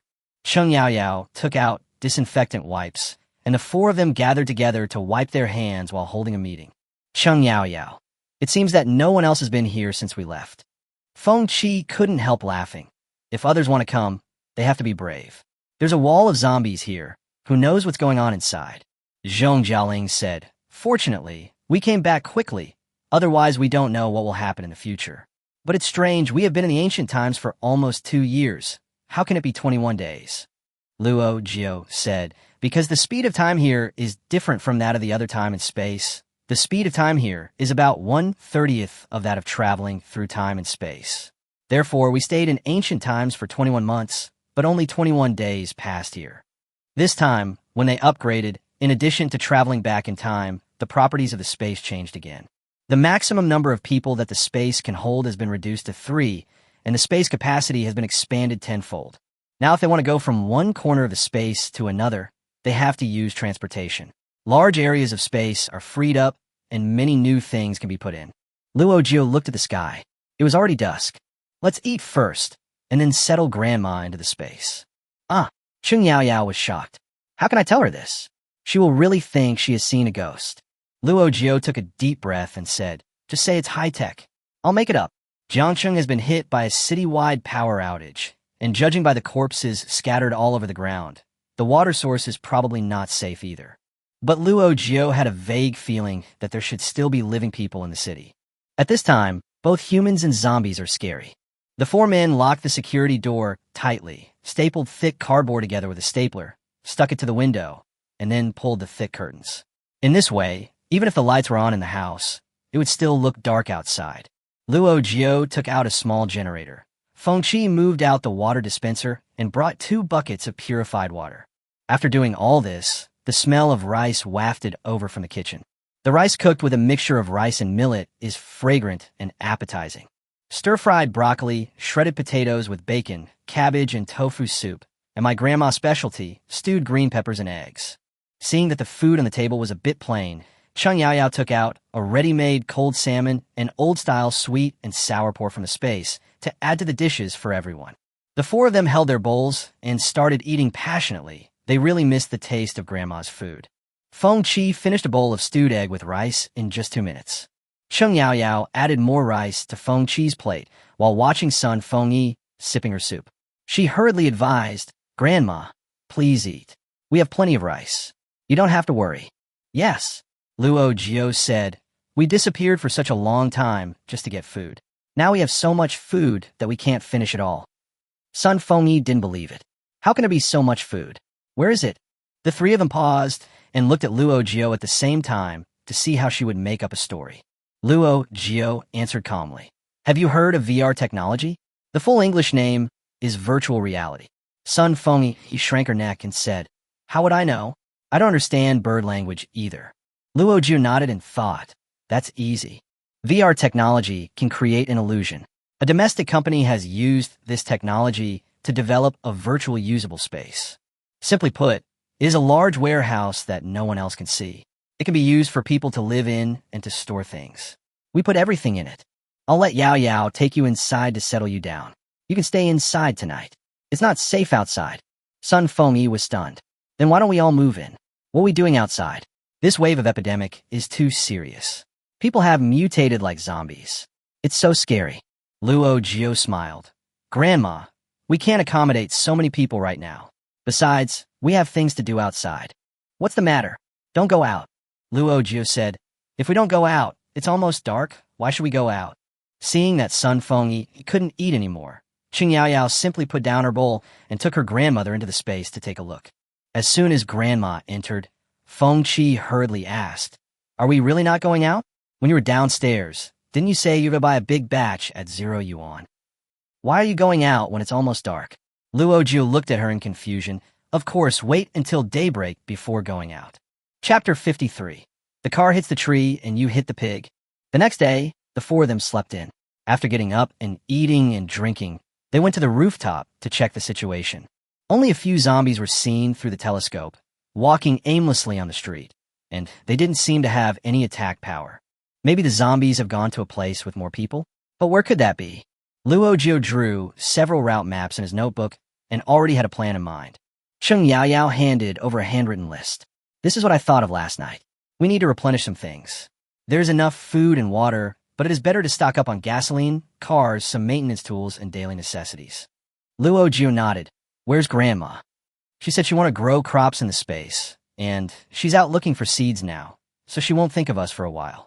"Then let's go now. The sooner we go, the sooner we can return." After the ancient killing experience, the 4 returned to the end of the world again. They had eliminated their psychological fear of zombies and were not as nervous as the first time. The weather was hot, and wearing too much would affect their movements. The 4 men only wore vests, sun protective clothing, and thin trousers, and used tape to seal their cuffs and trouser legs to prevent them from being pulled during close combat. They carried knives, daggers, bows, and arrows, and the weapon box in the space was equipped with huge scissors, flamethrowers, electric saws, snake scales, explosives, stones, and other strange weapons for easy use at any time. Feng Qi was the first to jump onto the roof of Zhong Jialing's scrapped Hummer, pulled everyone up, and then the 4 of them climbed over the iron gate together and jumped to the ground. Their first target was a gas station. As the car sped along the road, several zombies with rotten arms and legs followed. The car stopped at a gas station, and the 4 men immediately picked up their weapons and prepared to start fighting. Feng Qi looked at the 5 zombies coming towards him on the road and quickly distributed them. "I'll take 2, and you each take 1. Feng Qi flipped his wrist, swung the Xinhua axe, cut left and chopped right, and 2 heads fell to the ground in an instant. Everyone quickly dealt with the first wave of zombies with their swords and then immediately figured out how to get the oil. Zhong Jialing took out several oil trucks and refueled them one by one. Feng Qi entered the house, and brought a few half-person-high metal oil drums. The four of them took the gas pumps and took turns filling the oil drums and tanks. Cheng Yao sighed. It's a pity that the gas station's oil tanks are buried underground.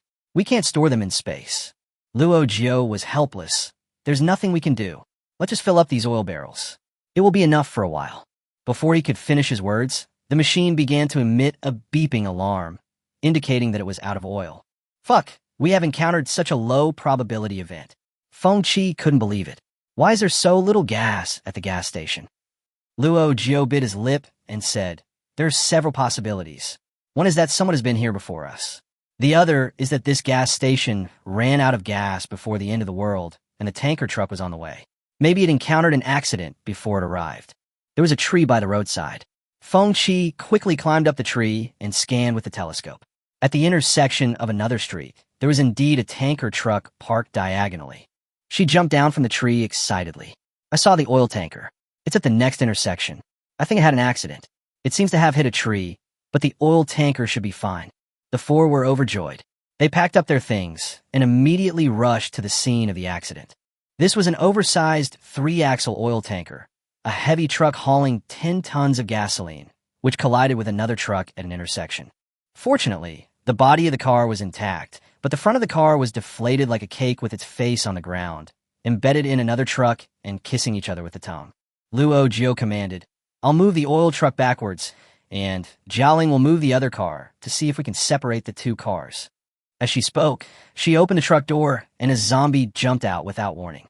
Luo Jiu leaned back instinctively, and the zombie's hand brushed past her neck. Are you okay? Feng Qi picked up the axe and was about to chop. Stop it. Luo Jiu hurriedly tried to stop him.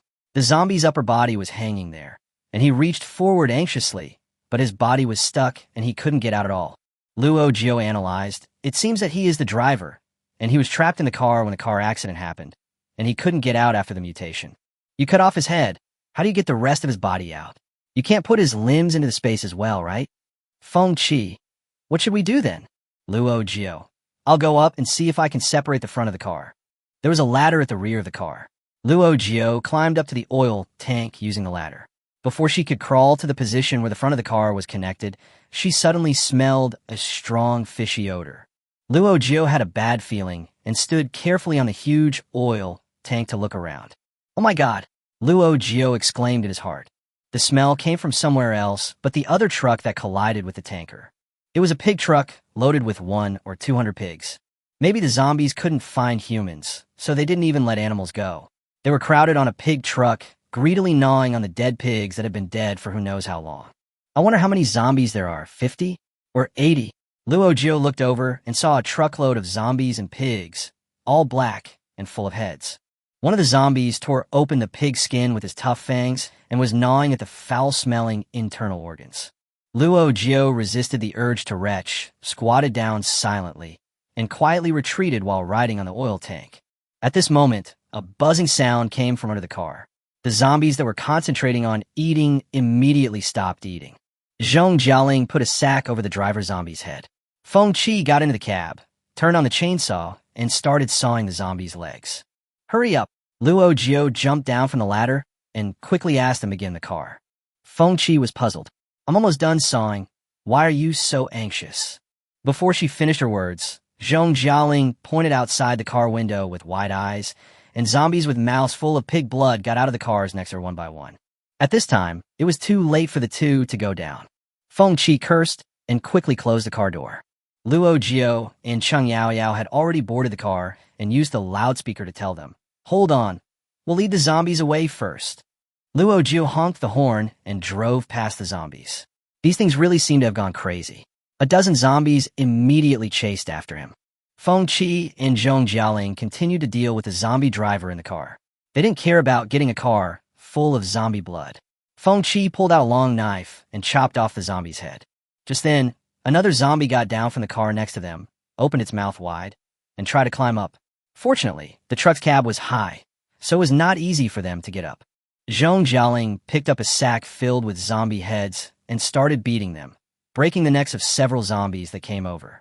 Her arm was nearly dislocated from swinging so hard, while Feng Qi continued to cut up the corpse with an electric saw. She took off a zombie's foot and Zhong Jialing immediately took it and fed the stinky foot to the zombie with its mouth open. She cut off one of her arms, and Zhong Jialing took it and slapped the zombie in the face. The two cooperated tacitly while quarreling nervously. Zhong Jialing, how did you find the way? Didn't you see the carload of zombies? Feng Qi, how could I see it? The tanker truck blocked it. I thought the truck hit a tree. Zhong Jialing, the car hit a tree. Did you hit a pig? As he was talking, Feng Qi finally pulled out the remaining part of the driver that was stuck in the cab, blocked it against the window, and propped it up with his feet to serve as a corpse-proof window. Zhong Jialing closed the car window and took out a flamethrower from the space. I'm going to burn you to death. Feng Qi was stunned. What a good idea. I'll take one too. Luo Jiu drove back and saw 2 tongues of fire shooting out of the car window. He was so scared that his soul flew away. He hurriedly shouted into the loudspeaker, "Don't use fire. Do you want to burn yourselves?" Chapter 54, Don't Move. The safe distance between a tanker truck and an open flame is 18 meters, and the oil tank in the cab is only 1 meter away. The two didn't react at first, but they suddenly realized what was going on after hearing Luo Jiu's reminder. They quickly turned off the flamethrower and threw it back into the space. They were so scared that they broke out in a sweat. The two men closed the car windows tightly, still somewhat frightened and gasping for breath. Feng Qi, it's safer for us not to do anything. Zhong Jialing wiped the sweat off her head, nodded repeatedly, and murmured, "Fortunately, there was no explosion. Let's celebrate." Feng Qi took out 2 bottles of iced Fanta from the space, and the two clinked glasses. After drinking the cold drinks, their heartbeats finally returned to normal speed. Compared to being blown to ashes, these zombies buzzing outside are just child's play. At this time, Luo Jiu drove around again and used the horn to remind them, "Get ready to jump into Yao Yao's car." Luo Jiu pressed the horn for a long time, slowed down the car, and attracted away the zombies surrounding them. Zhong Jialing stuck her head out and saw Chung Yao Yao driving a Lao Tu Lu to meet her. Zhong Jialing looked at the 10-ton tanker and was reluctant to part with it. She gritted her teeth and said, "Wait a minute." Zhong Jialing quickly got on the pig transport truck and backed the truck half a meter to separate it from the tanker truck. Feng Qi took the opportunity to quickly put the tanker truck into the space and jumped into Lao Tu Li's truck. Chung Yao Yao urged Zhong Jialing anxiously, "Come up." Zhong Jialing hesitated for a moment and said, "I'll deal with them first." It was no use running with a group of zombies all the time. So Zhong Jialing started the pig cart and honked the horn. Luo Jiu tacitly led the group of zombies over. Zhong Jialing stepped on the accelerator and the big truck ran over dozens of zombies, knocking a group of them away with a bang and crushing a group of them under the car. Now, even if their heads didn't fall off, they couldn't move.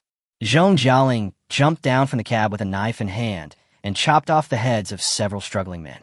Chung Yao Yao and Luo Jiu drove over, and everyone sighed in unison. What a pity there are so many heads, and the system hasn't counted them yet.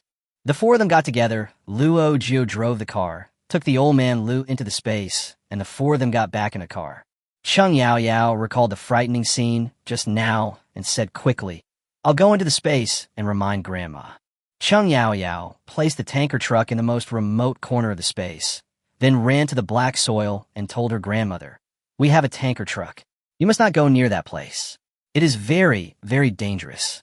Grandma was stunned for a moment. "It's so dangerous. You take it out. What if it blows me up?" Chung Yao Yao blinked. That's not that dangerous. It won't explode for no reason. Just don't light a fire nearby. I have something else to do. I'll be out first." Sun Feng Yi hurriedly warned, "You guys are going out again? Be careful of zombies." "I know." She asked again, "Where are you going? Will you come back for dinner in the evening?" "Come back and eat." There was no end to the story, so Chung Yao Yao came out quickly. The car just drove to the entrance of the largest shopping mall in Jiangcheng. Luo Jiu said, "Let's go in and take away everything we can use." When a zombie wave first broke out, crowded places such as shopping malls were the hardest hit areas. The broken glass door shows how tragic the situation was at the time, but the living people must have run out. After so many days, most of the zombies should have gone out. The 4 of them looked inside and saw 2 zombies trapped under the knockdown counter, twisting their bodies constantly. Luo Jiu slashed with 2 sharp cuts of the knife, giving them a quick death. The first floor was the sportswear area. The 4 of them took off their smelly coats and picked out new clothes of the right size from the racks and put them on. Luo Jiu opened the warehouse and threw all the unopened sports suits, shoes, and socks boxes into the space. She came out of the warehouse and saw Feng Qi jump into the counter of the jewelry shop, take a sack, and throw all kinds of gold and silver jewelry into it. Cheng Yaoyao was stunned. Are these useful? Feng Qi kept filling his hands with things and couldn't help but raise his lips. I don't know. Anyway, it would be a pity to throw it away. Cheng Yaoyao thought so too and jumped into the counter of another gold shop. I'll pretend to. Luo Jiu, don't bother. Just put the whole counter away. There are several 4S stores nearby, and all the cars on display in the stores were taken away. The four of them swept the entire floor, which was left as empty as a clean room, with nothing left. Several big brand stores on the second floor were not immune, including Bananane Underwear Store, Bozitting Down Jacket Store, Camel Outdoor Goods Store, Pure Cotton Home Store, Miniso Store. When they finished sweeping, there were only naked models left in the store. Luo Jiu said of the combs swept from Carpenter Tan. Even if one person had 10 heads, they wouldn't be able to use them all. All kinds of digital products, whether from Apple, Huawei, or Xiaomi, could be collected directly from the warehouse. IKEA store, everyone is worried that Grandma will feel uncomfortable sleeping in the RV, so they can set up a new restroom for her. Sofas, chairs, double beds, no matter if they cost thousands or tens of thousands, they're all free now. All kinds of kitchen supplies, daily necessities, storage bags, jars, and cabinets were taken away. Anyway, there's plenty of space, so just put it away. If you really can't use it, you can just throw it away as garbage. The four of them worked enthusiastically and reached the third floor in the blink of an eye. Cheng Yaoyao saw the maternity and baby store rushing to buy goods again and frantically replenishing her private plot. Luo Jiu was carrying a knife. Her keen intuition made her feel that there was something strange here. She looked at every store one by one and finally found the source of the strangeness at the door of a store that taught early childhood education classes. There were dozens of pregnant women and babies locked up in that store. Perhaps, at the beginning, only one or two of them were infected, but in any case someone locked the door from the outside, blocking their escape route. They were locked inside and could only watch themselves or their children being eaten by the infected until everyone turned into zombies. Those babies who don't even have teeth instinctively open their mouths when they see humans. Feng Qi followed and was shocked when he saw this scene. How could this happen? Luo Jiu sighed and shook his head. Let's go. The sweep of the fourth floor ends here. The fifth floor is the restaurant, so there's no need to go up there as the food would have gone bad after so many days. There was a large supermarket on the underground first floor. There were only a few items left on the shelves, so the four of them had to go straight to the warehouse. Luo Jiu tugged at the door of the warehouse. Hey, why can't it be opened? Could it be that the warehouse manager of the mall is so conscientious that he didn't forget to lock the door before running away when the zombies came? I'll do it. Feng Qi took out the cutting machine from the space. It's not a big deal. Feng Qi, who was not very good at cutting, used the cutting machine to cut an ugly, irregular hole in the door, creating sparks. Luo Jiu squatted down and was about to look inside when a gun was pressed coldly against her forehead. Don't move. Chapter 55. Meeting an old friend in the end times. The power had been out here for a long time, and only the flashlights held by four people provided dazzling light. Luo Jiu took a deep breath, signaled the other three not to act rashly, and said calmly, "Don't be impulsive. I am a human being." Although Luo Jiu was very nervous at the moment, she clearly felt that the person holding the gun was even more nervous than her, and the muzzle of the gun was shaking like a sieve. With the help of the flashlight, she peered inside secretly and saw a young and familiar face. Luo Jiu curled his lips and said, "Officer, is it considered repaying kindness with enmity by treating your lifesaver like this?" "It's you." The clear male voice inside was a little surprised. "Kid." Inside was the young police officer who went to the villa to investigate on the day the zombie tide broke out. He still remembered that at the critical moment, someone fired a steel bullet and saved him. When Luo Jiu mentioned this, he quickly put away his gun and asked, "Did you fire that steel bullet?" Luo Jiu pointed at Feng Qi behind him and said, "My sister beat him." Feng Qi squatted down and looked inside the doorway. There were several shadowy figures inside. The young police officer quickly introduced himself. "My name is Zhou Chong. Thank you for saving me." Feng Qi smiled and said, "It's just a small thing. What are you doing here?" Zhou Chong sighed. "It's a long story. Is it safe outside now? Let's talk about it outside." The four men made way, and Zhou Chong opened the warehouse door from the inside. Luo Jiu then discovered that the goods were piled up. There were 7 people in the warehouse with less than 50 square meters of idle space. I don't know how long they had been hiding in there. As soon as the door was opened, a foul smell of feces and urine quickly spread out. Zhou Chong said that he came here to find his mother when the apocalypse broke out, but there were too many zombies at that time, so he had to give up the idea and organize others to stay in the supermarket and fight against the zombies. However, when such a thing happened suddenly, many people did not have the right weapons, their combat effectiveness was very low, their willpower was weak, and they were quickly defeated. He took the remaining few people and hid in the warehouse. They didn't know how many days had passed, but zombies had come and people had come, but were soon bitten to death by the zombies and turned into new zombies. They didn't have much food and their strength was getting worse and worse, so they simply stayed in the warehouse until now. In addition to Zhou Chong, there was a mother and daughter. The girl was very thin and should be about the same age as Luo Jiu and the others. She was wearing the school uniform of Jiangcheng No. 4 Middle School, which was extremely dirty. There was also a middle-aged man named Su Lei who was a porter and came here to find his wife and daughter. There was also a young man in his 20s named Yang Chiming who was shopping in the mall when the incident happened and then got trapped here. There was also a father and son. The little boy was about 8 or 9 years old and looked pale, probably due to malnutrition. Feng Qi glanced at the father and son and walked away a few steps silently. Zhou Chong said that they started eating instant noodles every day, but at that time there were rumors of the end of the world, and many foods had been snapped up before the zombie outbreak. So there were only 2 boxes of instant noodles left in the warehouse, and the 7 people ate them up quickly. Later they opened all the boxes and ate everything edible, even things like stinky tofu. Instead of soaking the flat noodles in hot water, they soaked them in mineral water and then stuffed them into their mouths and swallowed them. Zhong Jialing frowned when she heard this and couldn't help but say, "You guys are really strong. I would rather rush out and become a zombie." Zhou Chong shook his head. "We are lucky to have something to eat. By the way, how have you managed to hold on until now?" The 3 of them looked at Luo Jiu together. It would be safer for her to give a unified answer to the external statements. Luo Jiu said, "We saw the post about the end of the world before and stocked up some food in advance. But we have finished eating in the past 2 days, so we came out to see if we can find some food." Zhou Chong said regretfully, "We ran out of food yesterday. We ate up all the food. Oh, and there are a few bottles of water. Are you thirsty?" As he said this, he went in to get it, but was surprised to find that the place where the water was drained was empty. "Where's the water?" He looked at the other 6 people. The little boy's father smiled awkwardly. "We've all come out. I don't want to waste it, so I put it in my bag and save it for the children. If you're really thirsty, I'll give you a bottle." Zhou Chong frowned. "We agreed to distribute them uniformly. Why did it change so suddenly?" Luo Jiu hurriedly said, "Forget it. We are not thirsty. They have enough food and water to last them 2 lifetimes. They say they have run out because they are afraid that others will target them. Not to mention that the boy's father was reluctant to give it to them. Even if he gave it to them, they wouldn't want it.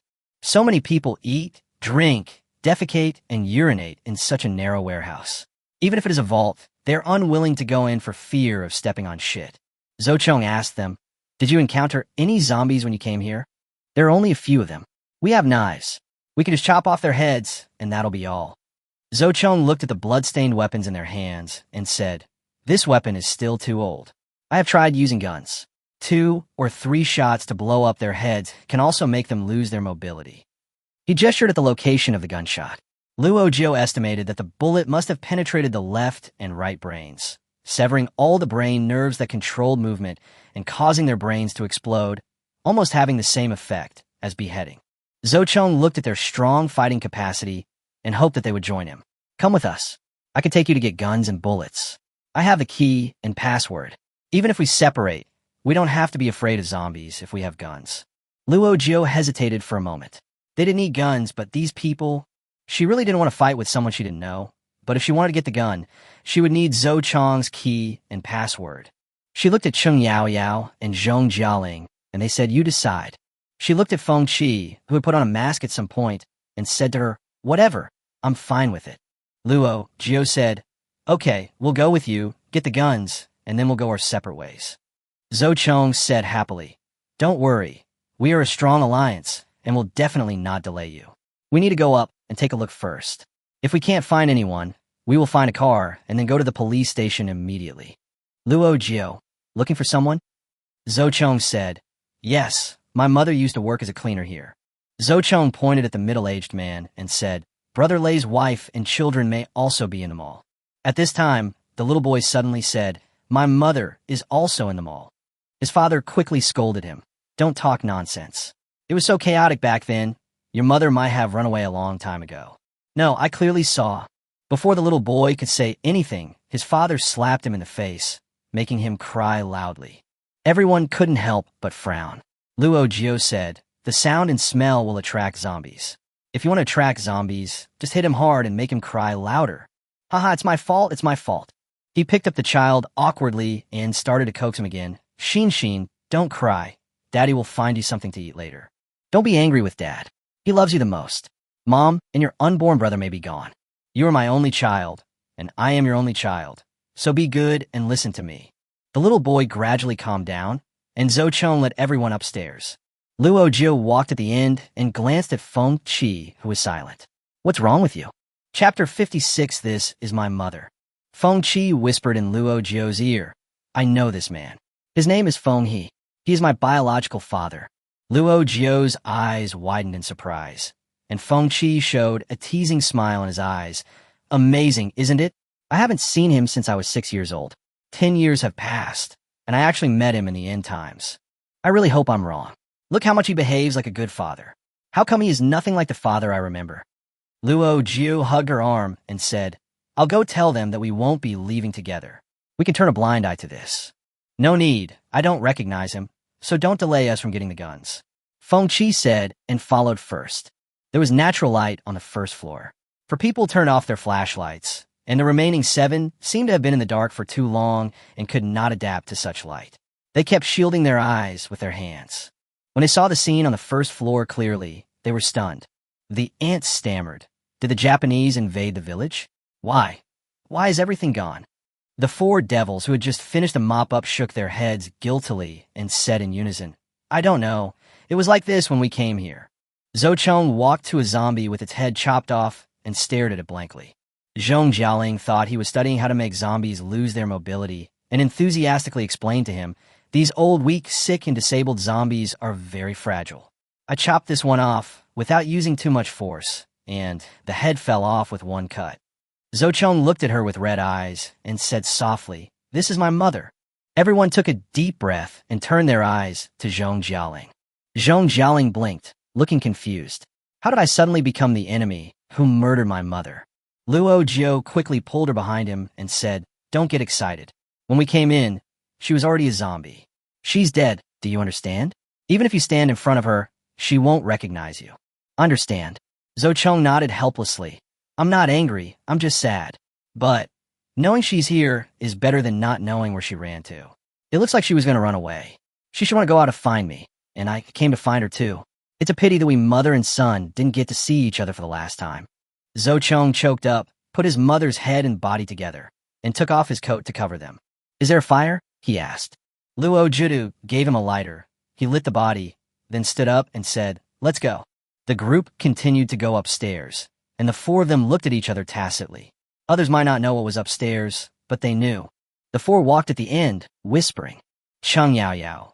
Should we tell this uncle that his wife should be in the room on the 4th floor? Luo Jiu shook his head. What if he's not here? Besides, look at Uncle Sue's brisk steps now, as if he's full. He's finally happy for a while. Let's not pour cold water on him. Luo Jiu said and looked at Feng Qi again. Are you okay? Feng Qi shook her head.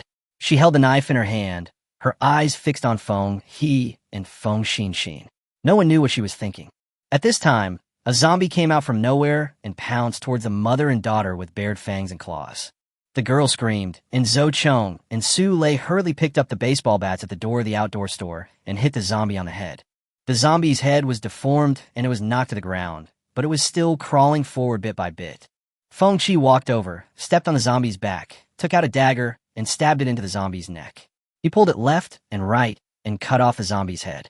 He then pulled out his dagger, wiped the blood off the zombie's clothes, and put it away again. The movements are smooth and flowing, and seem easier and quicker than killing a chicken. Zhou and others were stunned. and they walked up more cautiously. The aunt began to blame her daughter. Look at her. She's about the same age as you. Look at her, then look at yourself. The girl was terrified. Mom, I don't have any strength. I'm scared. What are you afraid of? I wish I could give you everything to eat. You still don't have the strength? I don't have the strength either. Who is the reason why I am so weak? The aunt looked very disappointed. Her frown quickly turned into a smile when she looked at Feng Qi. Girl, which school are you from? Feng Qi adjusted his mask and said, Number 1 middle school. Oh my, the aunt said with envy. Number 1 middle school is the best school, right? Oh, look at them. You can't compare with them in study, and you're not as brave as them. What's the point of raising you? You're just like a piece of trash. You're just like your dead father, cowardly and useless. I can't count on you for the rest of my life. Stop scolding. The girl didn't say anything, but Zhong Jialing couldn't stand it anymore. Why do you always compare your child with others? She doesn't want this. Zhong Jialing picked up a baseball bat and stuffed it into the girl's hand. Don't be afraid. Those things are nothing to be afraid of. Annie's face looked a little ugly. She rolled her eyes secretly and muttered, What do you know? If she was as good as you, I wouldn't bother to say anything about her. Zhong Jialing turned around and opened her mouth. Like me? I was at the bottom of the class in every subject from childhood to adulthood, and I only got 14 points in math. Are you sure you want your daughter to be like me?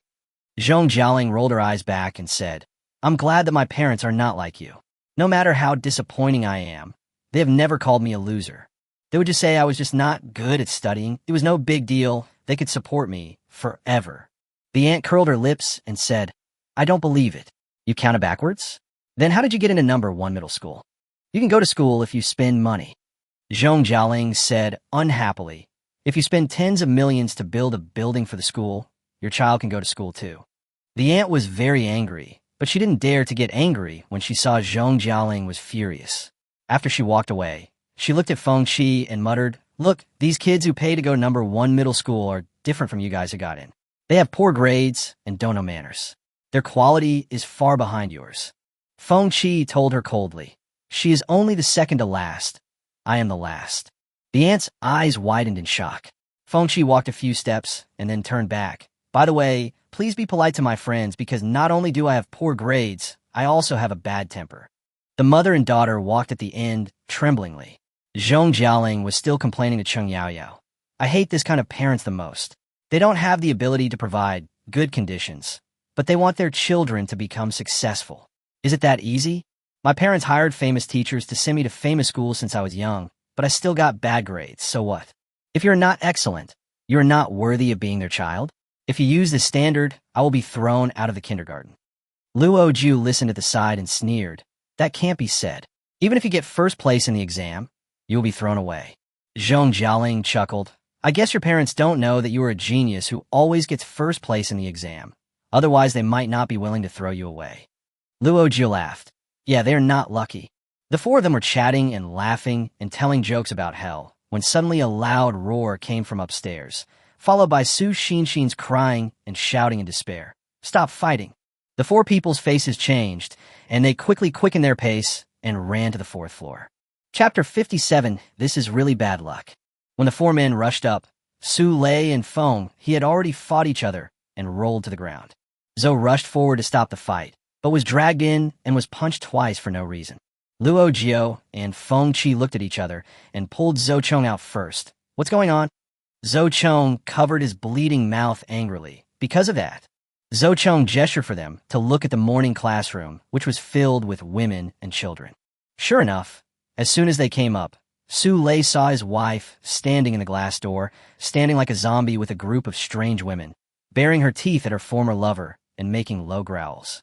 The closer he got, the crazier the zombies inside became. Su Lei's mind went blank at that time. He looked at the countless handprints on a glass door and couldn't imagine how scared and desperate she was at that time. They were in such a small space, with nowhere to escape, and could only wait to be bitten and mutated.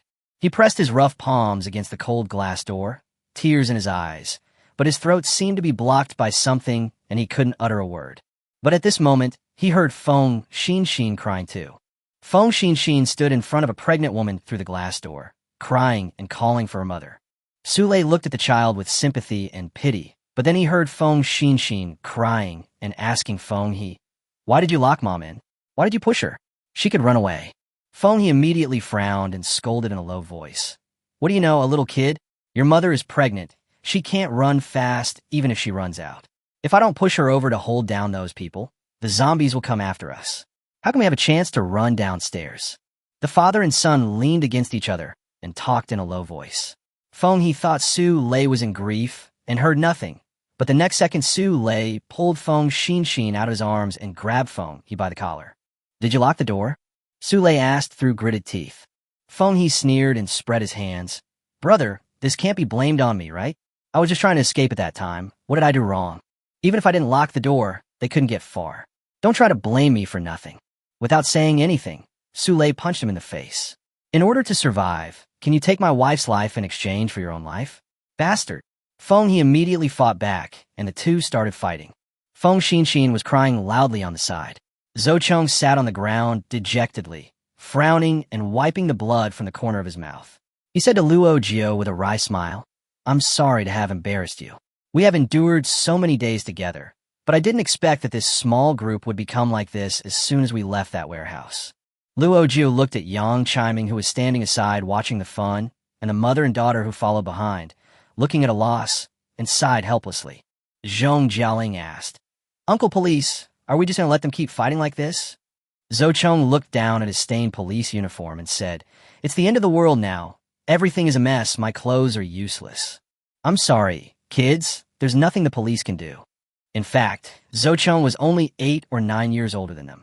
He had just graduated from the police academy and had been working for just 1 month. He hadn't even received his salary when the end of the world happened.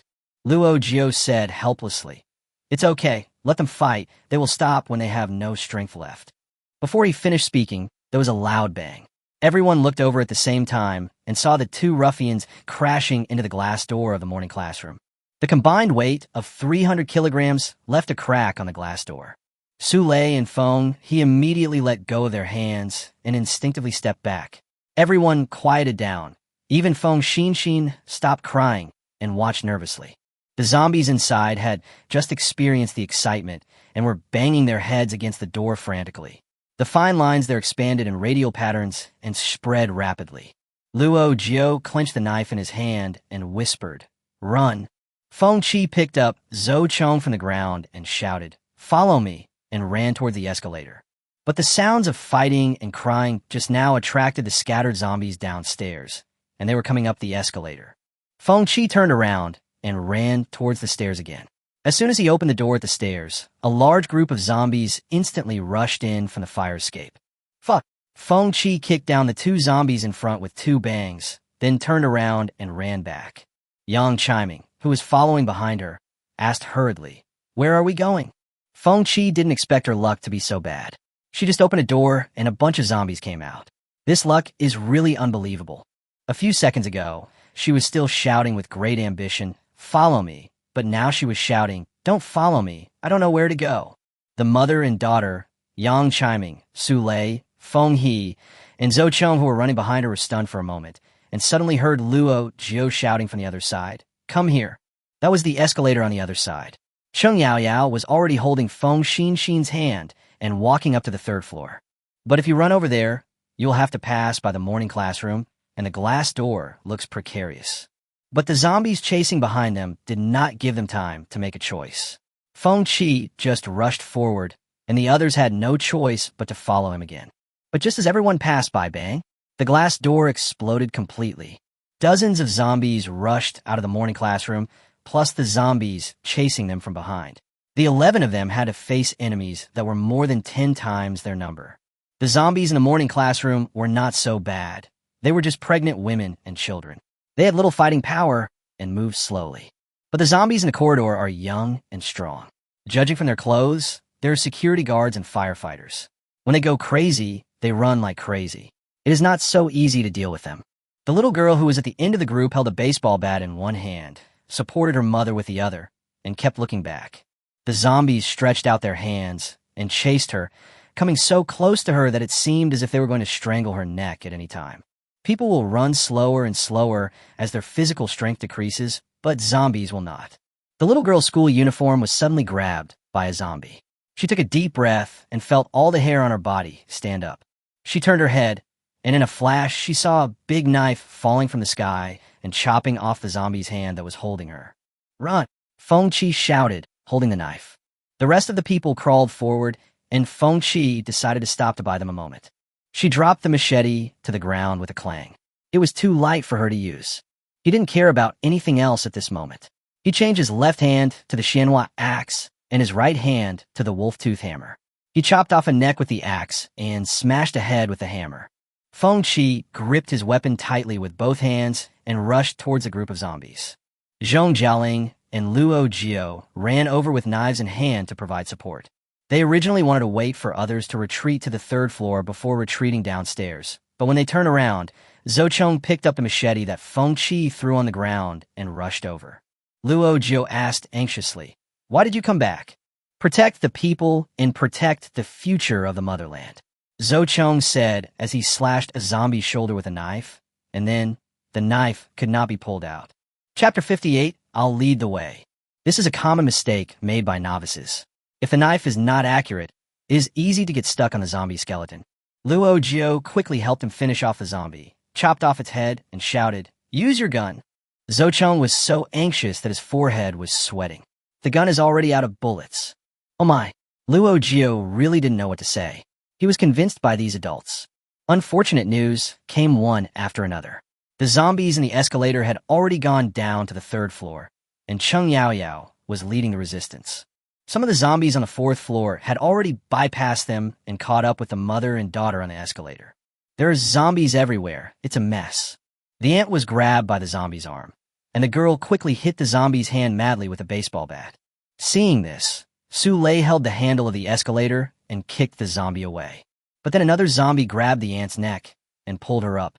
The ant was so frightened that she waved her arms around in a futile struggle. She lay on the ground, already smelling the zombie's open mouth behind her neck, and vaguely saw her daughter rushing towards her like crazy. Her eyes went dark, and she did not feel the pain as she expected because her daughter used her body to block the zombie's bites. The thin body pressed against her back, not feeling heavy at all, and it was at that moment that she realized that her daughter was even thinner than she had imagined. "Mom," her daughter's weak voice was right beside her ear, her voice trembling slightly. "I'm still of some use, right?" The ant turned her head and saw several zombies easily lifted her daughter up, pulling her slender limbs and dismembering her like eating roast goose. The girl seemed to still have a trace of consciousness. The ant carefully identified her mouth shape and found that she said, "Mom, I'm not afraid." "Ah!" The ant's shrill scream startled the zombies. Su Lei quickly dragged the ant out, but she ran back like crazy. She fought with the zombies for her daughter, and then was submerged in the zombie horde. Seeing this scene, Luo Jiu could only sigh secretly, "Retreat." Feng Qi looked back and said, "You go first." Luo Jiu asked Zhong Jialing to take Zhou and Su Lei down the escalator to kill. She fixed 2 escape ropes on the railings of the mall, watched Zhong Jialing and the others get down safely, and then shouted to Feng Qi, "This way." As soon as Zhou and others ran downstairs, they saw Luo Jiu and Feng Qi stepping on the fence, each grabbing an escape rope and jumping down. It was like 2 phoenixes flapping their wings and falling from the sky. 2 brain-dead zombies behind him pounced down and fell to the ground with a thud. Before they could struggle to get up, Feng Qi swung back with 2 axes and cut off their heads. The zombies upstairs would soon chase them down from the escalators on both sides. Without a moment's respite, they immediately looked for a temporary shelter. Cheng Yaoyao waved at them. "There is a small warehouse here." It was a clothing store. The warehouse was not big, but they had already cleared out the things, so it was no problem to accommodate a dozen people. Everyone quickly hid inside, locked the door, and piled all the debris at the entrance. There were chaotic footsteps of zombies outside, but they seemed to have lost their target, and the footsteps gradually faded away. Only when the footsteps completely disappeared did everyone breathe a sigh of relief. Feng Qi took off his mask and leaned against the wall to rest. Luo Jiu turned on the flashlight and counted the number of people.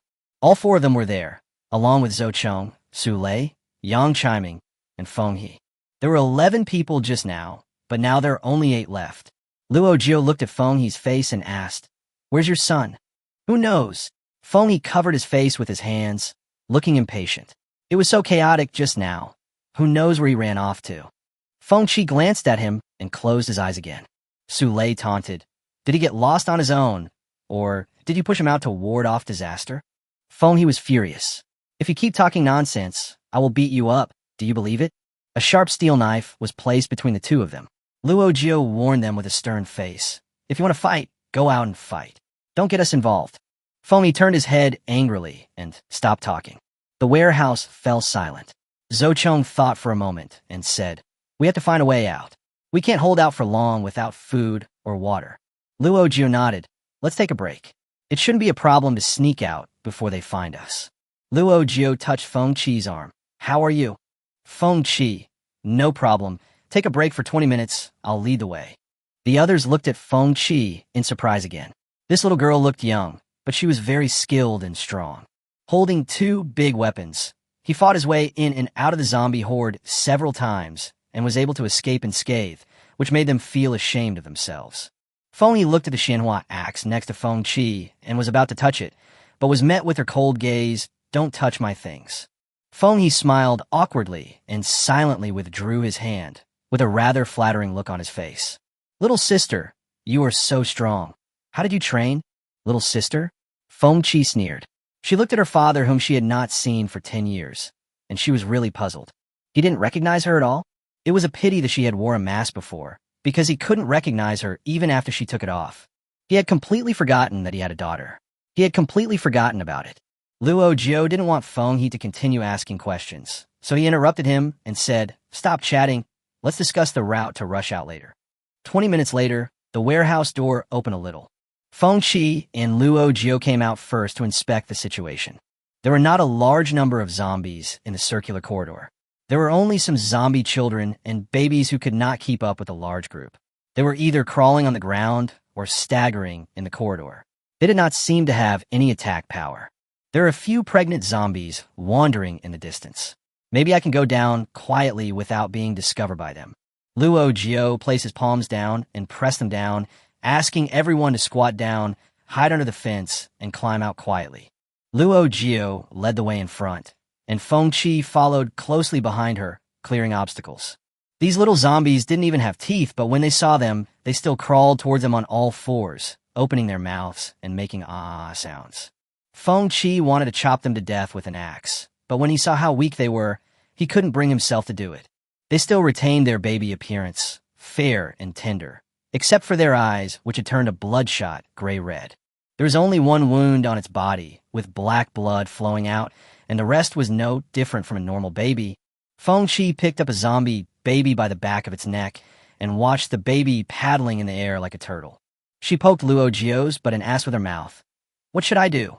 Luo Jiu looked around, pulled out a box of ocean balls from the toy store nearby, picked up one, and stuffed it into the baby's open mouth.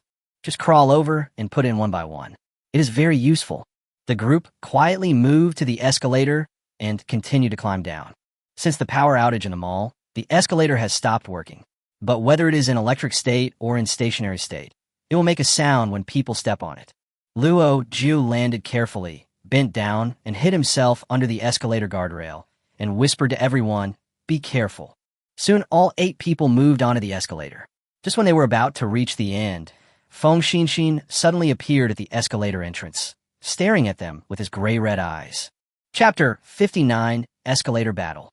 The moment Feng Xinxin stretched out his hand to rush over, Feng Qi suddenly grabbed his arm and threw him onto the escalator with an over-the-shoulder throw. This caused quite a noise, and the zombies nearby turned their heads, looking for the source of the sound. Fortunately, Luo Jiu quickly stuffed a marine ball into his mouth and tore off the tape on his sleeves and wrapped it around Feng Xinxin's mouth to prevent him from making any sound. Everyone at the back poked their heads out, and Zhou asked anxiously, "What's going on?" Feng Qi held down the frantically struggling Feng Xinxin, glanced at Feng He, and whispered, "Your son." Feng He cautiously came over to take a look, his eyes full of horror. "He's a zombie." As Feng He spoke, he snatched the knife from Zhou hand and tried to cut Feng Xinxin's neck. The neck of an 8 or 9-year-old child is not thick, but Feng He did not want to chop it off and cause trouble. So he asked Feng Qi to hold it for him while he sawed it off little by little with a knife. During this process, he kept looking forward and backward, fearing that zombies would approach. For several seconds, Feng Qi's mind was blank. She looked at the man in front of her who used a knife as a saw and sawed his own son without hesitation, as if she had met a new species. In Feng Qi's world, she always felt that her parents didn't love her and abandoned her because they each had a new lover and new children. But at this moment, Feng Qi suddenly discovered that there is a kind of person in this world who loves no one but himself. He had just been hugging Feng Xin and saying, "Dad loves you the most," but now he was sawing off piece by piece without even a tear. The delicate neck was quickly cut off, and Feng Qi felt that the arm she was holding finally stopped moving. She turned her head away, not want to look at Feng He again. Luo Jiu was at the front. He just stuck his head out for a second and quickly retracted it. He waved his hands hurriedly. "Back off. Back off quickly." "What's wrong?" Feng Qi asked as he retreated. Luo Jiu gritted his teeth and said, "The second floor is full of zombies." Before coming down, Luo Jiu saw that the corridor on the second floor was still empty. He was so distracted that he wondered where they came from. Feng Qi had just taken a few steps back when he suddenly realized that the people behind him were starting to push forward again. Feng Qi frowned and whispered to the people behind him, "Back off. There's zombies all over the front." Zhong Jialing said sadly, "We can't retreat. The zombies on the third floor are approaching." Caught from both sides, 8 people were forced to huddle together on an escalator less than 1 meter wide. Zhong Jialing suddenly heard a tapping sound and almost thought that a zombie was grinding its teeth in her ear. But then she looked and saw that it was Yang Chiming whose teeth were chattering with fear. She rolled her eyes silently and tightened her grip on the steel knife. Feng Qi asked Luo Jiu, "What should we do?" "The footsteps of the zombies are getting closer and closer." Luo Jiu took a deep breath and said in a voice that everyone could hear, "When two meet on a narrow road, the brave one wins." "Go!" Since there was no way to hide, everyone just stood up. There is no way forward, no way back. You can only fight your way out. Everyone raised their knives, axes, and sticks, shouted, and rushed toward the zombies. Crazy, everyone is killing madly. Brains were spurting everywhere, and everyone's adrenaline was at its limit. Chop, chop nonstop. The chopped-off head fell from midair. Luo Jiu grabbed it and stuffed it into the zombie's mouth. Then he chopped it off again and watched the zombie bite its head as it fell from the third-floor escalator to the first-floor lobby. Feng Qi, Luo Jiu, and Zhou Chong were fighting against the burly zombie at the escalator entrance. Cheng Yaoyao, Zhong Jialing, and Su Lei fought against the zombie woman and baby at the escalator entrance. Feng He and Yang Chiming were holding baseball bats, looking around like they were catching chickens, and occasionally reaching out to hit them, but they didn't know whether they hit them or not. However, Luo Jiu had no time to care about these two things at the moment. Currently, they were in an advantageous terrain, and the zombies could not swarm over them.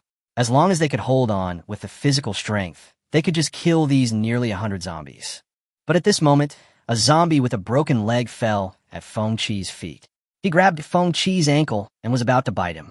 Feng Qi instinctively pulled out her foot and stepped hard, intending to break his neck. However, she used too much force and pushed down the zombie along with the pedal at the escalator entrance. There's an empty board on the escalator in the shopping mall. Almost every shopping mall will write, "Do not stay here" on it, because once people fall in, they will be strangled to death. Even when the elevator is out of service, falling down is almost like jumping off a cliff. As luck would have it, Feng Qi was really unlucky today as he stepped on the pedal that was hanging in the air. She stomped her foot hard, and her whole body lost weight due to inertia, and she fell down suddenly. She only had time to shout, "Ouch!" Luo Jiu watched everything that happened in an instant, her brain working rapidly. With her strength, it was impossible to catch Feng Qi, so she simply stretched out one leg, blocked Feng Qi's armpit, held her whole body, and then shouted, "Help!" Zhou Chong was about to come over to help, but the zombie didn't give him time. Feng Qi is the main force. Now Feng Qi and Luo Jiu are unable to move, and they are at the front.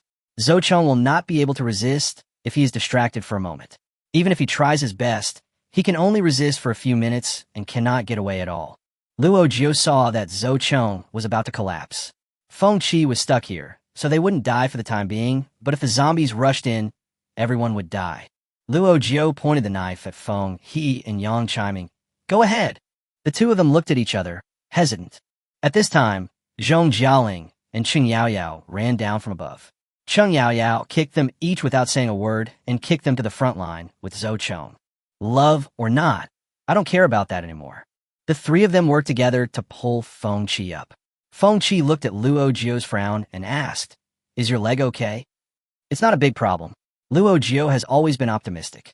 Although she said it was not a big problem, she knew it was a big problem when she saw the slight blood seeping from the scratches on Feng Qi's back.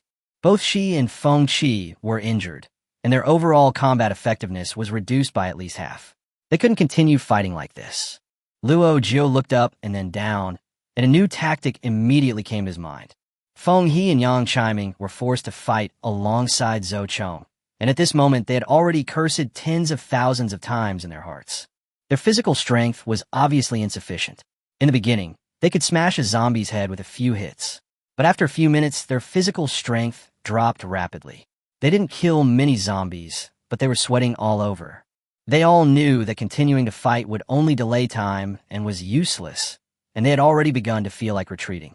At this moment, Luo Jiu suddenly shouted, "Jump back! Retreat!" Feng He and Yang Chiming turned around and ran. They were essentially being forced to fight at knife point, but now they had no choice but to retreat and run away. Zhou Chong fought and retreated, jumped over the hole, and asked with sweat on his forehead, "Are you all right?" Feng Qi raised the corner of his mouth and said, "It's just a minor injury." "Thank you for your concern, police uncle." Luo Jiu pointed back and said, "You lead them up and go down the ladder on the other side." Zhou Chong asked hurriedly, "What about you guys?" "We..." Luo Jiu tilted his head and picked up the big thing in his hand. "We will kill them." Chapter 60, It's Too Late. Flamethrower? Where did that come from?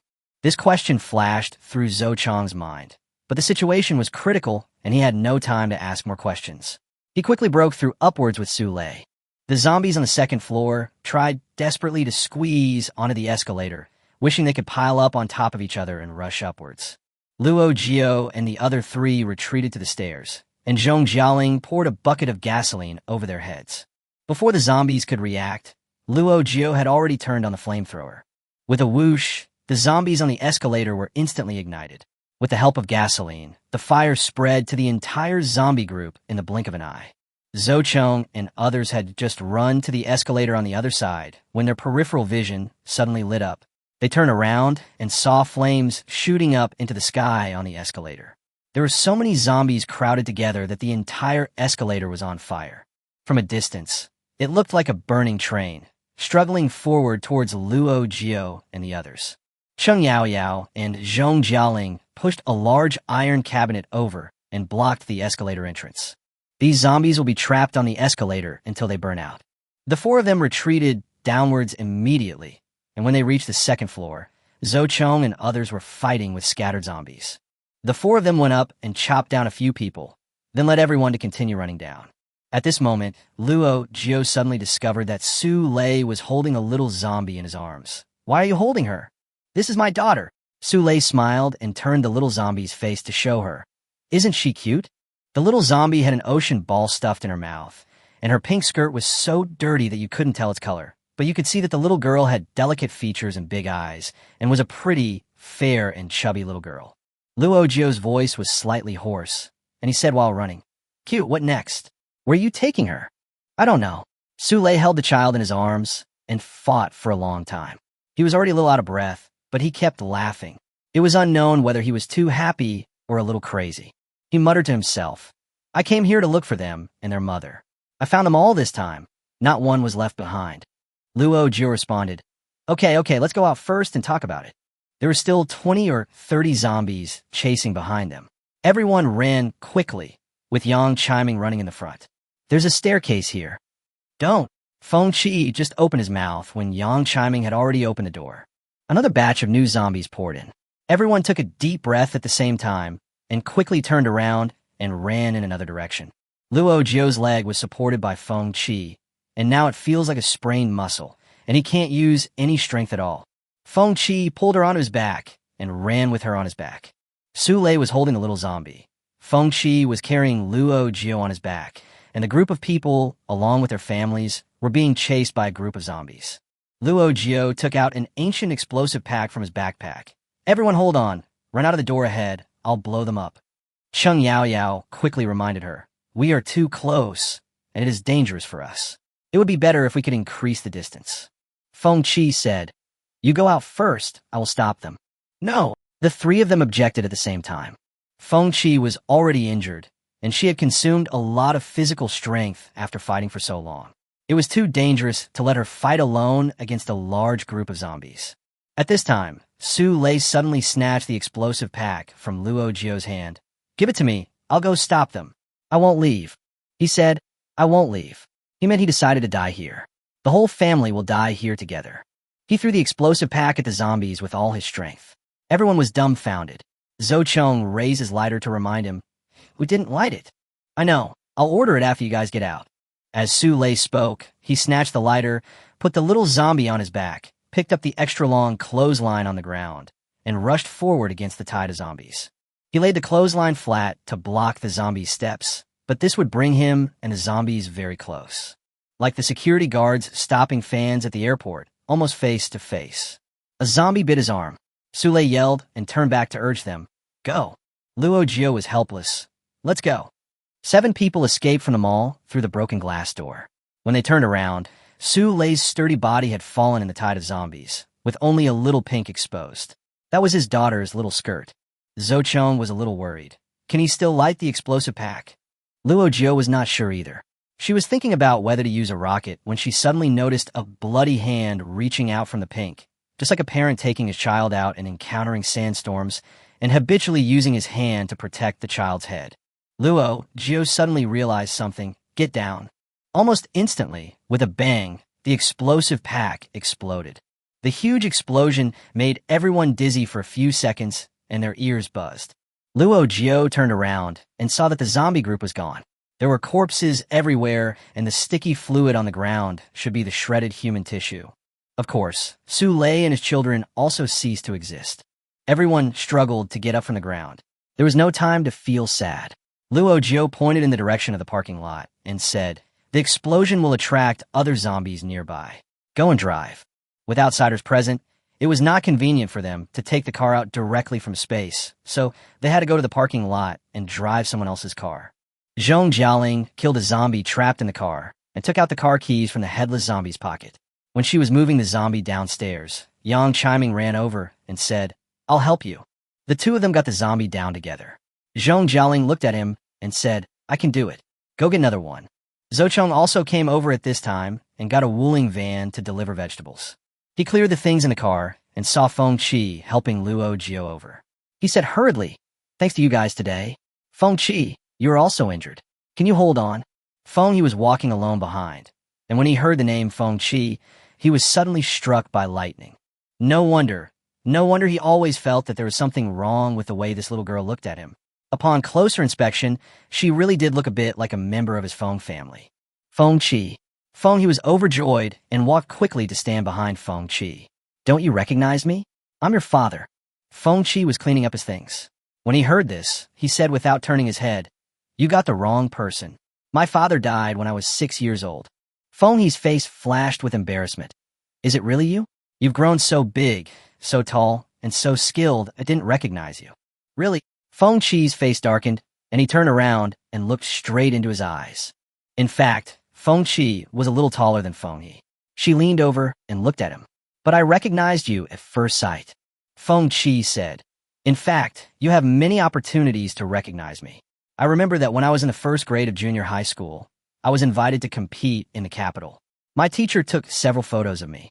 She was willing to send the photos to you for me, but you all refused. You even refused to approve her friend request. In these 10 years, if you thought of me even once, I would happily meet you and tell you everything about me, but you never did. It's too late to recognize me now. I won't accept it. Feng He said hurriedly, Dad knows that I have neglected you these years. Dad will definitely make it up to you in the future. Now is a chaotic world. How can I be at ease with a girl like you? Let's be together. Dad can protect you. Chapter 61, Let You Die First. Ha ha ha. Zhong Jialing laughed dryly a few times. Feng He glared at her. She waved her hands and said, Sorry, I heard the joke. Feng Qi curled his lips. You want to protect me? Ha, no need. I'm living very well without you by my side. Let's not bother each other. It's enough for us to be well. Feng Qi was about to leave when Feng He quickly chased after her and asked, "Even if you don't need my protection, are you going to abandon your father without hesitation at this time? Do you have any filial piety at all?" Feng Qi turned around abruptly and asked loudly, "Did you hesitate for a moment when you abandoned me?" Feng He was frightened by her surging momentum. "Even if Daddy did you wrong in the past, can you not fulfill your obligation to support me? I gave birth to you after all. I gave you your life. How can you repay me?" Feng He became more and more agitated as he spoke. He pointed a baseball bat at Feng Qi and said, "Tell me what you were doing, you unfilial daughter." Feng Qi clenched the Xianhua axe in his hand, still with a sneer on his face. "What? You want to hit me? I'll let you strike first, and then I'll let you die first." Zhou Cheng quickly stood between the two of them and said, "Don't be impulsive. Calm down and control yourself." Feng Qi said disdainfully, "Don't use the word filial piety to kidnap me. I have suffered so much since I was a child, and it's good enough that you don't seek revenge on me. You gave birth to me, then abandoned me, and now you want me to repay you." She pushed Zhou Cheng away and placed the axe covered in zombie blood on Feng He's neck. Feng He felt a heavy weight on his shoulders and a chill on his neck. He was shaking with fear. What are you going to do? Don't you think I owe you a life? I'll spare your life today, and we'll be even. Do you agree?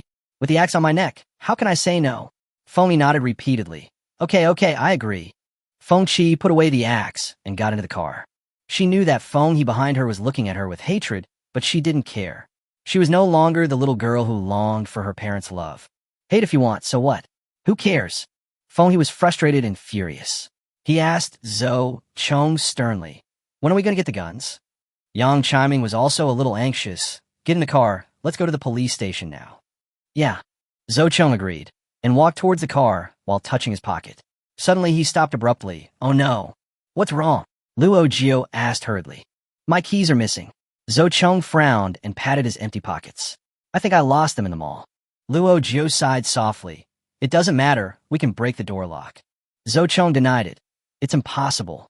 There are several gates to the armory with a stainless steel secret lock. With our current conditions, we can't force it open." Cheng Yaoyao asked, "What about chopping it with an axe? What about cutting it with a cutting machine? There must be a way to open it, right?"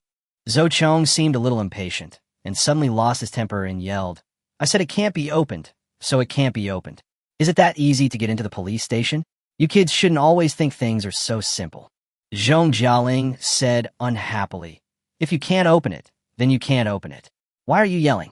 Zhou Cheng didn't say anything, and the situation instantly came to a stalemate. Luo Jiu hesitated for a moment. "In that case, there is no need for everyone to leave together. We will say goodbye." Yang Chiming wanted to say something, but the four of them had cold and distant looks on their faces and didn't give him a chance to speak. Zhong Jialing drove the car, and Feng Qi sat in the passenger seat. Luo Jiu and Cheng Yaoyao got in the car. "Let's go." The car drove away from the parking lot quickly. Zhong Jialing couldn't help but feel a little worried. "I don't feel good. Are they following us secretly?" Chapter 62, Taking Over the Armory. "No," Cheng Yaoyao said firmly. She took out 2 car keys from her pocket. "I just saw you guys quarreling. I was afraid they would pester us, so I took their car keys away." Luo Jiu pounded his leg and chuckled. "Don't worry about them catching up now. I guess they are looking for a new car now." Despite this, for safety reasons, they abandoned the car in an alley, drove out a new one from the space, and returned to number 88 Fengshan Road. Before entering the house, Luo Jiu asked Cheng Yaoyao to set up some animal traps in the yard. Zhong Jialing, "Do you think anyone will come?" Luo Jiu shook his head. "It's hard to say. Zhou Cheng knows this address, so we must be on guard against others. I went out today, and although I didn't get a gun, I got 10 tons of oil from a tanker truck and various sundries from a mall, which is still a good gain." After a fierce battle, the 4 of them were a little tired. They took turns to take a bath in the space, and then gathered in Luo Jiu's room to apply medicine. There was no external injury on Luo Jiu's leg. It was probably just a muscle strain. She applied 2 plasters and thought it would be fine after a good sleep and some rest. When Feng Qi fell from the escalator, he got a scratch on his back, which was bleeding slightly. It looked a bit scary, but fortunately it was not serious. She was lying there leisurely, holding an old popsicle in her mouth, while Cheng Yaoyao was carefully applying medicine to her. The weather was getting hotter and hotter, so Zhong Jialing brought out 2 electric fans. Everyone lay on the soft big bed, eating ice cream and fried yogurt, enjoying the cool breeze, feeling very comfortable. Luo Jiu was in a daze for a while, thinking about what happened today, and suddenly realized, fortunately, we didn't get the gun. Zhong Jialing was stunned. What do you mean? Luo Jiu sat up and said, think about it carefully. If Officer Zhou takes us to the police station, everyone can get a gun, including Feng Qi and Yang Chiming. I think these two people are selfish and cruel, but they are barely obedient under our suppression of force. But if we give them guns and we lose our advantage, what will they do to us? They had witnessed with their own eyes that at the beginning of the end of the world, some people relied on the weapons in their hands to invade other people's houses, rob other people's food, and kill people at will. Those people were law-abiding in peacetime, but once the order was disrupted, the dark side of human nature was exposed. Feng Qi suddenly realized, damn, if Feng Yi got a gun, he would definitely want to shoot me first. Zhong Jialing nodded and said, that Yang Chiming is not a problem either. His eyes are always rolling around, and I don't know what he is thinking. They must not believe that we have no food. They have guns, so why don't they point them at our heads and force us to hand them over? Zhong Jialing was terrified when she thought about it. Fortunately, Officer Zhou couldn't find the key. Luo Jiu shook his head.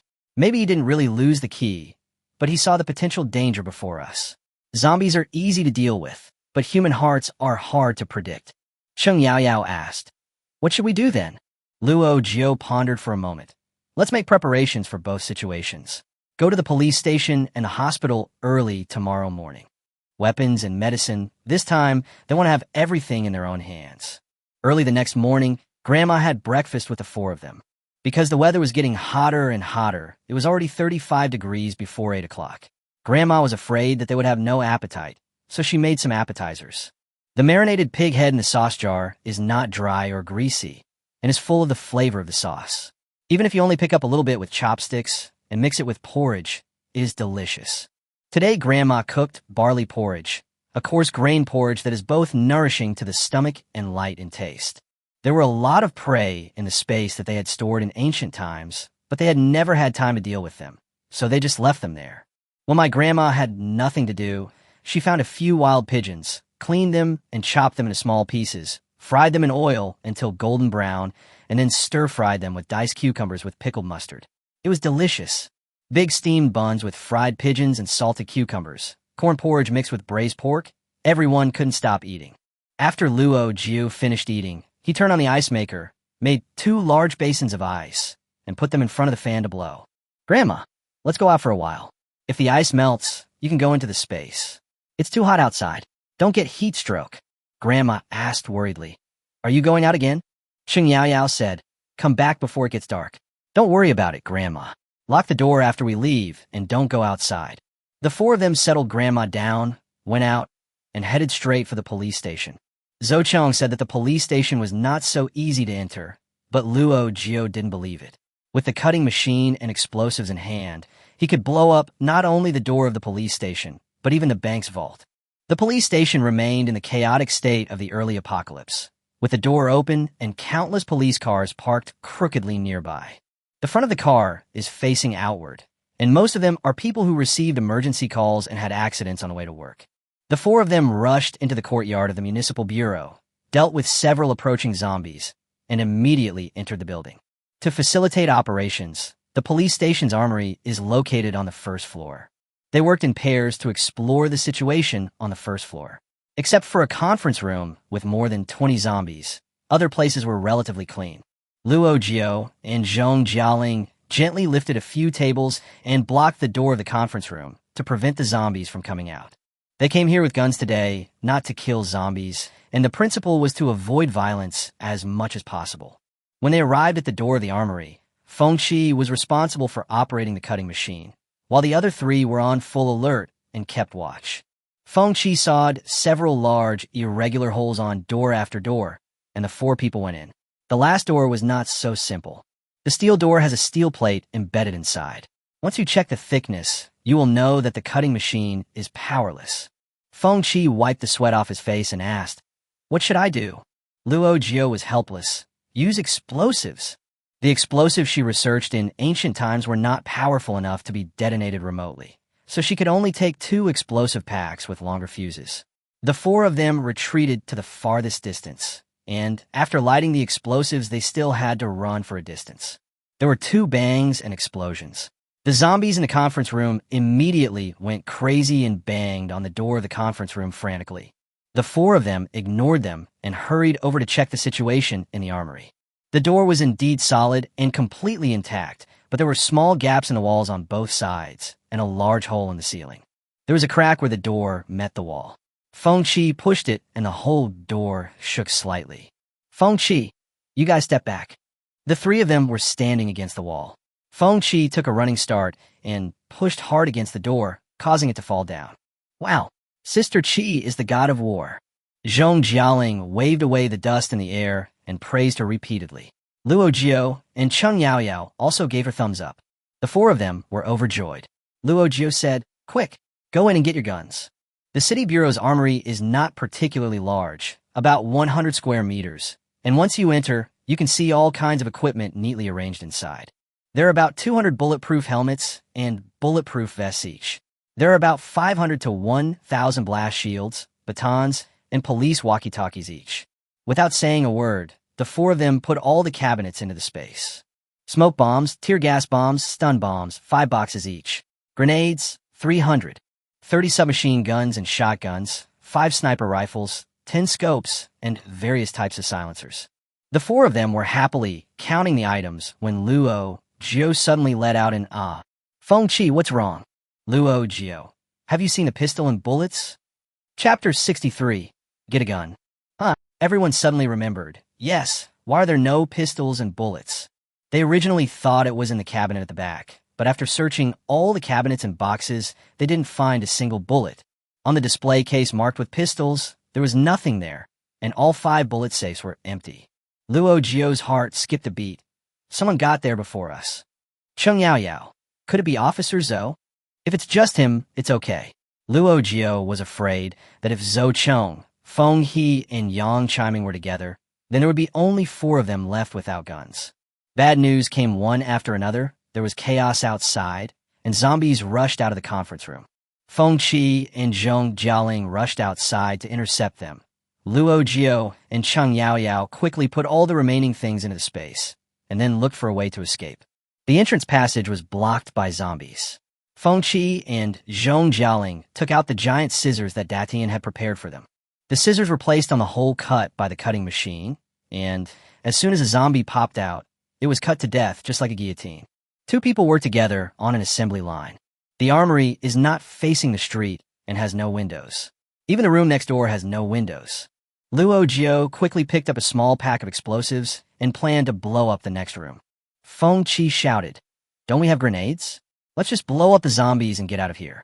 Luo Jiu was surprised. "Can you use a grenade?" "Feng Qi, I often use it when playing Peace Elite." She handed the scissors to Zhong Jialing and took a grenade herself. "Just pull this off and throw it away, right?" Luo Jiu, "I dare not say since I haven't studied this aspect. Do you really know how to do it? What's so difficult about this?" Feng Qi waved his hand confidently, asking Zhong Jialing to come over. 2 zombies outside the door quickly crawled in from the cave entrance. Feng Qi pulled off the pull ring and threw the grenade towards the cave entrance neatly. I never expected that a zombie would crawl in with its mouth wide open and throw the ball into its mouth. The zombie pounced and instantly appeared in front of the 4 people. Damn! Without time to say anything, the 4 of them turned around, ran a few steps, and jumped back to the armory with their heads in their hands. Bang! The air was filled with the stench of zombies. Zhong Jialing retched a few times and couldn't help complaining, "Look at what a bad idea you came up with." Feng Qi, "I promise I won't suggest it again, but what should I do now?" Luo Jiu, "Stop the zombies first. I'll go blow up the next door." Feng Qi just rushed out with a big axe, and before he chopped down a few people, he heard Luo Jiu shouting, "Come back, it's about to explode." Feng Qi quickly kicked a few people down and ran back to the armory. The door and walls of the armory were paneled, making it almost as safe as a bomb shelter. The next door was instantly blown into ruins by the explosive pack. The 4 men picked up their knives and chopped a few zombies that blocked their way, then quickly ran out of the hole in the wall. Everyone got into the car, covered in dust. Zhong Jialing stepped on the accelerator and killed several of them, then turned around and fled the scene. The four of them were more or less covered in zombie blood, and the car was filled with a strong, disgusting smell, so everyone quickly opened the windows. The dirty clothes were taken off and thrown outside. Cheng Yaoyao took out a pack of disinfectant wipes and distributed them to everyone. Zhong Jialing asked while driving, "Where are we going next?" Luo Jiu, Jiangcheng First People's Hospital.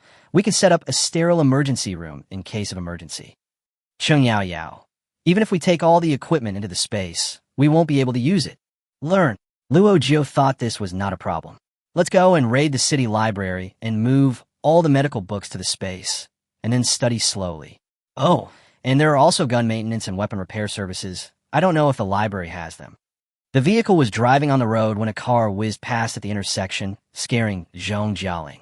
At this time, the probability of seeing other people's cars is almost the same as encountering a ghost.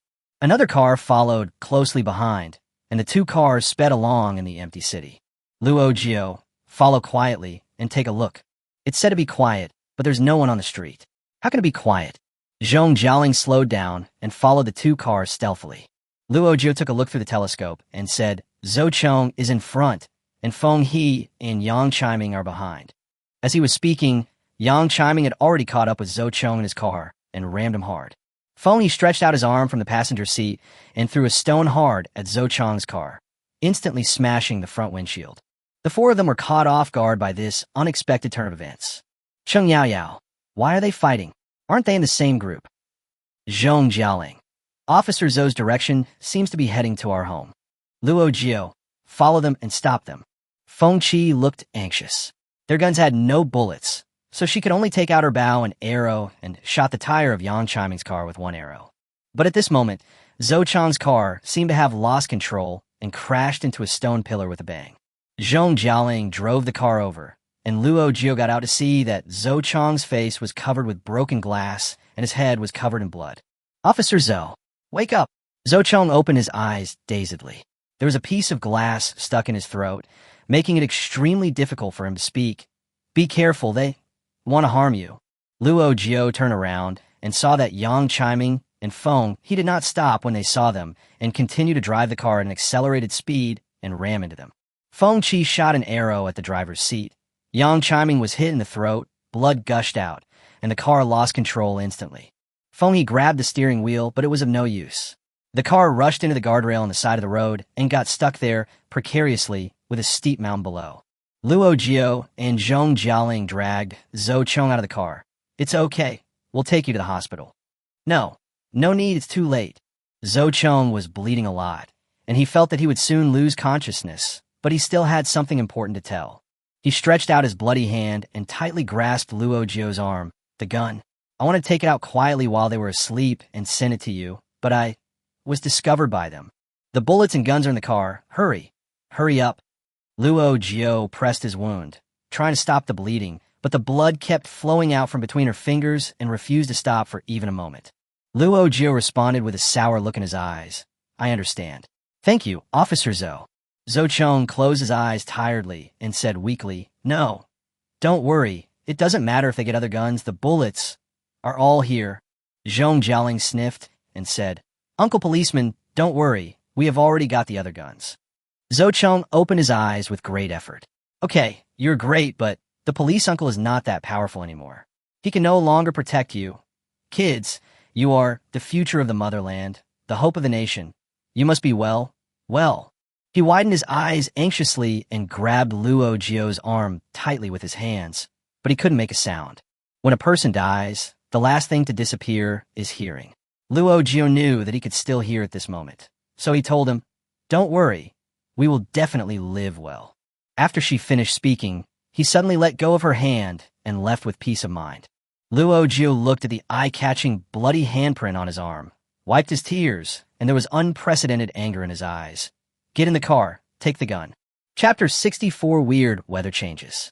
Feng He woke up from a brief coma and was horrified to find that the car was hanging in mid-air and his life was hanging by a thread. Yang Chiming, who was beside him, had an arrow stuck in his neck and was already dead. Feng He dragged his injured leg out of the car. The sun was high above his head, and 4 dark shadows were approaching step by step. He frantically used his hands and feet to crawl forward, but suddenly he heard a gunshot, and the bullet landed next to his hand. Feng Qi quickly retracted his hand and curled up into a ball. Looking back, he saw 4 men holding guns, looking down at him with heroic looks. The black gun barrel was pointed at his head, and Luo Jiu asked him coldly, "Do you have anything else to say?" Feng Qi swallowed nervously. Misunderstanding, we are good people. Zhou Chong is crazy. He took a gun and wanted to kill you. We're here to stop him. Luo Jiu's eyes became increasingly cold. She raised her gun, and with a bang, the bullet pierced Feng Qi's calf. Luo Jiu, do you think we're easy to deceive because we are young?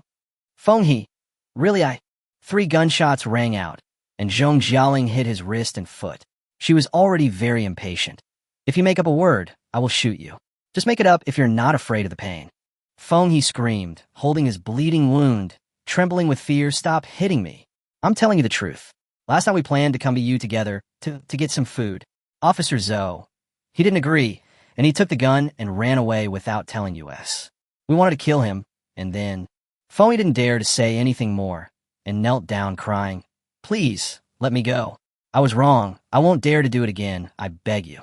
He cried miserably, but Luo Jiu laughed out loud. She held the gun and stretched her body, reciting leisurely. The writer Yu Hua once wrote this into live. He will beg you. He will even kneel down. He will even slap himself. You must not be soft-hearted. He will swear again and again. Men love to swear. Their oaths are no different from the barking of dogs. She walked up to Feng Qi and recited the last few words. You don't believe it. Feng Qi nodded, took off the safety on the gun, and pointed the gun at Feng Qi's head. Feng Qi shook his head in panic. No. Are you going to kill your biological father? You are unfilial and will go to hell after you die. Feng Qi half-closed one eye and laughed. Is there such a saying? Forget it. Zhong Jialing patted Feng Qi on the shoulder. There's no need to go to the underworld to sue for a scumbag. She snatched the gun from Feng Qi's hand, and Feng Qi's mood turned from sadness to joy. But before he could even utter the word, "Thank you," the muzzle of the gun was already against his forehead. Zhong Jialing smiled innocently. In the name of justice, I will destroy you, Bayu. There was a gunshot and brains splattered everywhere. The 4 people turned around in tacit understanding, and no one looked back. They cremated Zhou Chong's body and stored all the thousands of bullets of various types in the car into the space. A bullet shell fell to the ground at some point, and when Cheng Yaoyao picked it up, she was suddenly burned. Hiss. Zhong Jialing was puzzled. How could this happen? Luo Jiu took out a thermometer and measured that the ground temperature had reached 60 degrees. They stood in the sun for a while, sweating all over, while the zombies in the distance staggered towards them, seemingly unaffected by anything. The strange weather changes gave Luo Jiu an ominous feeling. It may get hotter and hotter, so we need to speed up and stock up on everything and try not to go out in the future. Otherwise, if it gets hotter, the cars will stick to the road. Luo Jiu immediately decided to split his troops into 3 groups.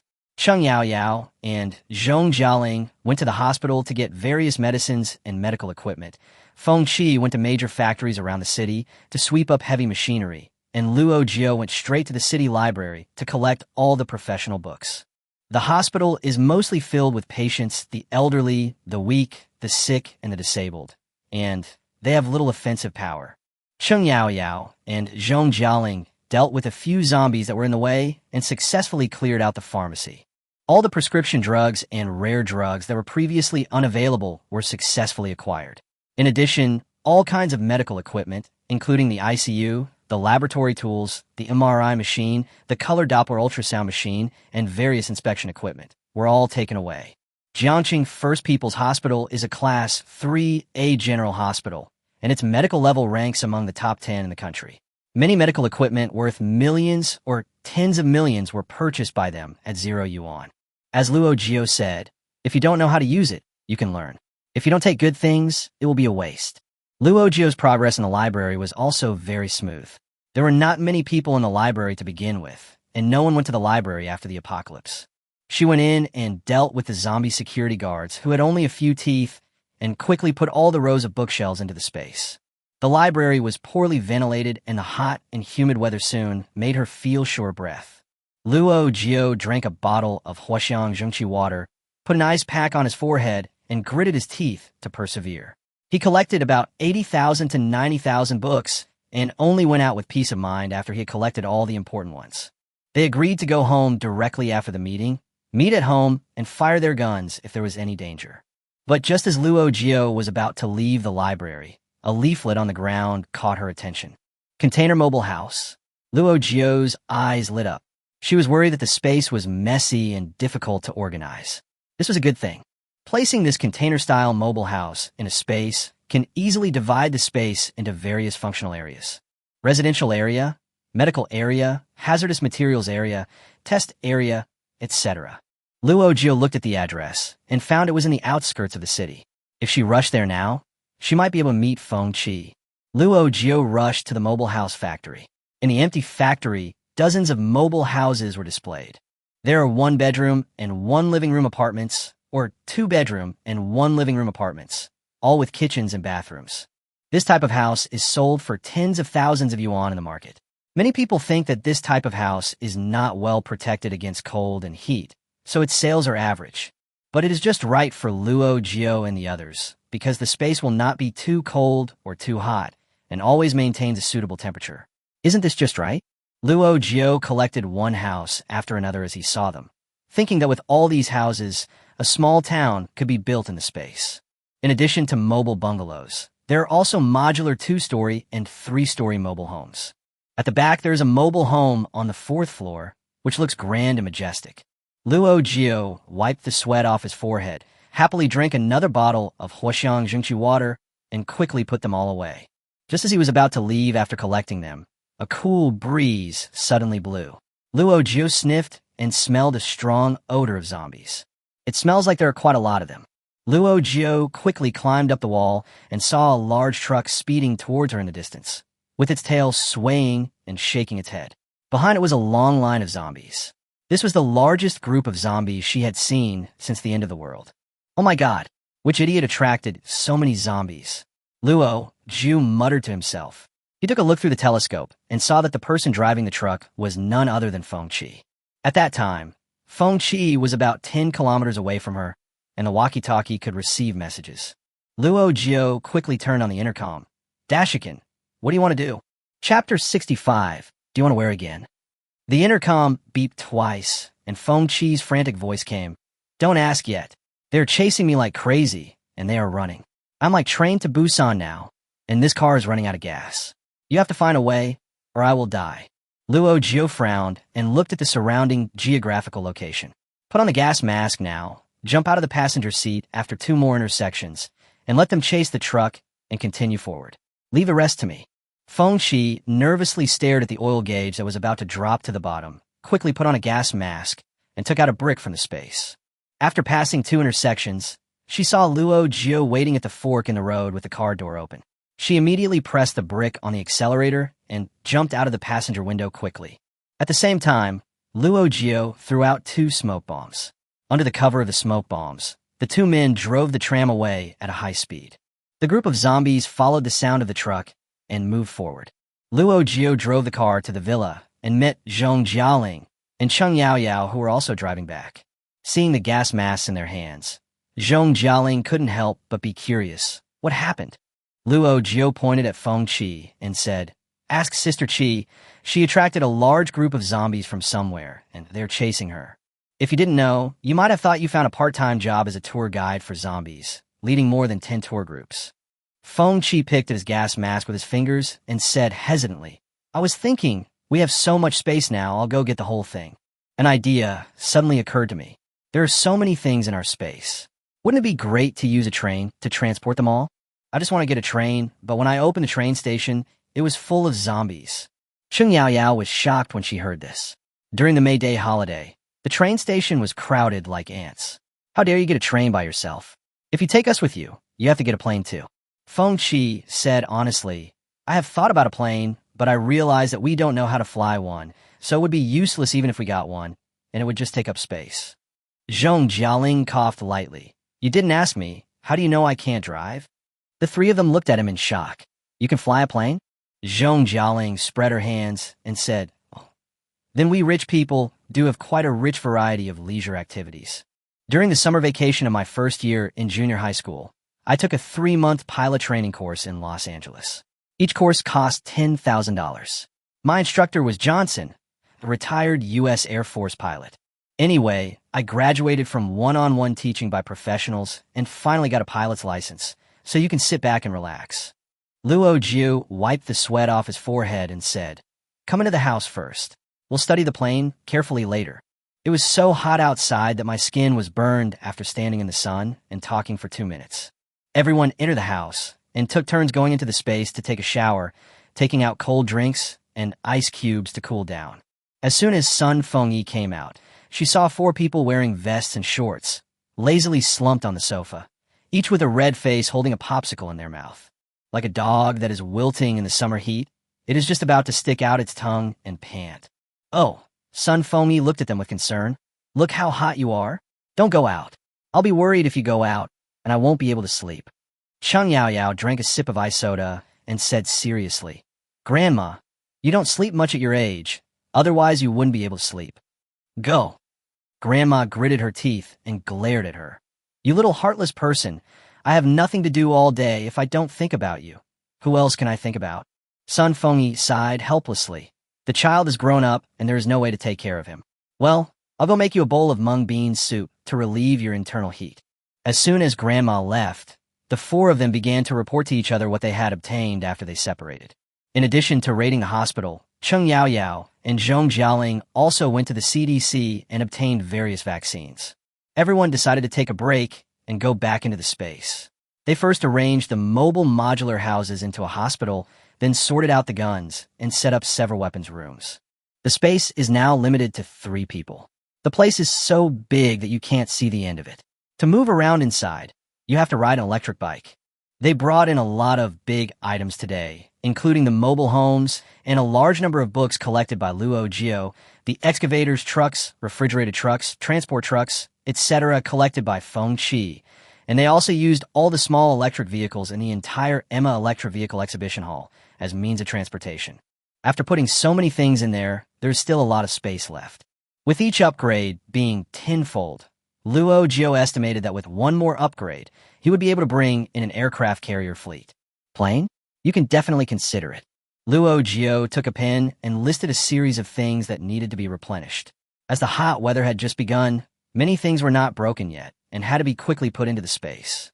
As far as she knows, there's a logistics park over there in the economic development zone. There are warehouses of more than a dozen large supermarkets, as well as warehouses of JD.com, Tmall, and Taobao, as well as major logistics centers such as SF Express, YTO Express, STO Express, ZTO Express, Yenda Express, and Sanyao. As long as we clean up these places, we will have everything enough for us to last for 8 or 10 lifetimes. Then go to the airport and get a few planes. Luo Jiu, zombies don't have wings. If we can fly, won't we be able to rest easy? Zhong Jialing turned over excitedly. Then let's just fly to Antarctica. My parents are near the Antarctic Research Station. Although I can't contact them now, I believe it should be safe there.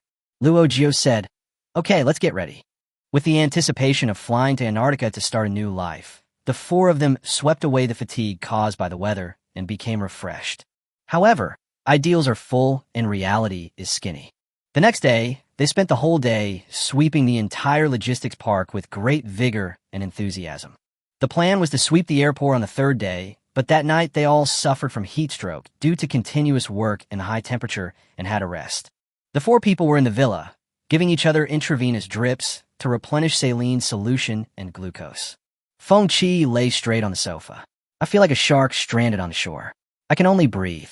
Luo Jiu's face turned pale from vomiting, but he couldn't help laughing.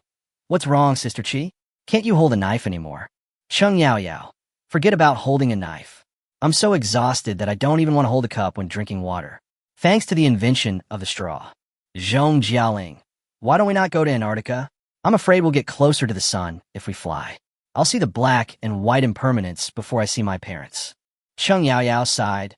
"That's a pity. I've never been on a plane in my life." Luo Jiu and Feng Qi asked at the same time, "Who has sat here before?" Feng Qi, "I've never even sat in economy class." Zhong Jialing blinked her eyes, bit a popsicle, and muttered to herself, "I've never sat in economy class either." Alas, everyone sighed. In fact, with what they have now, they can currently combat extreme heat at home.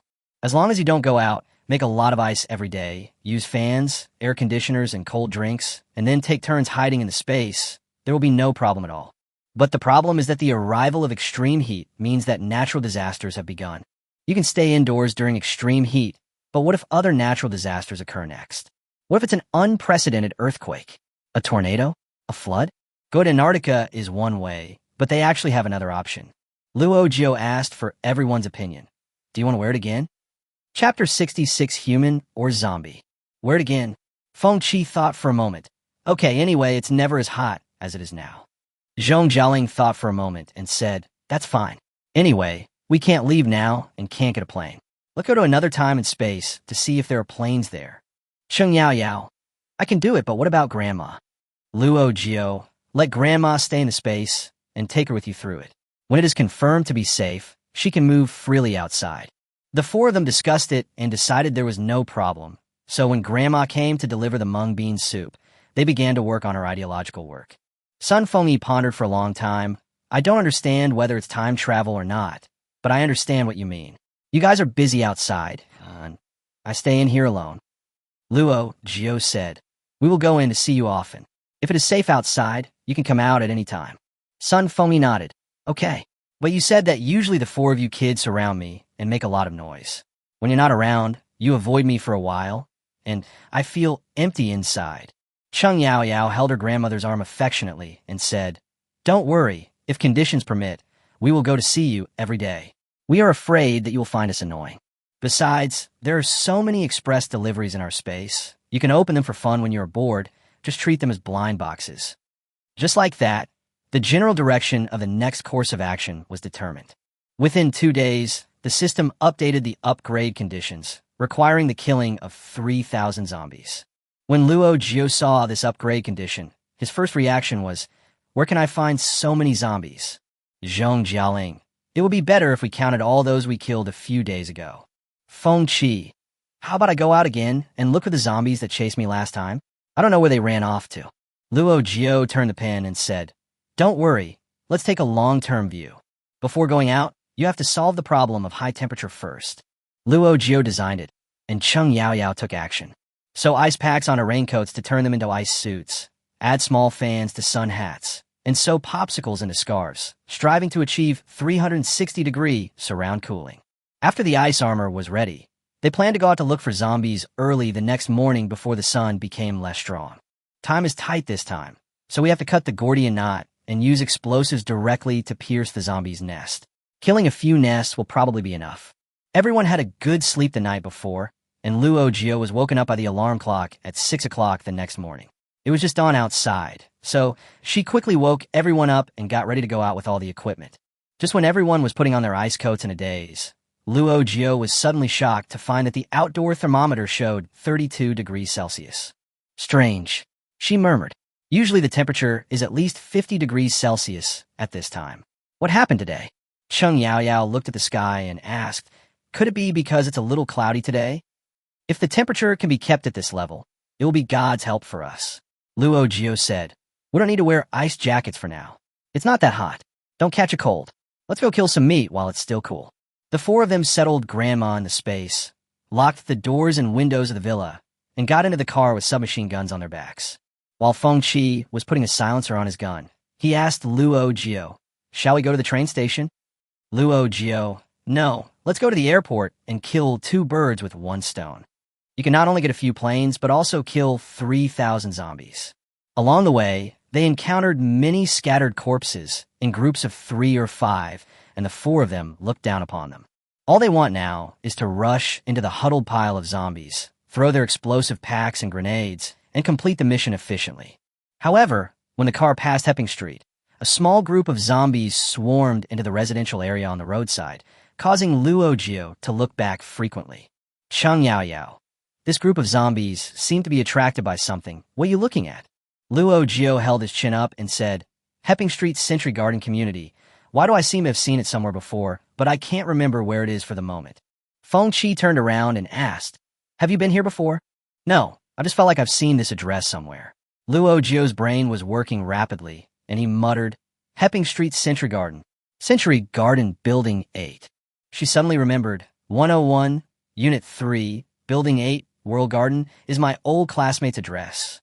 I helped her pick up a package once. Zhong Jialing slammed on the brakes and quickly turned around on the empty street. Hulai felt that she was about to die.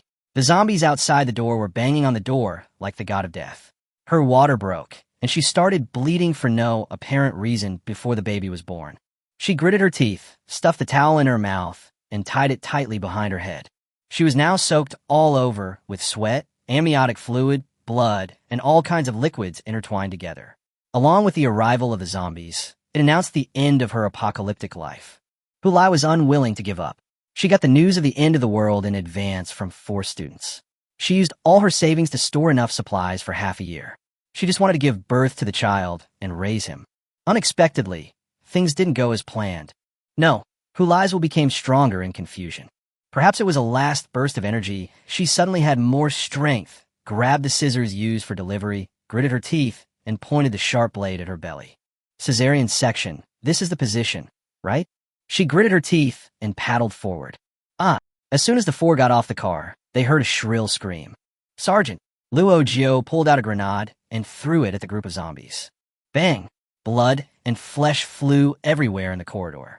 The system immediately starts counting 17/3000. The 4 of them rushed over, but they were still a step too late. The door lock had long been destroyed by humans, and several zombies rushed into the basement after smelling the blood. Feng Qi chopped forward with an axe, but Zombie had already bitten Hulai's calf. Hulai, with his huge belly sticking out, pulled out the scissors from his abdomen and stabbed them into the back of the zombie's neck. But the result cannot be changed. Master, Feng Qi quickly cut off the zombie's neck, but even if she chopped the zombie into meat paste, it would be of no use. Luo Jiu and others gathered around and saw Hulai lying on the ground, pale, fragile, and dying. She was completely different from her usual self. The 4 of them couldn't help but have tears in their eyes. They untied the towel from her mouth and called softly, Lao Ban, we are late. No, Hulai forced a smile on his pale face. It's good to see you alive. Kill me. She was already in a state of confusion, and she kept repeating, kill me, kill me. But just as she took her last breath, 2 lines of hot tears suddenly flowed from her eyes, and she said sadly, my child. She closed her eyes with regret, and when she opened them a few seconds later, her eyes had turned gray-red. Cheng Yaoyao squatted beside her, silently covered her head with clothes, put the dagger against her neck, and killed her silently. The 4 of them wiped their tears and stood up tacitly. When he was leaving, Luo Jiu glanced back and stopped abruptly. Is the baby still alive? His stomach seemed to move a little. Luo Jiu placed his hand on his bulging belly and indeed felt a force. She wiped her tears and looked at Hulai's half-cut wound. Give me the scalpel. Cheng Yaoyao quickly handed the knife to her, and Luo Jiu followed the routine operation of cesarean section and cut through 8 layers.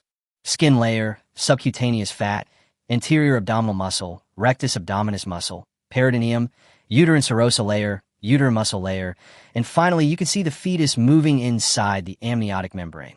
She cut open the amnion and was about to reach out to take out the fetus when Cheng Yaoyao suddenly stopped her. Wait, is this child a zombie or a human? Chapter 67. The Devil Child is Born. Luo Jiu was stunned for a moment. Even if it is a zombie, it has no teeth now, so there's no need to be afraid. She reached out and took the fetus out. The newborn baby was a tiny ball. Its body was sticky and slippery and was covered with amniotic fluid and greasy white vernix caseosa. It looked really dirty. Luo Jiu was so embarrassed that he held up the tiny stranger. The 4 little girls who had no experience in raising children seemed at a loss as to what to do around the newborn. Luo Jiu, it's a girl. Feng Qi added sheepishly, it could also be a zombie baby girl. Zhong Jialing. Then how do we tell the difference? Luo Jiu. You'll know when she opens her eyes. They didn't know how long it took a normal baby to open its eyes. Anyway, this baby's eyes were tightly closed, giving them no chance to verify it. The 4 of them were as anxious as ants on hot pot. Luo Jiu said, forget it, don't worry. She will open her eyes soon anyway. Let's follow the normal procedure and cut her umbilical cord. No one had any experience, so they just did whatever they thought of. Cheng Yaoyao cut the baby's umbilical cord and tied a knot awkwardly. Zhong Jialing said, I visited the newborn babies in the confinement center. The babies were all wearing soft clothes and had bracelets on their wrists with their names, weights, and birth times written on them. The baby girl also had a lace ribbon tied around her forehead. She was so beautiful. Luo Jiu said, Okay, let's get one for her too. It is now 7:08 in the morning of June 1st. Linger, go, and write on the bracelet. Sister Qi, bring the scale and weigh her. Yao, let's wash her first. Cheng Yao hurried into the space, poured some of the hot water that her grandmother had boiled for tea, added a basin of warm water, and the two of them clumsily gave the child a bath. I cleaned her and weighed her, and she weighed 6.6 Jin. When everyone heard this, a hint of joy appeared on their faces.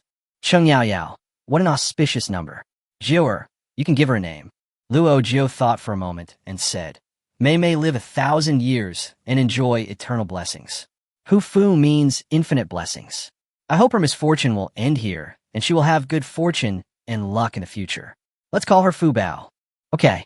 The four of them gave Fu Bao a simple cleanup, put a small bracelet on him, and wrapped a smooth little silk scarf around his forehead.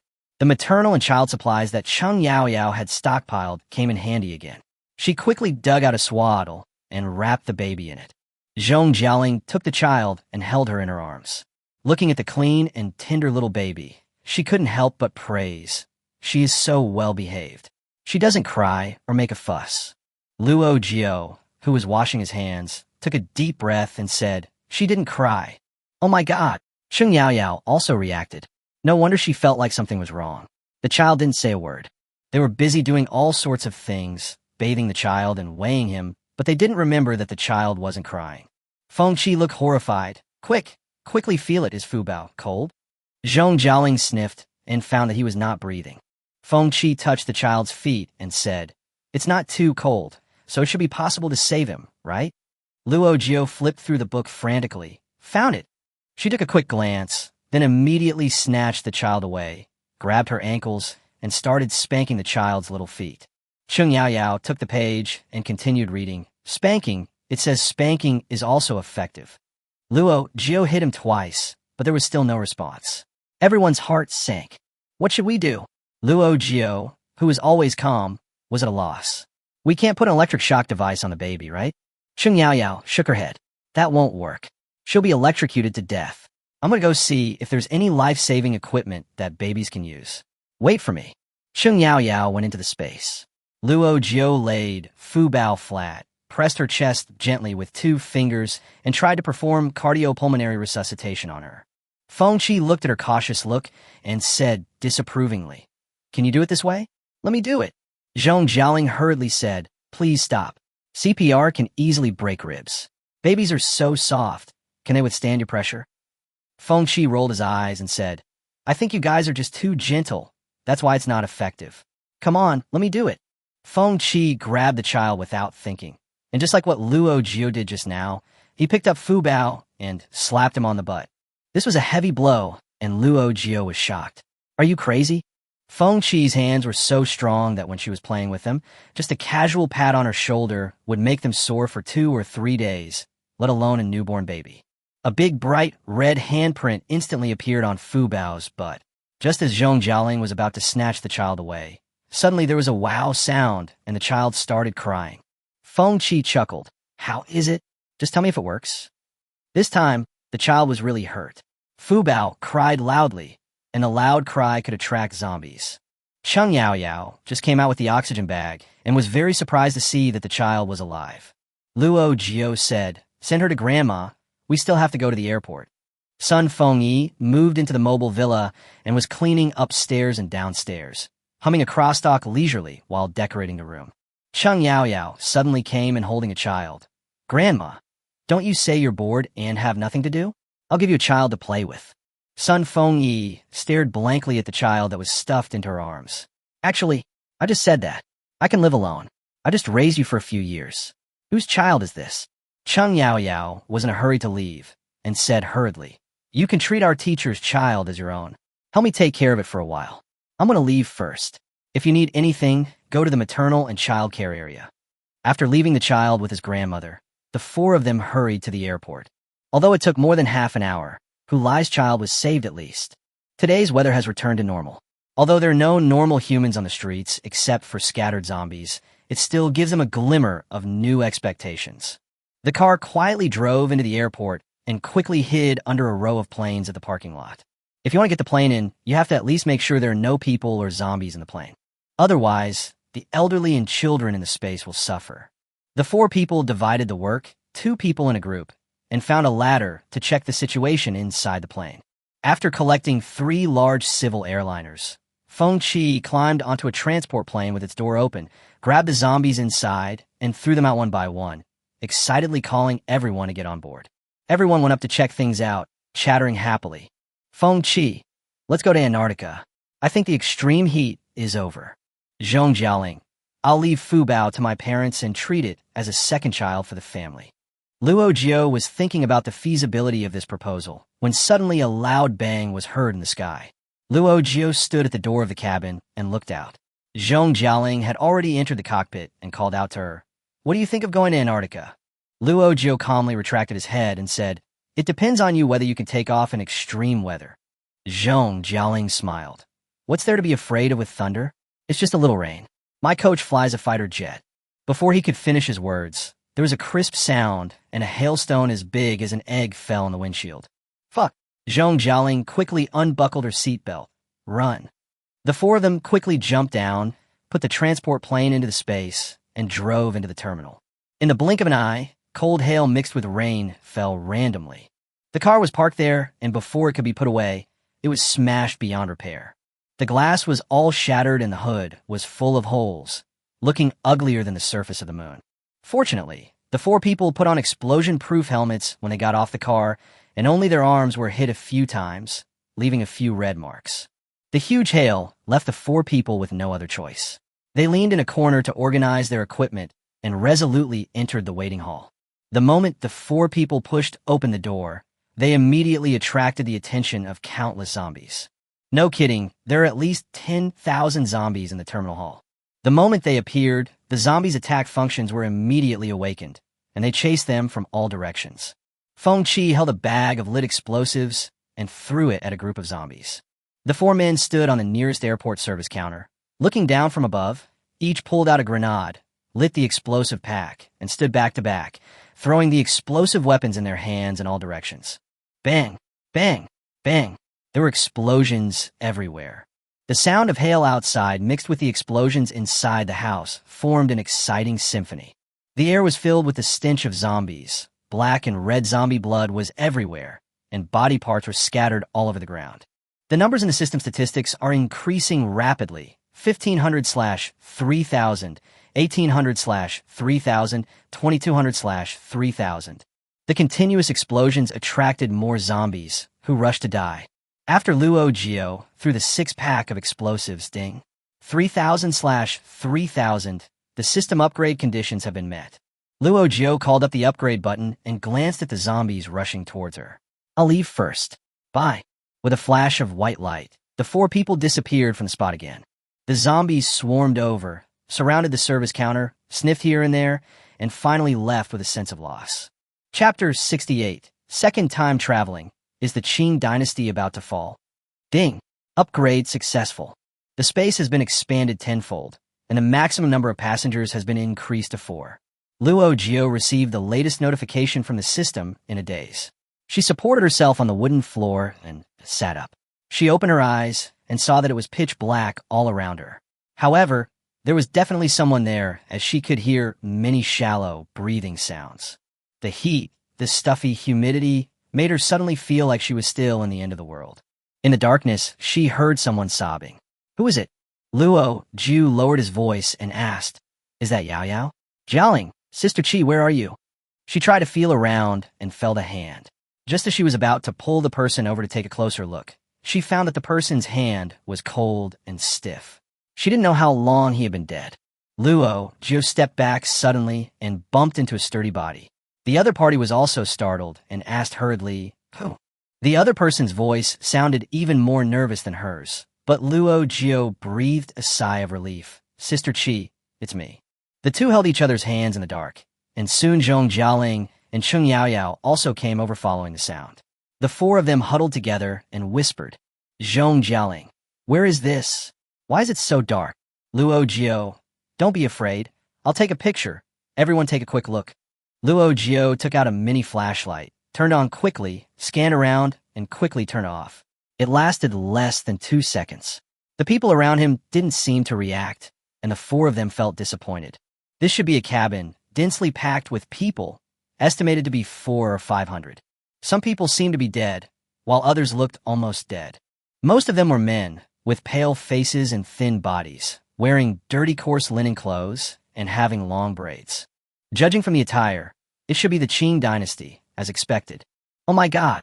Feng Qi wiped the sweat from his forehead. What kind of hell on earth is this? Before he could finish his words, the boat encountered a big wave and was shaken violently. Immediately, several coughs were heard from the side, and the sound sounded as if someone was coughing out the lungs. In a place where there are so many people and the air is not circulating, the most worrying thing is not where you go, but infectious diseases. Luo Jiu quickly took out a black mask from the space and asked everyone to wear it. He then took out a night vision goggles and carefully observed the place in the dark. They can see everything here clearly, but the people here cannot see them clearly. Luo Jiu looked at the little girl lying next to the corpse. She looked about 7 or 8 years old, with tears on her face. She must have been the one crying just now.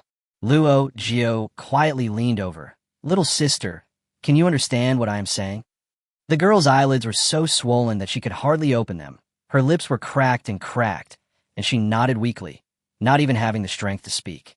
Luo Jiu picked her up and wanted to give her some water, but the space was full of plastic bottles, and it was not convenient to take them out. She quickly asked Cheng Yaoyao to get a pottery jar left over from ancient times, filled it with water, and fed it to the little girl.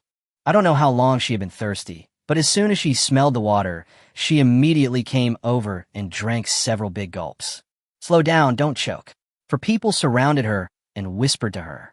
The little girl couldn't see a thing. She just grabbed their smooth clothes, holding on tightly as if she were holding on a Buddha's feet. She responded eagerly, I can understand. May I have your name? Zhu Jimei. How old are you this year? 8. Luo Jiu asked again, what year is this year? Zhu Jimei was stunned for a moment. I don't know, I'll ask for you. Zhu Jimei could only make a weak sound even with all her might. She tried her best to call out twice. Father Qi. An old man in the corner coughed and sighed in a hoarse voice. Child, don't be sad. Everyone will die eventually. Zhu Jimei lowered her head, looked at the corpse sadly, and murmured, She is my sister. The people around him should have heard what the old man said, but they had no reaction. It was as if being in the same room with a corpse was nothing new. The four of them looked at each other.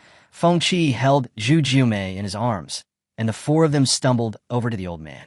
The cabin was even more crowded than the Shaky subway station during the evening rush hour. They stepped on countless people's hands and feet along the way. The four of them habitually said, sorry. But those people didn't even have the energy to curse. If the ground they stepped on hadn't been soft, they would have really thought that these people were dead. Luo Jiu came up to the old man, holding up the pottery jar. Father Qi, would you like some water? Father Qi pursed his dry lips and shook his head. I can still hold on. Give it to others. Upon hearing the sound, someone immediately raised his head and begged humbly. Can you give me a sip of water? Just one sip. Luo Jiu looked and saw that it was a 34-year-old middle-aged man who knocked his head on the ground for saliva and begged. Good-hearted lady, I'm almost dying of thirst. Please give me a sip of water. I will never forget your great kindness. The old man heard the voice and said, His name is Gu Dali, and he is a man of his word. If it is convenient for you, give him a bite. Luo Jiu handed over the pottery jar and stuffed it steadily into Gu Dali's hand. He probably never expected that it was such a big can of water. He carefully took a sip from it and returned it. Here, girl. Luo Jiu paused for a moment. Drink some more and see if anyone else needs it. Share it with everyone. As soon as these words came out, the people nearby seemed to be resurrected.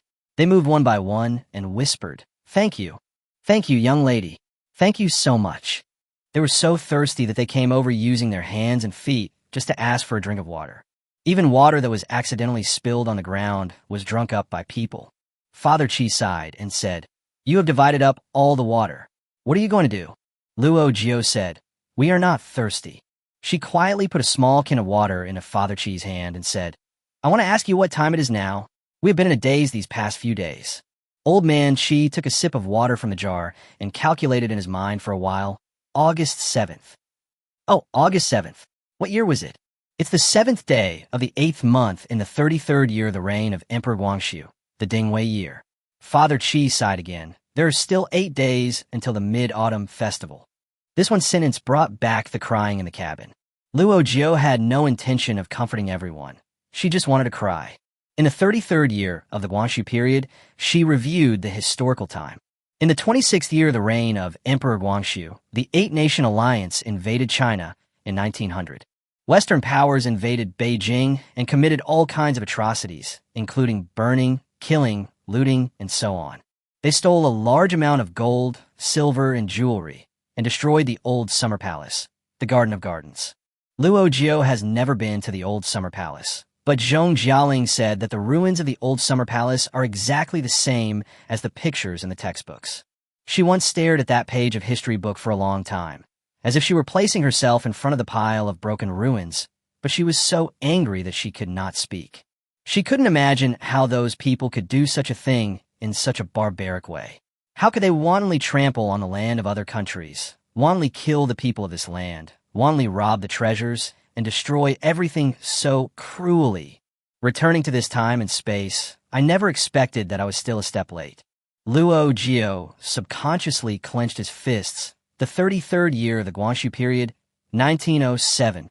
Zhong Jialing and Feng Qi looked at each other and asked, "What happened in 1907? Is the Qing dynasty going to fall soon?" "What did you say?" Old man Qi suddenly raised his head and looked at them in shock. Chapter 69, Hell Mode. Luo Jiu coughed hurriedly. "What they mean is that the Boxer indemnity cost our Qing dynasty a lot of money, and these foreigners are simply trying to destroy our Qing dynasty." Luo Jiu secretly pinched Zhong Jialing and Feng Qi, signaling them to be careful with their words. These people are real Qing dynasty people, very different from the Qing dynasty people on the internet. They considered themselves to be the subjects of the Qing dynasty and could not bear to hear words like the Qing dynasty is fallen. Cheng Yao whispered in their ears. The Boxer indemnity refers to the humiliating Boxer Protocol. The Boxer Protocol stipulated that the Qing government had to pay 450 million taels of silver to various countries, to be repaid in 39 years, with a total of 980 million taels of principal and interest. Dongjimin Lane was designated as the embassy area, and Chinese were not allowed to live there. When Luo Jiu mentioned the Boxer indemnity, sighs were heard in the cabin, and some people even sobbed and cried. Old man Qi raised his head, but tears still flowed from his dim eyes. God didn't bless our Qing dynasty. We couldn't defeat the foreigners. We had no choice but to cede territory and pay compensation and let them bully us. The country is weak and the people are living in misery. Otherwise, why would we leave our homeland? Gudali followed up by saying, "These foreigners are so tyrannical that they set up concessions on our territory and even put up signs saying that Chinese and dogs are not allowed to enter. Oh, I really hate them." "Who wouldn't hate it?" Luo Jiu said. "This shame will be written in textbooks, and the Chinese people will remember it forever from generation to generation. Let future generations remember that a weak country will be humiliated by others, and a strong country can defend its dignity. One day, we will get back at this debt." Old man Qi wiped away his tears and said, "Will there be such a day? Will the Qing dynasty still become powerful?" Luo Jiu said in a clear voice, "From the Xia, Shang, and Western Zhou dynasties to the Tang, Song, Yuan, Ming, and Qing dynasties, the wheel of history has rolled forward and the country's name has changed several times. As long as the people are always there, why should we be obsessed with the Shi Qing or something else? As long as the Chinese nation continues to thrive, is there any reason to fear that there will not be a day when it becomes strong? The foreigners took away everything with guns and cannons. If we also have guns and cannons, can't we take everything back?" These words brought a brief silence into the cabin. Father Qi was silent for a moment. The girl has great ambitions and sounds like she is well educated. Luo Jiu said, and made up a story. "My family hired a teacher and I studied for a few years." Gu Dali asked curiously, "Why haven't I seen you guys before? It's been more than 3 months. I don't remember there were a few girls your age on the ship." What did you get on board? Good fellow. Zhong Jialing glared at him in the dark. If I had known he would talk so much, I would not have given him water. He is really ungrateful. Luo Jiu said calmly. I was too lazy to move because I was sick a few days ago. We don't like to talk on weekdays. We have been in the corner and are not familiar with everyone, so it is normal that you didn't notice. By the way, where did you get on the ship? Some said Guangzhou, others said Hong Kong. Luo Jiu guessed that these were the two places, so he replied, We also boarded the ship in Guangzhou. The people around him began to introduce themselves one after another. I am Ding Hua from Jinan. Thank you, ladies, for your generous gift of water. I am Sun Wu from Qingdao. I'm Tianjin Xusong. The four of them looked at each other and bowed in tacit understanding. I am Luo Jiu from Jiangcheng, and these guys are all my fellow townsmen. My name is Cheng Yaoyao. Nice to meet you all. My name is Zhong Jialing. Nice to meet you. After saying that, Zhong Jialing touched Feng Qi's arm. Feng Qi looked at this scene and really wanted to laugh. I never imagined that one day I would have to introduce myself to people from the Qing dynasty. She cleared her throat and said, My name is Feng Qi. Greetings to all of you. Father Qi asked, Since you are educated and your family can afford to hire a teacher, you must be from a well-off family. Why did you come here? Feng Qi sighed. It's a long story. I don't know how I got here. Zhu Jumei listened to them talking for a long time, and now she couldn't help but say, My sister and I were the same. We went out to work with my uncle, and I don't know how we got knocked unconscious. When we woke up, we were on the boat. Zhong Jialing said quickly, Yes, we're almost there too. We woke up and we're on the boat. Cheng Yaoyao looked at Father Qi's expression and said, It seems like you came to the ship on your own initiative? Father Qi nodded and said, Comprador Yang said that if you work well, you can earn several hundred taels a year. I want to do this for a few years while I still have some strength. My wife has tuberculosis, and my youngest son was born with a foot disease. I just hope to earn enough money as soon as possible to buy medicine for them. Luo Jiu's heart skipped a beat. This ship, isn't it going to Jinshan? Father Qi gave a bitter smile. Where is the gold mountain in this world? That's just to trick those fools who dream of getting rich. Luo Jiu's heart was about to fall back into his stomach when he said, This ship is going to Yinghua. We're going to build a railway. The comprador said that we can earn at least 10 taels of silver a month.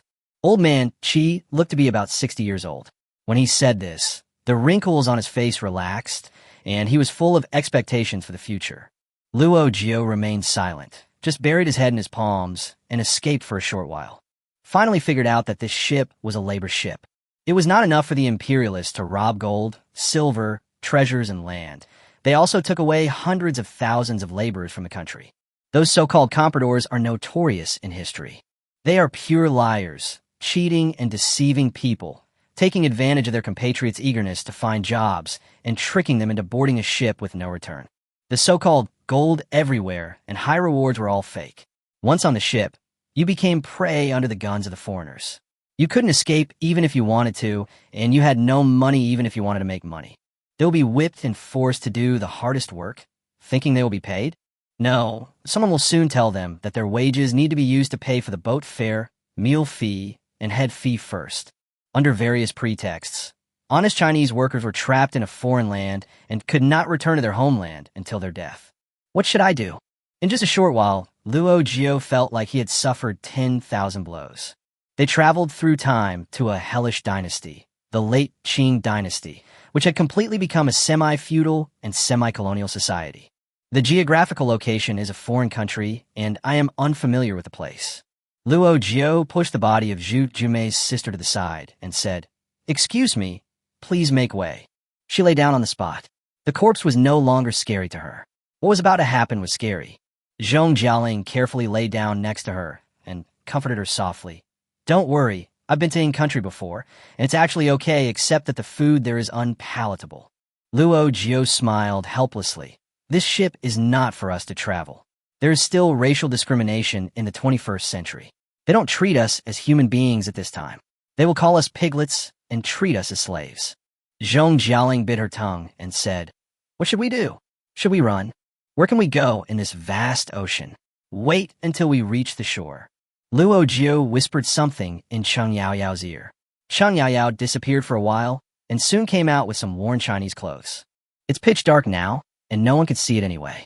The four of them changed into clothes that were more suitable for the current situation, tied up their hair, covered their masks with scarves, and changed their shoes into cloth shoes. Luo Jiu still felt that it was not enough. Compared with the weak people around them, they were too clean and too healthy. She reached into the corner, rubbed off the dust, and touched each of their faces. Chang Yaoyao gritted her teeth, stripped off the outer clothes of several dead people nearby, took them to the space to disinfect them, and then took them out for everyone to wear. After a lot of trouble, the four of them changed their appearance and lay on the wooden board, took off their night vision goggles, closed their eyes, and let their thoughts sway with the waves. Feng Qi, what should I do? Luo Jiu, you go to sleep first. I'll think of a solution. Chang Yaoyao was about to fall asleep when Luo Jiu suddenly tugged at her clothes and asked, "Did you go see that person just now?" Who? Chang Yaoyao didn't react for a moment. Luo Jiu reminded her, "Fu Bao, has she opened her eyes?" Chapter 70, I want the foreigners to die. Chang Yaoyao just remembered at this moment that she had given the child to her grandmother and had forgotten about the child. While the cabin was still dark, he quickly pulled Luo Jiu into the space to take a look. "Grandma," the two of them hurriedly asked after entering the villa, "How is the child? Is he normal?" Grandma was coaxing Fu Bao to sleep. When she looked up and saw the two of them in dirty clothes, she waved her hands and said, "You are full of germs. Don't give the child a disease." "What's wrong with the child?" "It's quite normal, except that his eyes are a little red, as if he was born with conjunctivitis." The two of them froze in place, not knowing what to say for a moment. Luo Jiu pursed his lips and gave Chang Yaoyao a look. Chang Yaoyao understood. "Grandma, I have a crib there. Come and help me get it." While Grandma was out, Luo Jiu looked at Fu Bao carefully. The little guy had just finished drinking milk, and his mouth was still sucking air. He was so cute looking at the milk. But when I thought that she would become a zombie when she grew up, this little mouth suddenly became uncute. Fu Bao's round eyes were similar to the gray red of zombies, but unlike the zombies they had seen before, this red did not cover the entire eye, and the eyeballs were pure black. Are zombies different in their childhood form? Luo Jiu hesitated a little, but she was rational and told that for safety, she would rather kill the wrong person than let him go. But this was the old class's child, a child they had delivered with their own hands. They brought her into this world and then killed her. Isn't that too cruel? She hesitated for a moment, took a needle, and pricked Fu Bao's toe. She squatted down and stared at the little feet. Following a loud cry, bright red blood beads emerged. Luo Jiu breathed a sigh of relief. Thank God, it was the color of human blood. Grandma heard the crying and trotted in. "Oh, you're crying right now. Our little Fu Bao is missing his great-grandma, right? Great-grandma is back." Grandma picked up Fu Bao with heartache, and Luo Jiu quietly wiped the blood off her toes to destroy the evidence. The two came out of the space, and Zhong Jialing asked curiously, "How is it? Is it human?"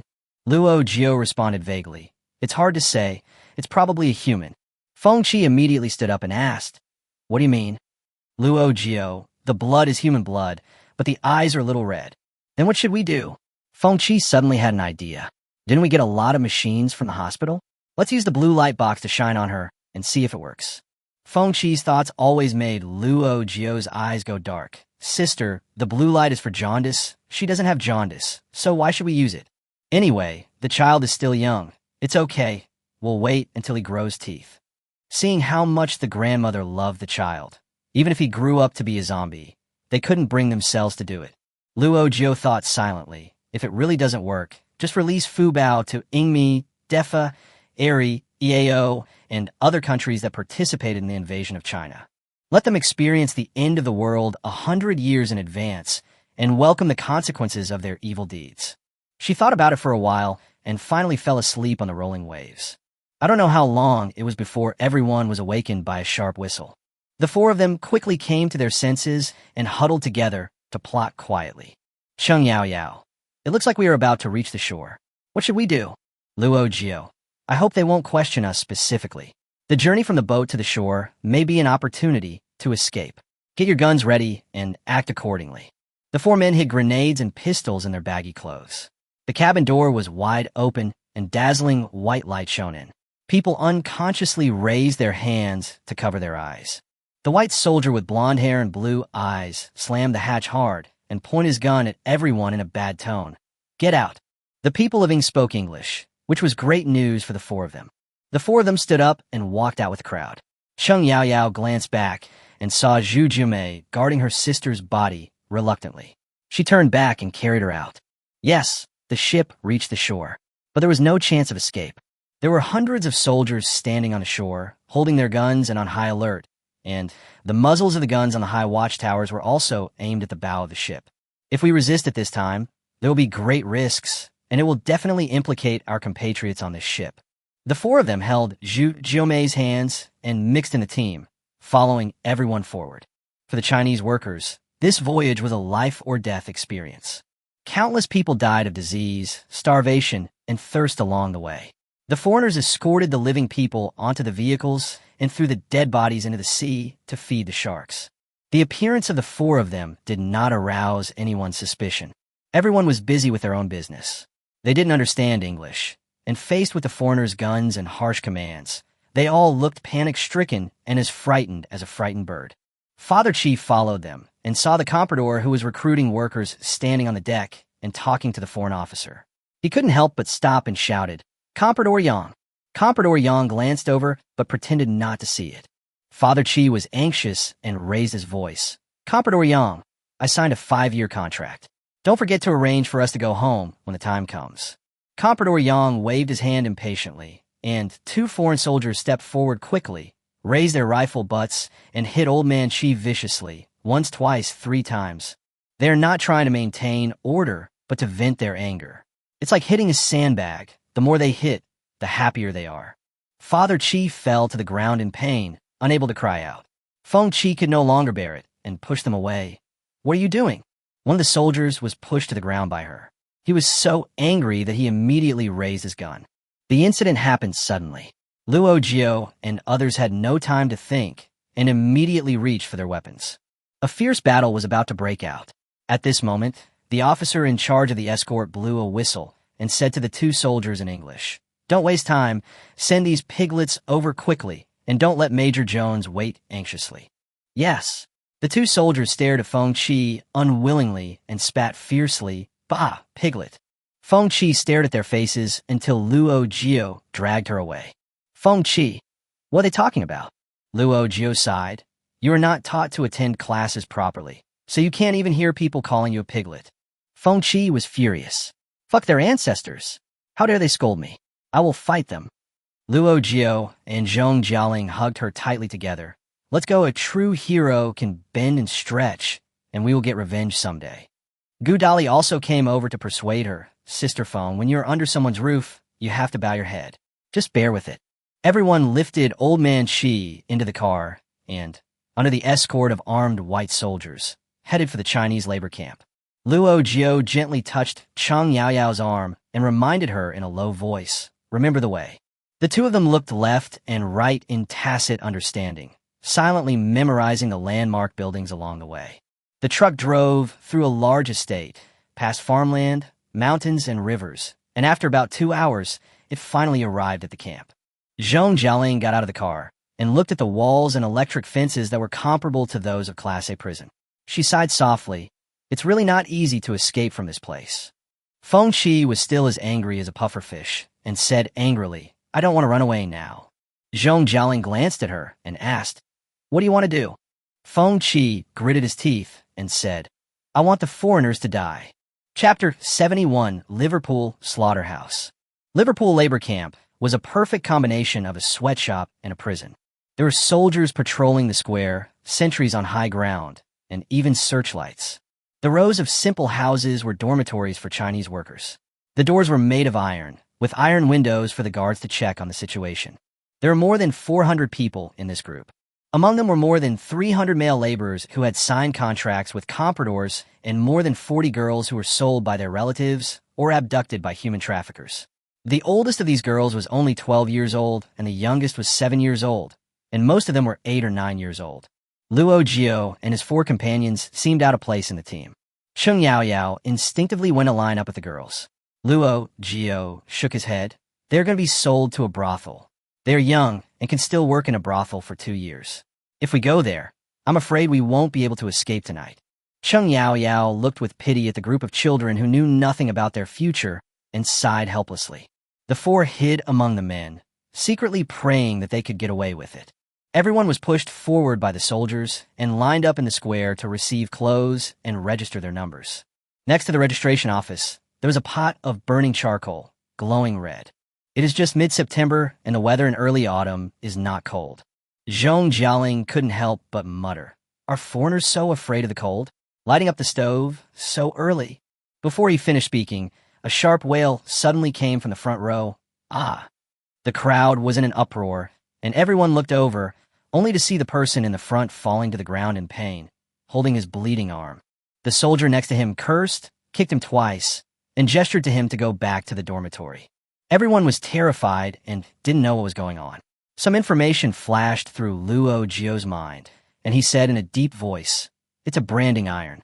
They will print numbers on everyone's arms to prevent everyone from escaping." After hearing this, Ding Hua said angrily, "We are here to work, not to be slaves. Why do they treat us like this?" Father Qi frowned and said, "Now that things have come to this, it is no longer up to us. Let's just leave it to fate." Gu Dali helped old man Qi move forward, and Zhong Jialing looked at Luo Jiu and asked her to make the decision. Luo Jiu pointed at the girls' team and said, "Go over there." Cheng Yaoyao hesitated. "Didn't you say that if we go there, we'll have a hard time tonight?" Luo Jiu was helpless. "It's going to be very difficult here now." There were constant wailing sounds coming from the square. Everyone seemed like pigs in a slaughterhouse, being driven by hunters with knives and constantly entering the next procedure. Luo Jiu and others stood among a group of children, watching those who had received their clothes being assigned to the dormitories nearby. Through the open door, you can vaguely see the bunk beds inside. There are 2 floors, 1 room, and about 40 people. The line kept getting shorter and shorter, and it was almost the girls' turn. Zhong Jialing felt a little uneasy. "Will they give us numbers too?" Luo Jiu answered confidently, "No, the goods sold will not be damaged in appearance." Sure enough, when it was the girls' turn, they just had to pick up their clothes and do some simple registration. The 4 of them were at the end, moving forward step by step. Suddenly, 2 trucks drove in from the gate, and a dozen soldiers jumped out, followed by a group of workers with Chinese faces. This group of people were covered in dust from their work. Most of them looked tired and hurried, without even raising their heads as they walked towards the dormitory. However, the last few people who got off the car looked full of energy, as if they had just gone out for a stroll. After getting out of the car, they walked up to an officer and took out a cigarette and lit it for him. They were old hands who had arrived here a year ago and were already familiar with the officers. There were a large number of Chinese workers, and some of them were good at scheming and quickly found the most advantageous positions. They formed gangs and factions to form a force that, on the one hand, could plunder newcomers to gain benefits, and, on the other hand, helped foreigners manage the Chinese, saving them a lot of effort. There are currently more than 8,000 people in the Liverpool labor camp. The troublemakers there are divided into several major gangs. These are from the Qinglong gang. The leader is called the Daoxiong. The Daoxiong was chatting with Lieutenant Andre, and soon noticed the newcomer in the square. His bored look quickly turned into interest. Luo Jiu, Feng Qi, and others received their clothes and were queuing up to enter the girls' dormitory. They had already stepped in when they were suddenly stopped by white soldiers who rushed over. The other party pointed a gun at them and signaled them to go to another dormitory. Luo Jiu calmly withdrew his foot. Zhu Jumei called out with worried eyes, "Sister, where are you going?" Luo Jiu raised the corner of his mouth. "Don't worry, maybe we will be back tomorrow." Suddenly, the Daoxiong's mocking voice sounded behind him. "Maybe you will have a brother-in-law tomorrow." Luo Jiu glared at him, followed the soldier's instructions, and entered the Daoxiong's dormitory. The 4 bunks that were temporarily vacated were obviously prepared for them. The 4 of them put down their clothes and turned around, and there were already a dozen men surrounding them with smiles on their faces. Feng Qi shook her neck, rubbed her hands together, and stretched her strong muscles. She was very angry today and had no place to vent. Luo Jiu patted her back gently and said, "Don't worry, we are all Chinese, so let's make it clear to avoid any misunderstanding." The Daoxiong chuckled. "There's nothing to misunderstand. We brothers have been vegetarians for too long and want to try some meat. If you're willing to follow me, Daoxiong, I'll make sure you have enough food and clothing." Luo Jiu smiled and said, "Should I hang out with you or sleep with you?" The Daoxiong laughed. "Is there any difference? If you want to hang out with me, you have to sleep with me. Otherwise, what do I need you women for?" "Well, you said we are all Chinese. For the sake of our compatriots, I will give you two choices. 1. Take the initiative to follow me and make Brother Xiong happy so that you can suffer less. 2nd, wait for me to come find you, but by then we won't be so gentle with you. It's dinner time now. Please think about this carefully. Time is short. Seize the opportunity. After lights out, I will assume that you like rough play. The Dao Xiong, holding a cigarette in his mouth, went out with his brothers.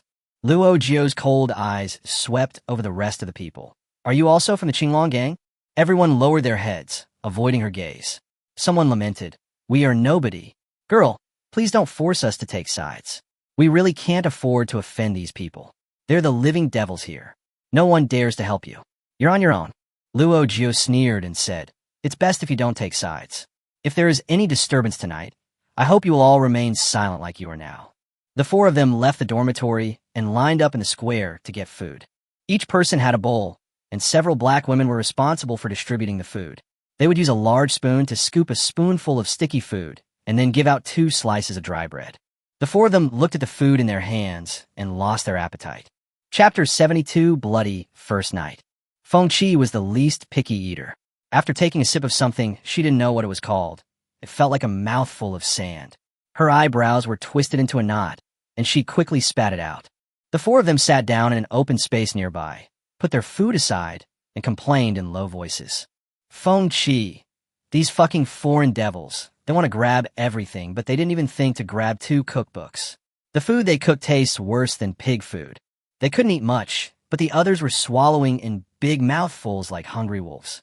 Seeing that they didn't eat, many people glanced over. Cheng Yao waved her hand and called Zhu Jiumei and several other little girls over, asking them to take it and eat it. Luo Jiu glanced at the greedy eyes of others and quickly stopped them. Don't take it away. Eat it here. She wanted to see who would be so shameless as to come and snatch things from them. After a while, several men on the same boat came over with bowls. Father Qi was beaten and had difficulty moving.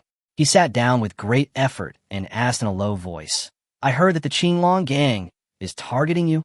Zhong Jialing smiled and said, you got the news pretty quickly. Father Qi sighed. You are still able to laugh, little girl. You are in big trouble. I heard from the old people here that the Dao Xiong is not someone you can easily mess with. He has a good relationship with the official named in here. You are doomed to be favored by him. Feng Qi yawned and stretched his body to loosen up his muscles.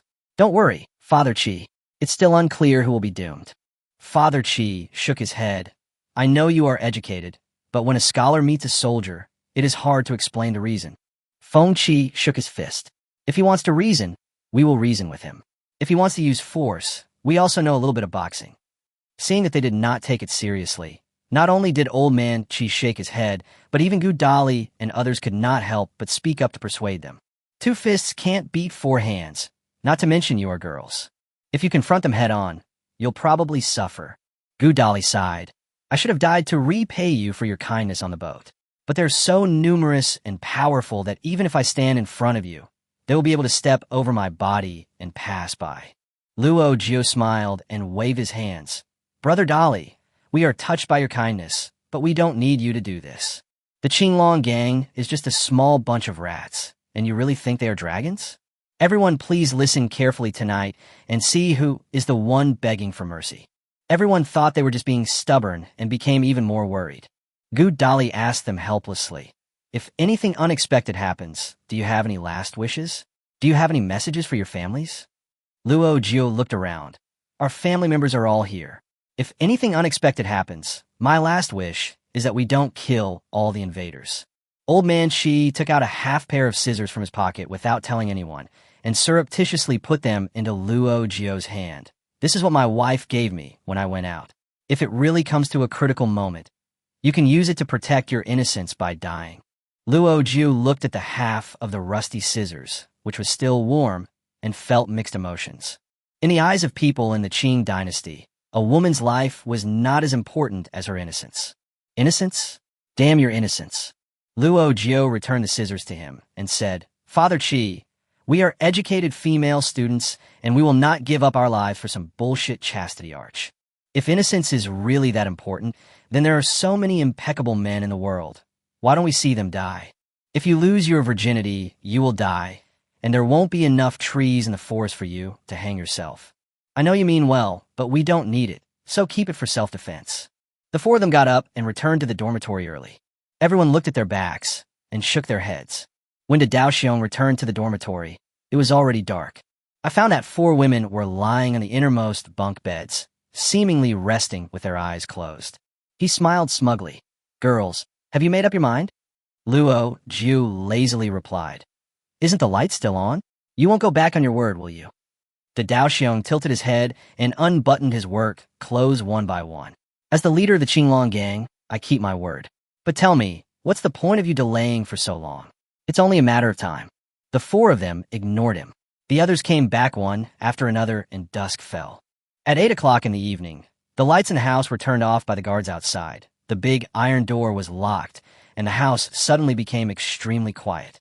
The Daoxiong sat up from the bed in the dark and reminded in a harsh tone, "Lights out." The younger brother beside him quickly got up and covered the iron window on the door with clothes.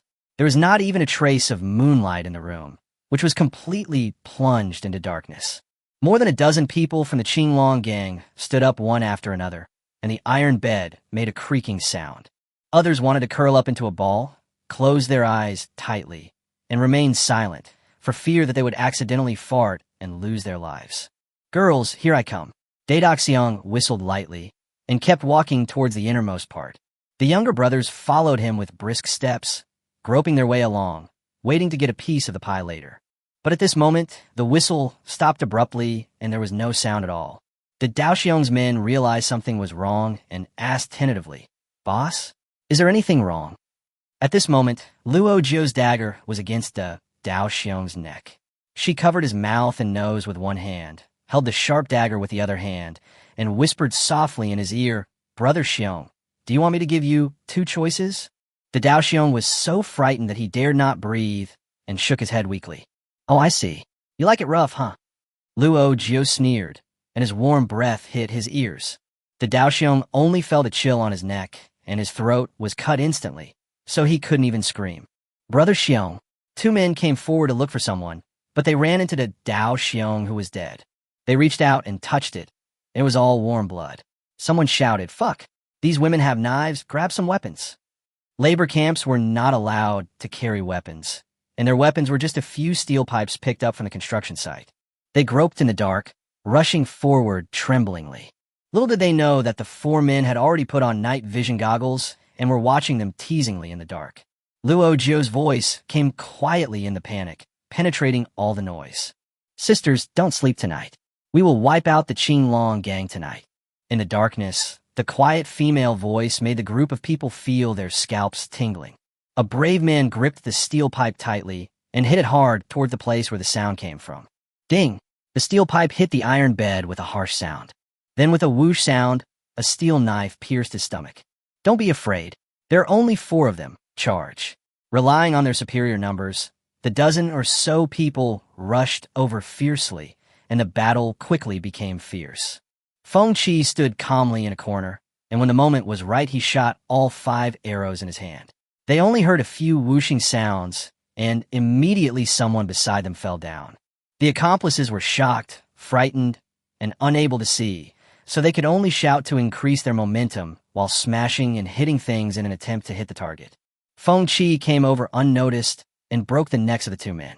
Zhong Jialing and Cheng Yaoyao crawled out from under the bed and chopped off several legs. For a moment, the scoundrels of the Qinglong gang fled in panic, screaming incessantly. The iron bed in the room was knocked all over the place. The whole room smelled of blood, and fighting was going on everywhere. The others who didn't stand in line huddled on their beds, trembling with fear. Occasionally someone would fall on them, but they dared not move because someone would soon come and cut that person's throat. The fight lasted 2 minutes, or 3, but to the people in the room who were pretending to be asleep, it seemed as long as a century, until the white soldier realized the noise was wrong and yelled in English, "Quiet!" The room quickly became quiet, with a rustling sound as if something was moving. The white officer shone his flashlight on the ground and was shocked by the glaring red on the ground. He shouted, "Open the door." Chapter 73. So what if it can't be accommodated? The white soldier hurriedly ran to get the key. The iron door was quickly opened, and the light bulb came on, illuminating the entire room clearly. Lieutenant Andre walked in leather boots, and the blood all over the ground made him stop. It was not difficult to see that a fierce battle had just taken place in the house, but strangely, he did not see any corpses. Everyone was covered with quilts and lying in bed, as if they were all safe and sound, or dead. Andre walked to Daoxiang's bed, lifted the bloated quilt, and was immediately shocked. The Daoxiang was already dead, and the hideous wound on his neck made it look like he had died in great pain, but he was neatly laid out on the bed and even covered tightly with a quilt. Who did it? Andre asked angrily. A laborer who knew a little English was soon brought over. He was a Malay named Zhang Shouqing. As soon as Zhang Shouqing came in, he saw more than a dozen corpses and was so frightened that his voice was shaking. He nervously helped translate. Captain Andre asks you, who did it? No one answered. The only one who responded to them was the trembling laborer hiding under the quilt. An angry Andre lifted the quilt beside him and put the gun to the man's head, demanding, "Speak." The man waved his hands in panic. "Sir, spare me. I fell asleep. I don't know anything. I didn't hear anything, and I didn't see anything." Zhang Shouqing translated. He said he knew nothing. Andre suddenly remembered something, walked to the innermost part of the room, and lifted Luo Jiu's quilt. Luo Jiu looked like he had just woken up, and his whole body was in a daze. Andre forcefully pulled her up from the bed and checked her sleeves, shoes, hands. He had a hunch that the deaths of these people must be related to these women. But what surprised him was that there were no signs of fighting on their clothes or hands. The room was covered in blood splatters, but their hands were clean. Andre could not imagine that these four seemingly ordinary Chinese women had developed extremely agile skills after being tempered by the end of the world in ancient times. While they were busy getting the key to open the door, they had already dealt with the scene and even had time to go to the space to wash their hands, change their clothes and shoes, and then greet the trial with innocent eyes. The four stood on the ground and cooperated with the body search. 5 or 6 white soldiers came over and searched their beds, but still found nothing. Andre was unwilling to give in, so he asked Zhang Shouqing to ask them, "Did you do this?" Zhang Shouqing was very surprised. How could this be possible? But he still translated it truthfully and kindly reminded them, "If it has nothing to do with you, just say you don't know." The four of them shook their heads in agreement. Luo Jiu said, "It wasn't us. We don't know what happened." "Oh, didn't those people die from arrow wounds?" "We don't have bows and arrows." "Please check clearly, sir." Zhang Shouqing's English was not good enough to communicate fluently, so he translated the passage by gestures. Although Andre was suspicious, he could do nothing but walk away. All the bodies were carried away and placed in the square, waiting to be burned the next day. The room returned to darkness and silence, but outside, countless pairs of eyes were staring at the corpses lying in the square, making it difficult to fall asleep. Things are changing in Liverpool. Early the next morning, the 4 people walked out of the dormitory, and their roommates all tried to avoid them. They said nothing, yet it seemed as if they had said everything.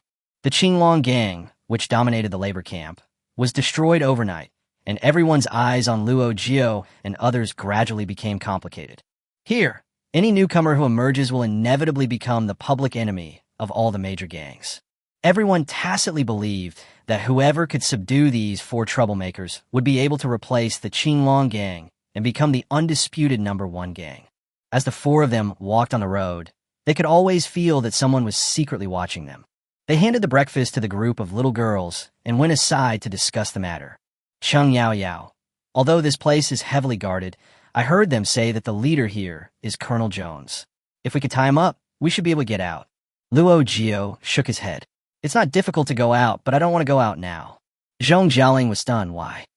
Luo Jiu Dao. "It is now 1907, and our country has become a semi-colonial and semi-feudal society. The next year, Cixi and Guangxu died one after another, and the country fell in a civil war, and it was our compatriots who suffered. If life in their country was not unsustainable, why would they leave their homes and come here to suffer? If this situation continued, 7 years later, the First World War would break out. Other countries took the opportunity to develop their armaments, invade and accumulate wealth, and complete the primitive accumulation of capital. However, we, the victorious country, had to suffer humiliation at the Paris Peace Conference. It may be fine that we were unable to participate in this period of history before, but now that we are here, We must never let our country and our people repeat the same mistakes. Since the first shot against imperialism and feudalism will be fired sooner or later, why can't we fire it? There are still 20 years until 1927. How much money will be lost? How much land will be ceded? And how many people will die during these years? By 1937, what could we use to resist the invasion? History is a chain of events, and if we don't want tragedy to happen again, we must start to set things right now. Feng Qi clenched his fists. Then tell me, what should we do? Luo Jiu whispered. We should organize a national salvation army, fight back, and defend our country. Fight back, Cheng Yao said worriedly. Where can we get the army? Where can we get the warships? Luo Jiu chuckled. If we don't have guns or cannons, the enemy will make them for us. As for the army, there are Chinese everywhere. In 3 months, they will cry and want to go home. Cheng Yao asked again, what about the military pay? We can't use our money at this time. Luo Jiu looked out the door. Aren't there hundreds of millions of taels of our silver in the vault of Dang Bank? Let's take the money back when we have time. Feng Qi listened and was full of ambition. Okay. Isn't his empire on which the sun never sets awesome? Let's destroy the empire on which the sun never sets.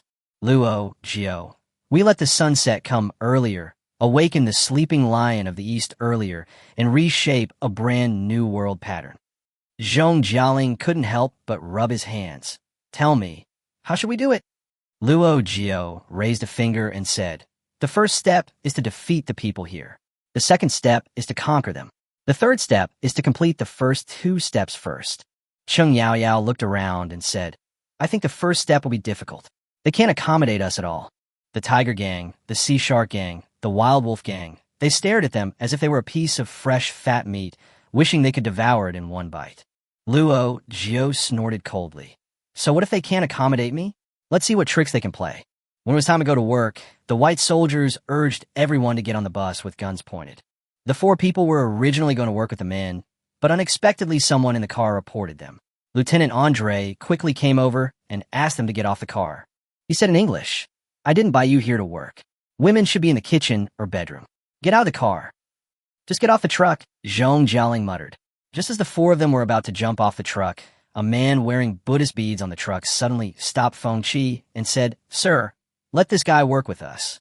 As he spoke, the man took out a few British pounds from his pocket and stuffed them into Andre's pocket. Andre didn't understand what he said, but he understood what he meant from his actions. Okay. He adjusted his hat and ordered Feng Qi to stay in the car. Feng Qi looked at Luo Jiu, who nodded slightly at her, so Feng Qi withdrew her foot and sat down steadily in the car. Chapter 74. This woman is crazy. Luo Jiu understood that the other party wanted to separate them and defeat them one by one. This idea is feasible, but they would be making a big mistake if they chose to keep Feng Qi. Feng Qi is the player with the strongest individual combat ability among the 4 of them. She was not worried about Feng Qi, but about that group of ignorant guys. Feng Qi took a 20-minute truck ride to the construction site. These Chinese laborers were assigned the task of building railways. The experienced ones were responsible for assigning tasks, while the newcomers were sent to do the heavy work of transporting materials. Feng Qi pushed a 1-wheeled cart and worked in a team with Gu Dali and Qi Laodai to transport the stones. Old man Qi was too old to do the work, so they asked him to chisel stones on the spot, while Feng Qi and Dali took turns pushing the cart. Less than half an hour into the work, a man suddenly came over and said, You are Feng Qi, right? The foreman is looking for you. Come with me. Father Qi glanced at us warily and said, Since the foreman is looking for us, it must be a work matter. It will be the same no matter who goes. I will go with you. The man said, Are you hard of hearing? I told her to go, so don't get involved. Gu Dali said hurriedly, Then I will accompany her. It's not convenient for the girl to go alone. The foreman will not refuse to let someone accompany her, right? The man pushed Gu Dali to the ground and viciously showed the wolf tattoo on his arm. Don't meddle in other people's business, understand? You can't afford to offend the people of the wild wolf gang. This tone made Feng Qi laugh. She helped Gu Dali up and said, You guys do it for a while, I'll be back soon. What wild wolf gang and wild dog gang? They are real wild wolves, and no one knows how many of them died at her hands. Father Qi worriedly warned, Girl, you'd better be careful. I know, it's okay. Feng Qi waved his hand and followed the man to a warehouse where wood was stored. As soon as they entered, the person guarding the door closed the iron door of the warehouse and fastened it tightly with a bolt. Feng Qi glanced back calmly and thought to himself, "You will regret this." The guy wearing Buddhist beads was sitting crookedly on a pile of wooden boards, with a dozen brothers standing beside him. He introduced himself. "My name is Fan Shun, and I protect the Wild Wolf Gang. The Daoxiong died, tragically last night. I heard it was you who did it." Feng Qi smiled and denied. "No, I don't know how the Daoxiong died. I only know that anyone who goes against us sisters must die." "Oh," Fan Shun sat up straight. "The little girl is quite arrogant. Do you have any skills?" "Kind of." Fan Shun narrowed his eyes. "Do you know that I hate people who are crazier than me? Especially women." Feng Qi rubbed his fingers and said calmly, "I hate people who talk too much, especially men." Fan Shun had never met such a rampant newcomer before, so he threw the wooden board at hand at him. Feng Qi caught it steadily, then hooked his finger provocatively. "Hey, this woman is crazy, go ahead." Fan Shun gave an order, and a dozen younger brothers immediately picked up the sticks and boards at hand and rushed forward while shouting. Feng Qi kicked up to the sky and kicked in the face, then stepped on the two in front with two quick kicks. She swung the wooden board in her hands swiftly and hit them with such force that they screamed. Feng Qi grabbed two wooden sticks in the blink of an eye and beat them on the forehead, neck, and leg arches. There were cries of "ouch" everywhere, and a group of people fell down in an instant. Two of them saw that things were not going well and turned around to run. The more anxious they were, the harder it was to open the bolt. They got so anxious that they yelled, "Who the hell shut the doors so tightly?" Feng Qi grabbed a man from the ground and threw his hands at the two people at the door. He locked it. Feng Qi was laughing when she suddenly felt a gust of wind behind her head, but she did not hide. She turned around and bang. Fan Shun raised the wooden board and hit her on the top of her head. Fan Shun opened his eyes with trembling hands, only to see the other person also blinking at him. Feng Qi curled his lips and said, "With just this little energy, you want to learn to be the boss." She gritted her teeth, pushed aside the wooden board, and rushed forward. Fan Shun would never have thought that she had the ability of iron head skills. The blow caused blood to spurt from his nose. He felt dizzy and had a severe concussion, and he fell straight down. When Feng Qi raised his hand, everyone was frightened and screamed "ah" and crawled back. But she just raised her hand to tidy her hair, picked up a broken wooden stick from the ground, and played with it, then walked leisurely to Fan Shun's side. "The Daoxiong is your brother. Are you here to help him get revenge?" Fan Shun quickly denied. "No, you misunderstood. He and I are enemies. We have no friendship at all. He might actually have a concussion," he said as he couldn't stop retching. Feng Qi sneered. "Then why did you come to trouble me? Isn't that a masochist?" Yes, I'm a slut." Fan Shun didn't care about the blood flowing from his nose. He got up and kowtowed. "Queen, spare us. We won't dare to do it again. From now on, we will follow you, and you will be our boss." Feng Qi thought that this was in line with Luo Jiu's three-step plan, so he agreed immediately. "Okay, you have to be obedient if you follow me." Fan Shun was beaten into such a state that it would be a shame to ask him to obey, even if he were asked to dig up his ancestors' graves. He quickly said, Listen, we will definitely listen. Come, let's meet the new boss together." Feng Qi sat in the seat where Fan Shun had just sat, enjoying the worship of everyone. She thought that there were so many gangs in the labor camp that it would be very difficult to deal with them one by one. So she asked Fan Shun, "Shunzi, how many gangs are there here?" Fan Shun wiped the blood from his nose and said, "About 7 or 8 of them, big and small." Feng Qi waved his hand and said, "Call all the people in charge here." Fan Shun hesitated for a moment. "Use what excuse?" Feng Qi didn't bother beating around the bush and said frankly, "I want to beat them all up so that they will behave themselves in the future. You decide for yourself." "Okay." Fan Shun was secretly happy. He originally felt that he was a bit unlucky today, as he had shown off his power and got himself into trouble. But now that he thought that others could not escape either, he immediately felt balanced and even a little proud. After all, he was the first to follow Feng Qi. Feng Qi was the boss, so even if someone else joined later, he would have to be the second, right? Fan Shun was considered a scheming leader among the small leaders in the labor camp. He thought that if he told the truth to those people, there might be someone smart enough to know the current situation and join them right away. Wouldn't he be the only one to be beaten? So he played a trick and asked the two men with the least injuries to notify the other gangs. Just say that the new girl is going to be the martial arts leader of our labor camp, and ask them to come and pay their respects immediately. Don't say anything else. The two men left, and Fan Shun asked Feng Qi, "Boss, do you need our help later?" Feng Qi thought that if she beat others into submission and asked them for help, it would show that she was not strong enough. Besides, these people were of no use to her. Bu Bu was dazed, which delayed her from taking action. Feng Qi said, "No need. Just help me guard the door outside and don't let them run away." After a while, all the major gangs rushed in with their capable men, and their momentum was comparable to the siege of Guangmingding by the 6 major sects. One of the leaders pointed at Feng Qi and asked, "Do you want to be the leader of the martial arts world?" Feng Qi nodded. "That's about right." The man looked suspicious. "You still want us to become your disciples?" Feng Qi said confidently, "If you don't join, I only have so few subordinates. What's the point of being the boss? It's too unimpressive." The other party was so angry that his teeth itched. "Stylish? I'll fucking let you be stylish." As he was about to charge forward with his fist raised, Feng Qi raised one hand. "Wait a minute." The other party sneered. "Regret now? It's too late." "No!" Feng Qi shouted. "Shunzi, close the door." The warehouse door was closed. Feng Qi took a look from the pile of wood and saw that there were about 60 or 70 people here. She jumped down from height. "I'm in a hurry. You guys come together." Chapter 75. You can even call me dog. Fan Shun rubbed his aching forehead while leaning against the door and listening to the noises in the warehouse. When the familiar ouch sound rang out, the corners of his mouth, which had just stopped bleeding, started to break and bleed again from laughing. Someone was knocking on the door frantically. Someone was trying to pull it open from the inside. Fan Shun and his men were holding on tightly. Someone was lying on the crack of the door and yelling, "Fan Shunner, I'll fuck your ancestors." Fan Shun laughed so hard that he choked. As the room gradually quieted down, he felt a sense of pride. When he was establishing his own faction, he actually felt a little uneasy in his heart, as he always felt that this position was passed to him by the previous boss and that he himself had average abilities, but he relied on a little cleverness, his ability to deal with people, and good relationships with his subordinates.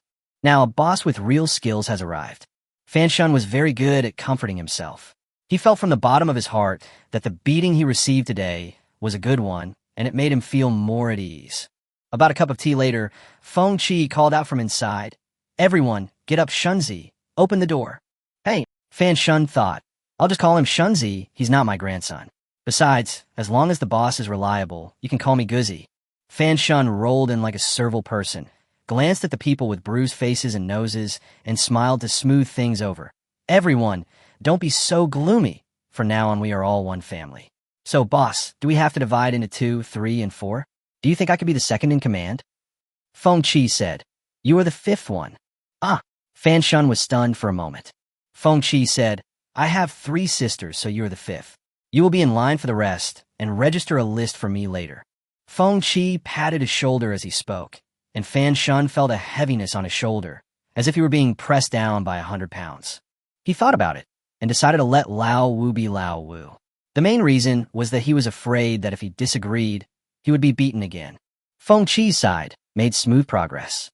When she entered the warehouse, she was a little girl, but when she came out, she was already the boss. By the time he walked back to the construction site from the warehouse, the news had spread like wildfire. Feng Qi greeted Qi's father Gudali, but before he could even touch the cart, someone had already grabbed it. "Boss, take a rest. We'll do it." Feng Qi sat leisurely on the pile of rocks, thinking to himself, "It would be great if there was a signal here. I really want to send a WeChat message to Luo Jiu and the others. Dear sisters, how are you doing? I am at the construction site and miss you very much." Luo Jiu sneezed for no apparent reason, and the old woman in charge of the kitchen cursed in disgust. "Yellow-skinned pig. How disgusting." She probably thought they couldn't understand English, but Feng Qi, the only one who couldn't understand English, was not here. Luo Jiu could get full marks in the English test, and Cheng Yao Yao could also score around 120 or 130.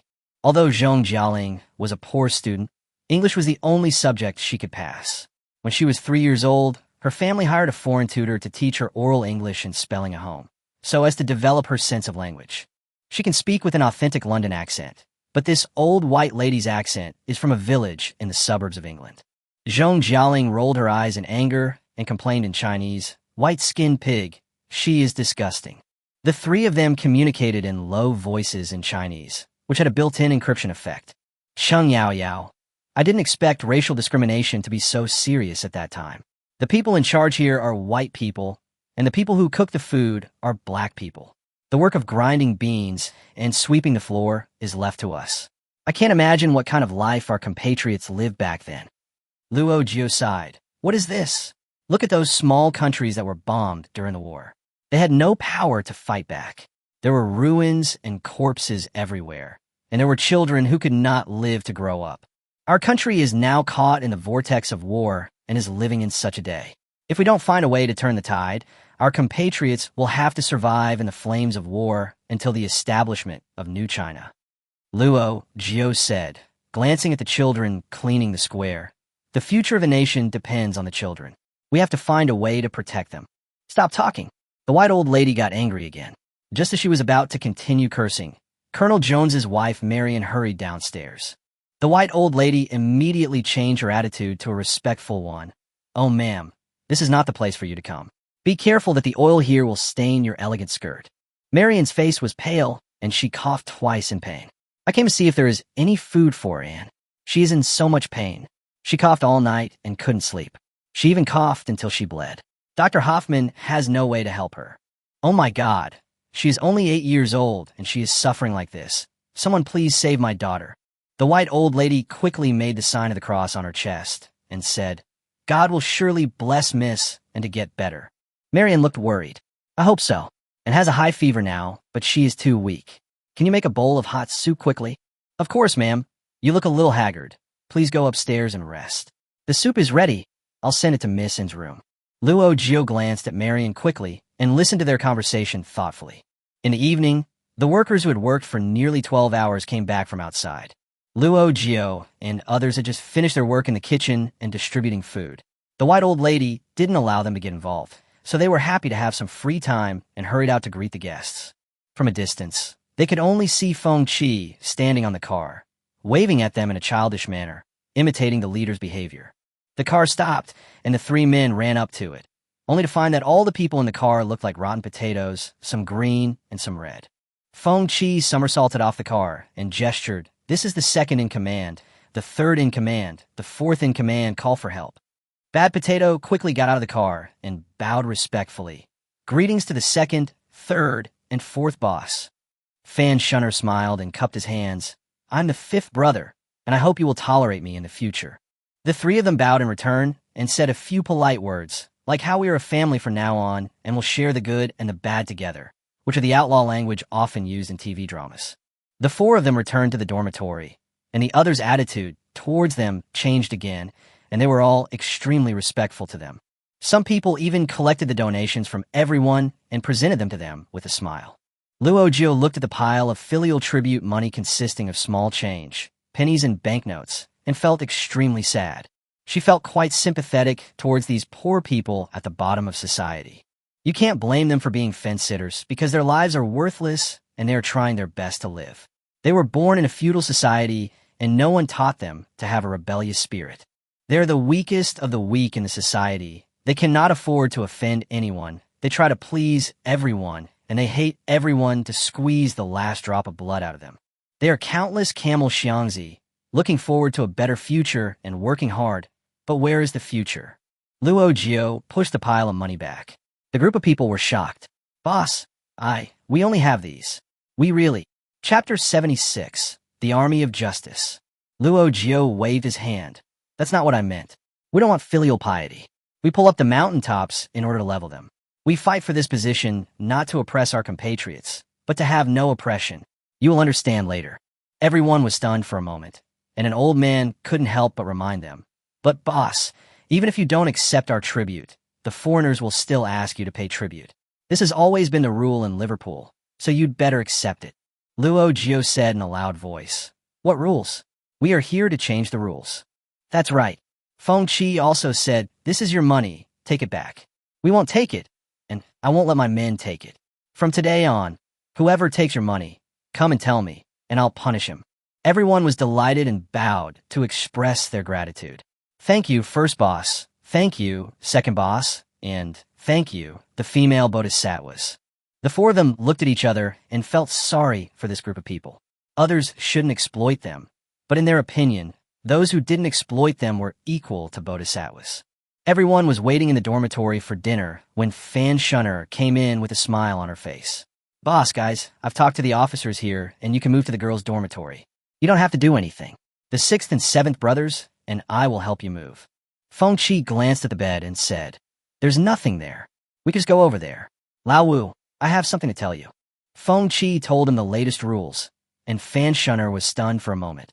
I can't accept any tribute at all? I can do that, but brothers. Feng Qi patted him on the shoulder, using both kindness and force. I won't make you suffer. You can rest assured if you follow me. But if you follow me, you must abide by the rules. Fan Shunner immediately said obediently, I will definitely abide by the rules. Don't worry, boss. I will pass it on. Anyone who dares not to listen will be the first to be punished. The four moved to the girls' dormitory, but found that several people were missing from the room. Where is Luo Jiu? Luo Jiu asked. Where are Huirong and Lanqin? One girl bit her lip and answered hesitantly. They were eating bread secretly and were found by the white maids. They are being beaten now. Zhong Jialing was shocked. Oh no, I told my 9th sister yesterday that this kind of dry bread is not delicious. It has to be soft. Could she have stolen the soft bread prepared for Colonel Jones's family? Oh my, how come these kids can't control their mouths? The four of them hurried to the kitchen, but by the time they arrived, they had already been beaten.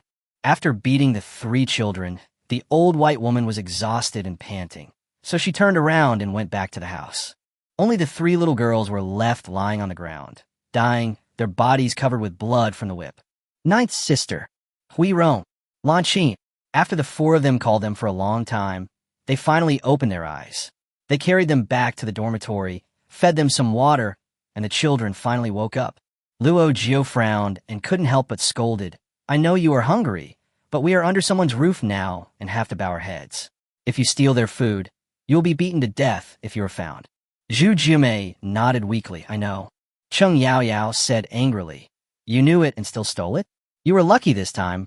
What if I really beat you to death next time? Zhu Jiumei held back 2 bags of tears and bit her lip. Actually, we are not hungry, and we haven't eaten. The 4 of them were stunned. What do you mean?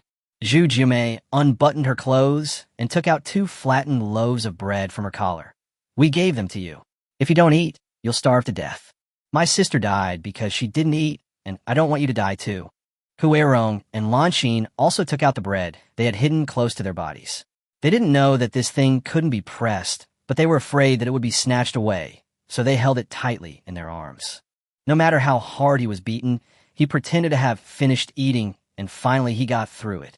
Zhu Jiumei wiped the dirt off and handed it to Zhong Jialing. Sister Jialing, you said this is delicious. Don't be picky.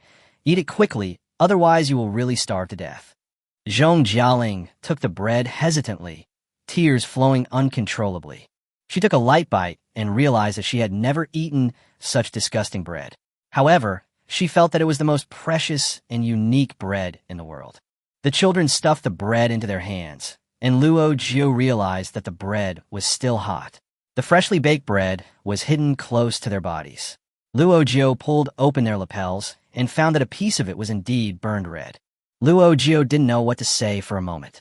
He just held the children's small bodies in his arms and secretly vowed he must give them a good life. After dinner, Fan Shun came over again and said, Boss, we are now stronger than ever before. Shouldn't we have a new name? Feng Qi looked up at the sky and said, It should be possible, but it's such a big deal, we need to study it. Feng Qi turned around and looked for Luo Jiu. What should we call our team? Luo Jiu was applying medicine to the children and said, without even looking up, call the National Rescue Team. Feng Qi, okay, I'll go tell them. Wait a minute, Luo Jiu suddenly stopped her. Did I forget to tell you that you were really awesome today? You helped us to open up the situation right away, so that we can stand firm here. This achievement was earned by your punches and kicks. Feng Qi scratched his head in embarrassment. Why are you talking about this? If I don't have some skills, can I still conquer the world with you? We conquer the world together. Luo Jiu thought for a moment and added, We are going to accomplish the great cause of overthrowing imperialism together, for the people and the country. For the people and the country. The two men held hands tightly. Feng Qi smiled and let go, then turned to find Fan Shunner and asked him to convey the new name. The National Salvation Team sounds like an army of justice. Fan Shunner squatted outside the dormitory. After listening to Feng Qi's explanation, he couldn't help but speak up. Boss, there's something I think I have to tell you. Explain. Don't get too attached to these girls. They'll be sold off soon. In the past, the girls we bought were taken away and sold off within a few days. Not to mention them, you also have to be careful. Feng Qi's face darkened. Wait a moment. She called Luo Jiu over to discuss the matter together. Luo Jiu was not surprised. She had read similar historical materials and had some understanding of these things. She asked Fan Shun, who is responsible for this matter? Fan Shun said, Colonel Jones is the boss here. He is in charge of all matters related to human trafficking. How are they? Not very good. A typical white man with eyes in the sky. We can't even talk to him. We Chinese can only get along with low-level officers like Andre and Will, but we can't speak the language. To put it bluntly, we just pay them some tribute from time to time. Senior officers like Jones don't think highly of us at all. Luo Jiu nodded. Where's Jones? When will he show up? He hasn't shown up for a few days. I heard his daughter is seriously ill. Fan Shunner said, glancing towards the square. Oh, that's Colonel Jones's car. Let's go, I'll go meet him. Luo Jiu walked straight towards Colonel Jones's car. Fan Shunner was horrified. Oh my God, you can't do that. He's been unhappy these days. Don't go and get in his way. Besides, you can't even speak bird language. Before he finished speaking, he heard Luo Jiu say in standard English, Colonel Jones, may I bother you for a few minutes? Chapter 77, When Did You Learn It? Colonel Jones was in a very bad mood today. His only daughter, Anne, was seriously ill, and Dr. Hoffman asked him to prepare for the worst.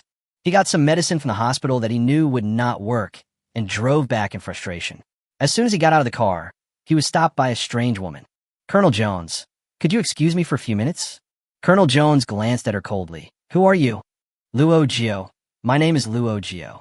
I am a Chinese laborer from the Qing dynasty. I just arrived here yesterday. Jones was a little surprised. He had never heard any Chinese here speak English so fluently. What surprised him even more was the woman's neither humble nor arrogant attitude. Didn't she know that in Liverpool he could crush anyone like an ant? Jones disdained to communicate with these Chinese people. He just glanced at them lightly, turned around, and walked into the building. Luo Jiu hurriedly chased after him. Colonel Jones, there are 41 girls coming with us. Most of them are only 8 or 9 years old. I heard that you will sell them soon. Can you wait a little longer? Even wait for another year or two to let them grow up a little bit. Jones kept walking, his face still cold. Why? I don't have that much food to waste on them. Luo Jiu. You can let them work here, whether it's at the construction site or in the kitchen. They won't eat for free. They don't need wages, which can save you more expenses. Jones said coldly, Your suggestion makes some sense, but I will not accept it. Their fate is to come here and be sold. I don't need to change them. When he said this, there was no way he was discussing the lives of 41 girls. It was as if he was handling the matter casually, as if he were dealing with stockpiled merchandise. Luo Jiu took a deep breath. Colonel Jones was just as the rumor said. In his eyes, the lives of the Chinese were like grass. But she wasn't about to give up. Colonel Jones, those kids are about the same age as your daughter. Jones suddenly stopped his hurried steps, frowned, and said in a bad tone, People like you, what qualifications do you have to be compared with my daughter? Andre. Jones called Lieutenant Andre over loudly. He pointed at Luo Jiu angrily and said, Sell this woman to a brothel in the city immediately. Immediately. Fan Shun followed Luo Jiu. His heart sank at this moment. Although he didn't understand what they were saying, he had never seen Colonel Jones so angry. Andre stepped forward and held Luo Jiu's shoulder. Feng Qi was about to take action when she saw Luo Jiu waving his hand in their direction, telling them not to move. Luo Jiu looked at Jones's back and said loudly, If you send me away, your daughter will definitely die. Jones froze in place, motionless. Luo Jiu continued, They are helpless, aren't they? I am your daughter's only chance to survive. Jones turned around and signaled Andre to let Luo Jiu go first. He walked up to Luo Jiu and looked at this young, oriental woman with a determined look in her eyes. Jones said contemptuously, I have never heard of how powerful your country's medical skills are. I only heard that you are good at pretending to be ghosts and like to burn incense and worship Buddha. Luo Jiu smiled and said, Colonel Jones, I have also heard that people here like to go to church to pray to God, which is essentially no different from burning incense and worshiping Buddha.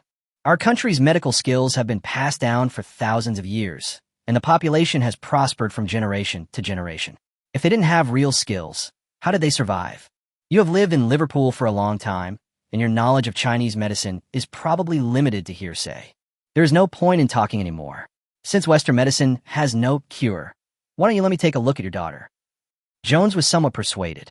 Indeed, Western medicine had no other solution. What's the old Chinese saying? It's better to let someone else heal a horse than to watch it die. Okay, I'll let you go for now.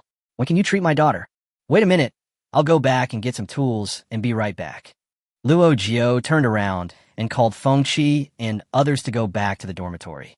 Fan Shun put away his jaw dropped in shock and trotted to catch up. Second in command, you can actually speak Burr language? And you speak it so well? It's much better than Zhang Shouqing, who has to gesture and stutter.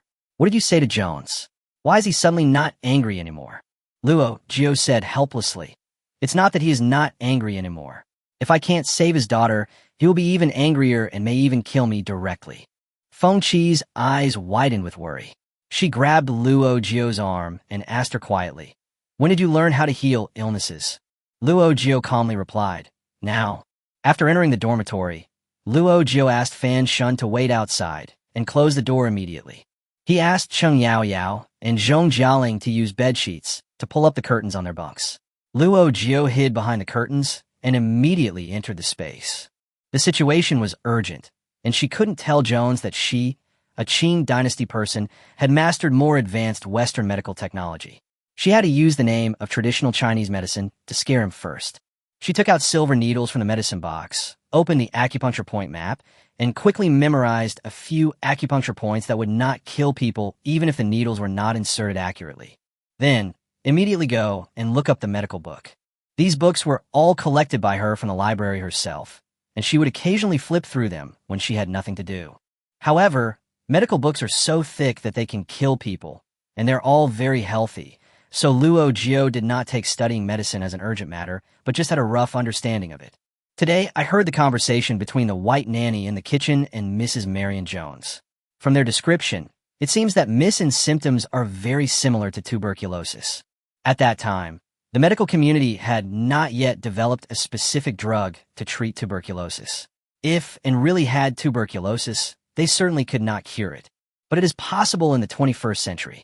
Not long ago, Zhong Jialing and Cheng Yaoyao cleared out hospitals and disease control centers and obtained all the special medicines in modern medicine. The medicines they stockpiled can delay the death of cancer patients by 3 to 5 months. Luo Jiu followed the catalog and turned to the page on tuberculosis treatment. He quickly memorized some causes and symptoms of the disease and then looked for medicine. Cheng Yaoyao and Zhong Jialing were standing outside, sweating profusely. Murder and arson were common, and they were very familiar with them. This is the first time that someone has to cure a disease and save a life. But if the cure is not achieved, the patient will be beaten to death. Feng Qi gritted his teeth and said, It's okay. At worst, I could just fight them. She hid the grenade on her body, with an attitude that at worst they would die together. The three were waiting anxiously when Fan Shun knocked on the door outside. Boss, Lieutenant Andre is here to urge us. Feng Qi said angrily. I know. Let him wait for a while. I can't stop it. The dormitory door could not be locked from the inside. Fan Shunner stood at the door blocking it. When Andre frowned and raised the gun, he had to move aside. Andre walked straight in, and Zhong Jialing immediately came up to him with a smile. Lieutenant Andre, please wait a moment. Dr. Luo is preparing the tools. Andre was stunned, and Fan Shunner was also stunned. Where did the fourth in command learn bird language? Chapter 78, Dr. Luo. Andre looked at Zhong Jialing again. Who are you? I'm her assistant, Zhong Jialing. Ms. Zhong, Colonel Jones is waiting anxiously. Cheng Yaoyao stepped forward and said, Even if we are in a hurry, we have to wait for Dr. Luo to be ready. Our oriental medicine of acupuncture and prescription is very complicated, so we can't rush it. Andre hesitated for a moment. Apart from anything else, The fact that these Chinese women could speak fluent English showed that they were different from the other girls who were sold. Could it be that they come from a medical family and really have the ability to cure diseases and save lives? He was just thinking about it when a gust of evening wind blew the bed curtains. Andre glanced over and saw that it was empty. There was no one there. Could it be that the liar has already run away? Andre's eyes changed, and he rushed over. Zhong Jialing pulled him and asked, "What are you doing?" "I'll expose your true colors and see what else you have to say." Andre shook off Zhong Jialing's hand. Just as his hand was about to touch the curtain, the person inside took the initiative to pull the curtain open and looked up at him coldly. Luo Jiu held up the small pill in his hand. "Captain Andre, you don't even give me time to prepare the medicine?" Andre was stunned. He clearly saw it just now. Was he dazzled? He doubted himself for a moment, and when he turned around, he found that Feng Qi had come up behind him and was very close. What he didn't know was that just as he rushed forward, Feng Qi caught up with him at lightning speed. As soon as he touched the curtain, Feng Qi would break his neck without hesitation. "What do you think I should do after I finish twisting it?" Feng Qi didn't think about it. She thought she was born dull and couldn't think too much. The incident happened suddenly, and she had only one thought in her mind. If anything happened, kill this one first. Andre didn't know he had escaped, and said awkwardly, "Please follow me. Colonel Jones and his wife are waiting." Luo Jiu slowly put the pills into a small porcelain jar, packed them together with other things into a small bundle, and handed them to the three assistants. "Let's go." The four entered the Jones family's exclusive house for the first time. The luxurious decoration inside was comparable to a mansion in the 21st century. Electric lights, telephones, everything. The four of them took a quick look and sighed at the evil capitalism. The four of them went up to the second floor, where Jones was sitting beside their daughter's bed with his arms around his wife Marion, and looked very bad. Her face was as pale as paper. She must have been ill for some time. She was as thin as a skeleton, and she barely had the strength to open her eyes. Her eyes were narrowed into slits, and she was barely breathing. At this point, Jones had no choice but to signal Luo Jiu to step forward. "Dr. Luo, please." Luo Jiu nodded slightly. She sat on the bed and pretended to feel Annie's pulse. Then she checked her red eyes and already had an idea in her mind. She told them with a sad face, "Colonel Jones, Mrs. Marion, Misson's condition is very serious. If she is not treated, she may not survive tonight." Marion burst into tears upon hearing this, and her face turned red from coughing. Jones also coughed twice and sighed helplessly. "Then please give my daughter treatment and help her survive." Luo Jiu pursed his lips and said sarcastically, "I don't know if I should change her fate." Jones's eyes were stern. "Are you negotiating with me? Using my daughter's life?" "No, it's not just your daughter's life." Luo Jiu looked at Marion. "Miss Anne has an infectious disease, and judging from your wife's condition, she has also been infected. If you have had symptoms of coughing up phlegm and blood in the past 2 weeks, then you are probably infected. You know, this disease cannot be cured by Western medicine. If you reconsider my previous proposal, then I am willing to do my best to treat your family of 3 and save your 3 lives." Marion took Jones's arm and looked a little flustered. Jones held his wife's hand and said calmly, "Can you really heal our family?" "Of course." Luo Jiu looked confident. She pointed at the 3 assistants and said, "They all had this disease before, and I cured them. Only people who have had the disease can develop immunity. So, they're not afraid of infection, but others are not. You're already infected, forget it. Starting today, you must wear a mask. The maids downstairs may have been infected, but I don't have the energy to treat so many people at the same time." Seeing that they knew they were contagious but were still very calm, Jones trusted them more and said, "There's no need to treat them. I'll send them away. This is the best. The girls can do the kitchen work. My assistant knows how to cook Chinese medicinal food. She will take the children and arrange your daily meals." After hearing her talk about the subsequent arrangements, Colonel Jones had to ask again, "Are you sure you can keep my daughter safe tonight?" "Of course." Luo Jiu made a big promise and asked the couple to leave first. There were only 4 of them and the drowsy Miss N in the room. Zhong Jialing tugged at Luo Jiu's sleeve. "Are you sure we won't be infected?" "Don't worry, it's just tuberculosis. We have been vaccinated against it when we were born." Luo Jiu opened the bag and began to study treatment ideas. In any case, Miss N must get better first before further negotiations with Colonel Jones can be carried out. But in fact, she couldn't be 100% sure that, and had tuberculosis. Modern medicine requires complex methods such as blood and urine tests and CT scans to diagnose the disease. But she is currently unable to do these and can only treat it as tuberculosis based on the symptoms. The chapter on the treatment of pulmonary tuberculosis in the medical book mentions 4 first-line treatment drugs: isoniazid, rifampicin, ethambutol, and pyrazinamide. Luo Jiu stuffed 4 kinds of pills into Cheng Yaoyao's hands, asked her to crush them, disguised them as Chinese medicine powder, and gave them to Annie to take with water. These medicines are for treating tuberculosis, but what if it is not tuberculosis? To be on the safe side, Luo Jiu has another plan. When they first started stockpiling goods, they also visited Chinese medicine stores and spent a lot of money to stock up on some expensive secret recipe medicines from time-honored brands.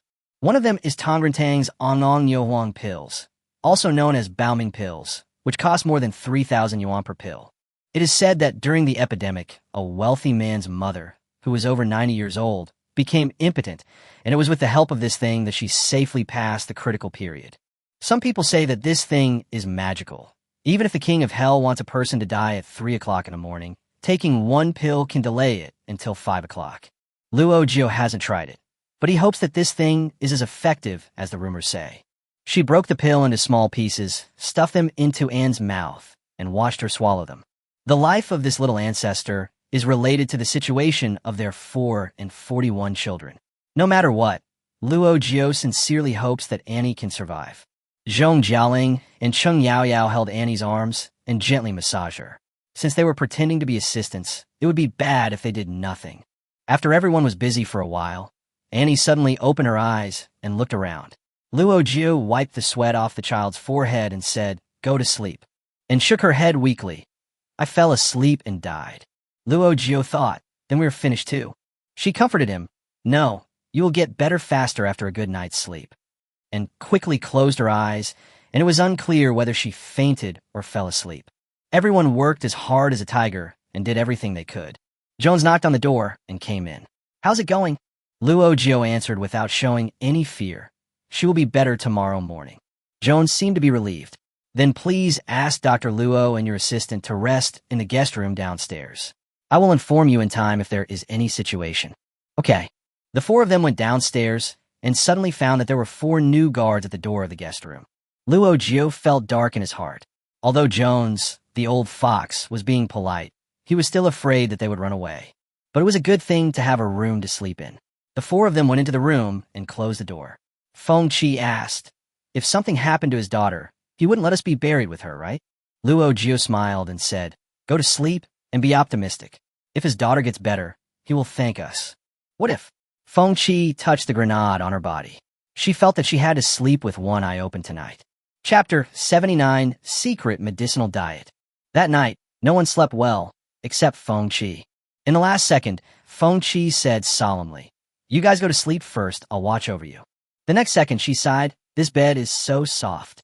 Then she began to snore and slept soundly. Zhong Jialing chuckled. "Sister Qi reminds me of a line from Zhao Benchen's skit. People who are heartless have really good sleep quality." Everyone fell asleep while chatting and laughing. Luo Jiu woke up in the middle of the night and suddenly found that Cheng Yaoyao was not there. She was about to call for help when she saw a note on the table that read, "I'm hungry in space." When Luo Jiu went in, she saw Cheng Yaoyao grilling meat. The delicious smell made her stomach growl immediately. Cheng Yaoyao smiled and said, "You're awake too? It's time to eat now." The fragrant pork belly is grilled until it sizzles with oil. Dip it in dry ingredients. Add 2 slices of garlic. Wrap it with fresh lettuce and stuff it into your mouth. Luo Jiu gave a thumbs up. "Smells good." It has been busy these days, and everyone is living in a dormitory, so they don't dare to stay in the room for too long. There was no place to eat outside, so we had to take turns coming in for a quick snack. Although I wasn't hungry, I couldn't really say I was enjoying the meal. We happened to wake up in the middle of the night today, and the 2 of us gathered around the grill and ate half a pound of pork belly, half a pound of beef, a box of air-dried sausage, a plate of beef tongue, and drank a bottle of Fanta, finally satisfying our cravings. Grandma got up in the middle of the night to make milk powder for Fubao. Seeing them eating these, she felt so distressed. "Oh, why didn't you wake me up? This is so dry. Grandma will cook you some hot hand-rolled noodles. You will sleep well after eating them." Luo Jiu smiled and said, Grandma, you should take a rest. You have to take care of Fu Bao and us at the same time. You are too tired. It's not hard. I feel very comfortable here. My waist and legs don't ache anymore, and my mind is clearer than before. Yeah. Luo Jiu and Cheng Yaoyao looked at each other. Could it be that this space has healing functions? They didn't stay in the space for a long time, so they didn't feel anything. But after carefully looking at the changes in Grandma, they found that her complexion was indeed very good. Grandma added, Fu Bao is not difficult to take care of. He is even more obedient than Yao Yao when she was a child. He can eat and sleep well, and he is growing very fast. Luo Jiu's mind was filled with alarm. It's only been a few days, and he's already grown so fast? She immediately stood up to see what was wrong with the child. Grandma followed him with a smile. Look, he can drink from the bottle by himself without crying. Luo Jiu looked at Fu Bao, who had grown a lot bigger, lying in the crib, staring with his little red eyes, holding the bottle in both hands, drinking milk in big gulps. Luo Jiu looked at the scale on the bottle and asked, Grandma, how many milliliters do you give her at a time? Grandma said proudly, 1 bottle, a full bottle. Without it, she wouldn't have enough to drink and wouldn't go to sleep. That bottle contains about 150 milliliters of milk. Normally, a newborn baby will drink at most 30 milliliters at a time in the first 3 days after birth. In other words, Fu Bao eats 5 times as much as a normal baby. Luo Jiu rubbed his temples and felt a little headache. She secretly gave Fu Bao another shot while her grandma wasn't paying attention. Fortunately, the blood was still red. I hope she can just eat. However, given her appetite, Luo Jiu felt that she had to go to the city to stock up on some milk powder when she had the chance. Otherwise, she was afraid that the child would eat people out of hunger. After they had eaten, they came out and woke up Zhong Jialing and Feng Qi, asking them to go in and eat barbecue. After the 4 of them had eaten and drunk their fill, they lay down on the bed and had a good nap. Knock, knock, knock. The 4 of them were sleeping soundly when they were suddenly awakened by a rapid knock on the door. Luo Jiu opened the door, and Marian said excitedly, Annie is awake. She looks much better and told me she's hungry. Oh my God, thank you. Marian was so happy that tears welled up in her eyes, and she smiled and said, I don't know how to thank you. I'm a terrible wife, and Ryan even fired all the maids. It's a mess here now, and I can't do anything but pour the milk, which is for you. She coughed twice and quickly put on her mask. Please go see Annie again. I really hope she gets better. Luo Jiu held the bottles of milk and comforted the flustered Marian. Mrs. Jones, please relax. My assistant, Miss Yao Yao, will prepare the medicinal food in the kitchen. Please go upstairs to accompany Miss, and I will be there soon.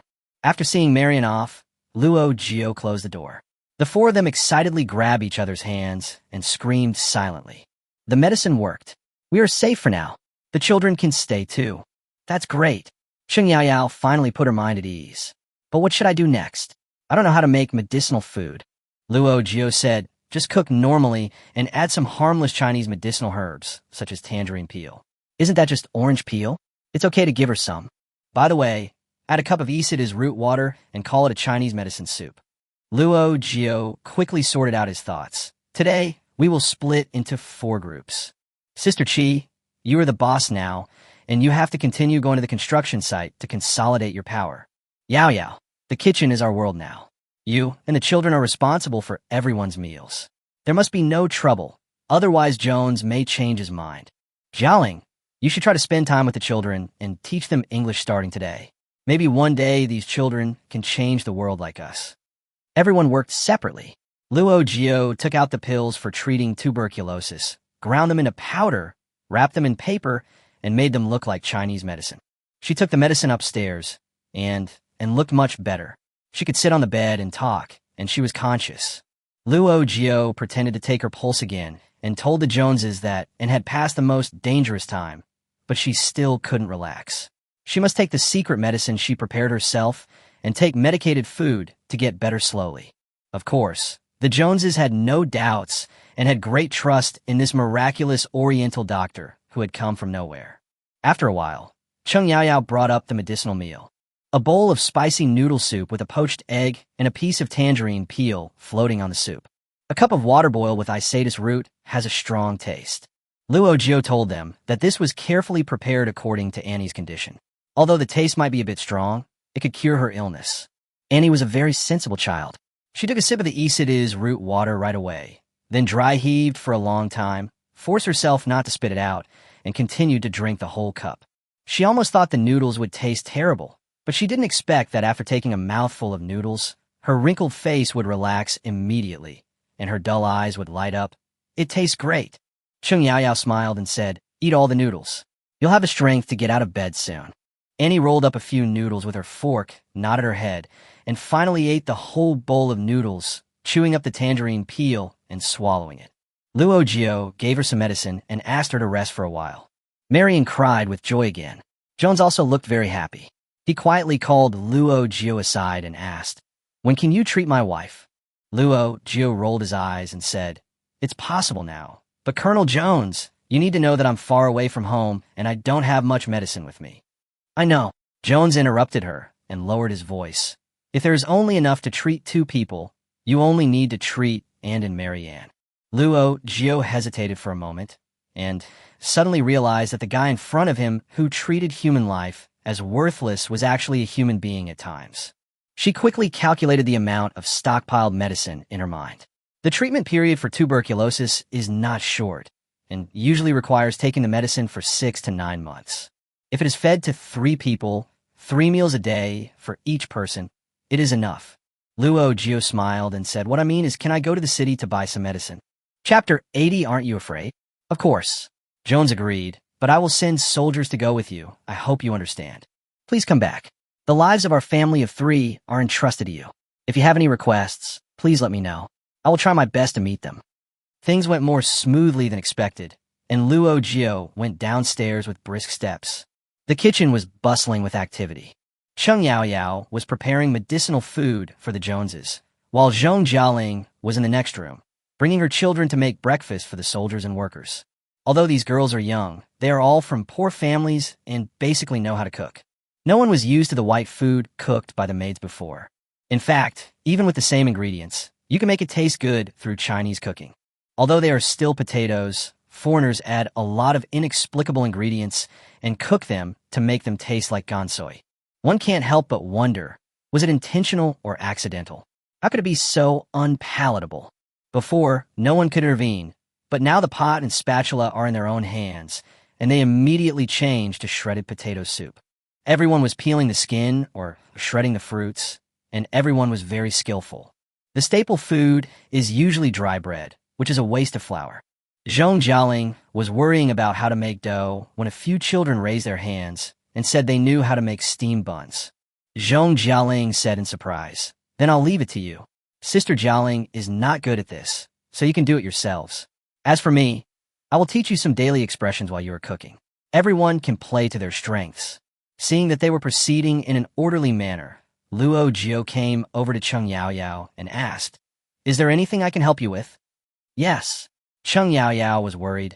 I'm not very good at cooking Western food, so I made noodles and braised meat for the Jones couple. But this is Chinese food after all. They have been eating white food for decades. What if they can't get used to it? Do I have to learn how to cook Western food quickly? Luo Jiu shook his head. No, you don't need to learn, just transform them into Chinese stomachs. Cheng Yaoyao was puzzled. How to change it? Luo Jiu touched his nose, his eyes rolled, and he suddenly had a brilliant idea. She found a large bag of poppy shells among the traditional Chinese medicine she had stockpiled. This stuff can be mildly addictive and is often used by some unscrupulous stores. Put one in the soup when cooking, and it will surely make you want a second serving. Luo Jiu found a soup pot, boiled a full pot of water, and put a poppy shell in to boil. She told Cheng Yaoyao, add 2 spoonfuls of this secret soup to their noodle soup. They will like it. Oh my God. Jones couldn't understand it, even if he was beaten to death. He clearly didn't like the taste of Chinese food at first, but he seemed to be possessed by an evil spirit and inexplicably missed the taste of Chinese food.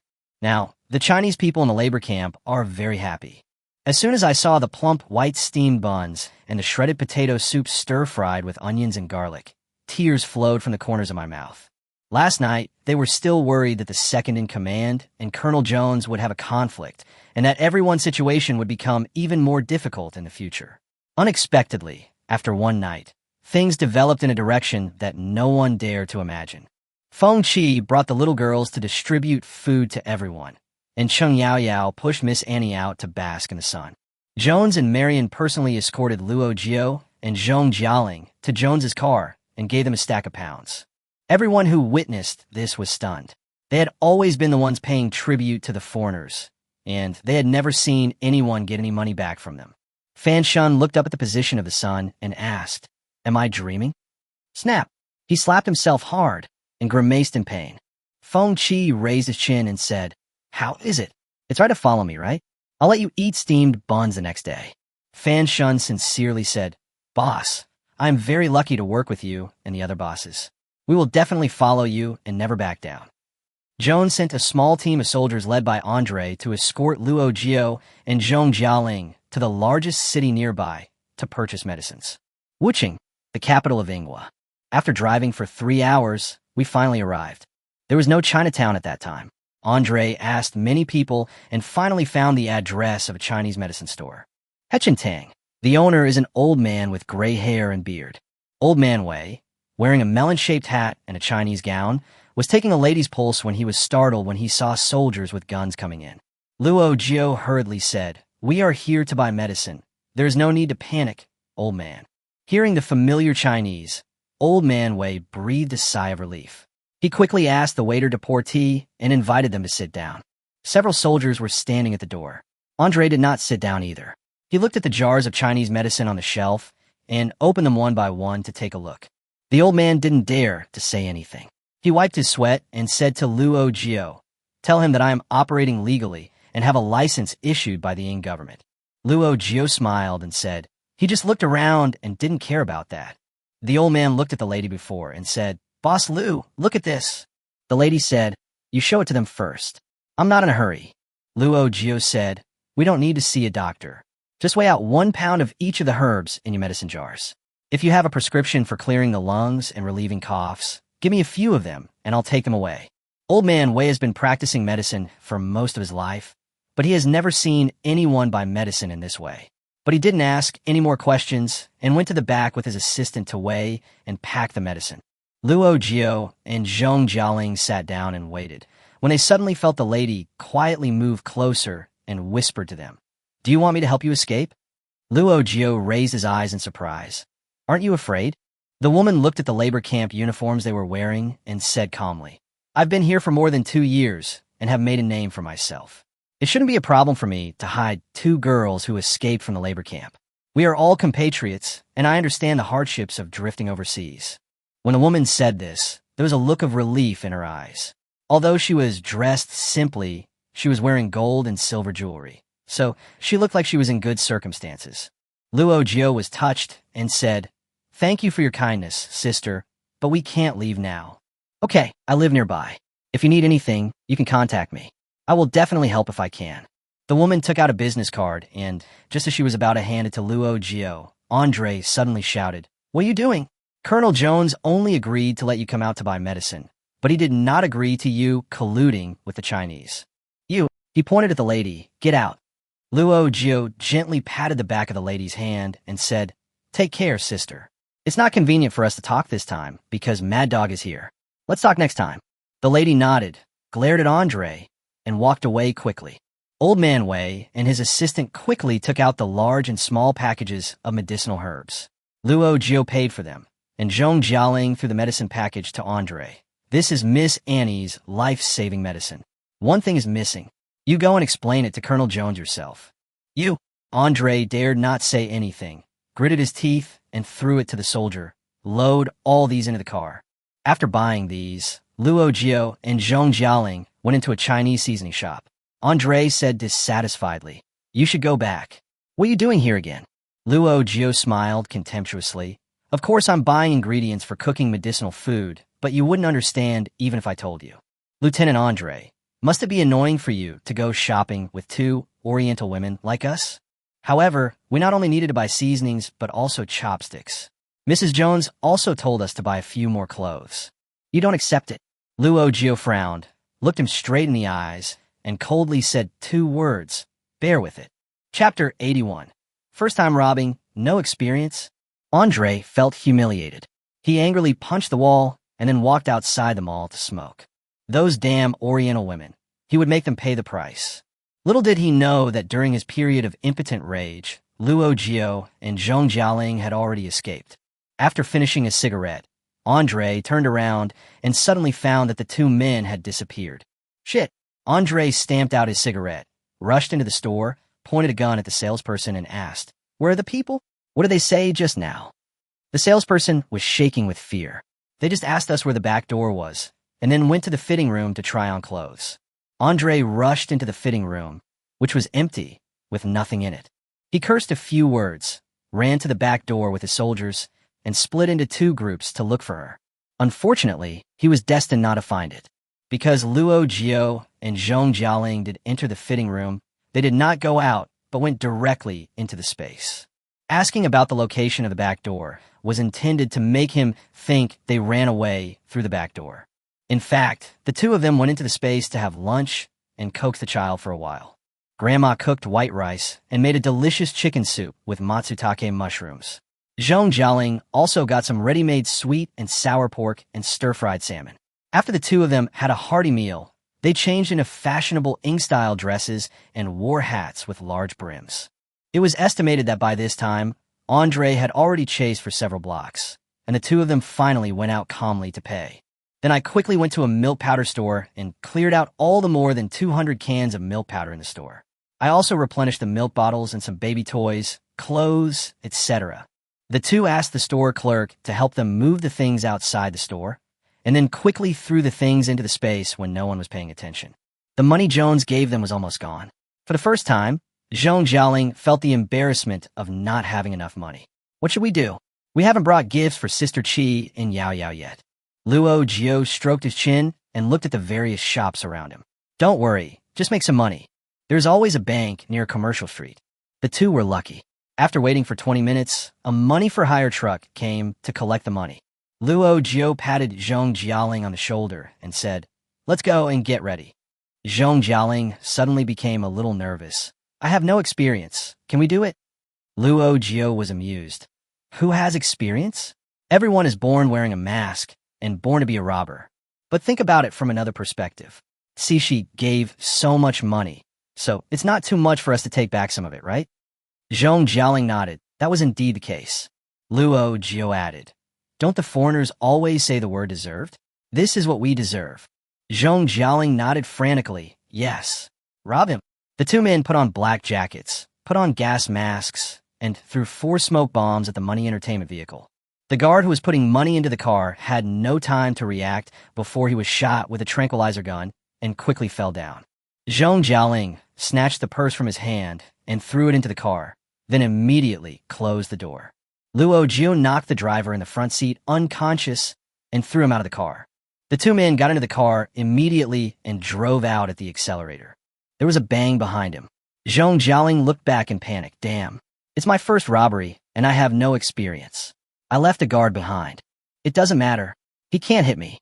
Luo Jiu was actually so nervous that his heart was pounding. He quickly drove the car into a remote alley, and the two of them entered the space together with the car.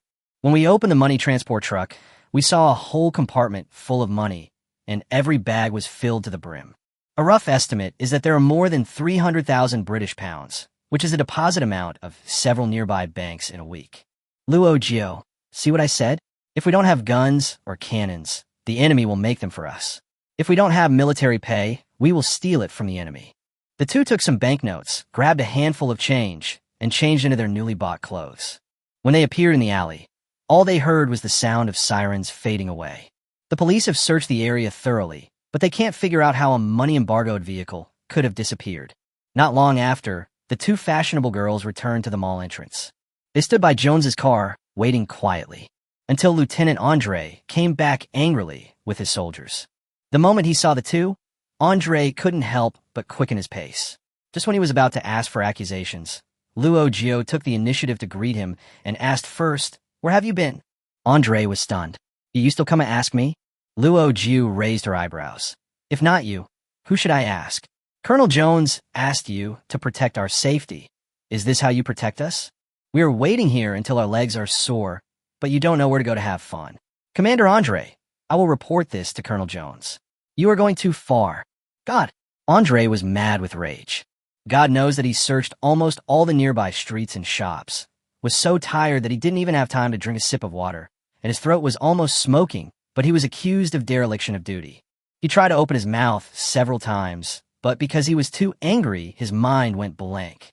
It was not until Luo Jiu and Zhong Jialing got on the car that the soldier next to him came over to remind him, "Sir, shouldn't we go back?" "Shut up," Andre roared, startling everyone. Zhong Jialing covered her lips and almost laughed out loud. She complained in Chinese, "He looks like he's sick. Is this Chao Xiong?" Luo Jiu chuckled and watched Andre get into the car with a grim face, and they set off together on the road back to Liverpool. The next day, Jones drank Isida's root water while reading the newspaper. The newspaper headline was a breaking news that an unknown person had robbed a money-in-transit van. Jones frowned and wondered, is the security in Fog City so bad now? Jones took a bite of the poppy-flavored beef dumplings and said to Marion, "There's been some unrest in Fog City recently. If you go into the city, bring more people with you." Since becoming the Jones family's family physician, the four have seen a significant improvement in their treatment. Marion allocated the guest rooms on the first floor for them to live in and handed the food care to Chung Yao Yao and all the medical care to Luo Jiu. Jones paid each of the four of them £5 a month. In Ing at that time, the monthly salary of a personal maid or nanny was only £2.50. Although the salary was quite generous, Luo Jiu knew that they wouldn't be able to stay here for long, because capitalists and the working class are naturally antagonistic. It is impossible for them to work here for a lifetime. Moreover, Jones only paid the workers 20 pence a month. 20 pence could only buy 2 bags of sugar, which was not enough for the workers to send home for household expenses. This salary was completely different from the contract the workers had signed. Comprador Yang had promised them that they would get at least £10 a month, but in the end they got less than half of that. The workers reported the issue to Feng Qi, the leader of the only existing gang in Liverpool, the National Salvation Team, and asked her to help negotiate the salary issue. Feng Qi took 3 people to find Jones, but only got 1 sentence in return. "This is what they deserve," Jones said calmly.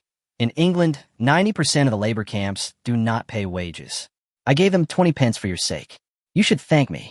After listening to Zhong Jialing's translation, Feng Qi was shocked and asked, "Is it possible that they only deserve such a small amount of money for working long hours every day?" After listening to Chung Yaoyao's translation, Jones' face darkened. "It's already a lot. You know, I didn't have to give it." Feng Qi gritted his teeth in anger. "I could have just killed you, you know that?"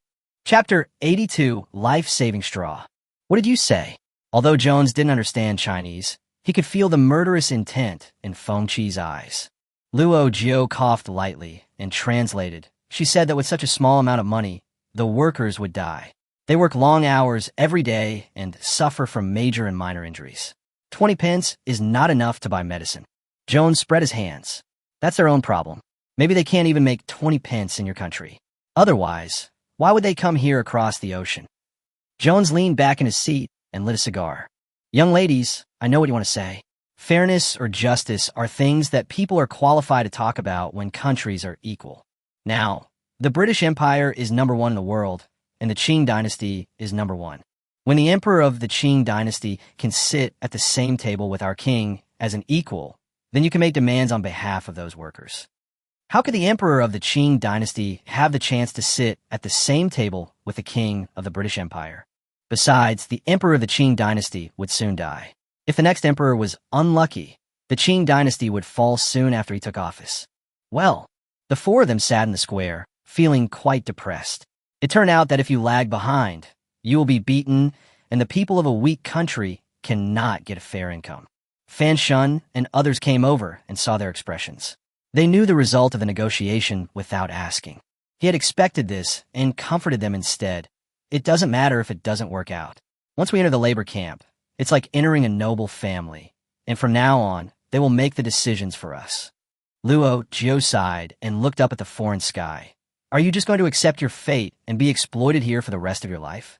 What can we do if we don't accept our fate?" Fan Shun scratched his forehead.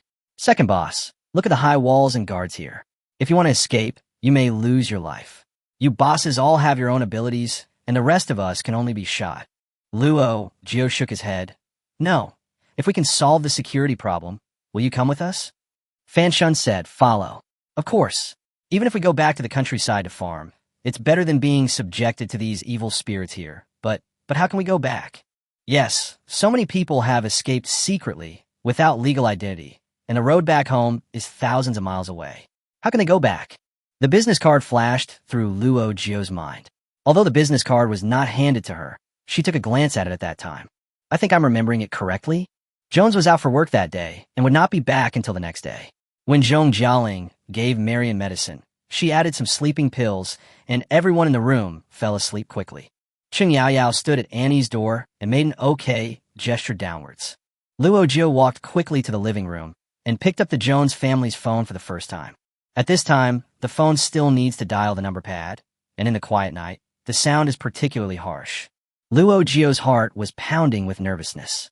Feng Qi stood at the door with a gun in his hand, ready to deal with any emergency at any time. Luo Jiu dialed the 10-digit number according to the numbers he remembered and waited nervously for the other party to answer. Ring, ring, ring. Luo Jiu clenched his knuckles and prayed silently. Answer the phone, please. Answer the phone. Perhaps God heard her prayers, because a dozen seconds later, a lazy response came from the receiver. Hello. The other party spoke in English, and Luo Jiu tried to say something in Chinese. Hello. The other party paused and asked her in Chinese, Who? Luo Jiu hurriedly said, It's me, sister. We met at the Chinese medicine store. Do you remember me? Remember the little sister in the labor camp? Yes, you said last time that you could help us. There are many of us here.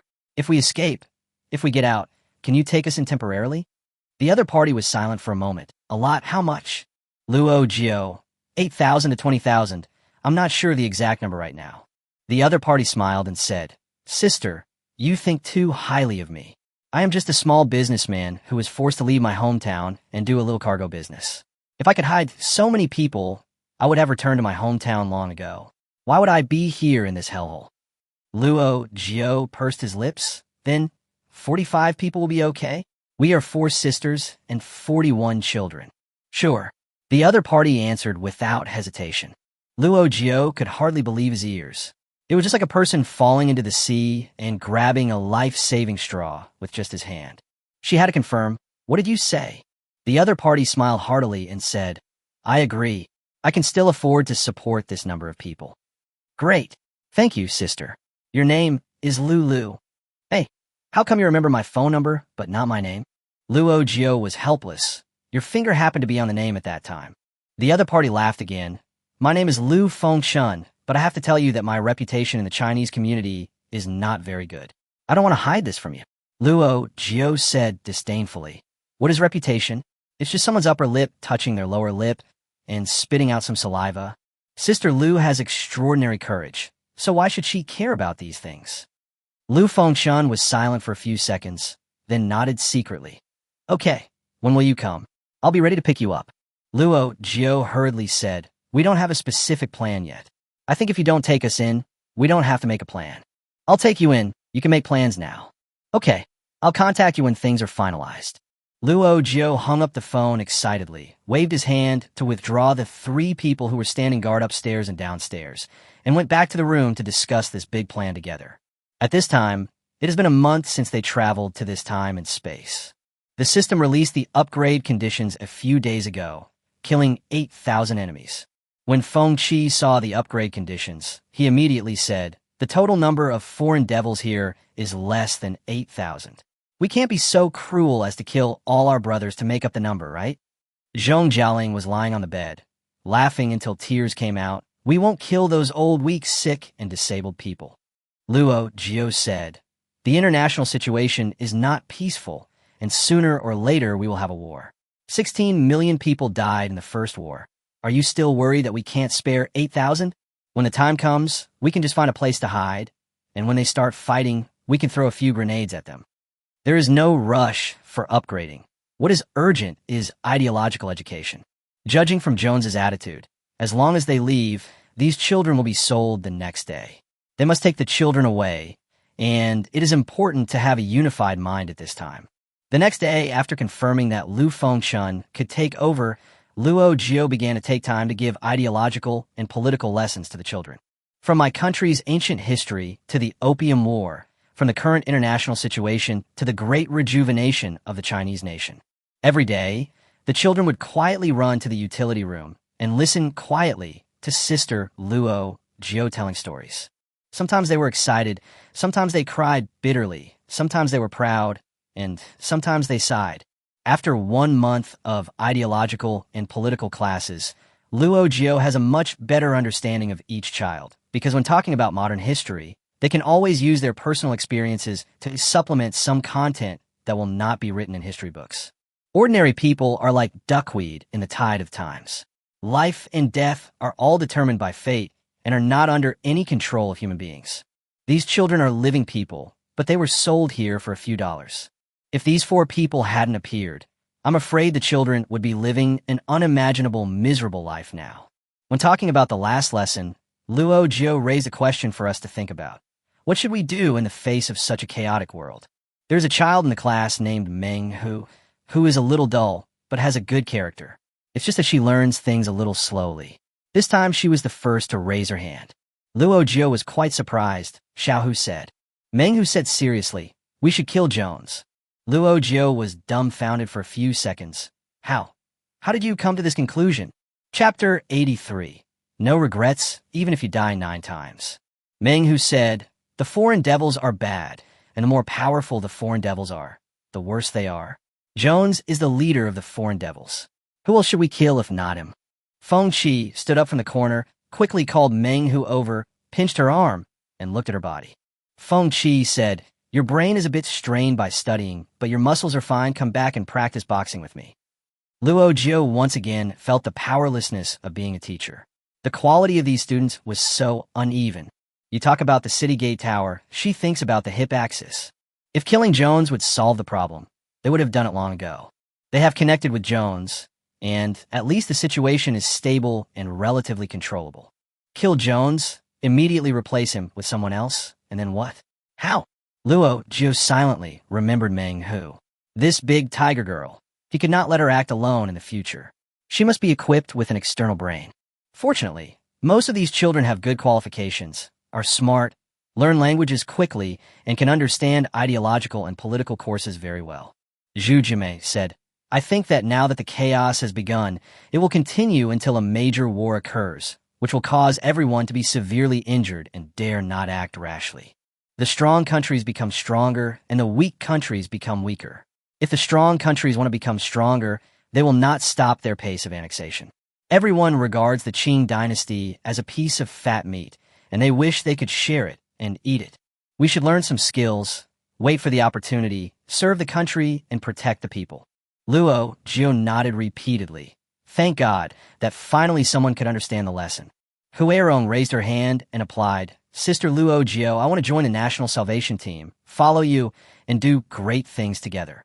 Luo Jiu said with emotion, "It's not following us, it's following the faith. People will die, but the spirit can live forever. I would like to ask you, do you have the firm will to walk this extremely difficult road with us? You may be hurt, you may die, we may win, or we may lose. The lucky ones can enjoy the fruits of victory, while the unlucky ones may die on the eve of victory.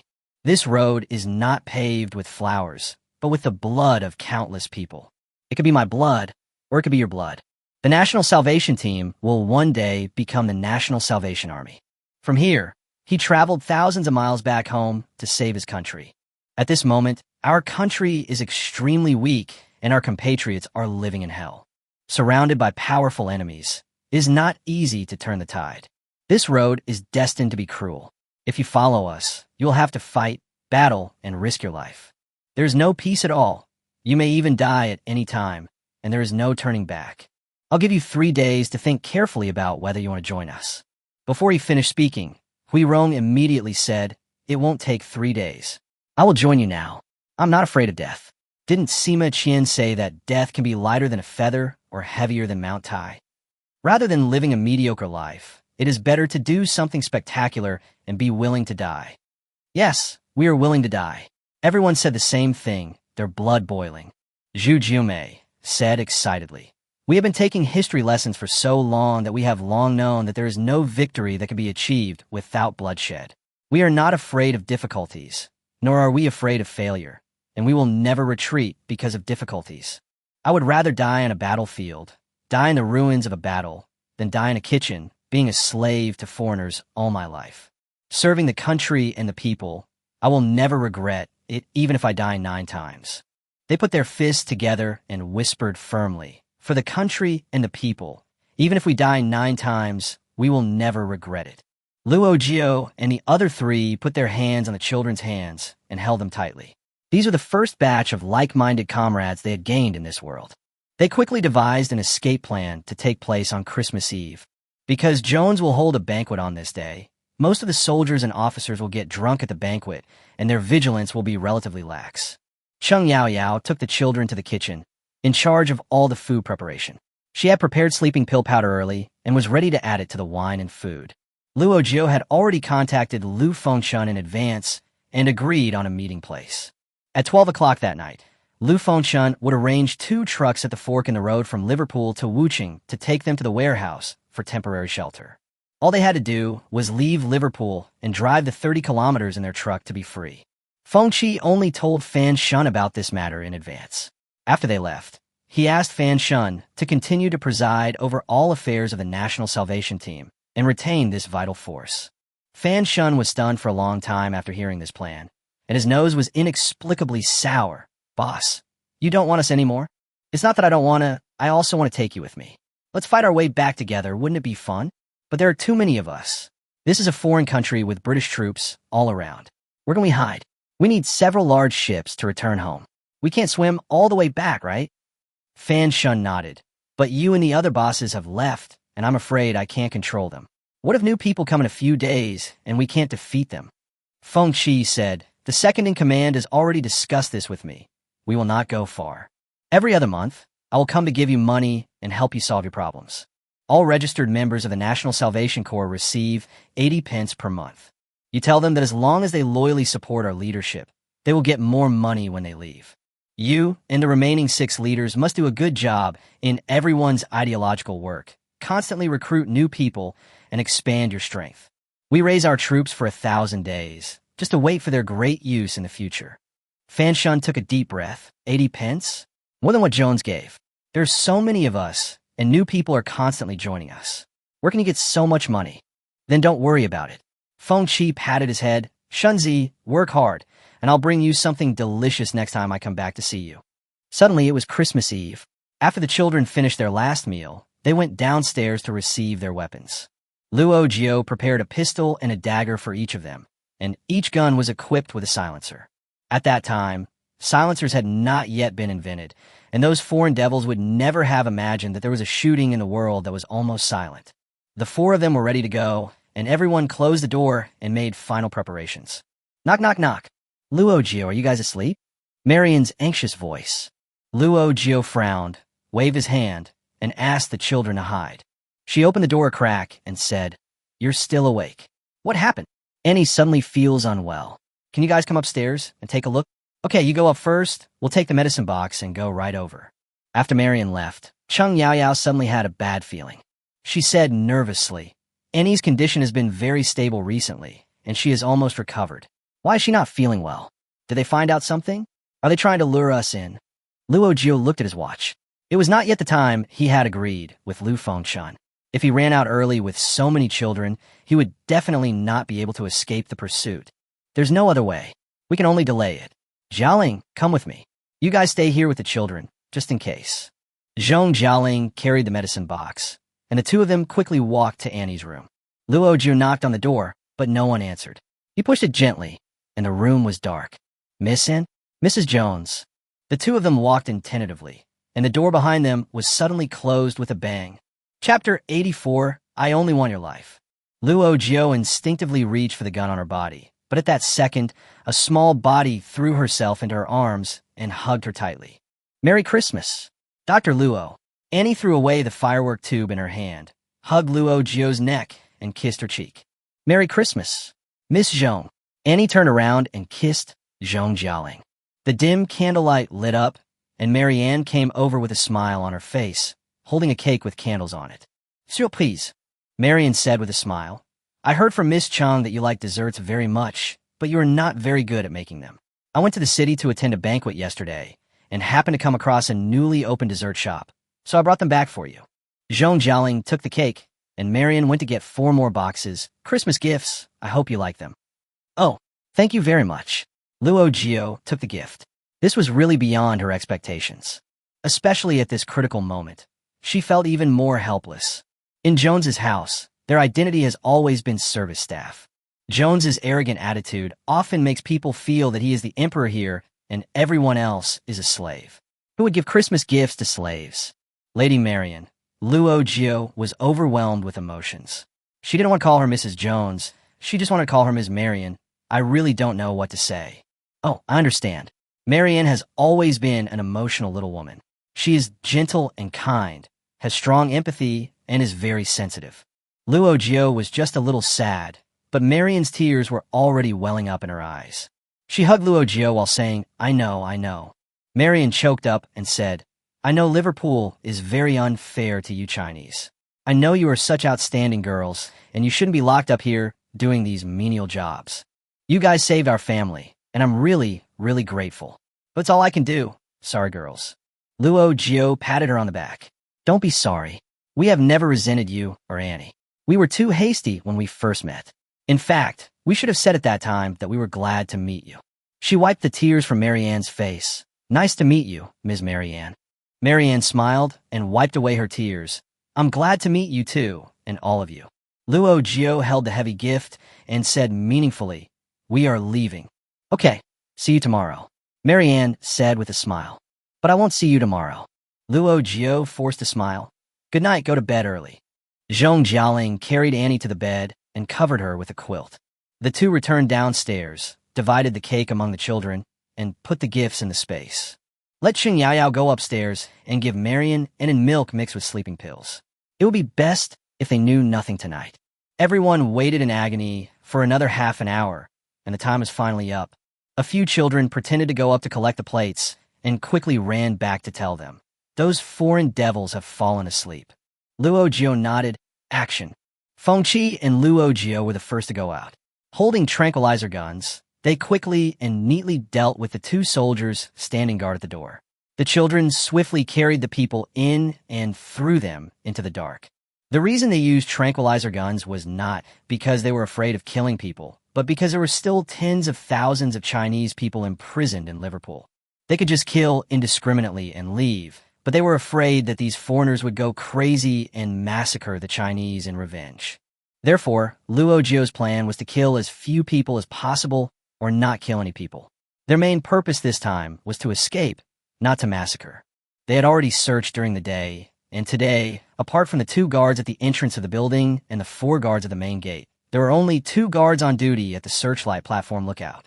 After quietly dealing with the 2 people at the entrance of the building, Feng Qi immediately ran straight to the lookout post on the high platform.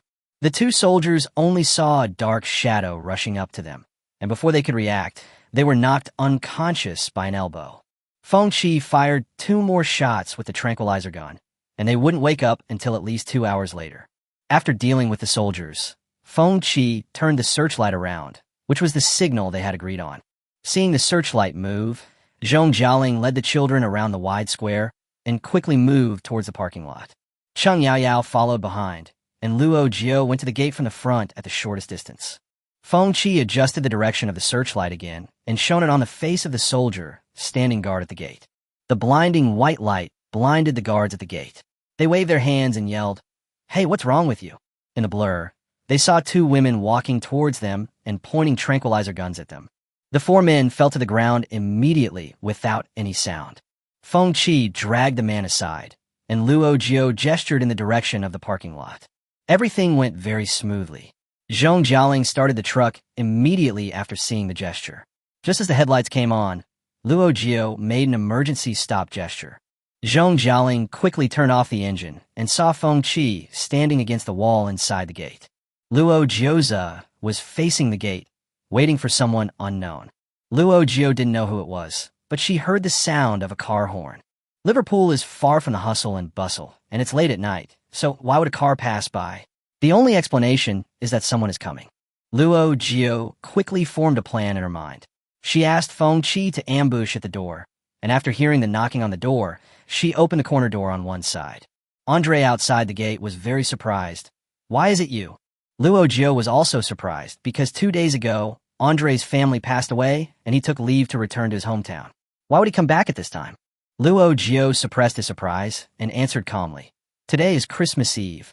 Mrs. Jones invited the guards in for a midnight snack. It will be out soon. Why are you back?"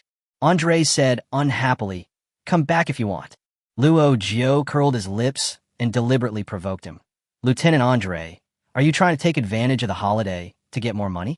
I remember that Feng Qi gave you 10 pounds of hard work fee at the beginning of the month." Andre glared at her and pushed the door open angrily. "This is not your business. Where's Feng Qi?" He walked straight in, but his intuition told him that Liverpool was eerily quiet tonight. Just when Andre had a bad feeling, Feng Qi suddenly spoke from behind him. "Andre, I'm here."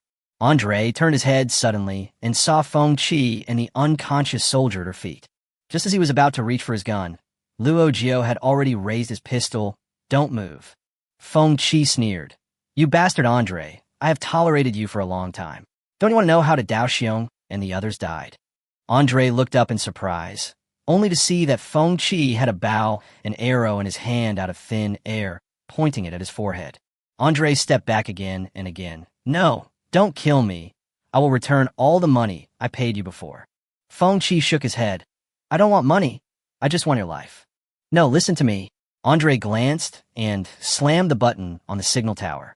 Whoosh! He was pierced through the throat by an arrow. But at the same time, the only flare on the signal tower automatically took off and suddenly bloomed in the dark night sky. Feng Qi. What the hell is this? Chapter 85. We are all God's women. Luo Jiu secretly felt that something was wrong and said, "Let's go." Feng Qi said, "He has embezzled a lot of our money. I'm going to take over his secret stash." Luo Jiu hurriedly stopped them. "That was a signal flare. Someone will come support us. Don't lose the big picture for the small. Let's go." Zhong Jialing was watching all this from a distance and drove the car over quickly. Feng Qi and Luo Jiu opened the door and quickly jumped into the car. In 1907, a shabby truck from the early 20th century, carrying 45 women, drove in the dark towards an unknown road to freedom. The winter night wind was exceptionally cold, but at this moment everyone's blood seemed to be boiling. They escaped from Liverpool, which was like a concentration camp, and they escaped successfully. But soon, the sound of sirens everywhere made everyone quickly realize the danger. The nearby police station saw the distress signal Andre sent out before his death and supported Liverpool. They followed the tire tracks in the snow and chased after him. Gunshots rang out, and Feng Qi asked hurriedly, "What should we do?" Luo Jiu, "You fight first, I'll look at the map." Zhu Jimei was holding a flashlight beside her, and Luo Jiu unfolded the simple map she had drawn herself. Feng Qi was at the rear of the car, constantly sticking her head out and firing. A few brave children also came over and followed her to block the enemy. Feng Qi pulled out 2 grenades. Bang! The power of modern weapons was extremely strong. The 2 police cars of the foreign devils were immediately blown up. Whoosh, they caught fire. Luo Jiu said at this time, "There's a long road from here to the rendezvous point. Our target is too conspicuous, so we can't go through here. There will be police coming nearby. Let's go to the city to hide first and avoid this wave of pursuers." Luo Jiu patted the car door and told Zhong Jialing, "Go to Birmingham City." The car made a sharp turn and headed quickly toward another road. Feng Qi, "What about Sister Lu?" Luo Jiu shook his head. "I don't know. Let's hide first. It's too dangerous for us and her to go there now. With such a big fuss, I hope she can have a change of heart and think along the same lines as us." Huiron lay at the rear of the car, looked down, and reminded, "There are still heavy tire marks. What should we do?" Feng Qi frowned. Meng Hu looked at him and said through gritted teeth, "I'll jump down and remove all the tire tracks. I'll cover you as you go." Huiron hurriedly said, "If you're left alone, you will be caught. How can you catch up with the main force? If I'm caught, I'll die. My death is a worthy one. If there's going to be bloodshed, it'll start with me." Meng Hu jumped down as she spoke, but fortunately Feng Qi was quick-witted and grabbed her in midair and pulled her up. Feng Qi gnashed his teeth in anger. Xiao Hu, just change your name to the Hu. What can I say about you? Shedding blood and sacrificing is great, But there is no need for meaningless sacrifice, right? Luo Jiu suppressed his laughter and said, "Don't worry, they won't be able to find us once we enter Burming City." Why is Luo Jiu so sure that they won't be able to find it? Because she wanted to put the car into the space. Such a big thing would be conspicuous if thrown on the roadside, so I can only throw it into the space first. When they arrived at the outskirts of the city, Luo Jiu pointed to a church and asked Cheng Yaoyao and Feng Qi to take everyone there first. Luo Jiu and Zhong Jialing were responsible for cleaning up the aftermath. They first put the car into the space, then took out 2 brooms and swept away the messy footprints. The 2 men had almost dealt with the situation when sirens sounded nearby. The 2 of them hurried towards the church and just met Feng Qi running over. "Luo Jiu, why are you here? Are you going in?" Feng Qi. The old lady dressed like a penguin was very stubborn. She refused to let me in and refused to open the door. Yao Yao was begging her for help. "An old lady who looks like a penguin?" Luo Jiu said, "Tisk, that's someone else's nun uniform." "What do the old nuns say?" Feng Qi. "It's just babble. The vocabulary is too complicated. I can't understand it." Luo Jiu took a deep breath while running. "I'm really impressed. There are 45 people here. How come your English level is still the last?" "Ah," Feng Qi responded awkwardly. "You know, my grades have always been very stable." The 3 of them ran while talking. Luo Jiu rushed to the front and looked at the black nun through the crack in the door. Luo Jiu held the door tightly with both hands. "Please tell me your name." The black nun was stunned for a moment. "Ruby." Luo Jiu. "Sister Ruby, for God's sake, please help us hide for a while. Otherwise, so many children will die here." Ruby firmly refused. "You are being hunted by the police, which proves that you are guilty, and God will not forgive you." Luo Jiu raised his eyebrows. "Really?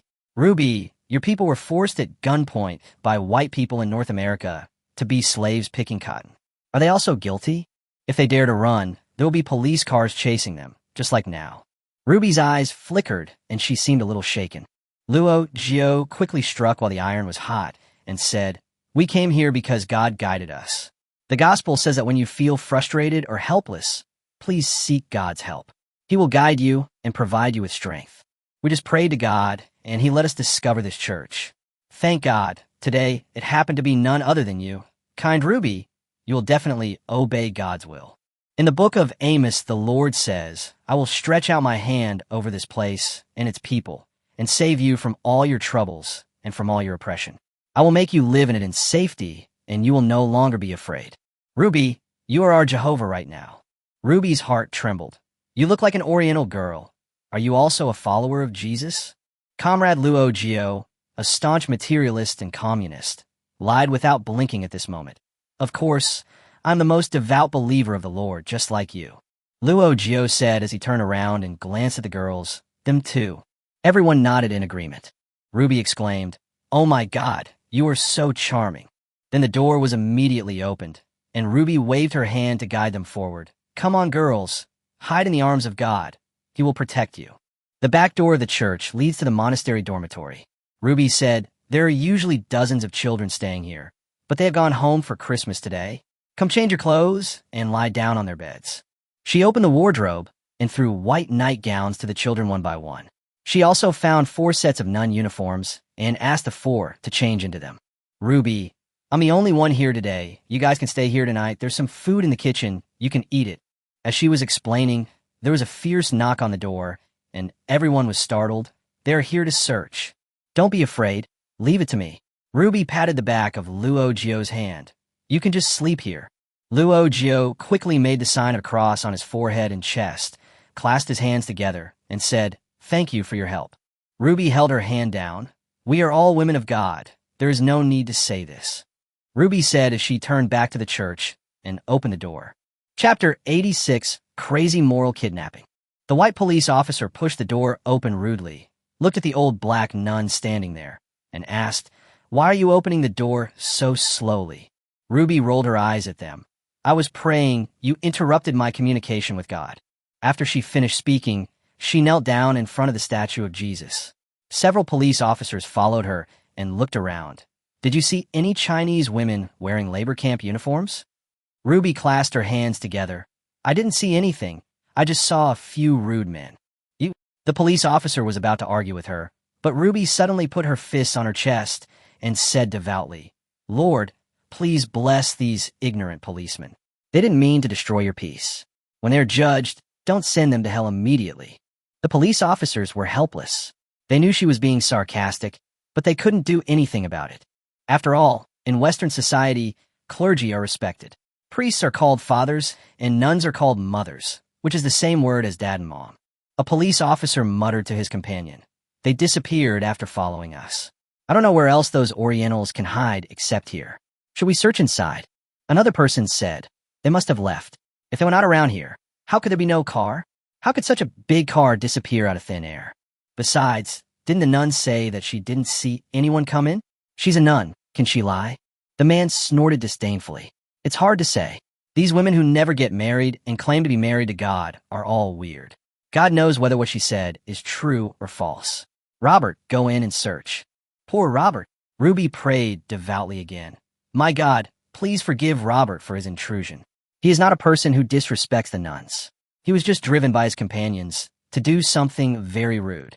Robert quickly spread his hands and said, "I didn't do anything." Ruby glanced at him calmly and continued to chant, "Lord, please bless them. Don't let them encounter danger at work just because they doubt the nuns. Don't let them have a car accident or get shot. Don't let them break their limbs and be unable to retire."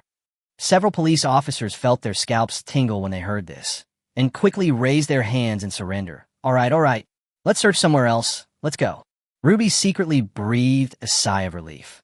Luo Jiu, who was eavesdropping from behind, tried hard to hold back her laughter.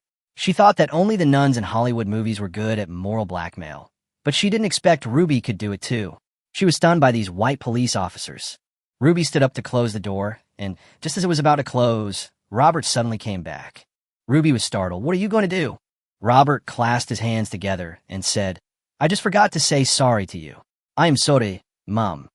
Ruby nodded slightly. "God will forgive you." Robert asked earnestly, "Then can you wish me good luck?"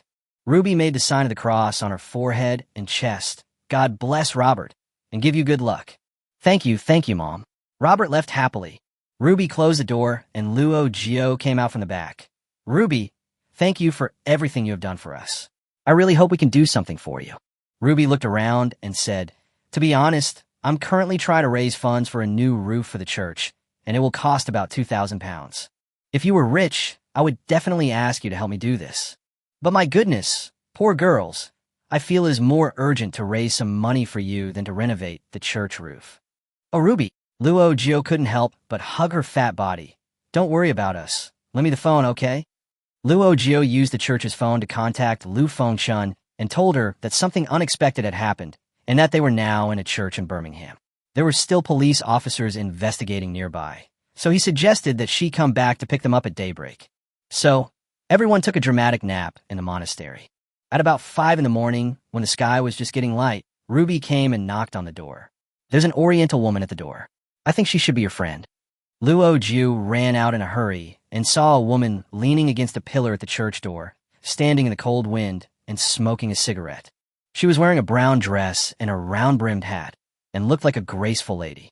But when she turned around, Luo Jiu recognized her at a glance. "Sister Lu." Strangely enough, the two had only met once and had a few hasty phone calls, but the decision involved a matter of life and death. Maybe the relationship between people is so magical. Some people may betray each other even if they have known each other for many years, while some people are willing to take risks together after only meeting once. Lu Fengshun immediately put out his cigarette and held Luo Jiu's hand with his cold knuckles. "Wake up the kids, and let's go home." The children had been woken up by Chang Yao, and they were about to change their clothes when they were stopped by Ruby. "Your clothes are too conspicuous. Why don't you just wear this white dress? I'll treat it as a gift to you." Chang Yao was moved and said, "Hurry up, and thanks, Sister Ruby." The children were very clever, and they ran over to hug Ruby. "Thank you, Ruby. Love you, Ruby." The four of them also came over and hugged the kind black nun and said goodbye to her. Lu Fengshun prepared 2 camouflage trucks with several boxes of cargo piled at the back.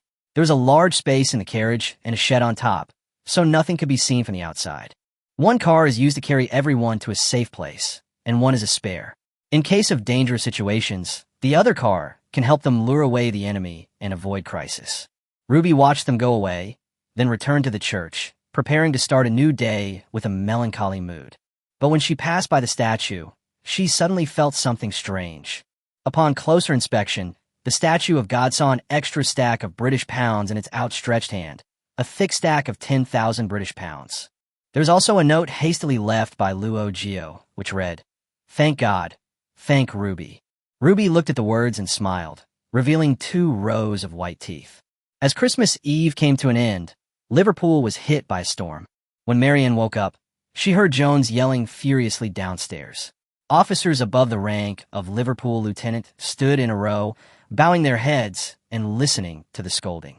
And was crying upstairs, and Marianne ran upstairs, only to see her daughter holding up a letter and crying, "They're gone, Mom. They're gone." Marianne unfolded the letter and saw that it read, "I'm sorry, Marianne. I'm sorry, but we have to do this. We're leaving, and we'll see you again, and can stop taking the medicine after 1 more month. The powder is in the iron box on our bookshelf, which is enough for 2 months. We hope you're doing well. Our best wishes." The mother and daughter hugged each other and cried silently, when suddenly a burst of angry footsteps were heard on the stairs. Jones pushed the door open and rummaged around for something. Marian asked hurriedly, "What are you doing?" "I remember they took a photo with Annie last month." "Where are the photos?" "Bring them to me, and I'll have someone put up a wanted poster." "No," said Marian sadly. "Let them go. Do you really want them to die?" Jones said angrily, "What are you talking about? Have you been deceived by them? They killed Andre, but I won't just let it go. Damn Oriental women. They are all liars." "Huh." Marian slapped him in anger. Jones stood there in a daze, never thinking that his gentle wife would hit him. Marianne silently shed 2 lines of tears. "You have changed. You have changed so much that I feel you are not my husband. I will take and live in Fog City for a while. If I see their wanted poster in the newspaper, we will not come back." Jones looked at his wife and daughter, who were hurriedly packing their bags, and sighed. "It's useless. They are with a group of children. They have black hair and yellow skin. They're very easy to identify. Even if I don't arrest them, the police will not let them go." Chapter 87, I Am a Great Power. While Jones and Marian were arguing, the 4 of them were sitting in the truck arranged by Lu Fengchun, watching the rising sun and silently looking forward to a new beginning. Lu Fengchun's warehouse was their first stop. The location is in a cargo park on the outskirts of Wuchang, where dozens of rows of warehouses and factories stand neatly. The car stopped at the door of a house, and everyone quickly jumped out and entered the warehouse. Lu Fengchun introduced, "There are some goods on the 1st floor, and there's a row of rooms on the 2nd floor, all of which can be lived in. I have also lived here when it was busy. Some time ago, some temporary workers came to stay here. I have had their bedding changed. They're all clean. You could take a rest first." Lu Fengchun said and called out, "Mrs. Lu." "Here she comes." An old lady in her 50s came up from downstairs with a smile on her face. She was obviously Chinese. Lu Fengchun introduced everyone to each other. "Mrs. Lu is one of us. She usually takes care of me at my home. I sent her here yesterday to make some food for everyone." Mrs. Lu said enthusiastically, "You haven't eaten yet? I'm kneading the dough. Let's roll out the noodles and eat them." With so many people, rolling noodles is a big project. Luo Jiu said hurriedly, "Mrs. Lu, you don't have to worry about it. We could just cook some porridge ourselves." Mrs. Lu forced her to sit down. "Oh, listen, stand up and eat. We Chinese have this saying, don't be careless. Now that you are here, you are at home. Don't be polite." Everyone's eyes were red after hearing these few words. They were all wanderers in the same world, and no one could understand the meaning of this bowl of noodles better than them. After eating Mrs. Lu's hot noodle soup, the children went downstairs to help clean up, and Lu Fengchun pulled Luo Jiu into the inner room for a private talk. Lu Fengchun said, "I know some businessmen in the shipping business. They occasionally help people smuggle to make some extra money, but there are too many of you. No one can take such a big order." Luo Jiu smiled and said, "It doesn't matter. We're not in a hurry to go back now." Lu Fengchun was startled, and then said, "It's better to stay and do business with me. I dare not say how much you can earn, but as long as I, Lu Fengchun, have a bowl of rice, I will not let you eat porridge." Luo Jiu shook his head again. "Sister Lu, we are not staying here to do business and make money." Lu Fengchun was stunned. "So what do you want to do?" Luo Jiu leaned forward, looked directly into her eyes, and whispered, "When we first talked on the phone, you said that if you had tens of thousands of people, you would definitely take these people back to your hometown to fight. This is exactly what we want to do. Lu Fengchun was shocked and said, "You want to overthrow the Qing dynasty and restore the Ming dynasty?" Luo Jiu shook his head. "No, what I want to do has nothing to do with the Ming and Qing dynasties. The country was weak and the people suffered. Whether it was the Ming or the Qing dynasty, they were invaded by foreign enemies, ceded territory and paid compensation, and suffered humiliation. What I want to do is to build the strongest country in the world, carry forward the Chinese civilization, and plant the red flag everywhere. Our country will be more vast than the current British Empire, and our compatriots will no longer be discriminated against by any race. Chinese people will no longer be treated as slaves by foreigners and be ordered around by them." Lu Fengchun was stunned for a few seconds, and then he said softly, "Sister, when I hear you say this, it feels like a dream. Will that day ever come?" "Yes," Luo Jiu told her firmly. "This day will definitely come, and it will be in the near future. Just wait and see. In a few years, there will be a war in the world. By that time, all kinds of military equipment will be developing rapidly. We will bring the world's most advanced weapons and tens of thousands of national salvation troops to fight back vigorously and establish a country that serves the people. From now on, we no longer have to be afraid of the great powers, because we will become the strongest great power. If we cede land, it will only be the land we cede from others. Compensation will only be the money paid to us by others. We will surely become the world's undisputed number one power, and all nations will be united in our obedience." Lu Fengchun was entranced for a while. "What you said is something I dare not even dream of. This is too difficult. Everything depends on human efforts." Luo Jiu smiled and sat up straight. "A single spark can start a prairie fire. A journey of 1,000 miles begins with a single step. Everything has just begun. For now, I have to trouble my sister to help us choose a secluded place to stay. It had to be spacious, undisturbed, and able to accommodate so many of us, while also being convenient for us to teach these kids martial arts and their homework. Don't worry about the money. We have enough." Lu Fengchun said, "Don't worry about finding a place. I estimate that the labor camp and the police station will need to search for a while, so you should stay out of the spotlight here first. This is where some people store their goods, and there aren't many people coming and going. I'll ask you in a couple of days if there are any farms for rent. It's a big place, and no one will bother you." "Okay, I'll leave everything to you, sister." Luo Jiu toasted her with tea instead of wine. So, the group settled down in Lu Fengchun's factory. The next day, Luo Jiu discussed with Lu Fengchun that they had to go out and buy some clothes and shoes for the children. The weather was cold, and the children's clothes were too thin. The labor camp clothes could not be worn yet because they were too revealing. Lu Fengchun said, "Then give me the size and I will buy it for you." Luo Jiu said, "No need. Jialing is very familiar with the shopping malls in Wuching. She and Yao Yao can go." Lu Fengchun said hurriedly, "How can that be possible? There aren't many Chinese people here to begin with. What if someone bumps into us and recognizes us?" Luo Jiu smiled and shook his head. "Don't worry, I definitely won't recognize it." She clapped her hands, and Zhong Jialing and Cheng Yao Yao came in from outside the door, and Lu Fengchun was startled. Because not only did they dye their hair blonde, they also put on heavy makeup and wore blue contact lenses. They were wearing beautiful dresses and spoke in authentic Yingluan accent. If Lu Fengchun hadn't known that it was them, he really wouldn't have recognized them. This is all thanks to Zhong Jialing's love of beauty. At the end of the world, Luo Jiu didn't allow her to stockpile cosmetics. She thought that since she had more money than she could spend, she might as well buy them for fun. So she secretly stockpiled a lot of cosmetics, hair dye, contact lenses, various wigs, high-heeled shoes, and a container of impractical things in her own private plot. Unexpectedly, when I arrived at the foreigner's place by chance, these things suddenly became practical. With these disguises, everyone can go into the city to shop with confidence. Feng Qi couldn't sleep at night, so he sneaked into the city and robbed banks twice. Spending money while robbing money. Anyway, I didn't spend much, and I saved a lot. A week later, Lu Fengchun told them that the police had probably given up the search and had only published some vague wanted notices in the newspapers, saying that there would be a generous reward for finding 4 Chinese women and 41 Chinese girls. There was no movement in the labor camp. Lu Fengchun had already found several farms for them. That day, Luo Jiu and Lu Fengchun went to the farms together to conduct an on-site inspection of the situation. Cheng Yao Yao and Zhong Jialing went to the street to buy daily necessities. while Feng Qi took the children to look after the factory. Everyone came back at noon, gathered together to eat, and started chatting. Cheng Yaoyao asked, I saw a truck parked next door. Is there anyone coming next door? Lu Fengchun said, that business is not doing well and will soon close down. By the way, he is not a good person either, so don't let him see you, or he will take you for a reward.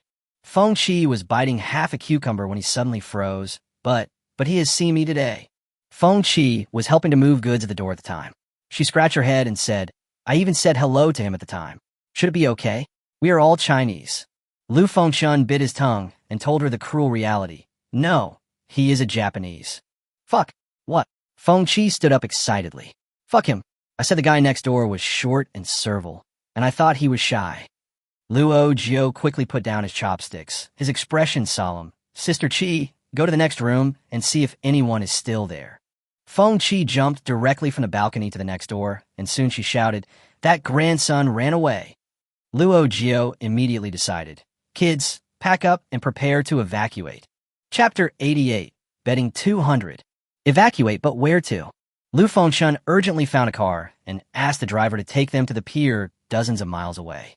Today, Lu Fengchun happened to have a cargo ship arrive at the port, so they could hide on the ship for a while. The cramped environment of the cabin quickly brought back everyone's painful memories. The last time they were on the boat, they were surrounded by the bodies of their relatives and companions. Luo Jiu encouraged everyone, don't be discouraged. The current difficulties are only temporary. We should be thankful because we are still alive. As long as we are alive, everything is promising. Lu Fengchun went to the shore to make a phone call and came back with a trembling heart, saying to everyone, fortunately, we ran fast. Mrs. Lu said that within 10 minutes of our departure, the Japanese man and the police arrived. Fortunately, it didn't find anything. But if this happens, the police will have to investigate for a while. Feng Qi was so regretful. It's all my fault. Why didn't I see that there was something wrong with that person? Luo Jiu smiled and said, I can't blame you. Forcing you to understand people's hearts from the details is no different from forcing Zhang Fei to embroider. Zhong Jialing also said, that's right, who hasn't encountered a few sinister villains in their life? Without their meanness, we wouldn't have learned a lesson. Cheng Yaoyao smiled and said, luckily Sister Lu reminded us in time, and Jiuer also reacted quickly. Otherwise, we would have been caught and shot by those foreign devils. The fact that we can still chat here now shows that we are really lucky. Everyone was talking and laughing, except Feng Qi, who was puffing up his face angrily, and no one knew what he was thinking about. The cabin is not a place to stay for a long time. The conditions are really poor. Luo Jiu and Lu Fengchun went to the side to discuss. Is there any farm that can be bought quickly? Even if it costs a little more money, it would be great if it can help everyone settle down. Lu Fengchun thought for a moment and said, there is a very large farm in Linchuan County. It is in a great location and is also rented out, but Luo Jiu was a little moved. But what? But the owner of the farm is the Earl of Linchuan County. You know what kind of people the nobles here are? They all look down on people of color. We are Chinese, so I guess they won't rent it to us. Let's try it. What if? Luo Jiu felt that Cheng Yaoyao was right, and they were indeed lucky today. Maybe it was an auspicious day, and everything would go well. The two men said hello to everyone and immediately set off for Linchuan County, 30 kilometers away. Linchuan County faces the water on one side and is surrounded by mountains on two sides with beautiful scenery. In the early 20th century, when urbanization was not progressing rapidly, Linchuan County looked like a natural scenic spot. The two went to Creek Farm first to take a look at the situation. It was bigger and better than they had imagined. A stream runs through the farm, and the water is clear and transparent. The winter here is not as cold as in northern China. The streams are not frozen, and the leaves of the trees are still hanging on them. There are large tracts of farmland and wide grasslands. After passing through a small dense forest, there is a hidden and very flat hinterland, which is simply a natural secret base. Luo Jiu couldn't help but imagine how suitable it would be to practice martial arts and shooting with the children here. There are several rows of wooden houses with a total of about 20 rooms, which is enough for living. Apart from the fact that it has been unattended for a long time and is a bit deserted and dilapidated, there is really no disadvantage here. Luo Jiu made up his mind. This is it. Let's find a way to take it down. Lu Fengchun smiled and shook his head. Young people are just full of energy. Your sister, have hit so many walls in this hellhole that my nose is almost broken. How can you be so confident? Okay, let's make a bet. Luo Jiu agreed immediately. If you can't rent it, I'll give you 1,000 pounds. Lu Fengchun said, with such a big bet, it seems like I'm taking advantage of you. So, we don't have to rent it. As long as the Earl is willing to see us, I will give you 200 pounds. After making the bet, the two men immediately rushed to the Earl's manor 2 kilometers away to ask for an audience with Earl Grant. As Lu Fengchun said, the doorman puffed out his chest arrogantly as soon as he saw the 2 oriental faces. This is a private, restricted area. Luo Jiu replied politely. We know. We came here specifically to ask for an audience with Earl Grant. We heard that the Creek Farm is being rented out, and we want to rent it. The doorman shook his head as if he had heard something funny. Oh, that's a big farm. You don't know. Creek Farm has been idle for a year. The previous tenant's laziness made our master very sad.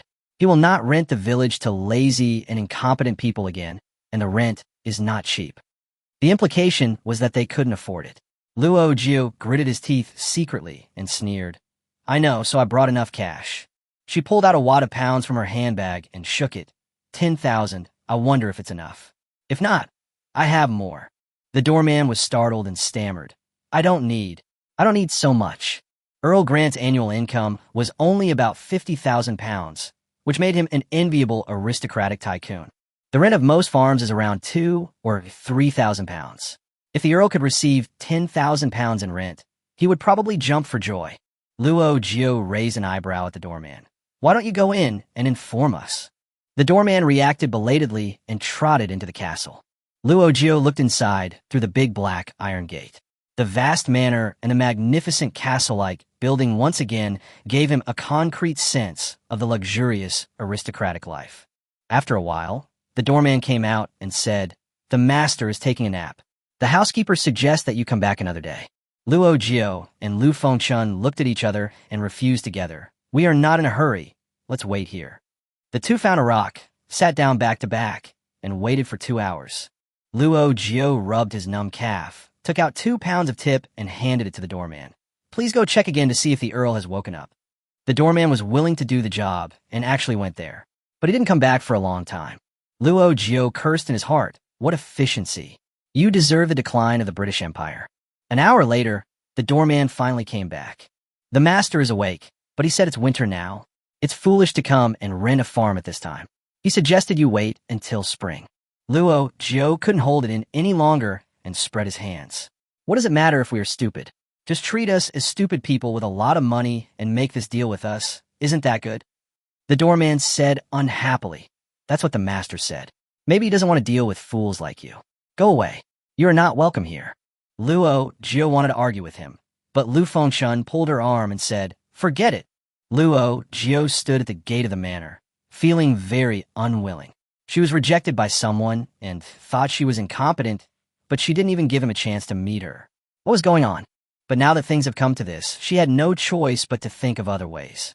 She took out 1,000 pounds from her wallet and stuffed it into Lu Fengchun's pocket. I really told you so. The two were about to walk out arm in arm when a beautiful young lady came back in a car. The doorman immediately opened the door for her and respectfully addressed her as Lady Charlotte. Luo Jiu looked over curiously and met Charlotte's equally curious gaze. She looked at the two of them. Are you Japanese? Luo Jiu and Lu Fengchun answered in unison. No, of course not. Charlotte was amused by their reaction. So are you Koreans? Luo Jiu said, No, we are Chinese. Wow. Charlotte seemed surprised. When the doorman told her what happened, she said nonchalantly, Why didn't you tell Dad that they were Chinese? Chinese people are the best at managing a farm. Even if they plant seeds in the spring, they can make some preparations in the winter. Dad doesn't know how to farm. He's too amateurish. Charlotte said, waving at them, Get in the car, I'll take you to see my dad.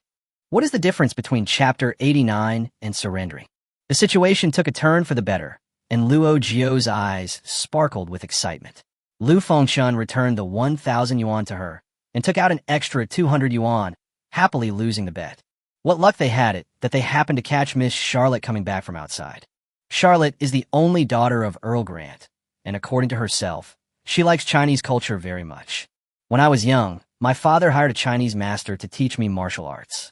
The master was very good and could do somersaults, but but unfortunately he later fell ill and passed away. Alas, I still remember a few Tai Chi moves, but there is no one to practice with me anymore. Luo Jiu hurriedly said, I have a friend who is very good at boxing and kung fu. If we rent the farm, I can let her teach you more advanced Chinese martial arts. Wow, that's great. Charlotte honked the horn happily. Lu Fengchun silently gave Luo Jiu the thumbs up, saying that he really knew how to seize opportunities. Although Earl Grant had not met him yet, at least Miss Charlotte would hope that they could rent the farm and become neighbors. Luo Jiu pressed her thumb and winked mischievously. The car drove through the manor for 5 minutes and finally arrived at the main gate. Charlotte took them to the luxurious living room and went upstairs to invite Earl Anget. Soon, Charlotte, who had changed her clothes, came down holding the arm of an old man. The old man looked to be in his 50s, not that old, but his obesity made him look older and clumsy. Presumably this was Count Langet. Lu Fengchun quickly touched Luo Jiu, and the two of them knelt together, lifting their skirts and curtsying according to the etiquette of the time. Your Excellency.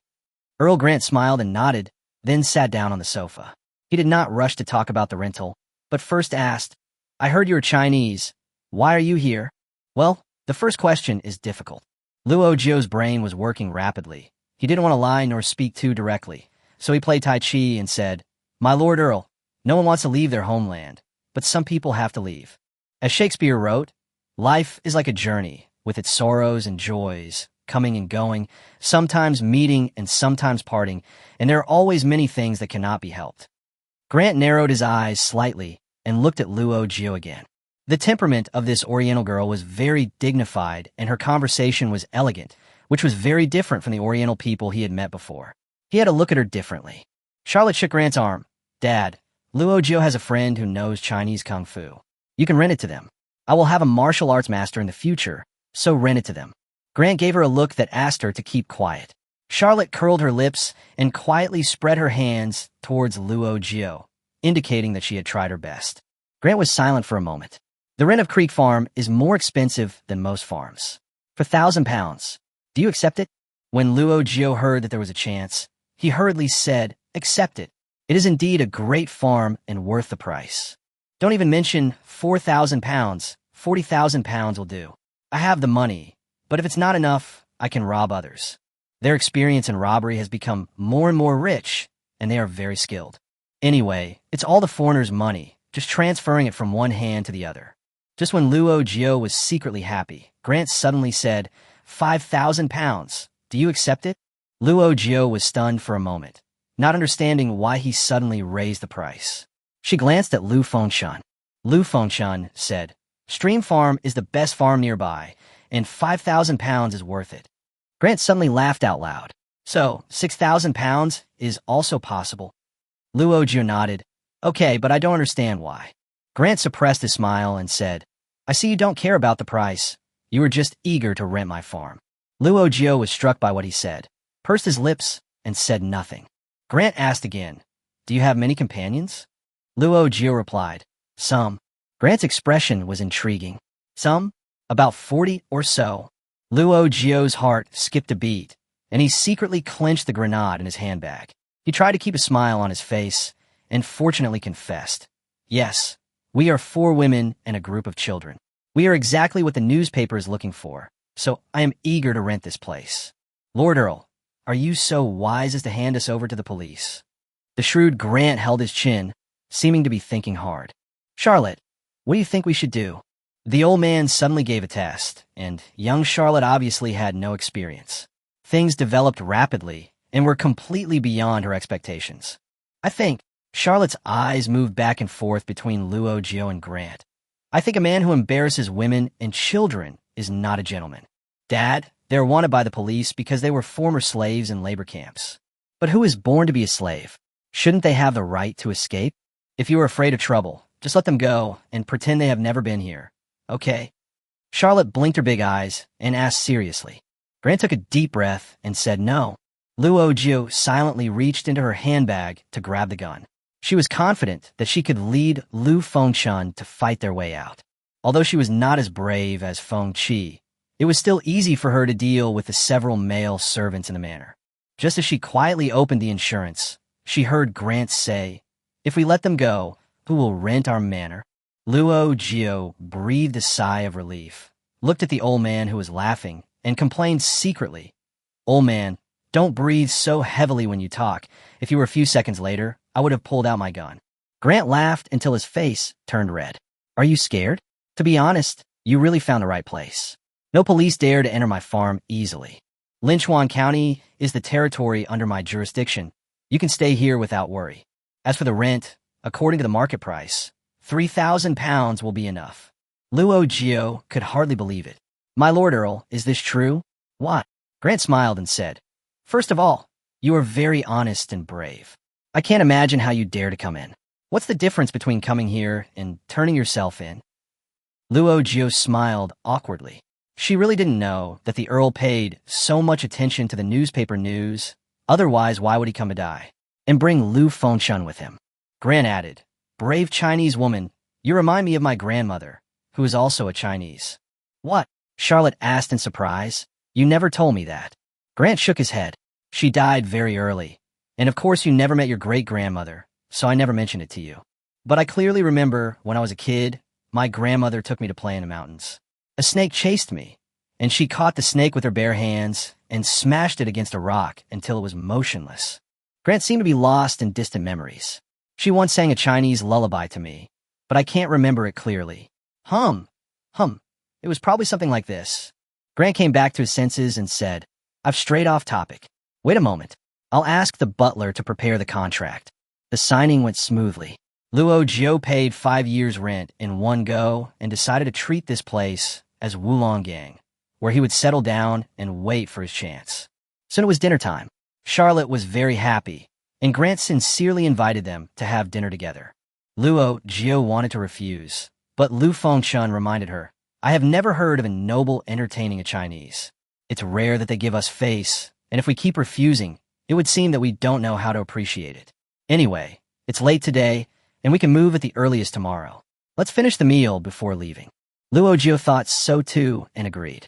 It was already dark, and everyone in the cabin had dinner and went to bed early.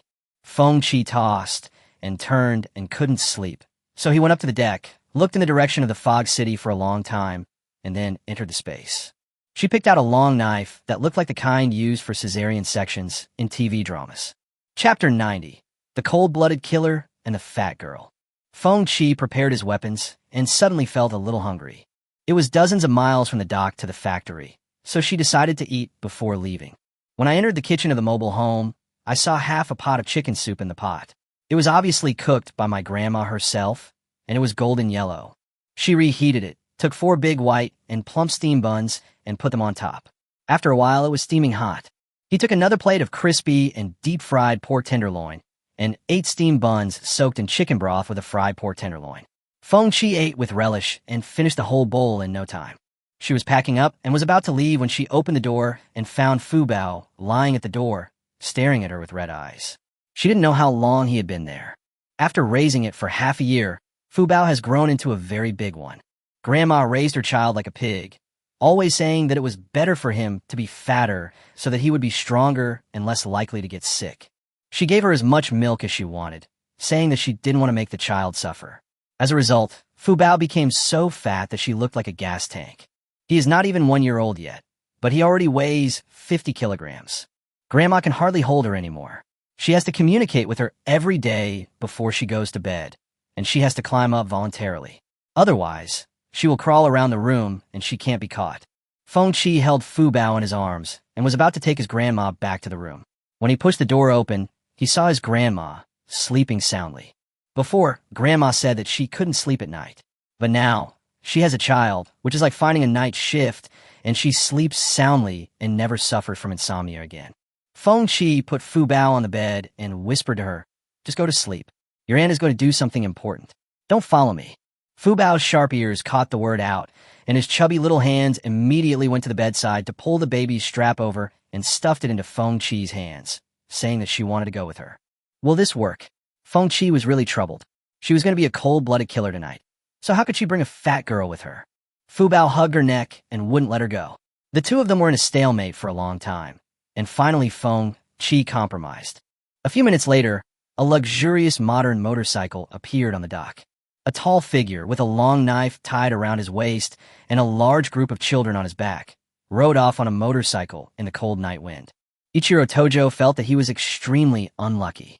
His business suffered losses one after another. He finally came across an opportunity to make money, but it slipped away.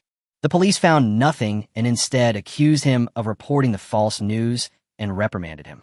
He slept very uneasily that night and vaguely felt something flashing in front of his eyes. He opened his eyes blearily and saw two bright, glowing objects moving. Looking closely, it was a young woman holding a very strong child. The child was playing with a glowing toy in his hands and chewing it from time to time. Is this a dream? Tojo Ichiro was in a trance. How could he have such a weird nightmare? The woman stared at him intently, making him break out in cold sweats. He suddenly remembered, isn't this the Chinese man he saw during the day? Feng Qi looked at the subtle changes in his expression and sneered. Do you still remember me? She pulled out the long knife swiftly. The sharp blade flashed coldly, and Tojo Ichiro was so scared that he woke up suddenly. Pe, sorry. Feng Qi put the knife on his neck. What the hell are you talking about? Sorry, I'm really sorry. Feng Qi had a cold smile on his face. I accept your apology, but you have to apologize to me in your most traditional way. Tojo Ichiro felt her frank, murderous intent. Fear made his mind go blank. He was trembling all over. He just kept repeating, Private Marseille, Private Marseille. Feng Qi was annoyed and said, go to hell. He raised his knife and slashed his neck in one stroke. She was about to insert the long knife into his abdomen when she suddenly remembered that Fu Bao was still there. Feng Qi glanced at the little Fu Bao in his arms and said, be good, close your eyes. Fu Bao closed his eyes obediently and showed his 2 rows of long eyelashes to the ant. Feng Qi held the baby in one hand and held the knife in the other. He inserted the long knife into the abdomen and cut straight down. On the way back from Linchuan County, Luo Jiu suddenly heard a buzz in his head, and the system reminded him 2/8000. Luo Jiu sat up straight suddenly. One was the one who appeared when they killed Andre last time. Who is 2? Since she was not there, who did they kill? Lu Fengchun was driving the car and saw that her face looked strange, so he asked hurriedly, what's wrong? Nothing, I'm just worried. We haven't been back for so long. I don't know how they're doing on the ship. Hey, Lu Fengchun said with a smile. What's there to worry about? Mrs. Lu will bring them dinner. The children are obedient and sensible. Xiao Cheng is careful, Xiao Zhong is clever, and Xiao Feng is even better. She is skilled in martial arts. Who could do anything to her? With Xiao Feng here, nothing will go wrong. Luo Jiu smiled without saying anything, and thought to himself, I am worried about Xiao Feng. She estimated that it was most likely Feng Qi who did it. Back on the boat, the children were already asleep. Cheng Yao Yao and Zhong Jialing also saw the system prompt and sat at the bow of the boat waiting anxiously for Luo Jiu to come back. Lu Fengchun went back to take care of some things and said he would come tomorrow to help them move. As soon as Lu Fengchun left, the 3 of them stood on the shore without saying anything, waiting for Feng Qi. Sure enough, an hour later, a motorcycle approached from afar. Feng Qi saw the 3 people from afar and felt guilty. She quickly slowed down, like a primary school student who was caught skipping class, carrying her child on her back, with her head down, pushing the cart, and silently walked in front of the 3 people, muttering softly, I'm back. Luo Jiu really wanted to say something to Feng Qi about leaving the team without saying goodbye and taking her child to kill someone. But when he saw her neck covered in blood, he was shocked. Not to mention Fu Bao, his hands, face, mouth, and clothes were all covered in blood. Luo Jiu looked him up and down. Are you injured? No. Feng Qi wiped the blood off his neck awkwardly. Fu Bao did it. Luo Jiu couldn't help laughing. Look at how messed up you are. I thought you went to assassinate the king. You're covered in blood. Go in and wash yourself. Feng Qi was as if pardoned. Hey, I told you not to be angry with me. I knew I was wrong on the way back, and I will never act on my own again. I'll complain to you later. This kid is making me so mad. Feng Qi went to the space to take a shower, washed Fu Bao as well, and came out to tell them about her tortuous experience tonight. Feng Qi always did things as she pleased. For a while, she was obsessed with chess and chased everyone around the dormitory to play chess with her. It turns out that anyone can beat her.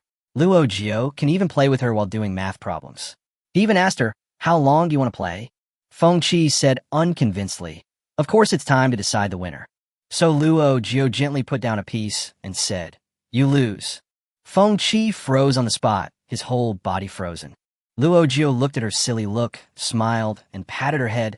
"Sister Qi, when will you grow up? Remember, no matter what you do, think at least 3 steps ahead. If you think 1 step ahead, you're doomed to fail." Feng Qi remembered that she had indeed thought 3 steps ahead before killing Tojo Ichiro this time. Chapter 91, Grandma from Hometown. The first step was to find a long knife. The second step was to kill the little devil. The third step was to make him look like he was committing suicide by disembowelment. When Feng Qi came up with this idea, she felt that she was really smart. She couldn't help but touch her head, secretly proud. "I'm a genius. I also have the potential to become a top student." When she was telling Luo Jiu and the others about her mental journey, Luo Jiu bit his lip and tried hard to hold back his laughter, while Zhong Jialing simply stood up and went to the space, took out a workbook and a pen, and stuffed them into Feng Qi's hands. "Feng Qi, why are you giving this to me?" Zhong Jialing smiled and sighed. "I think you were a little lost. Do a set of tests to calm down. You will be honest after you finish them." Luo Jiu was shaking with laughter.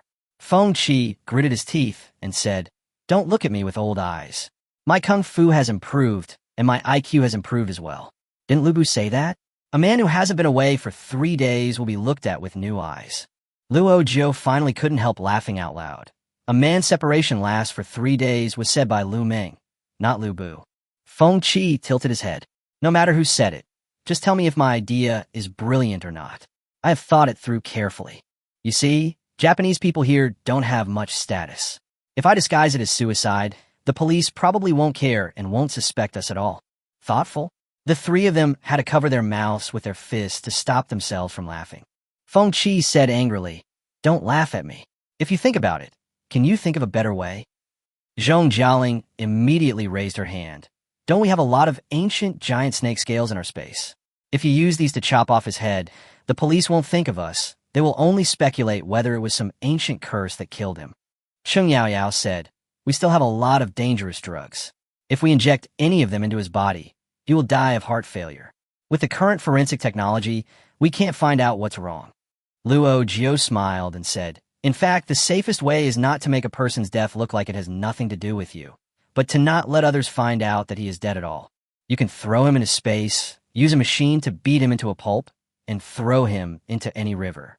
With current technology, it is impossible to find him out. If no one could find out that he was dead, how could anyone find out who killed him?" Feng Qi knocked his head and thought that it was his brain that was not working well. Why couldn't she think of it? Luo Jiu comforted her. "In fact, it's okay to follow your idea. Here, white people's lives are the most important.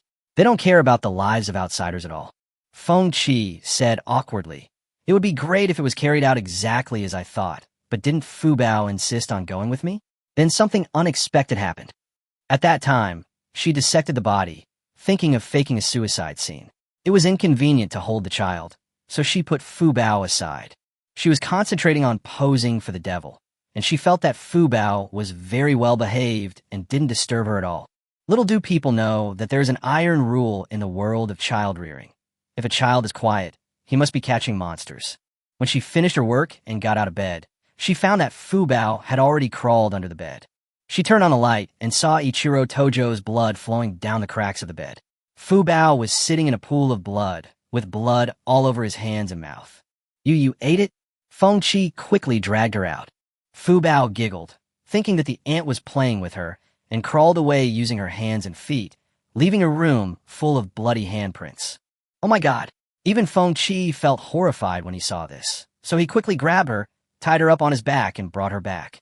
Along the way, Fu Bao hugged her neck and smeared her blood. The original plan was pretty good, but it was executed in such a mess. Feng Qi was annoyed. "How about I go back and clean it up?" Luo Jiu smiled and shook his head. "Forget it. It sounds like a mysterious scene that confuses the investigation. So forget it. We will move tomorrow. After settling down at Creek Farm, we can let Grandma and Fu Bao move out. It's too lonely for them, an old man and a child, to live here. Fu Bao is also at the age where she needs to learn to speak, and a multilingual environment is good for her brain development." The next day, everyone couldn't wait to move into the stream farm. Cleaning the house, buying daily necessities, cooking, everyone had happy smiles on their faces. Cheng Yaoyao and Zhong Jialing went to the market to buy a farm vehicle and picked up Grandma and Fu Bao. Luo Jiu said to the children, "This is Grandma from my hometown. From now on, you can just call her Grandma like us." "From my hometown?" Meng Hu looked at the ruddy old lady in disbelief. "Grandma, you've been on the boat for such a long time. How can you still be so energetic?" Zhu Jimei pulled her and winked at her. "Grandma's in good health. Why do you care so much?" The thoughtful children had already discovered that the four of them could occasionally create something out of thin air. It was not surprising that they could create two living people out of thin air. Even if she can wait, can Songji wait? He may not be fighting with anyone somewhere right now.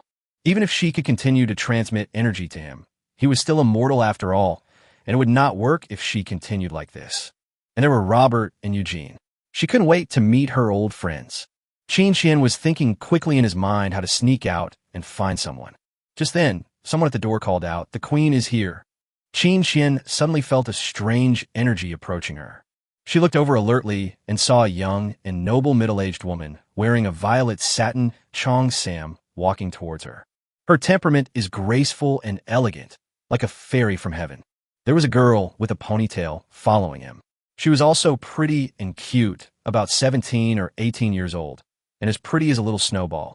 Both of them have outstanding temperament and fragrant smell, which makes people feel extremely comfortable.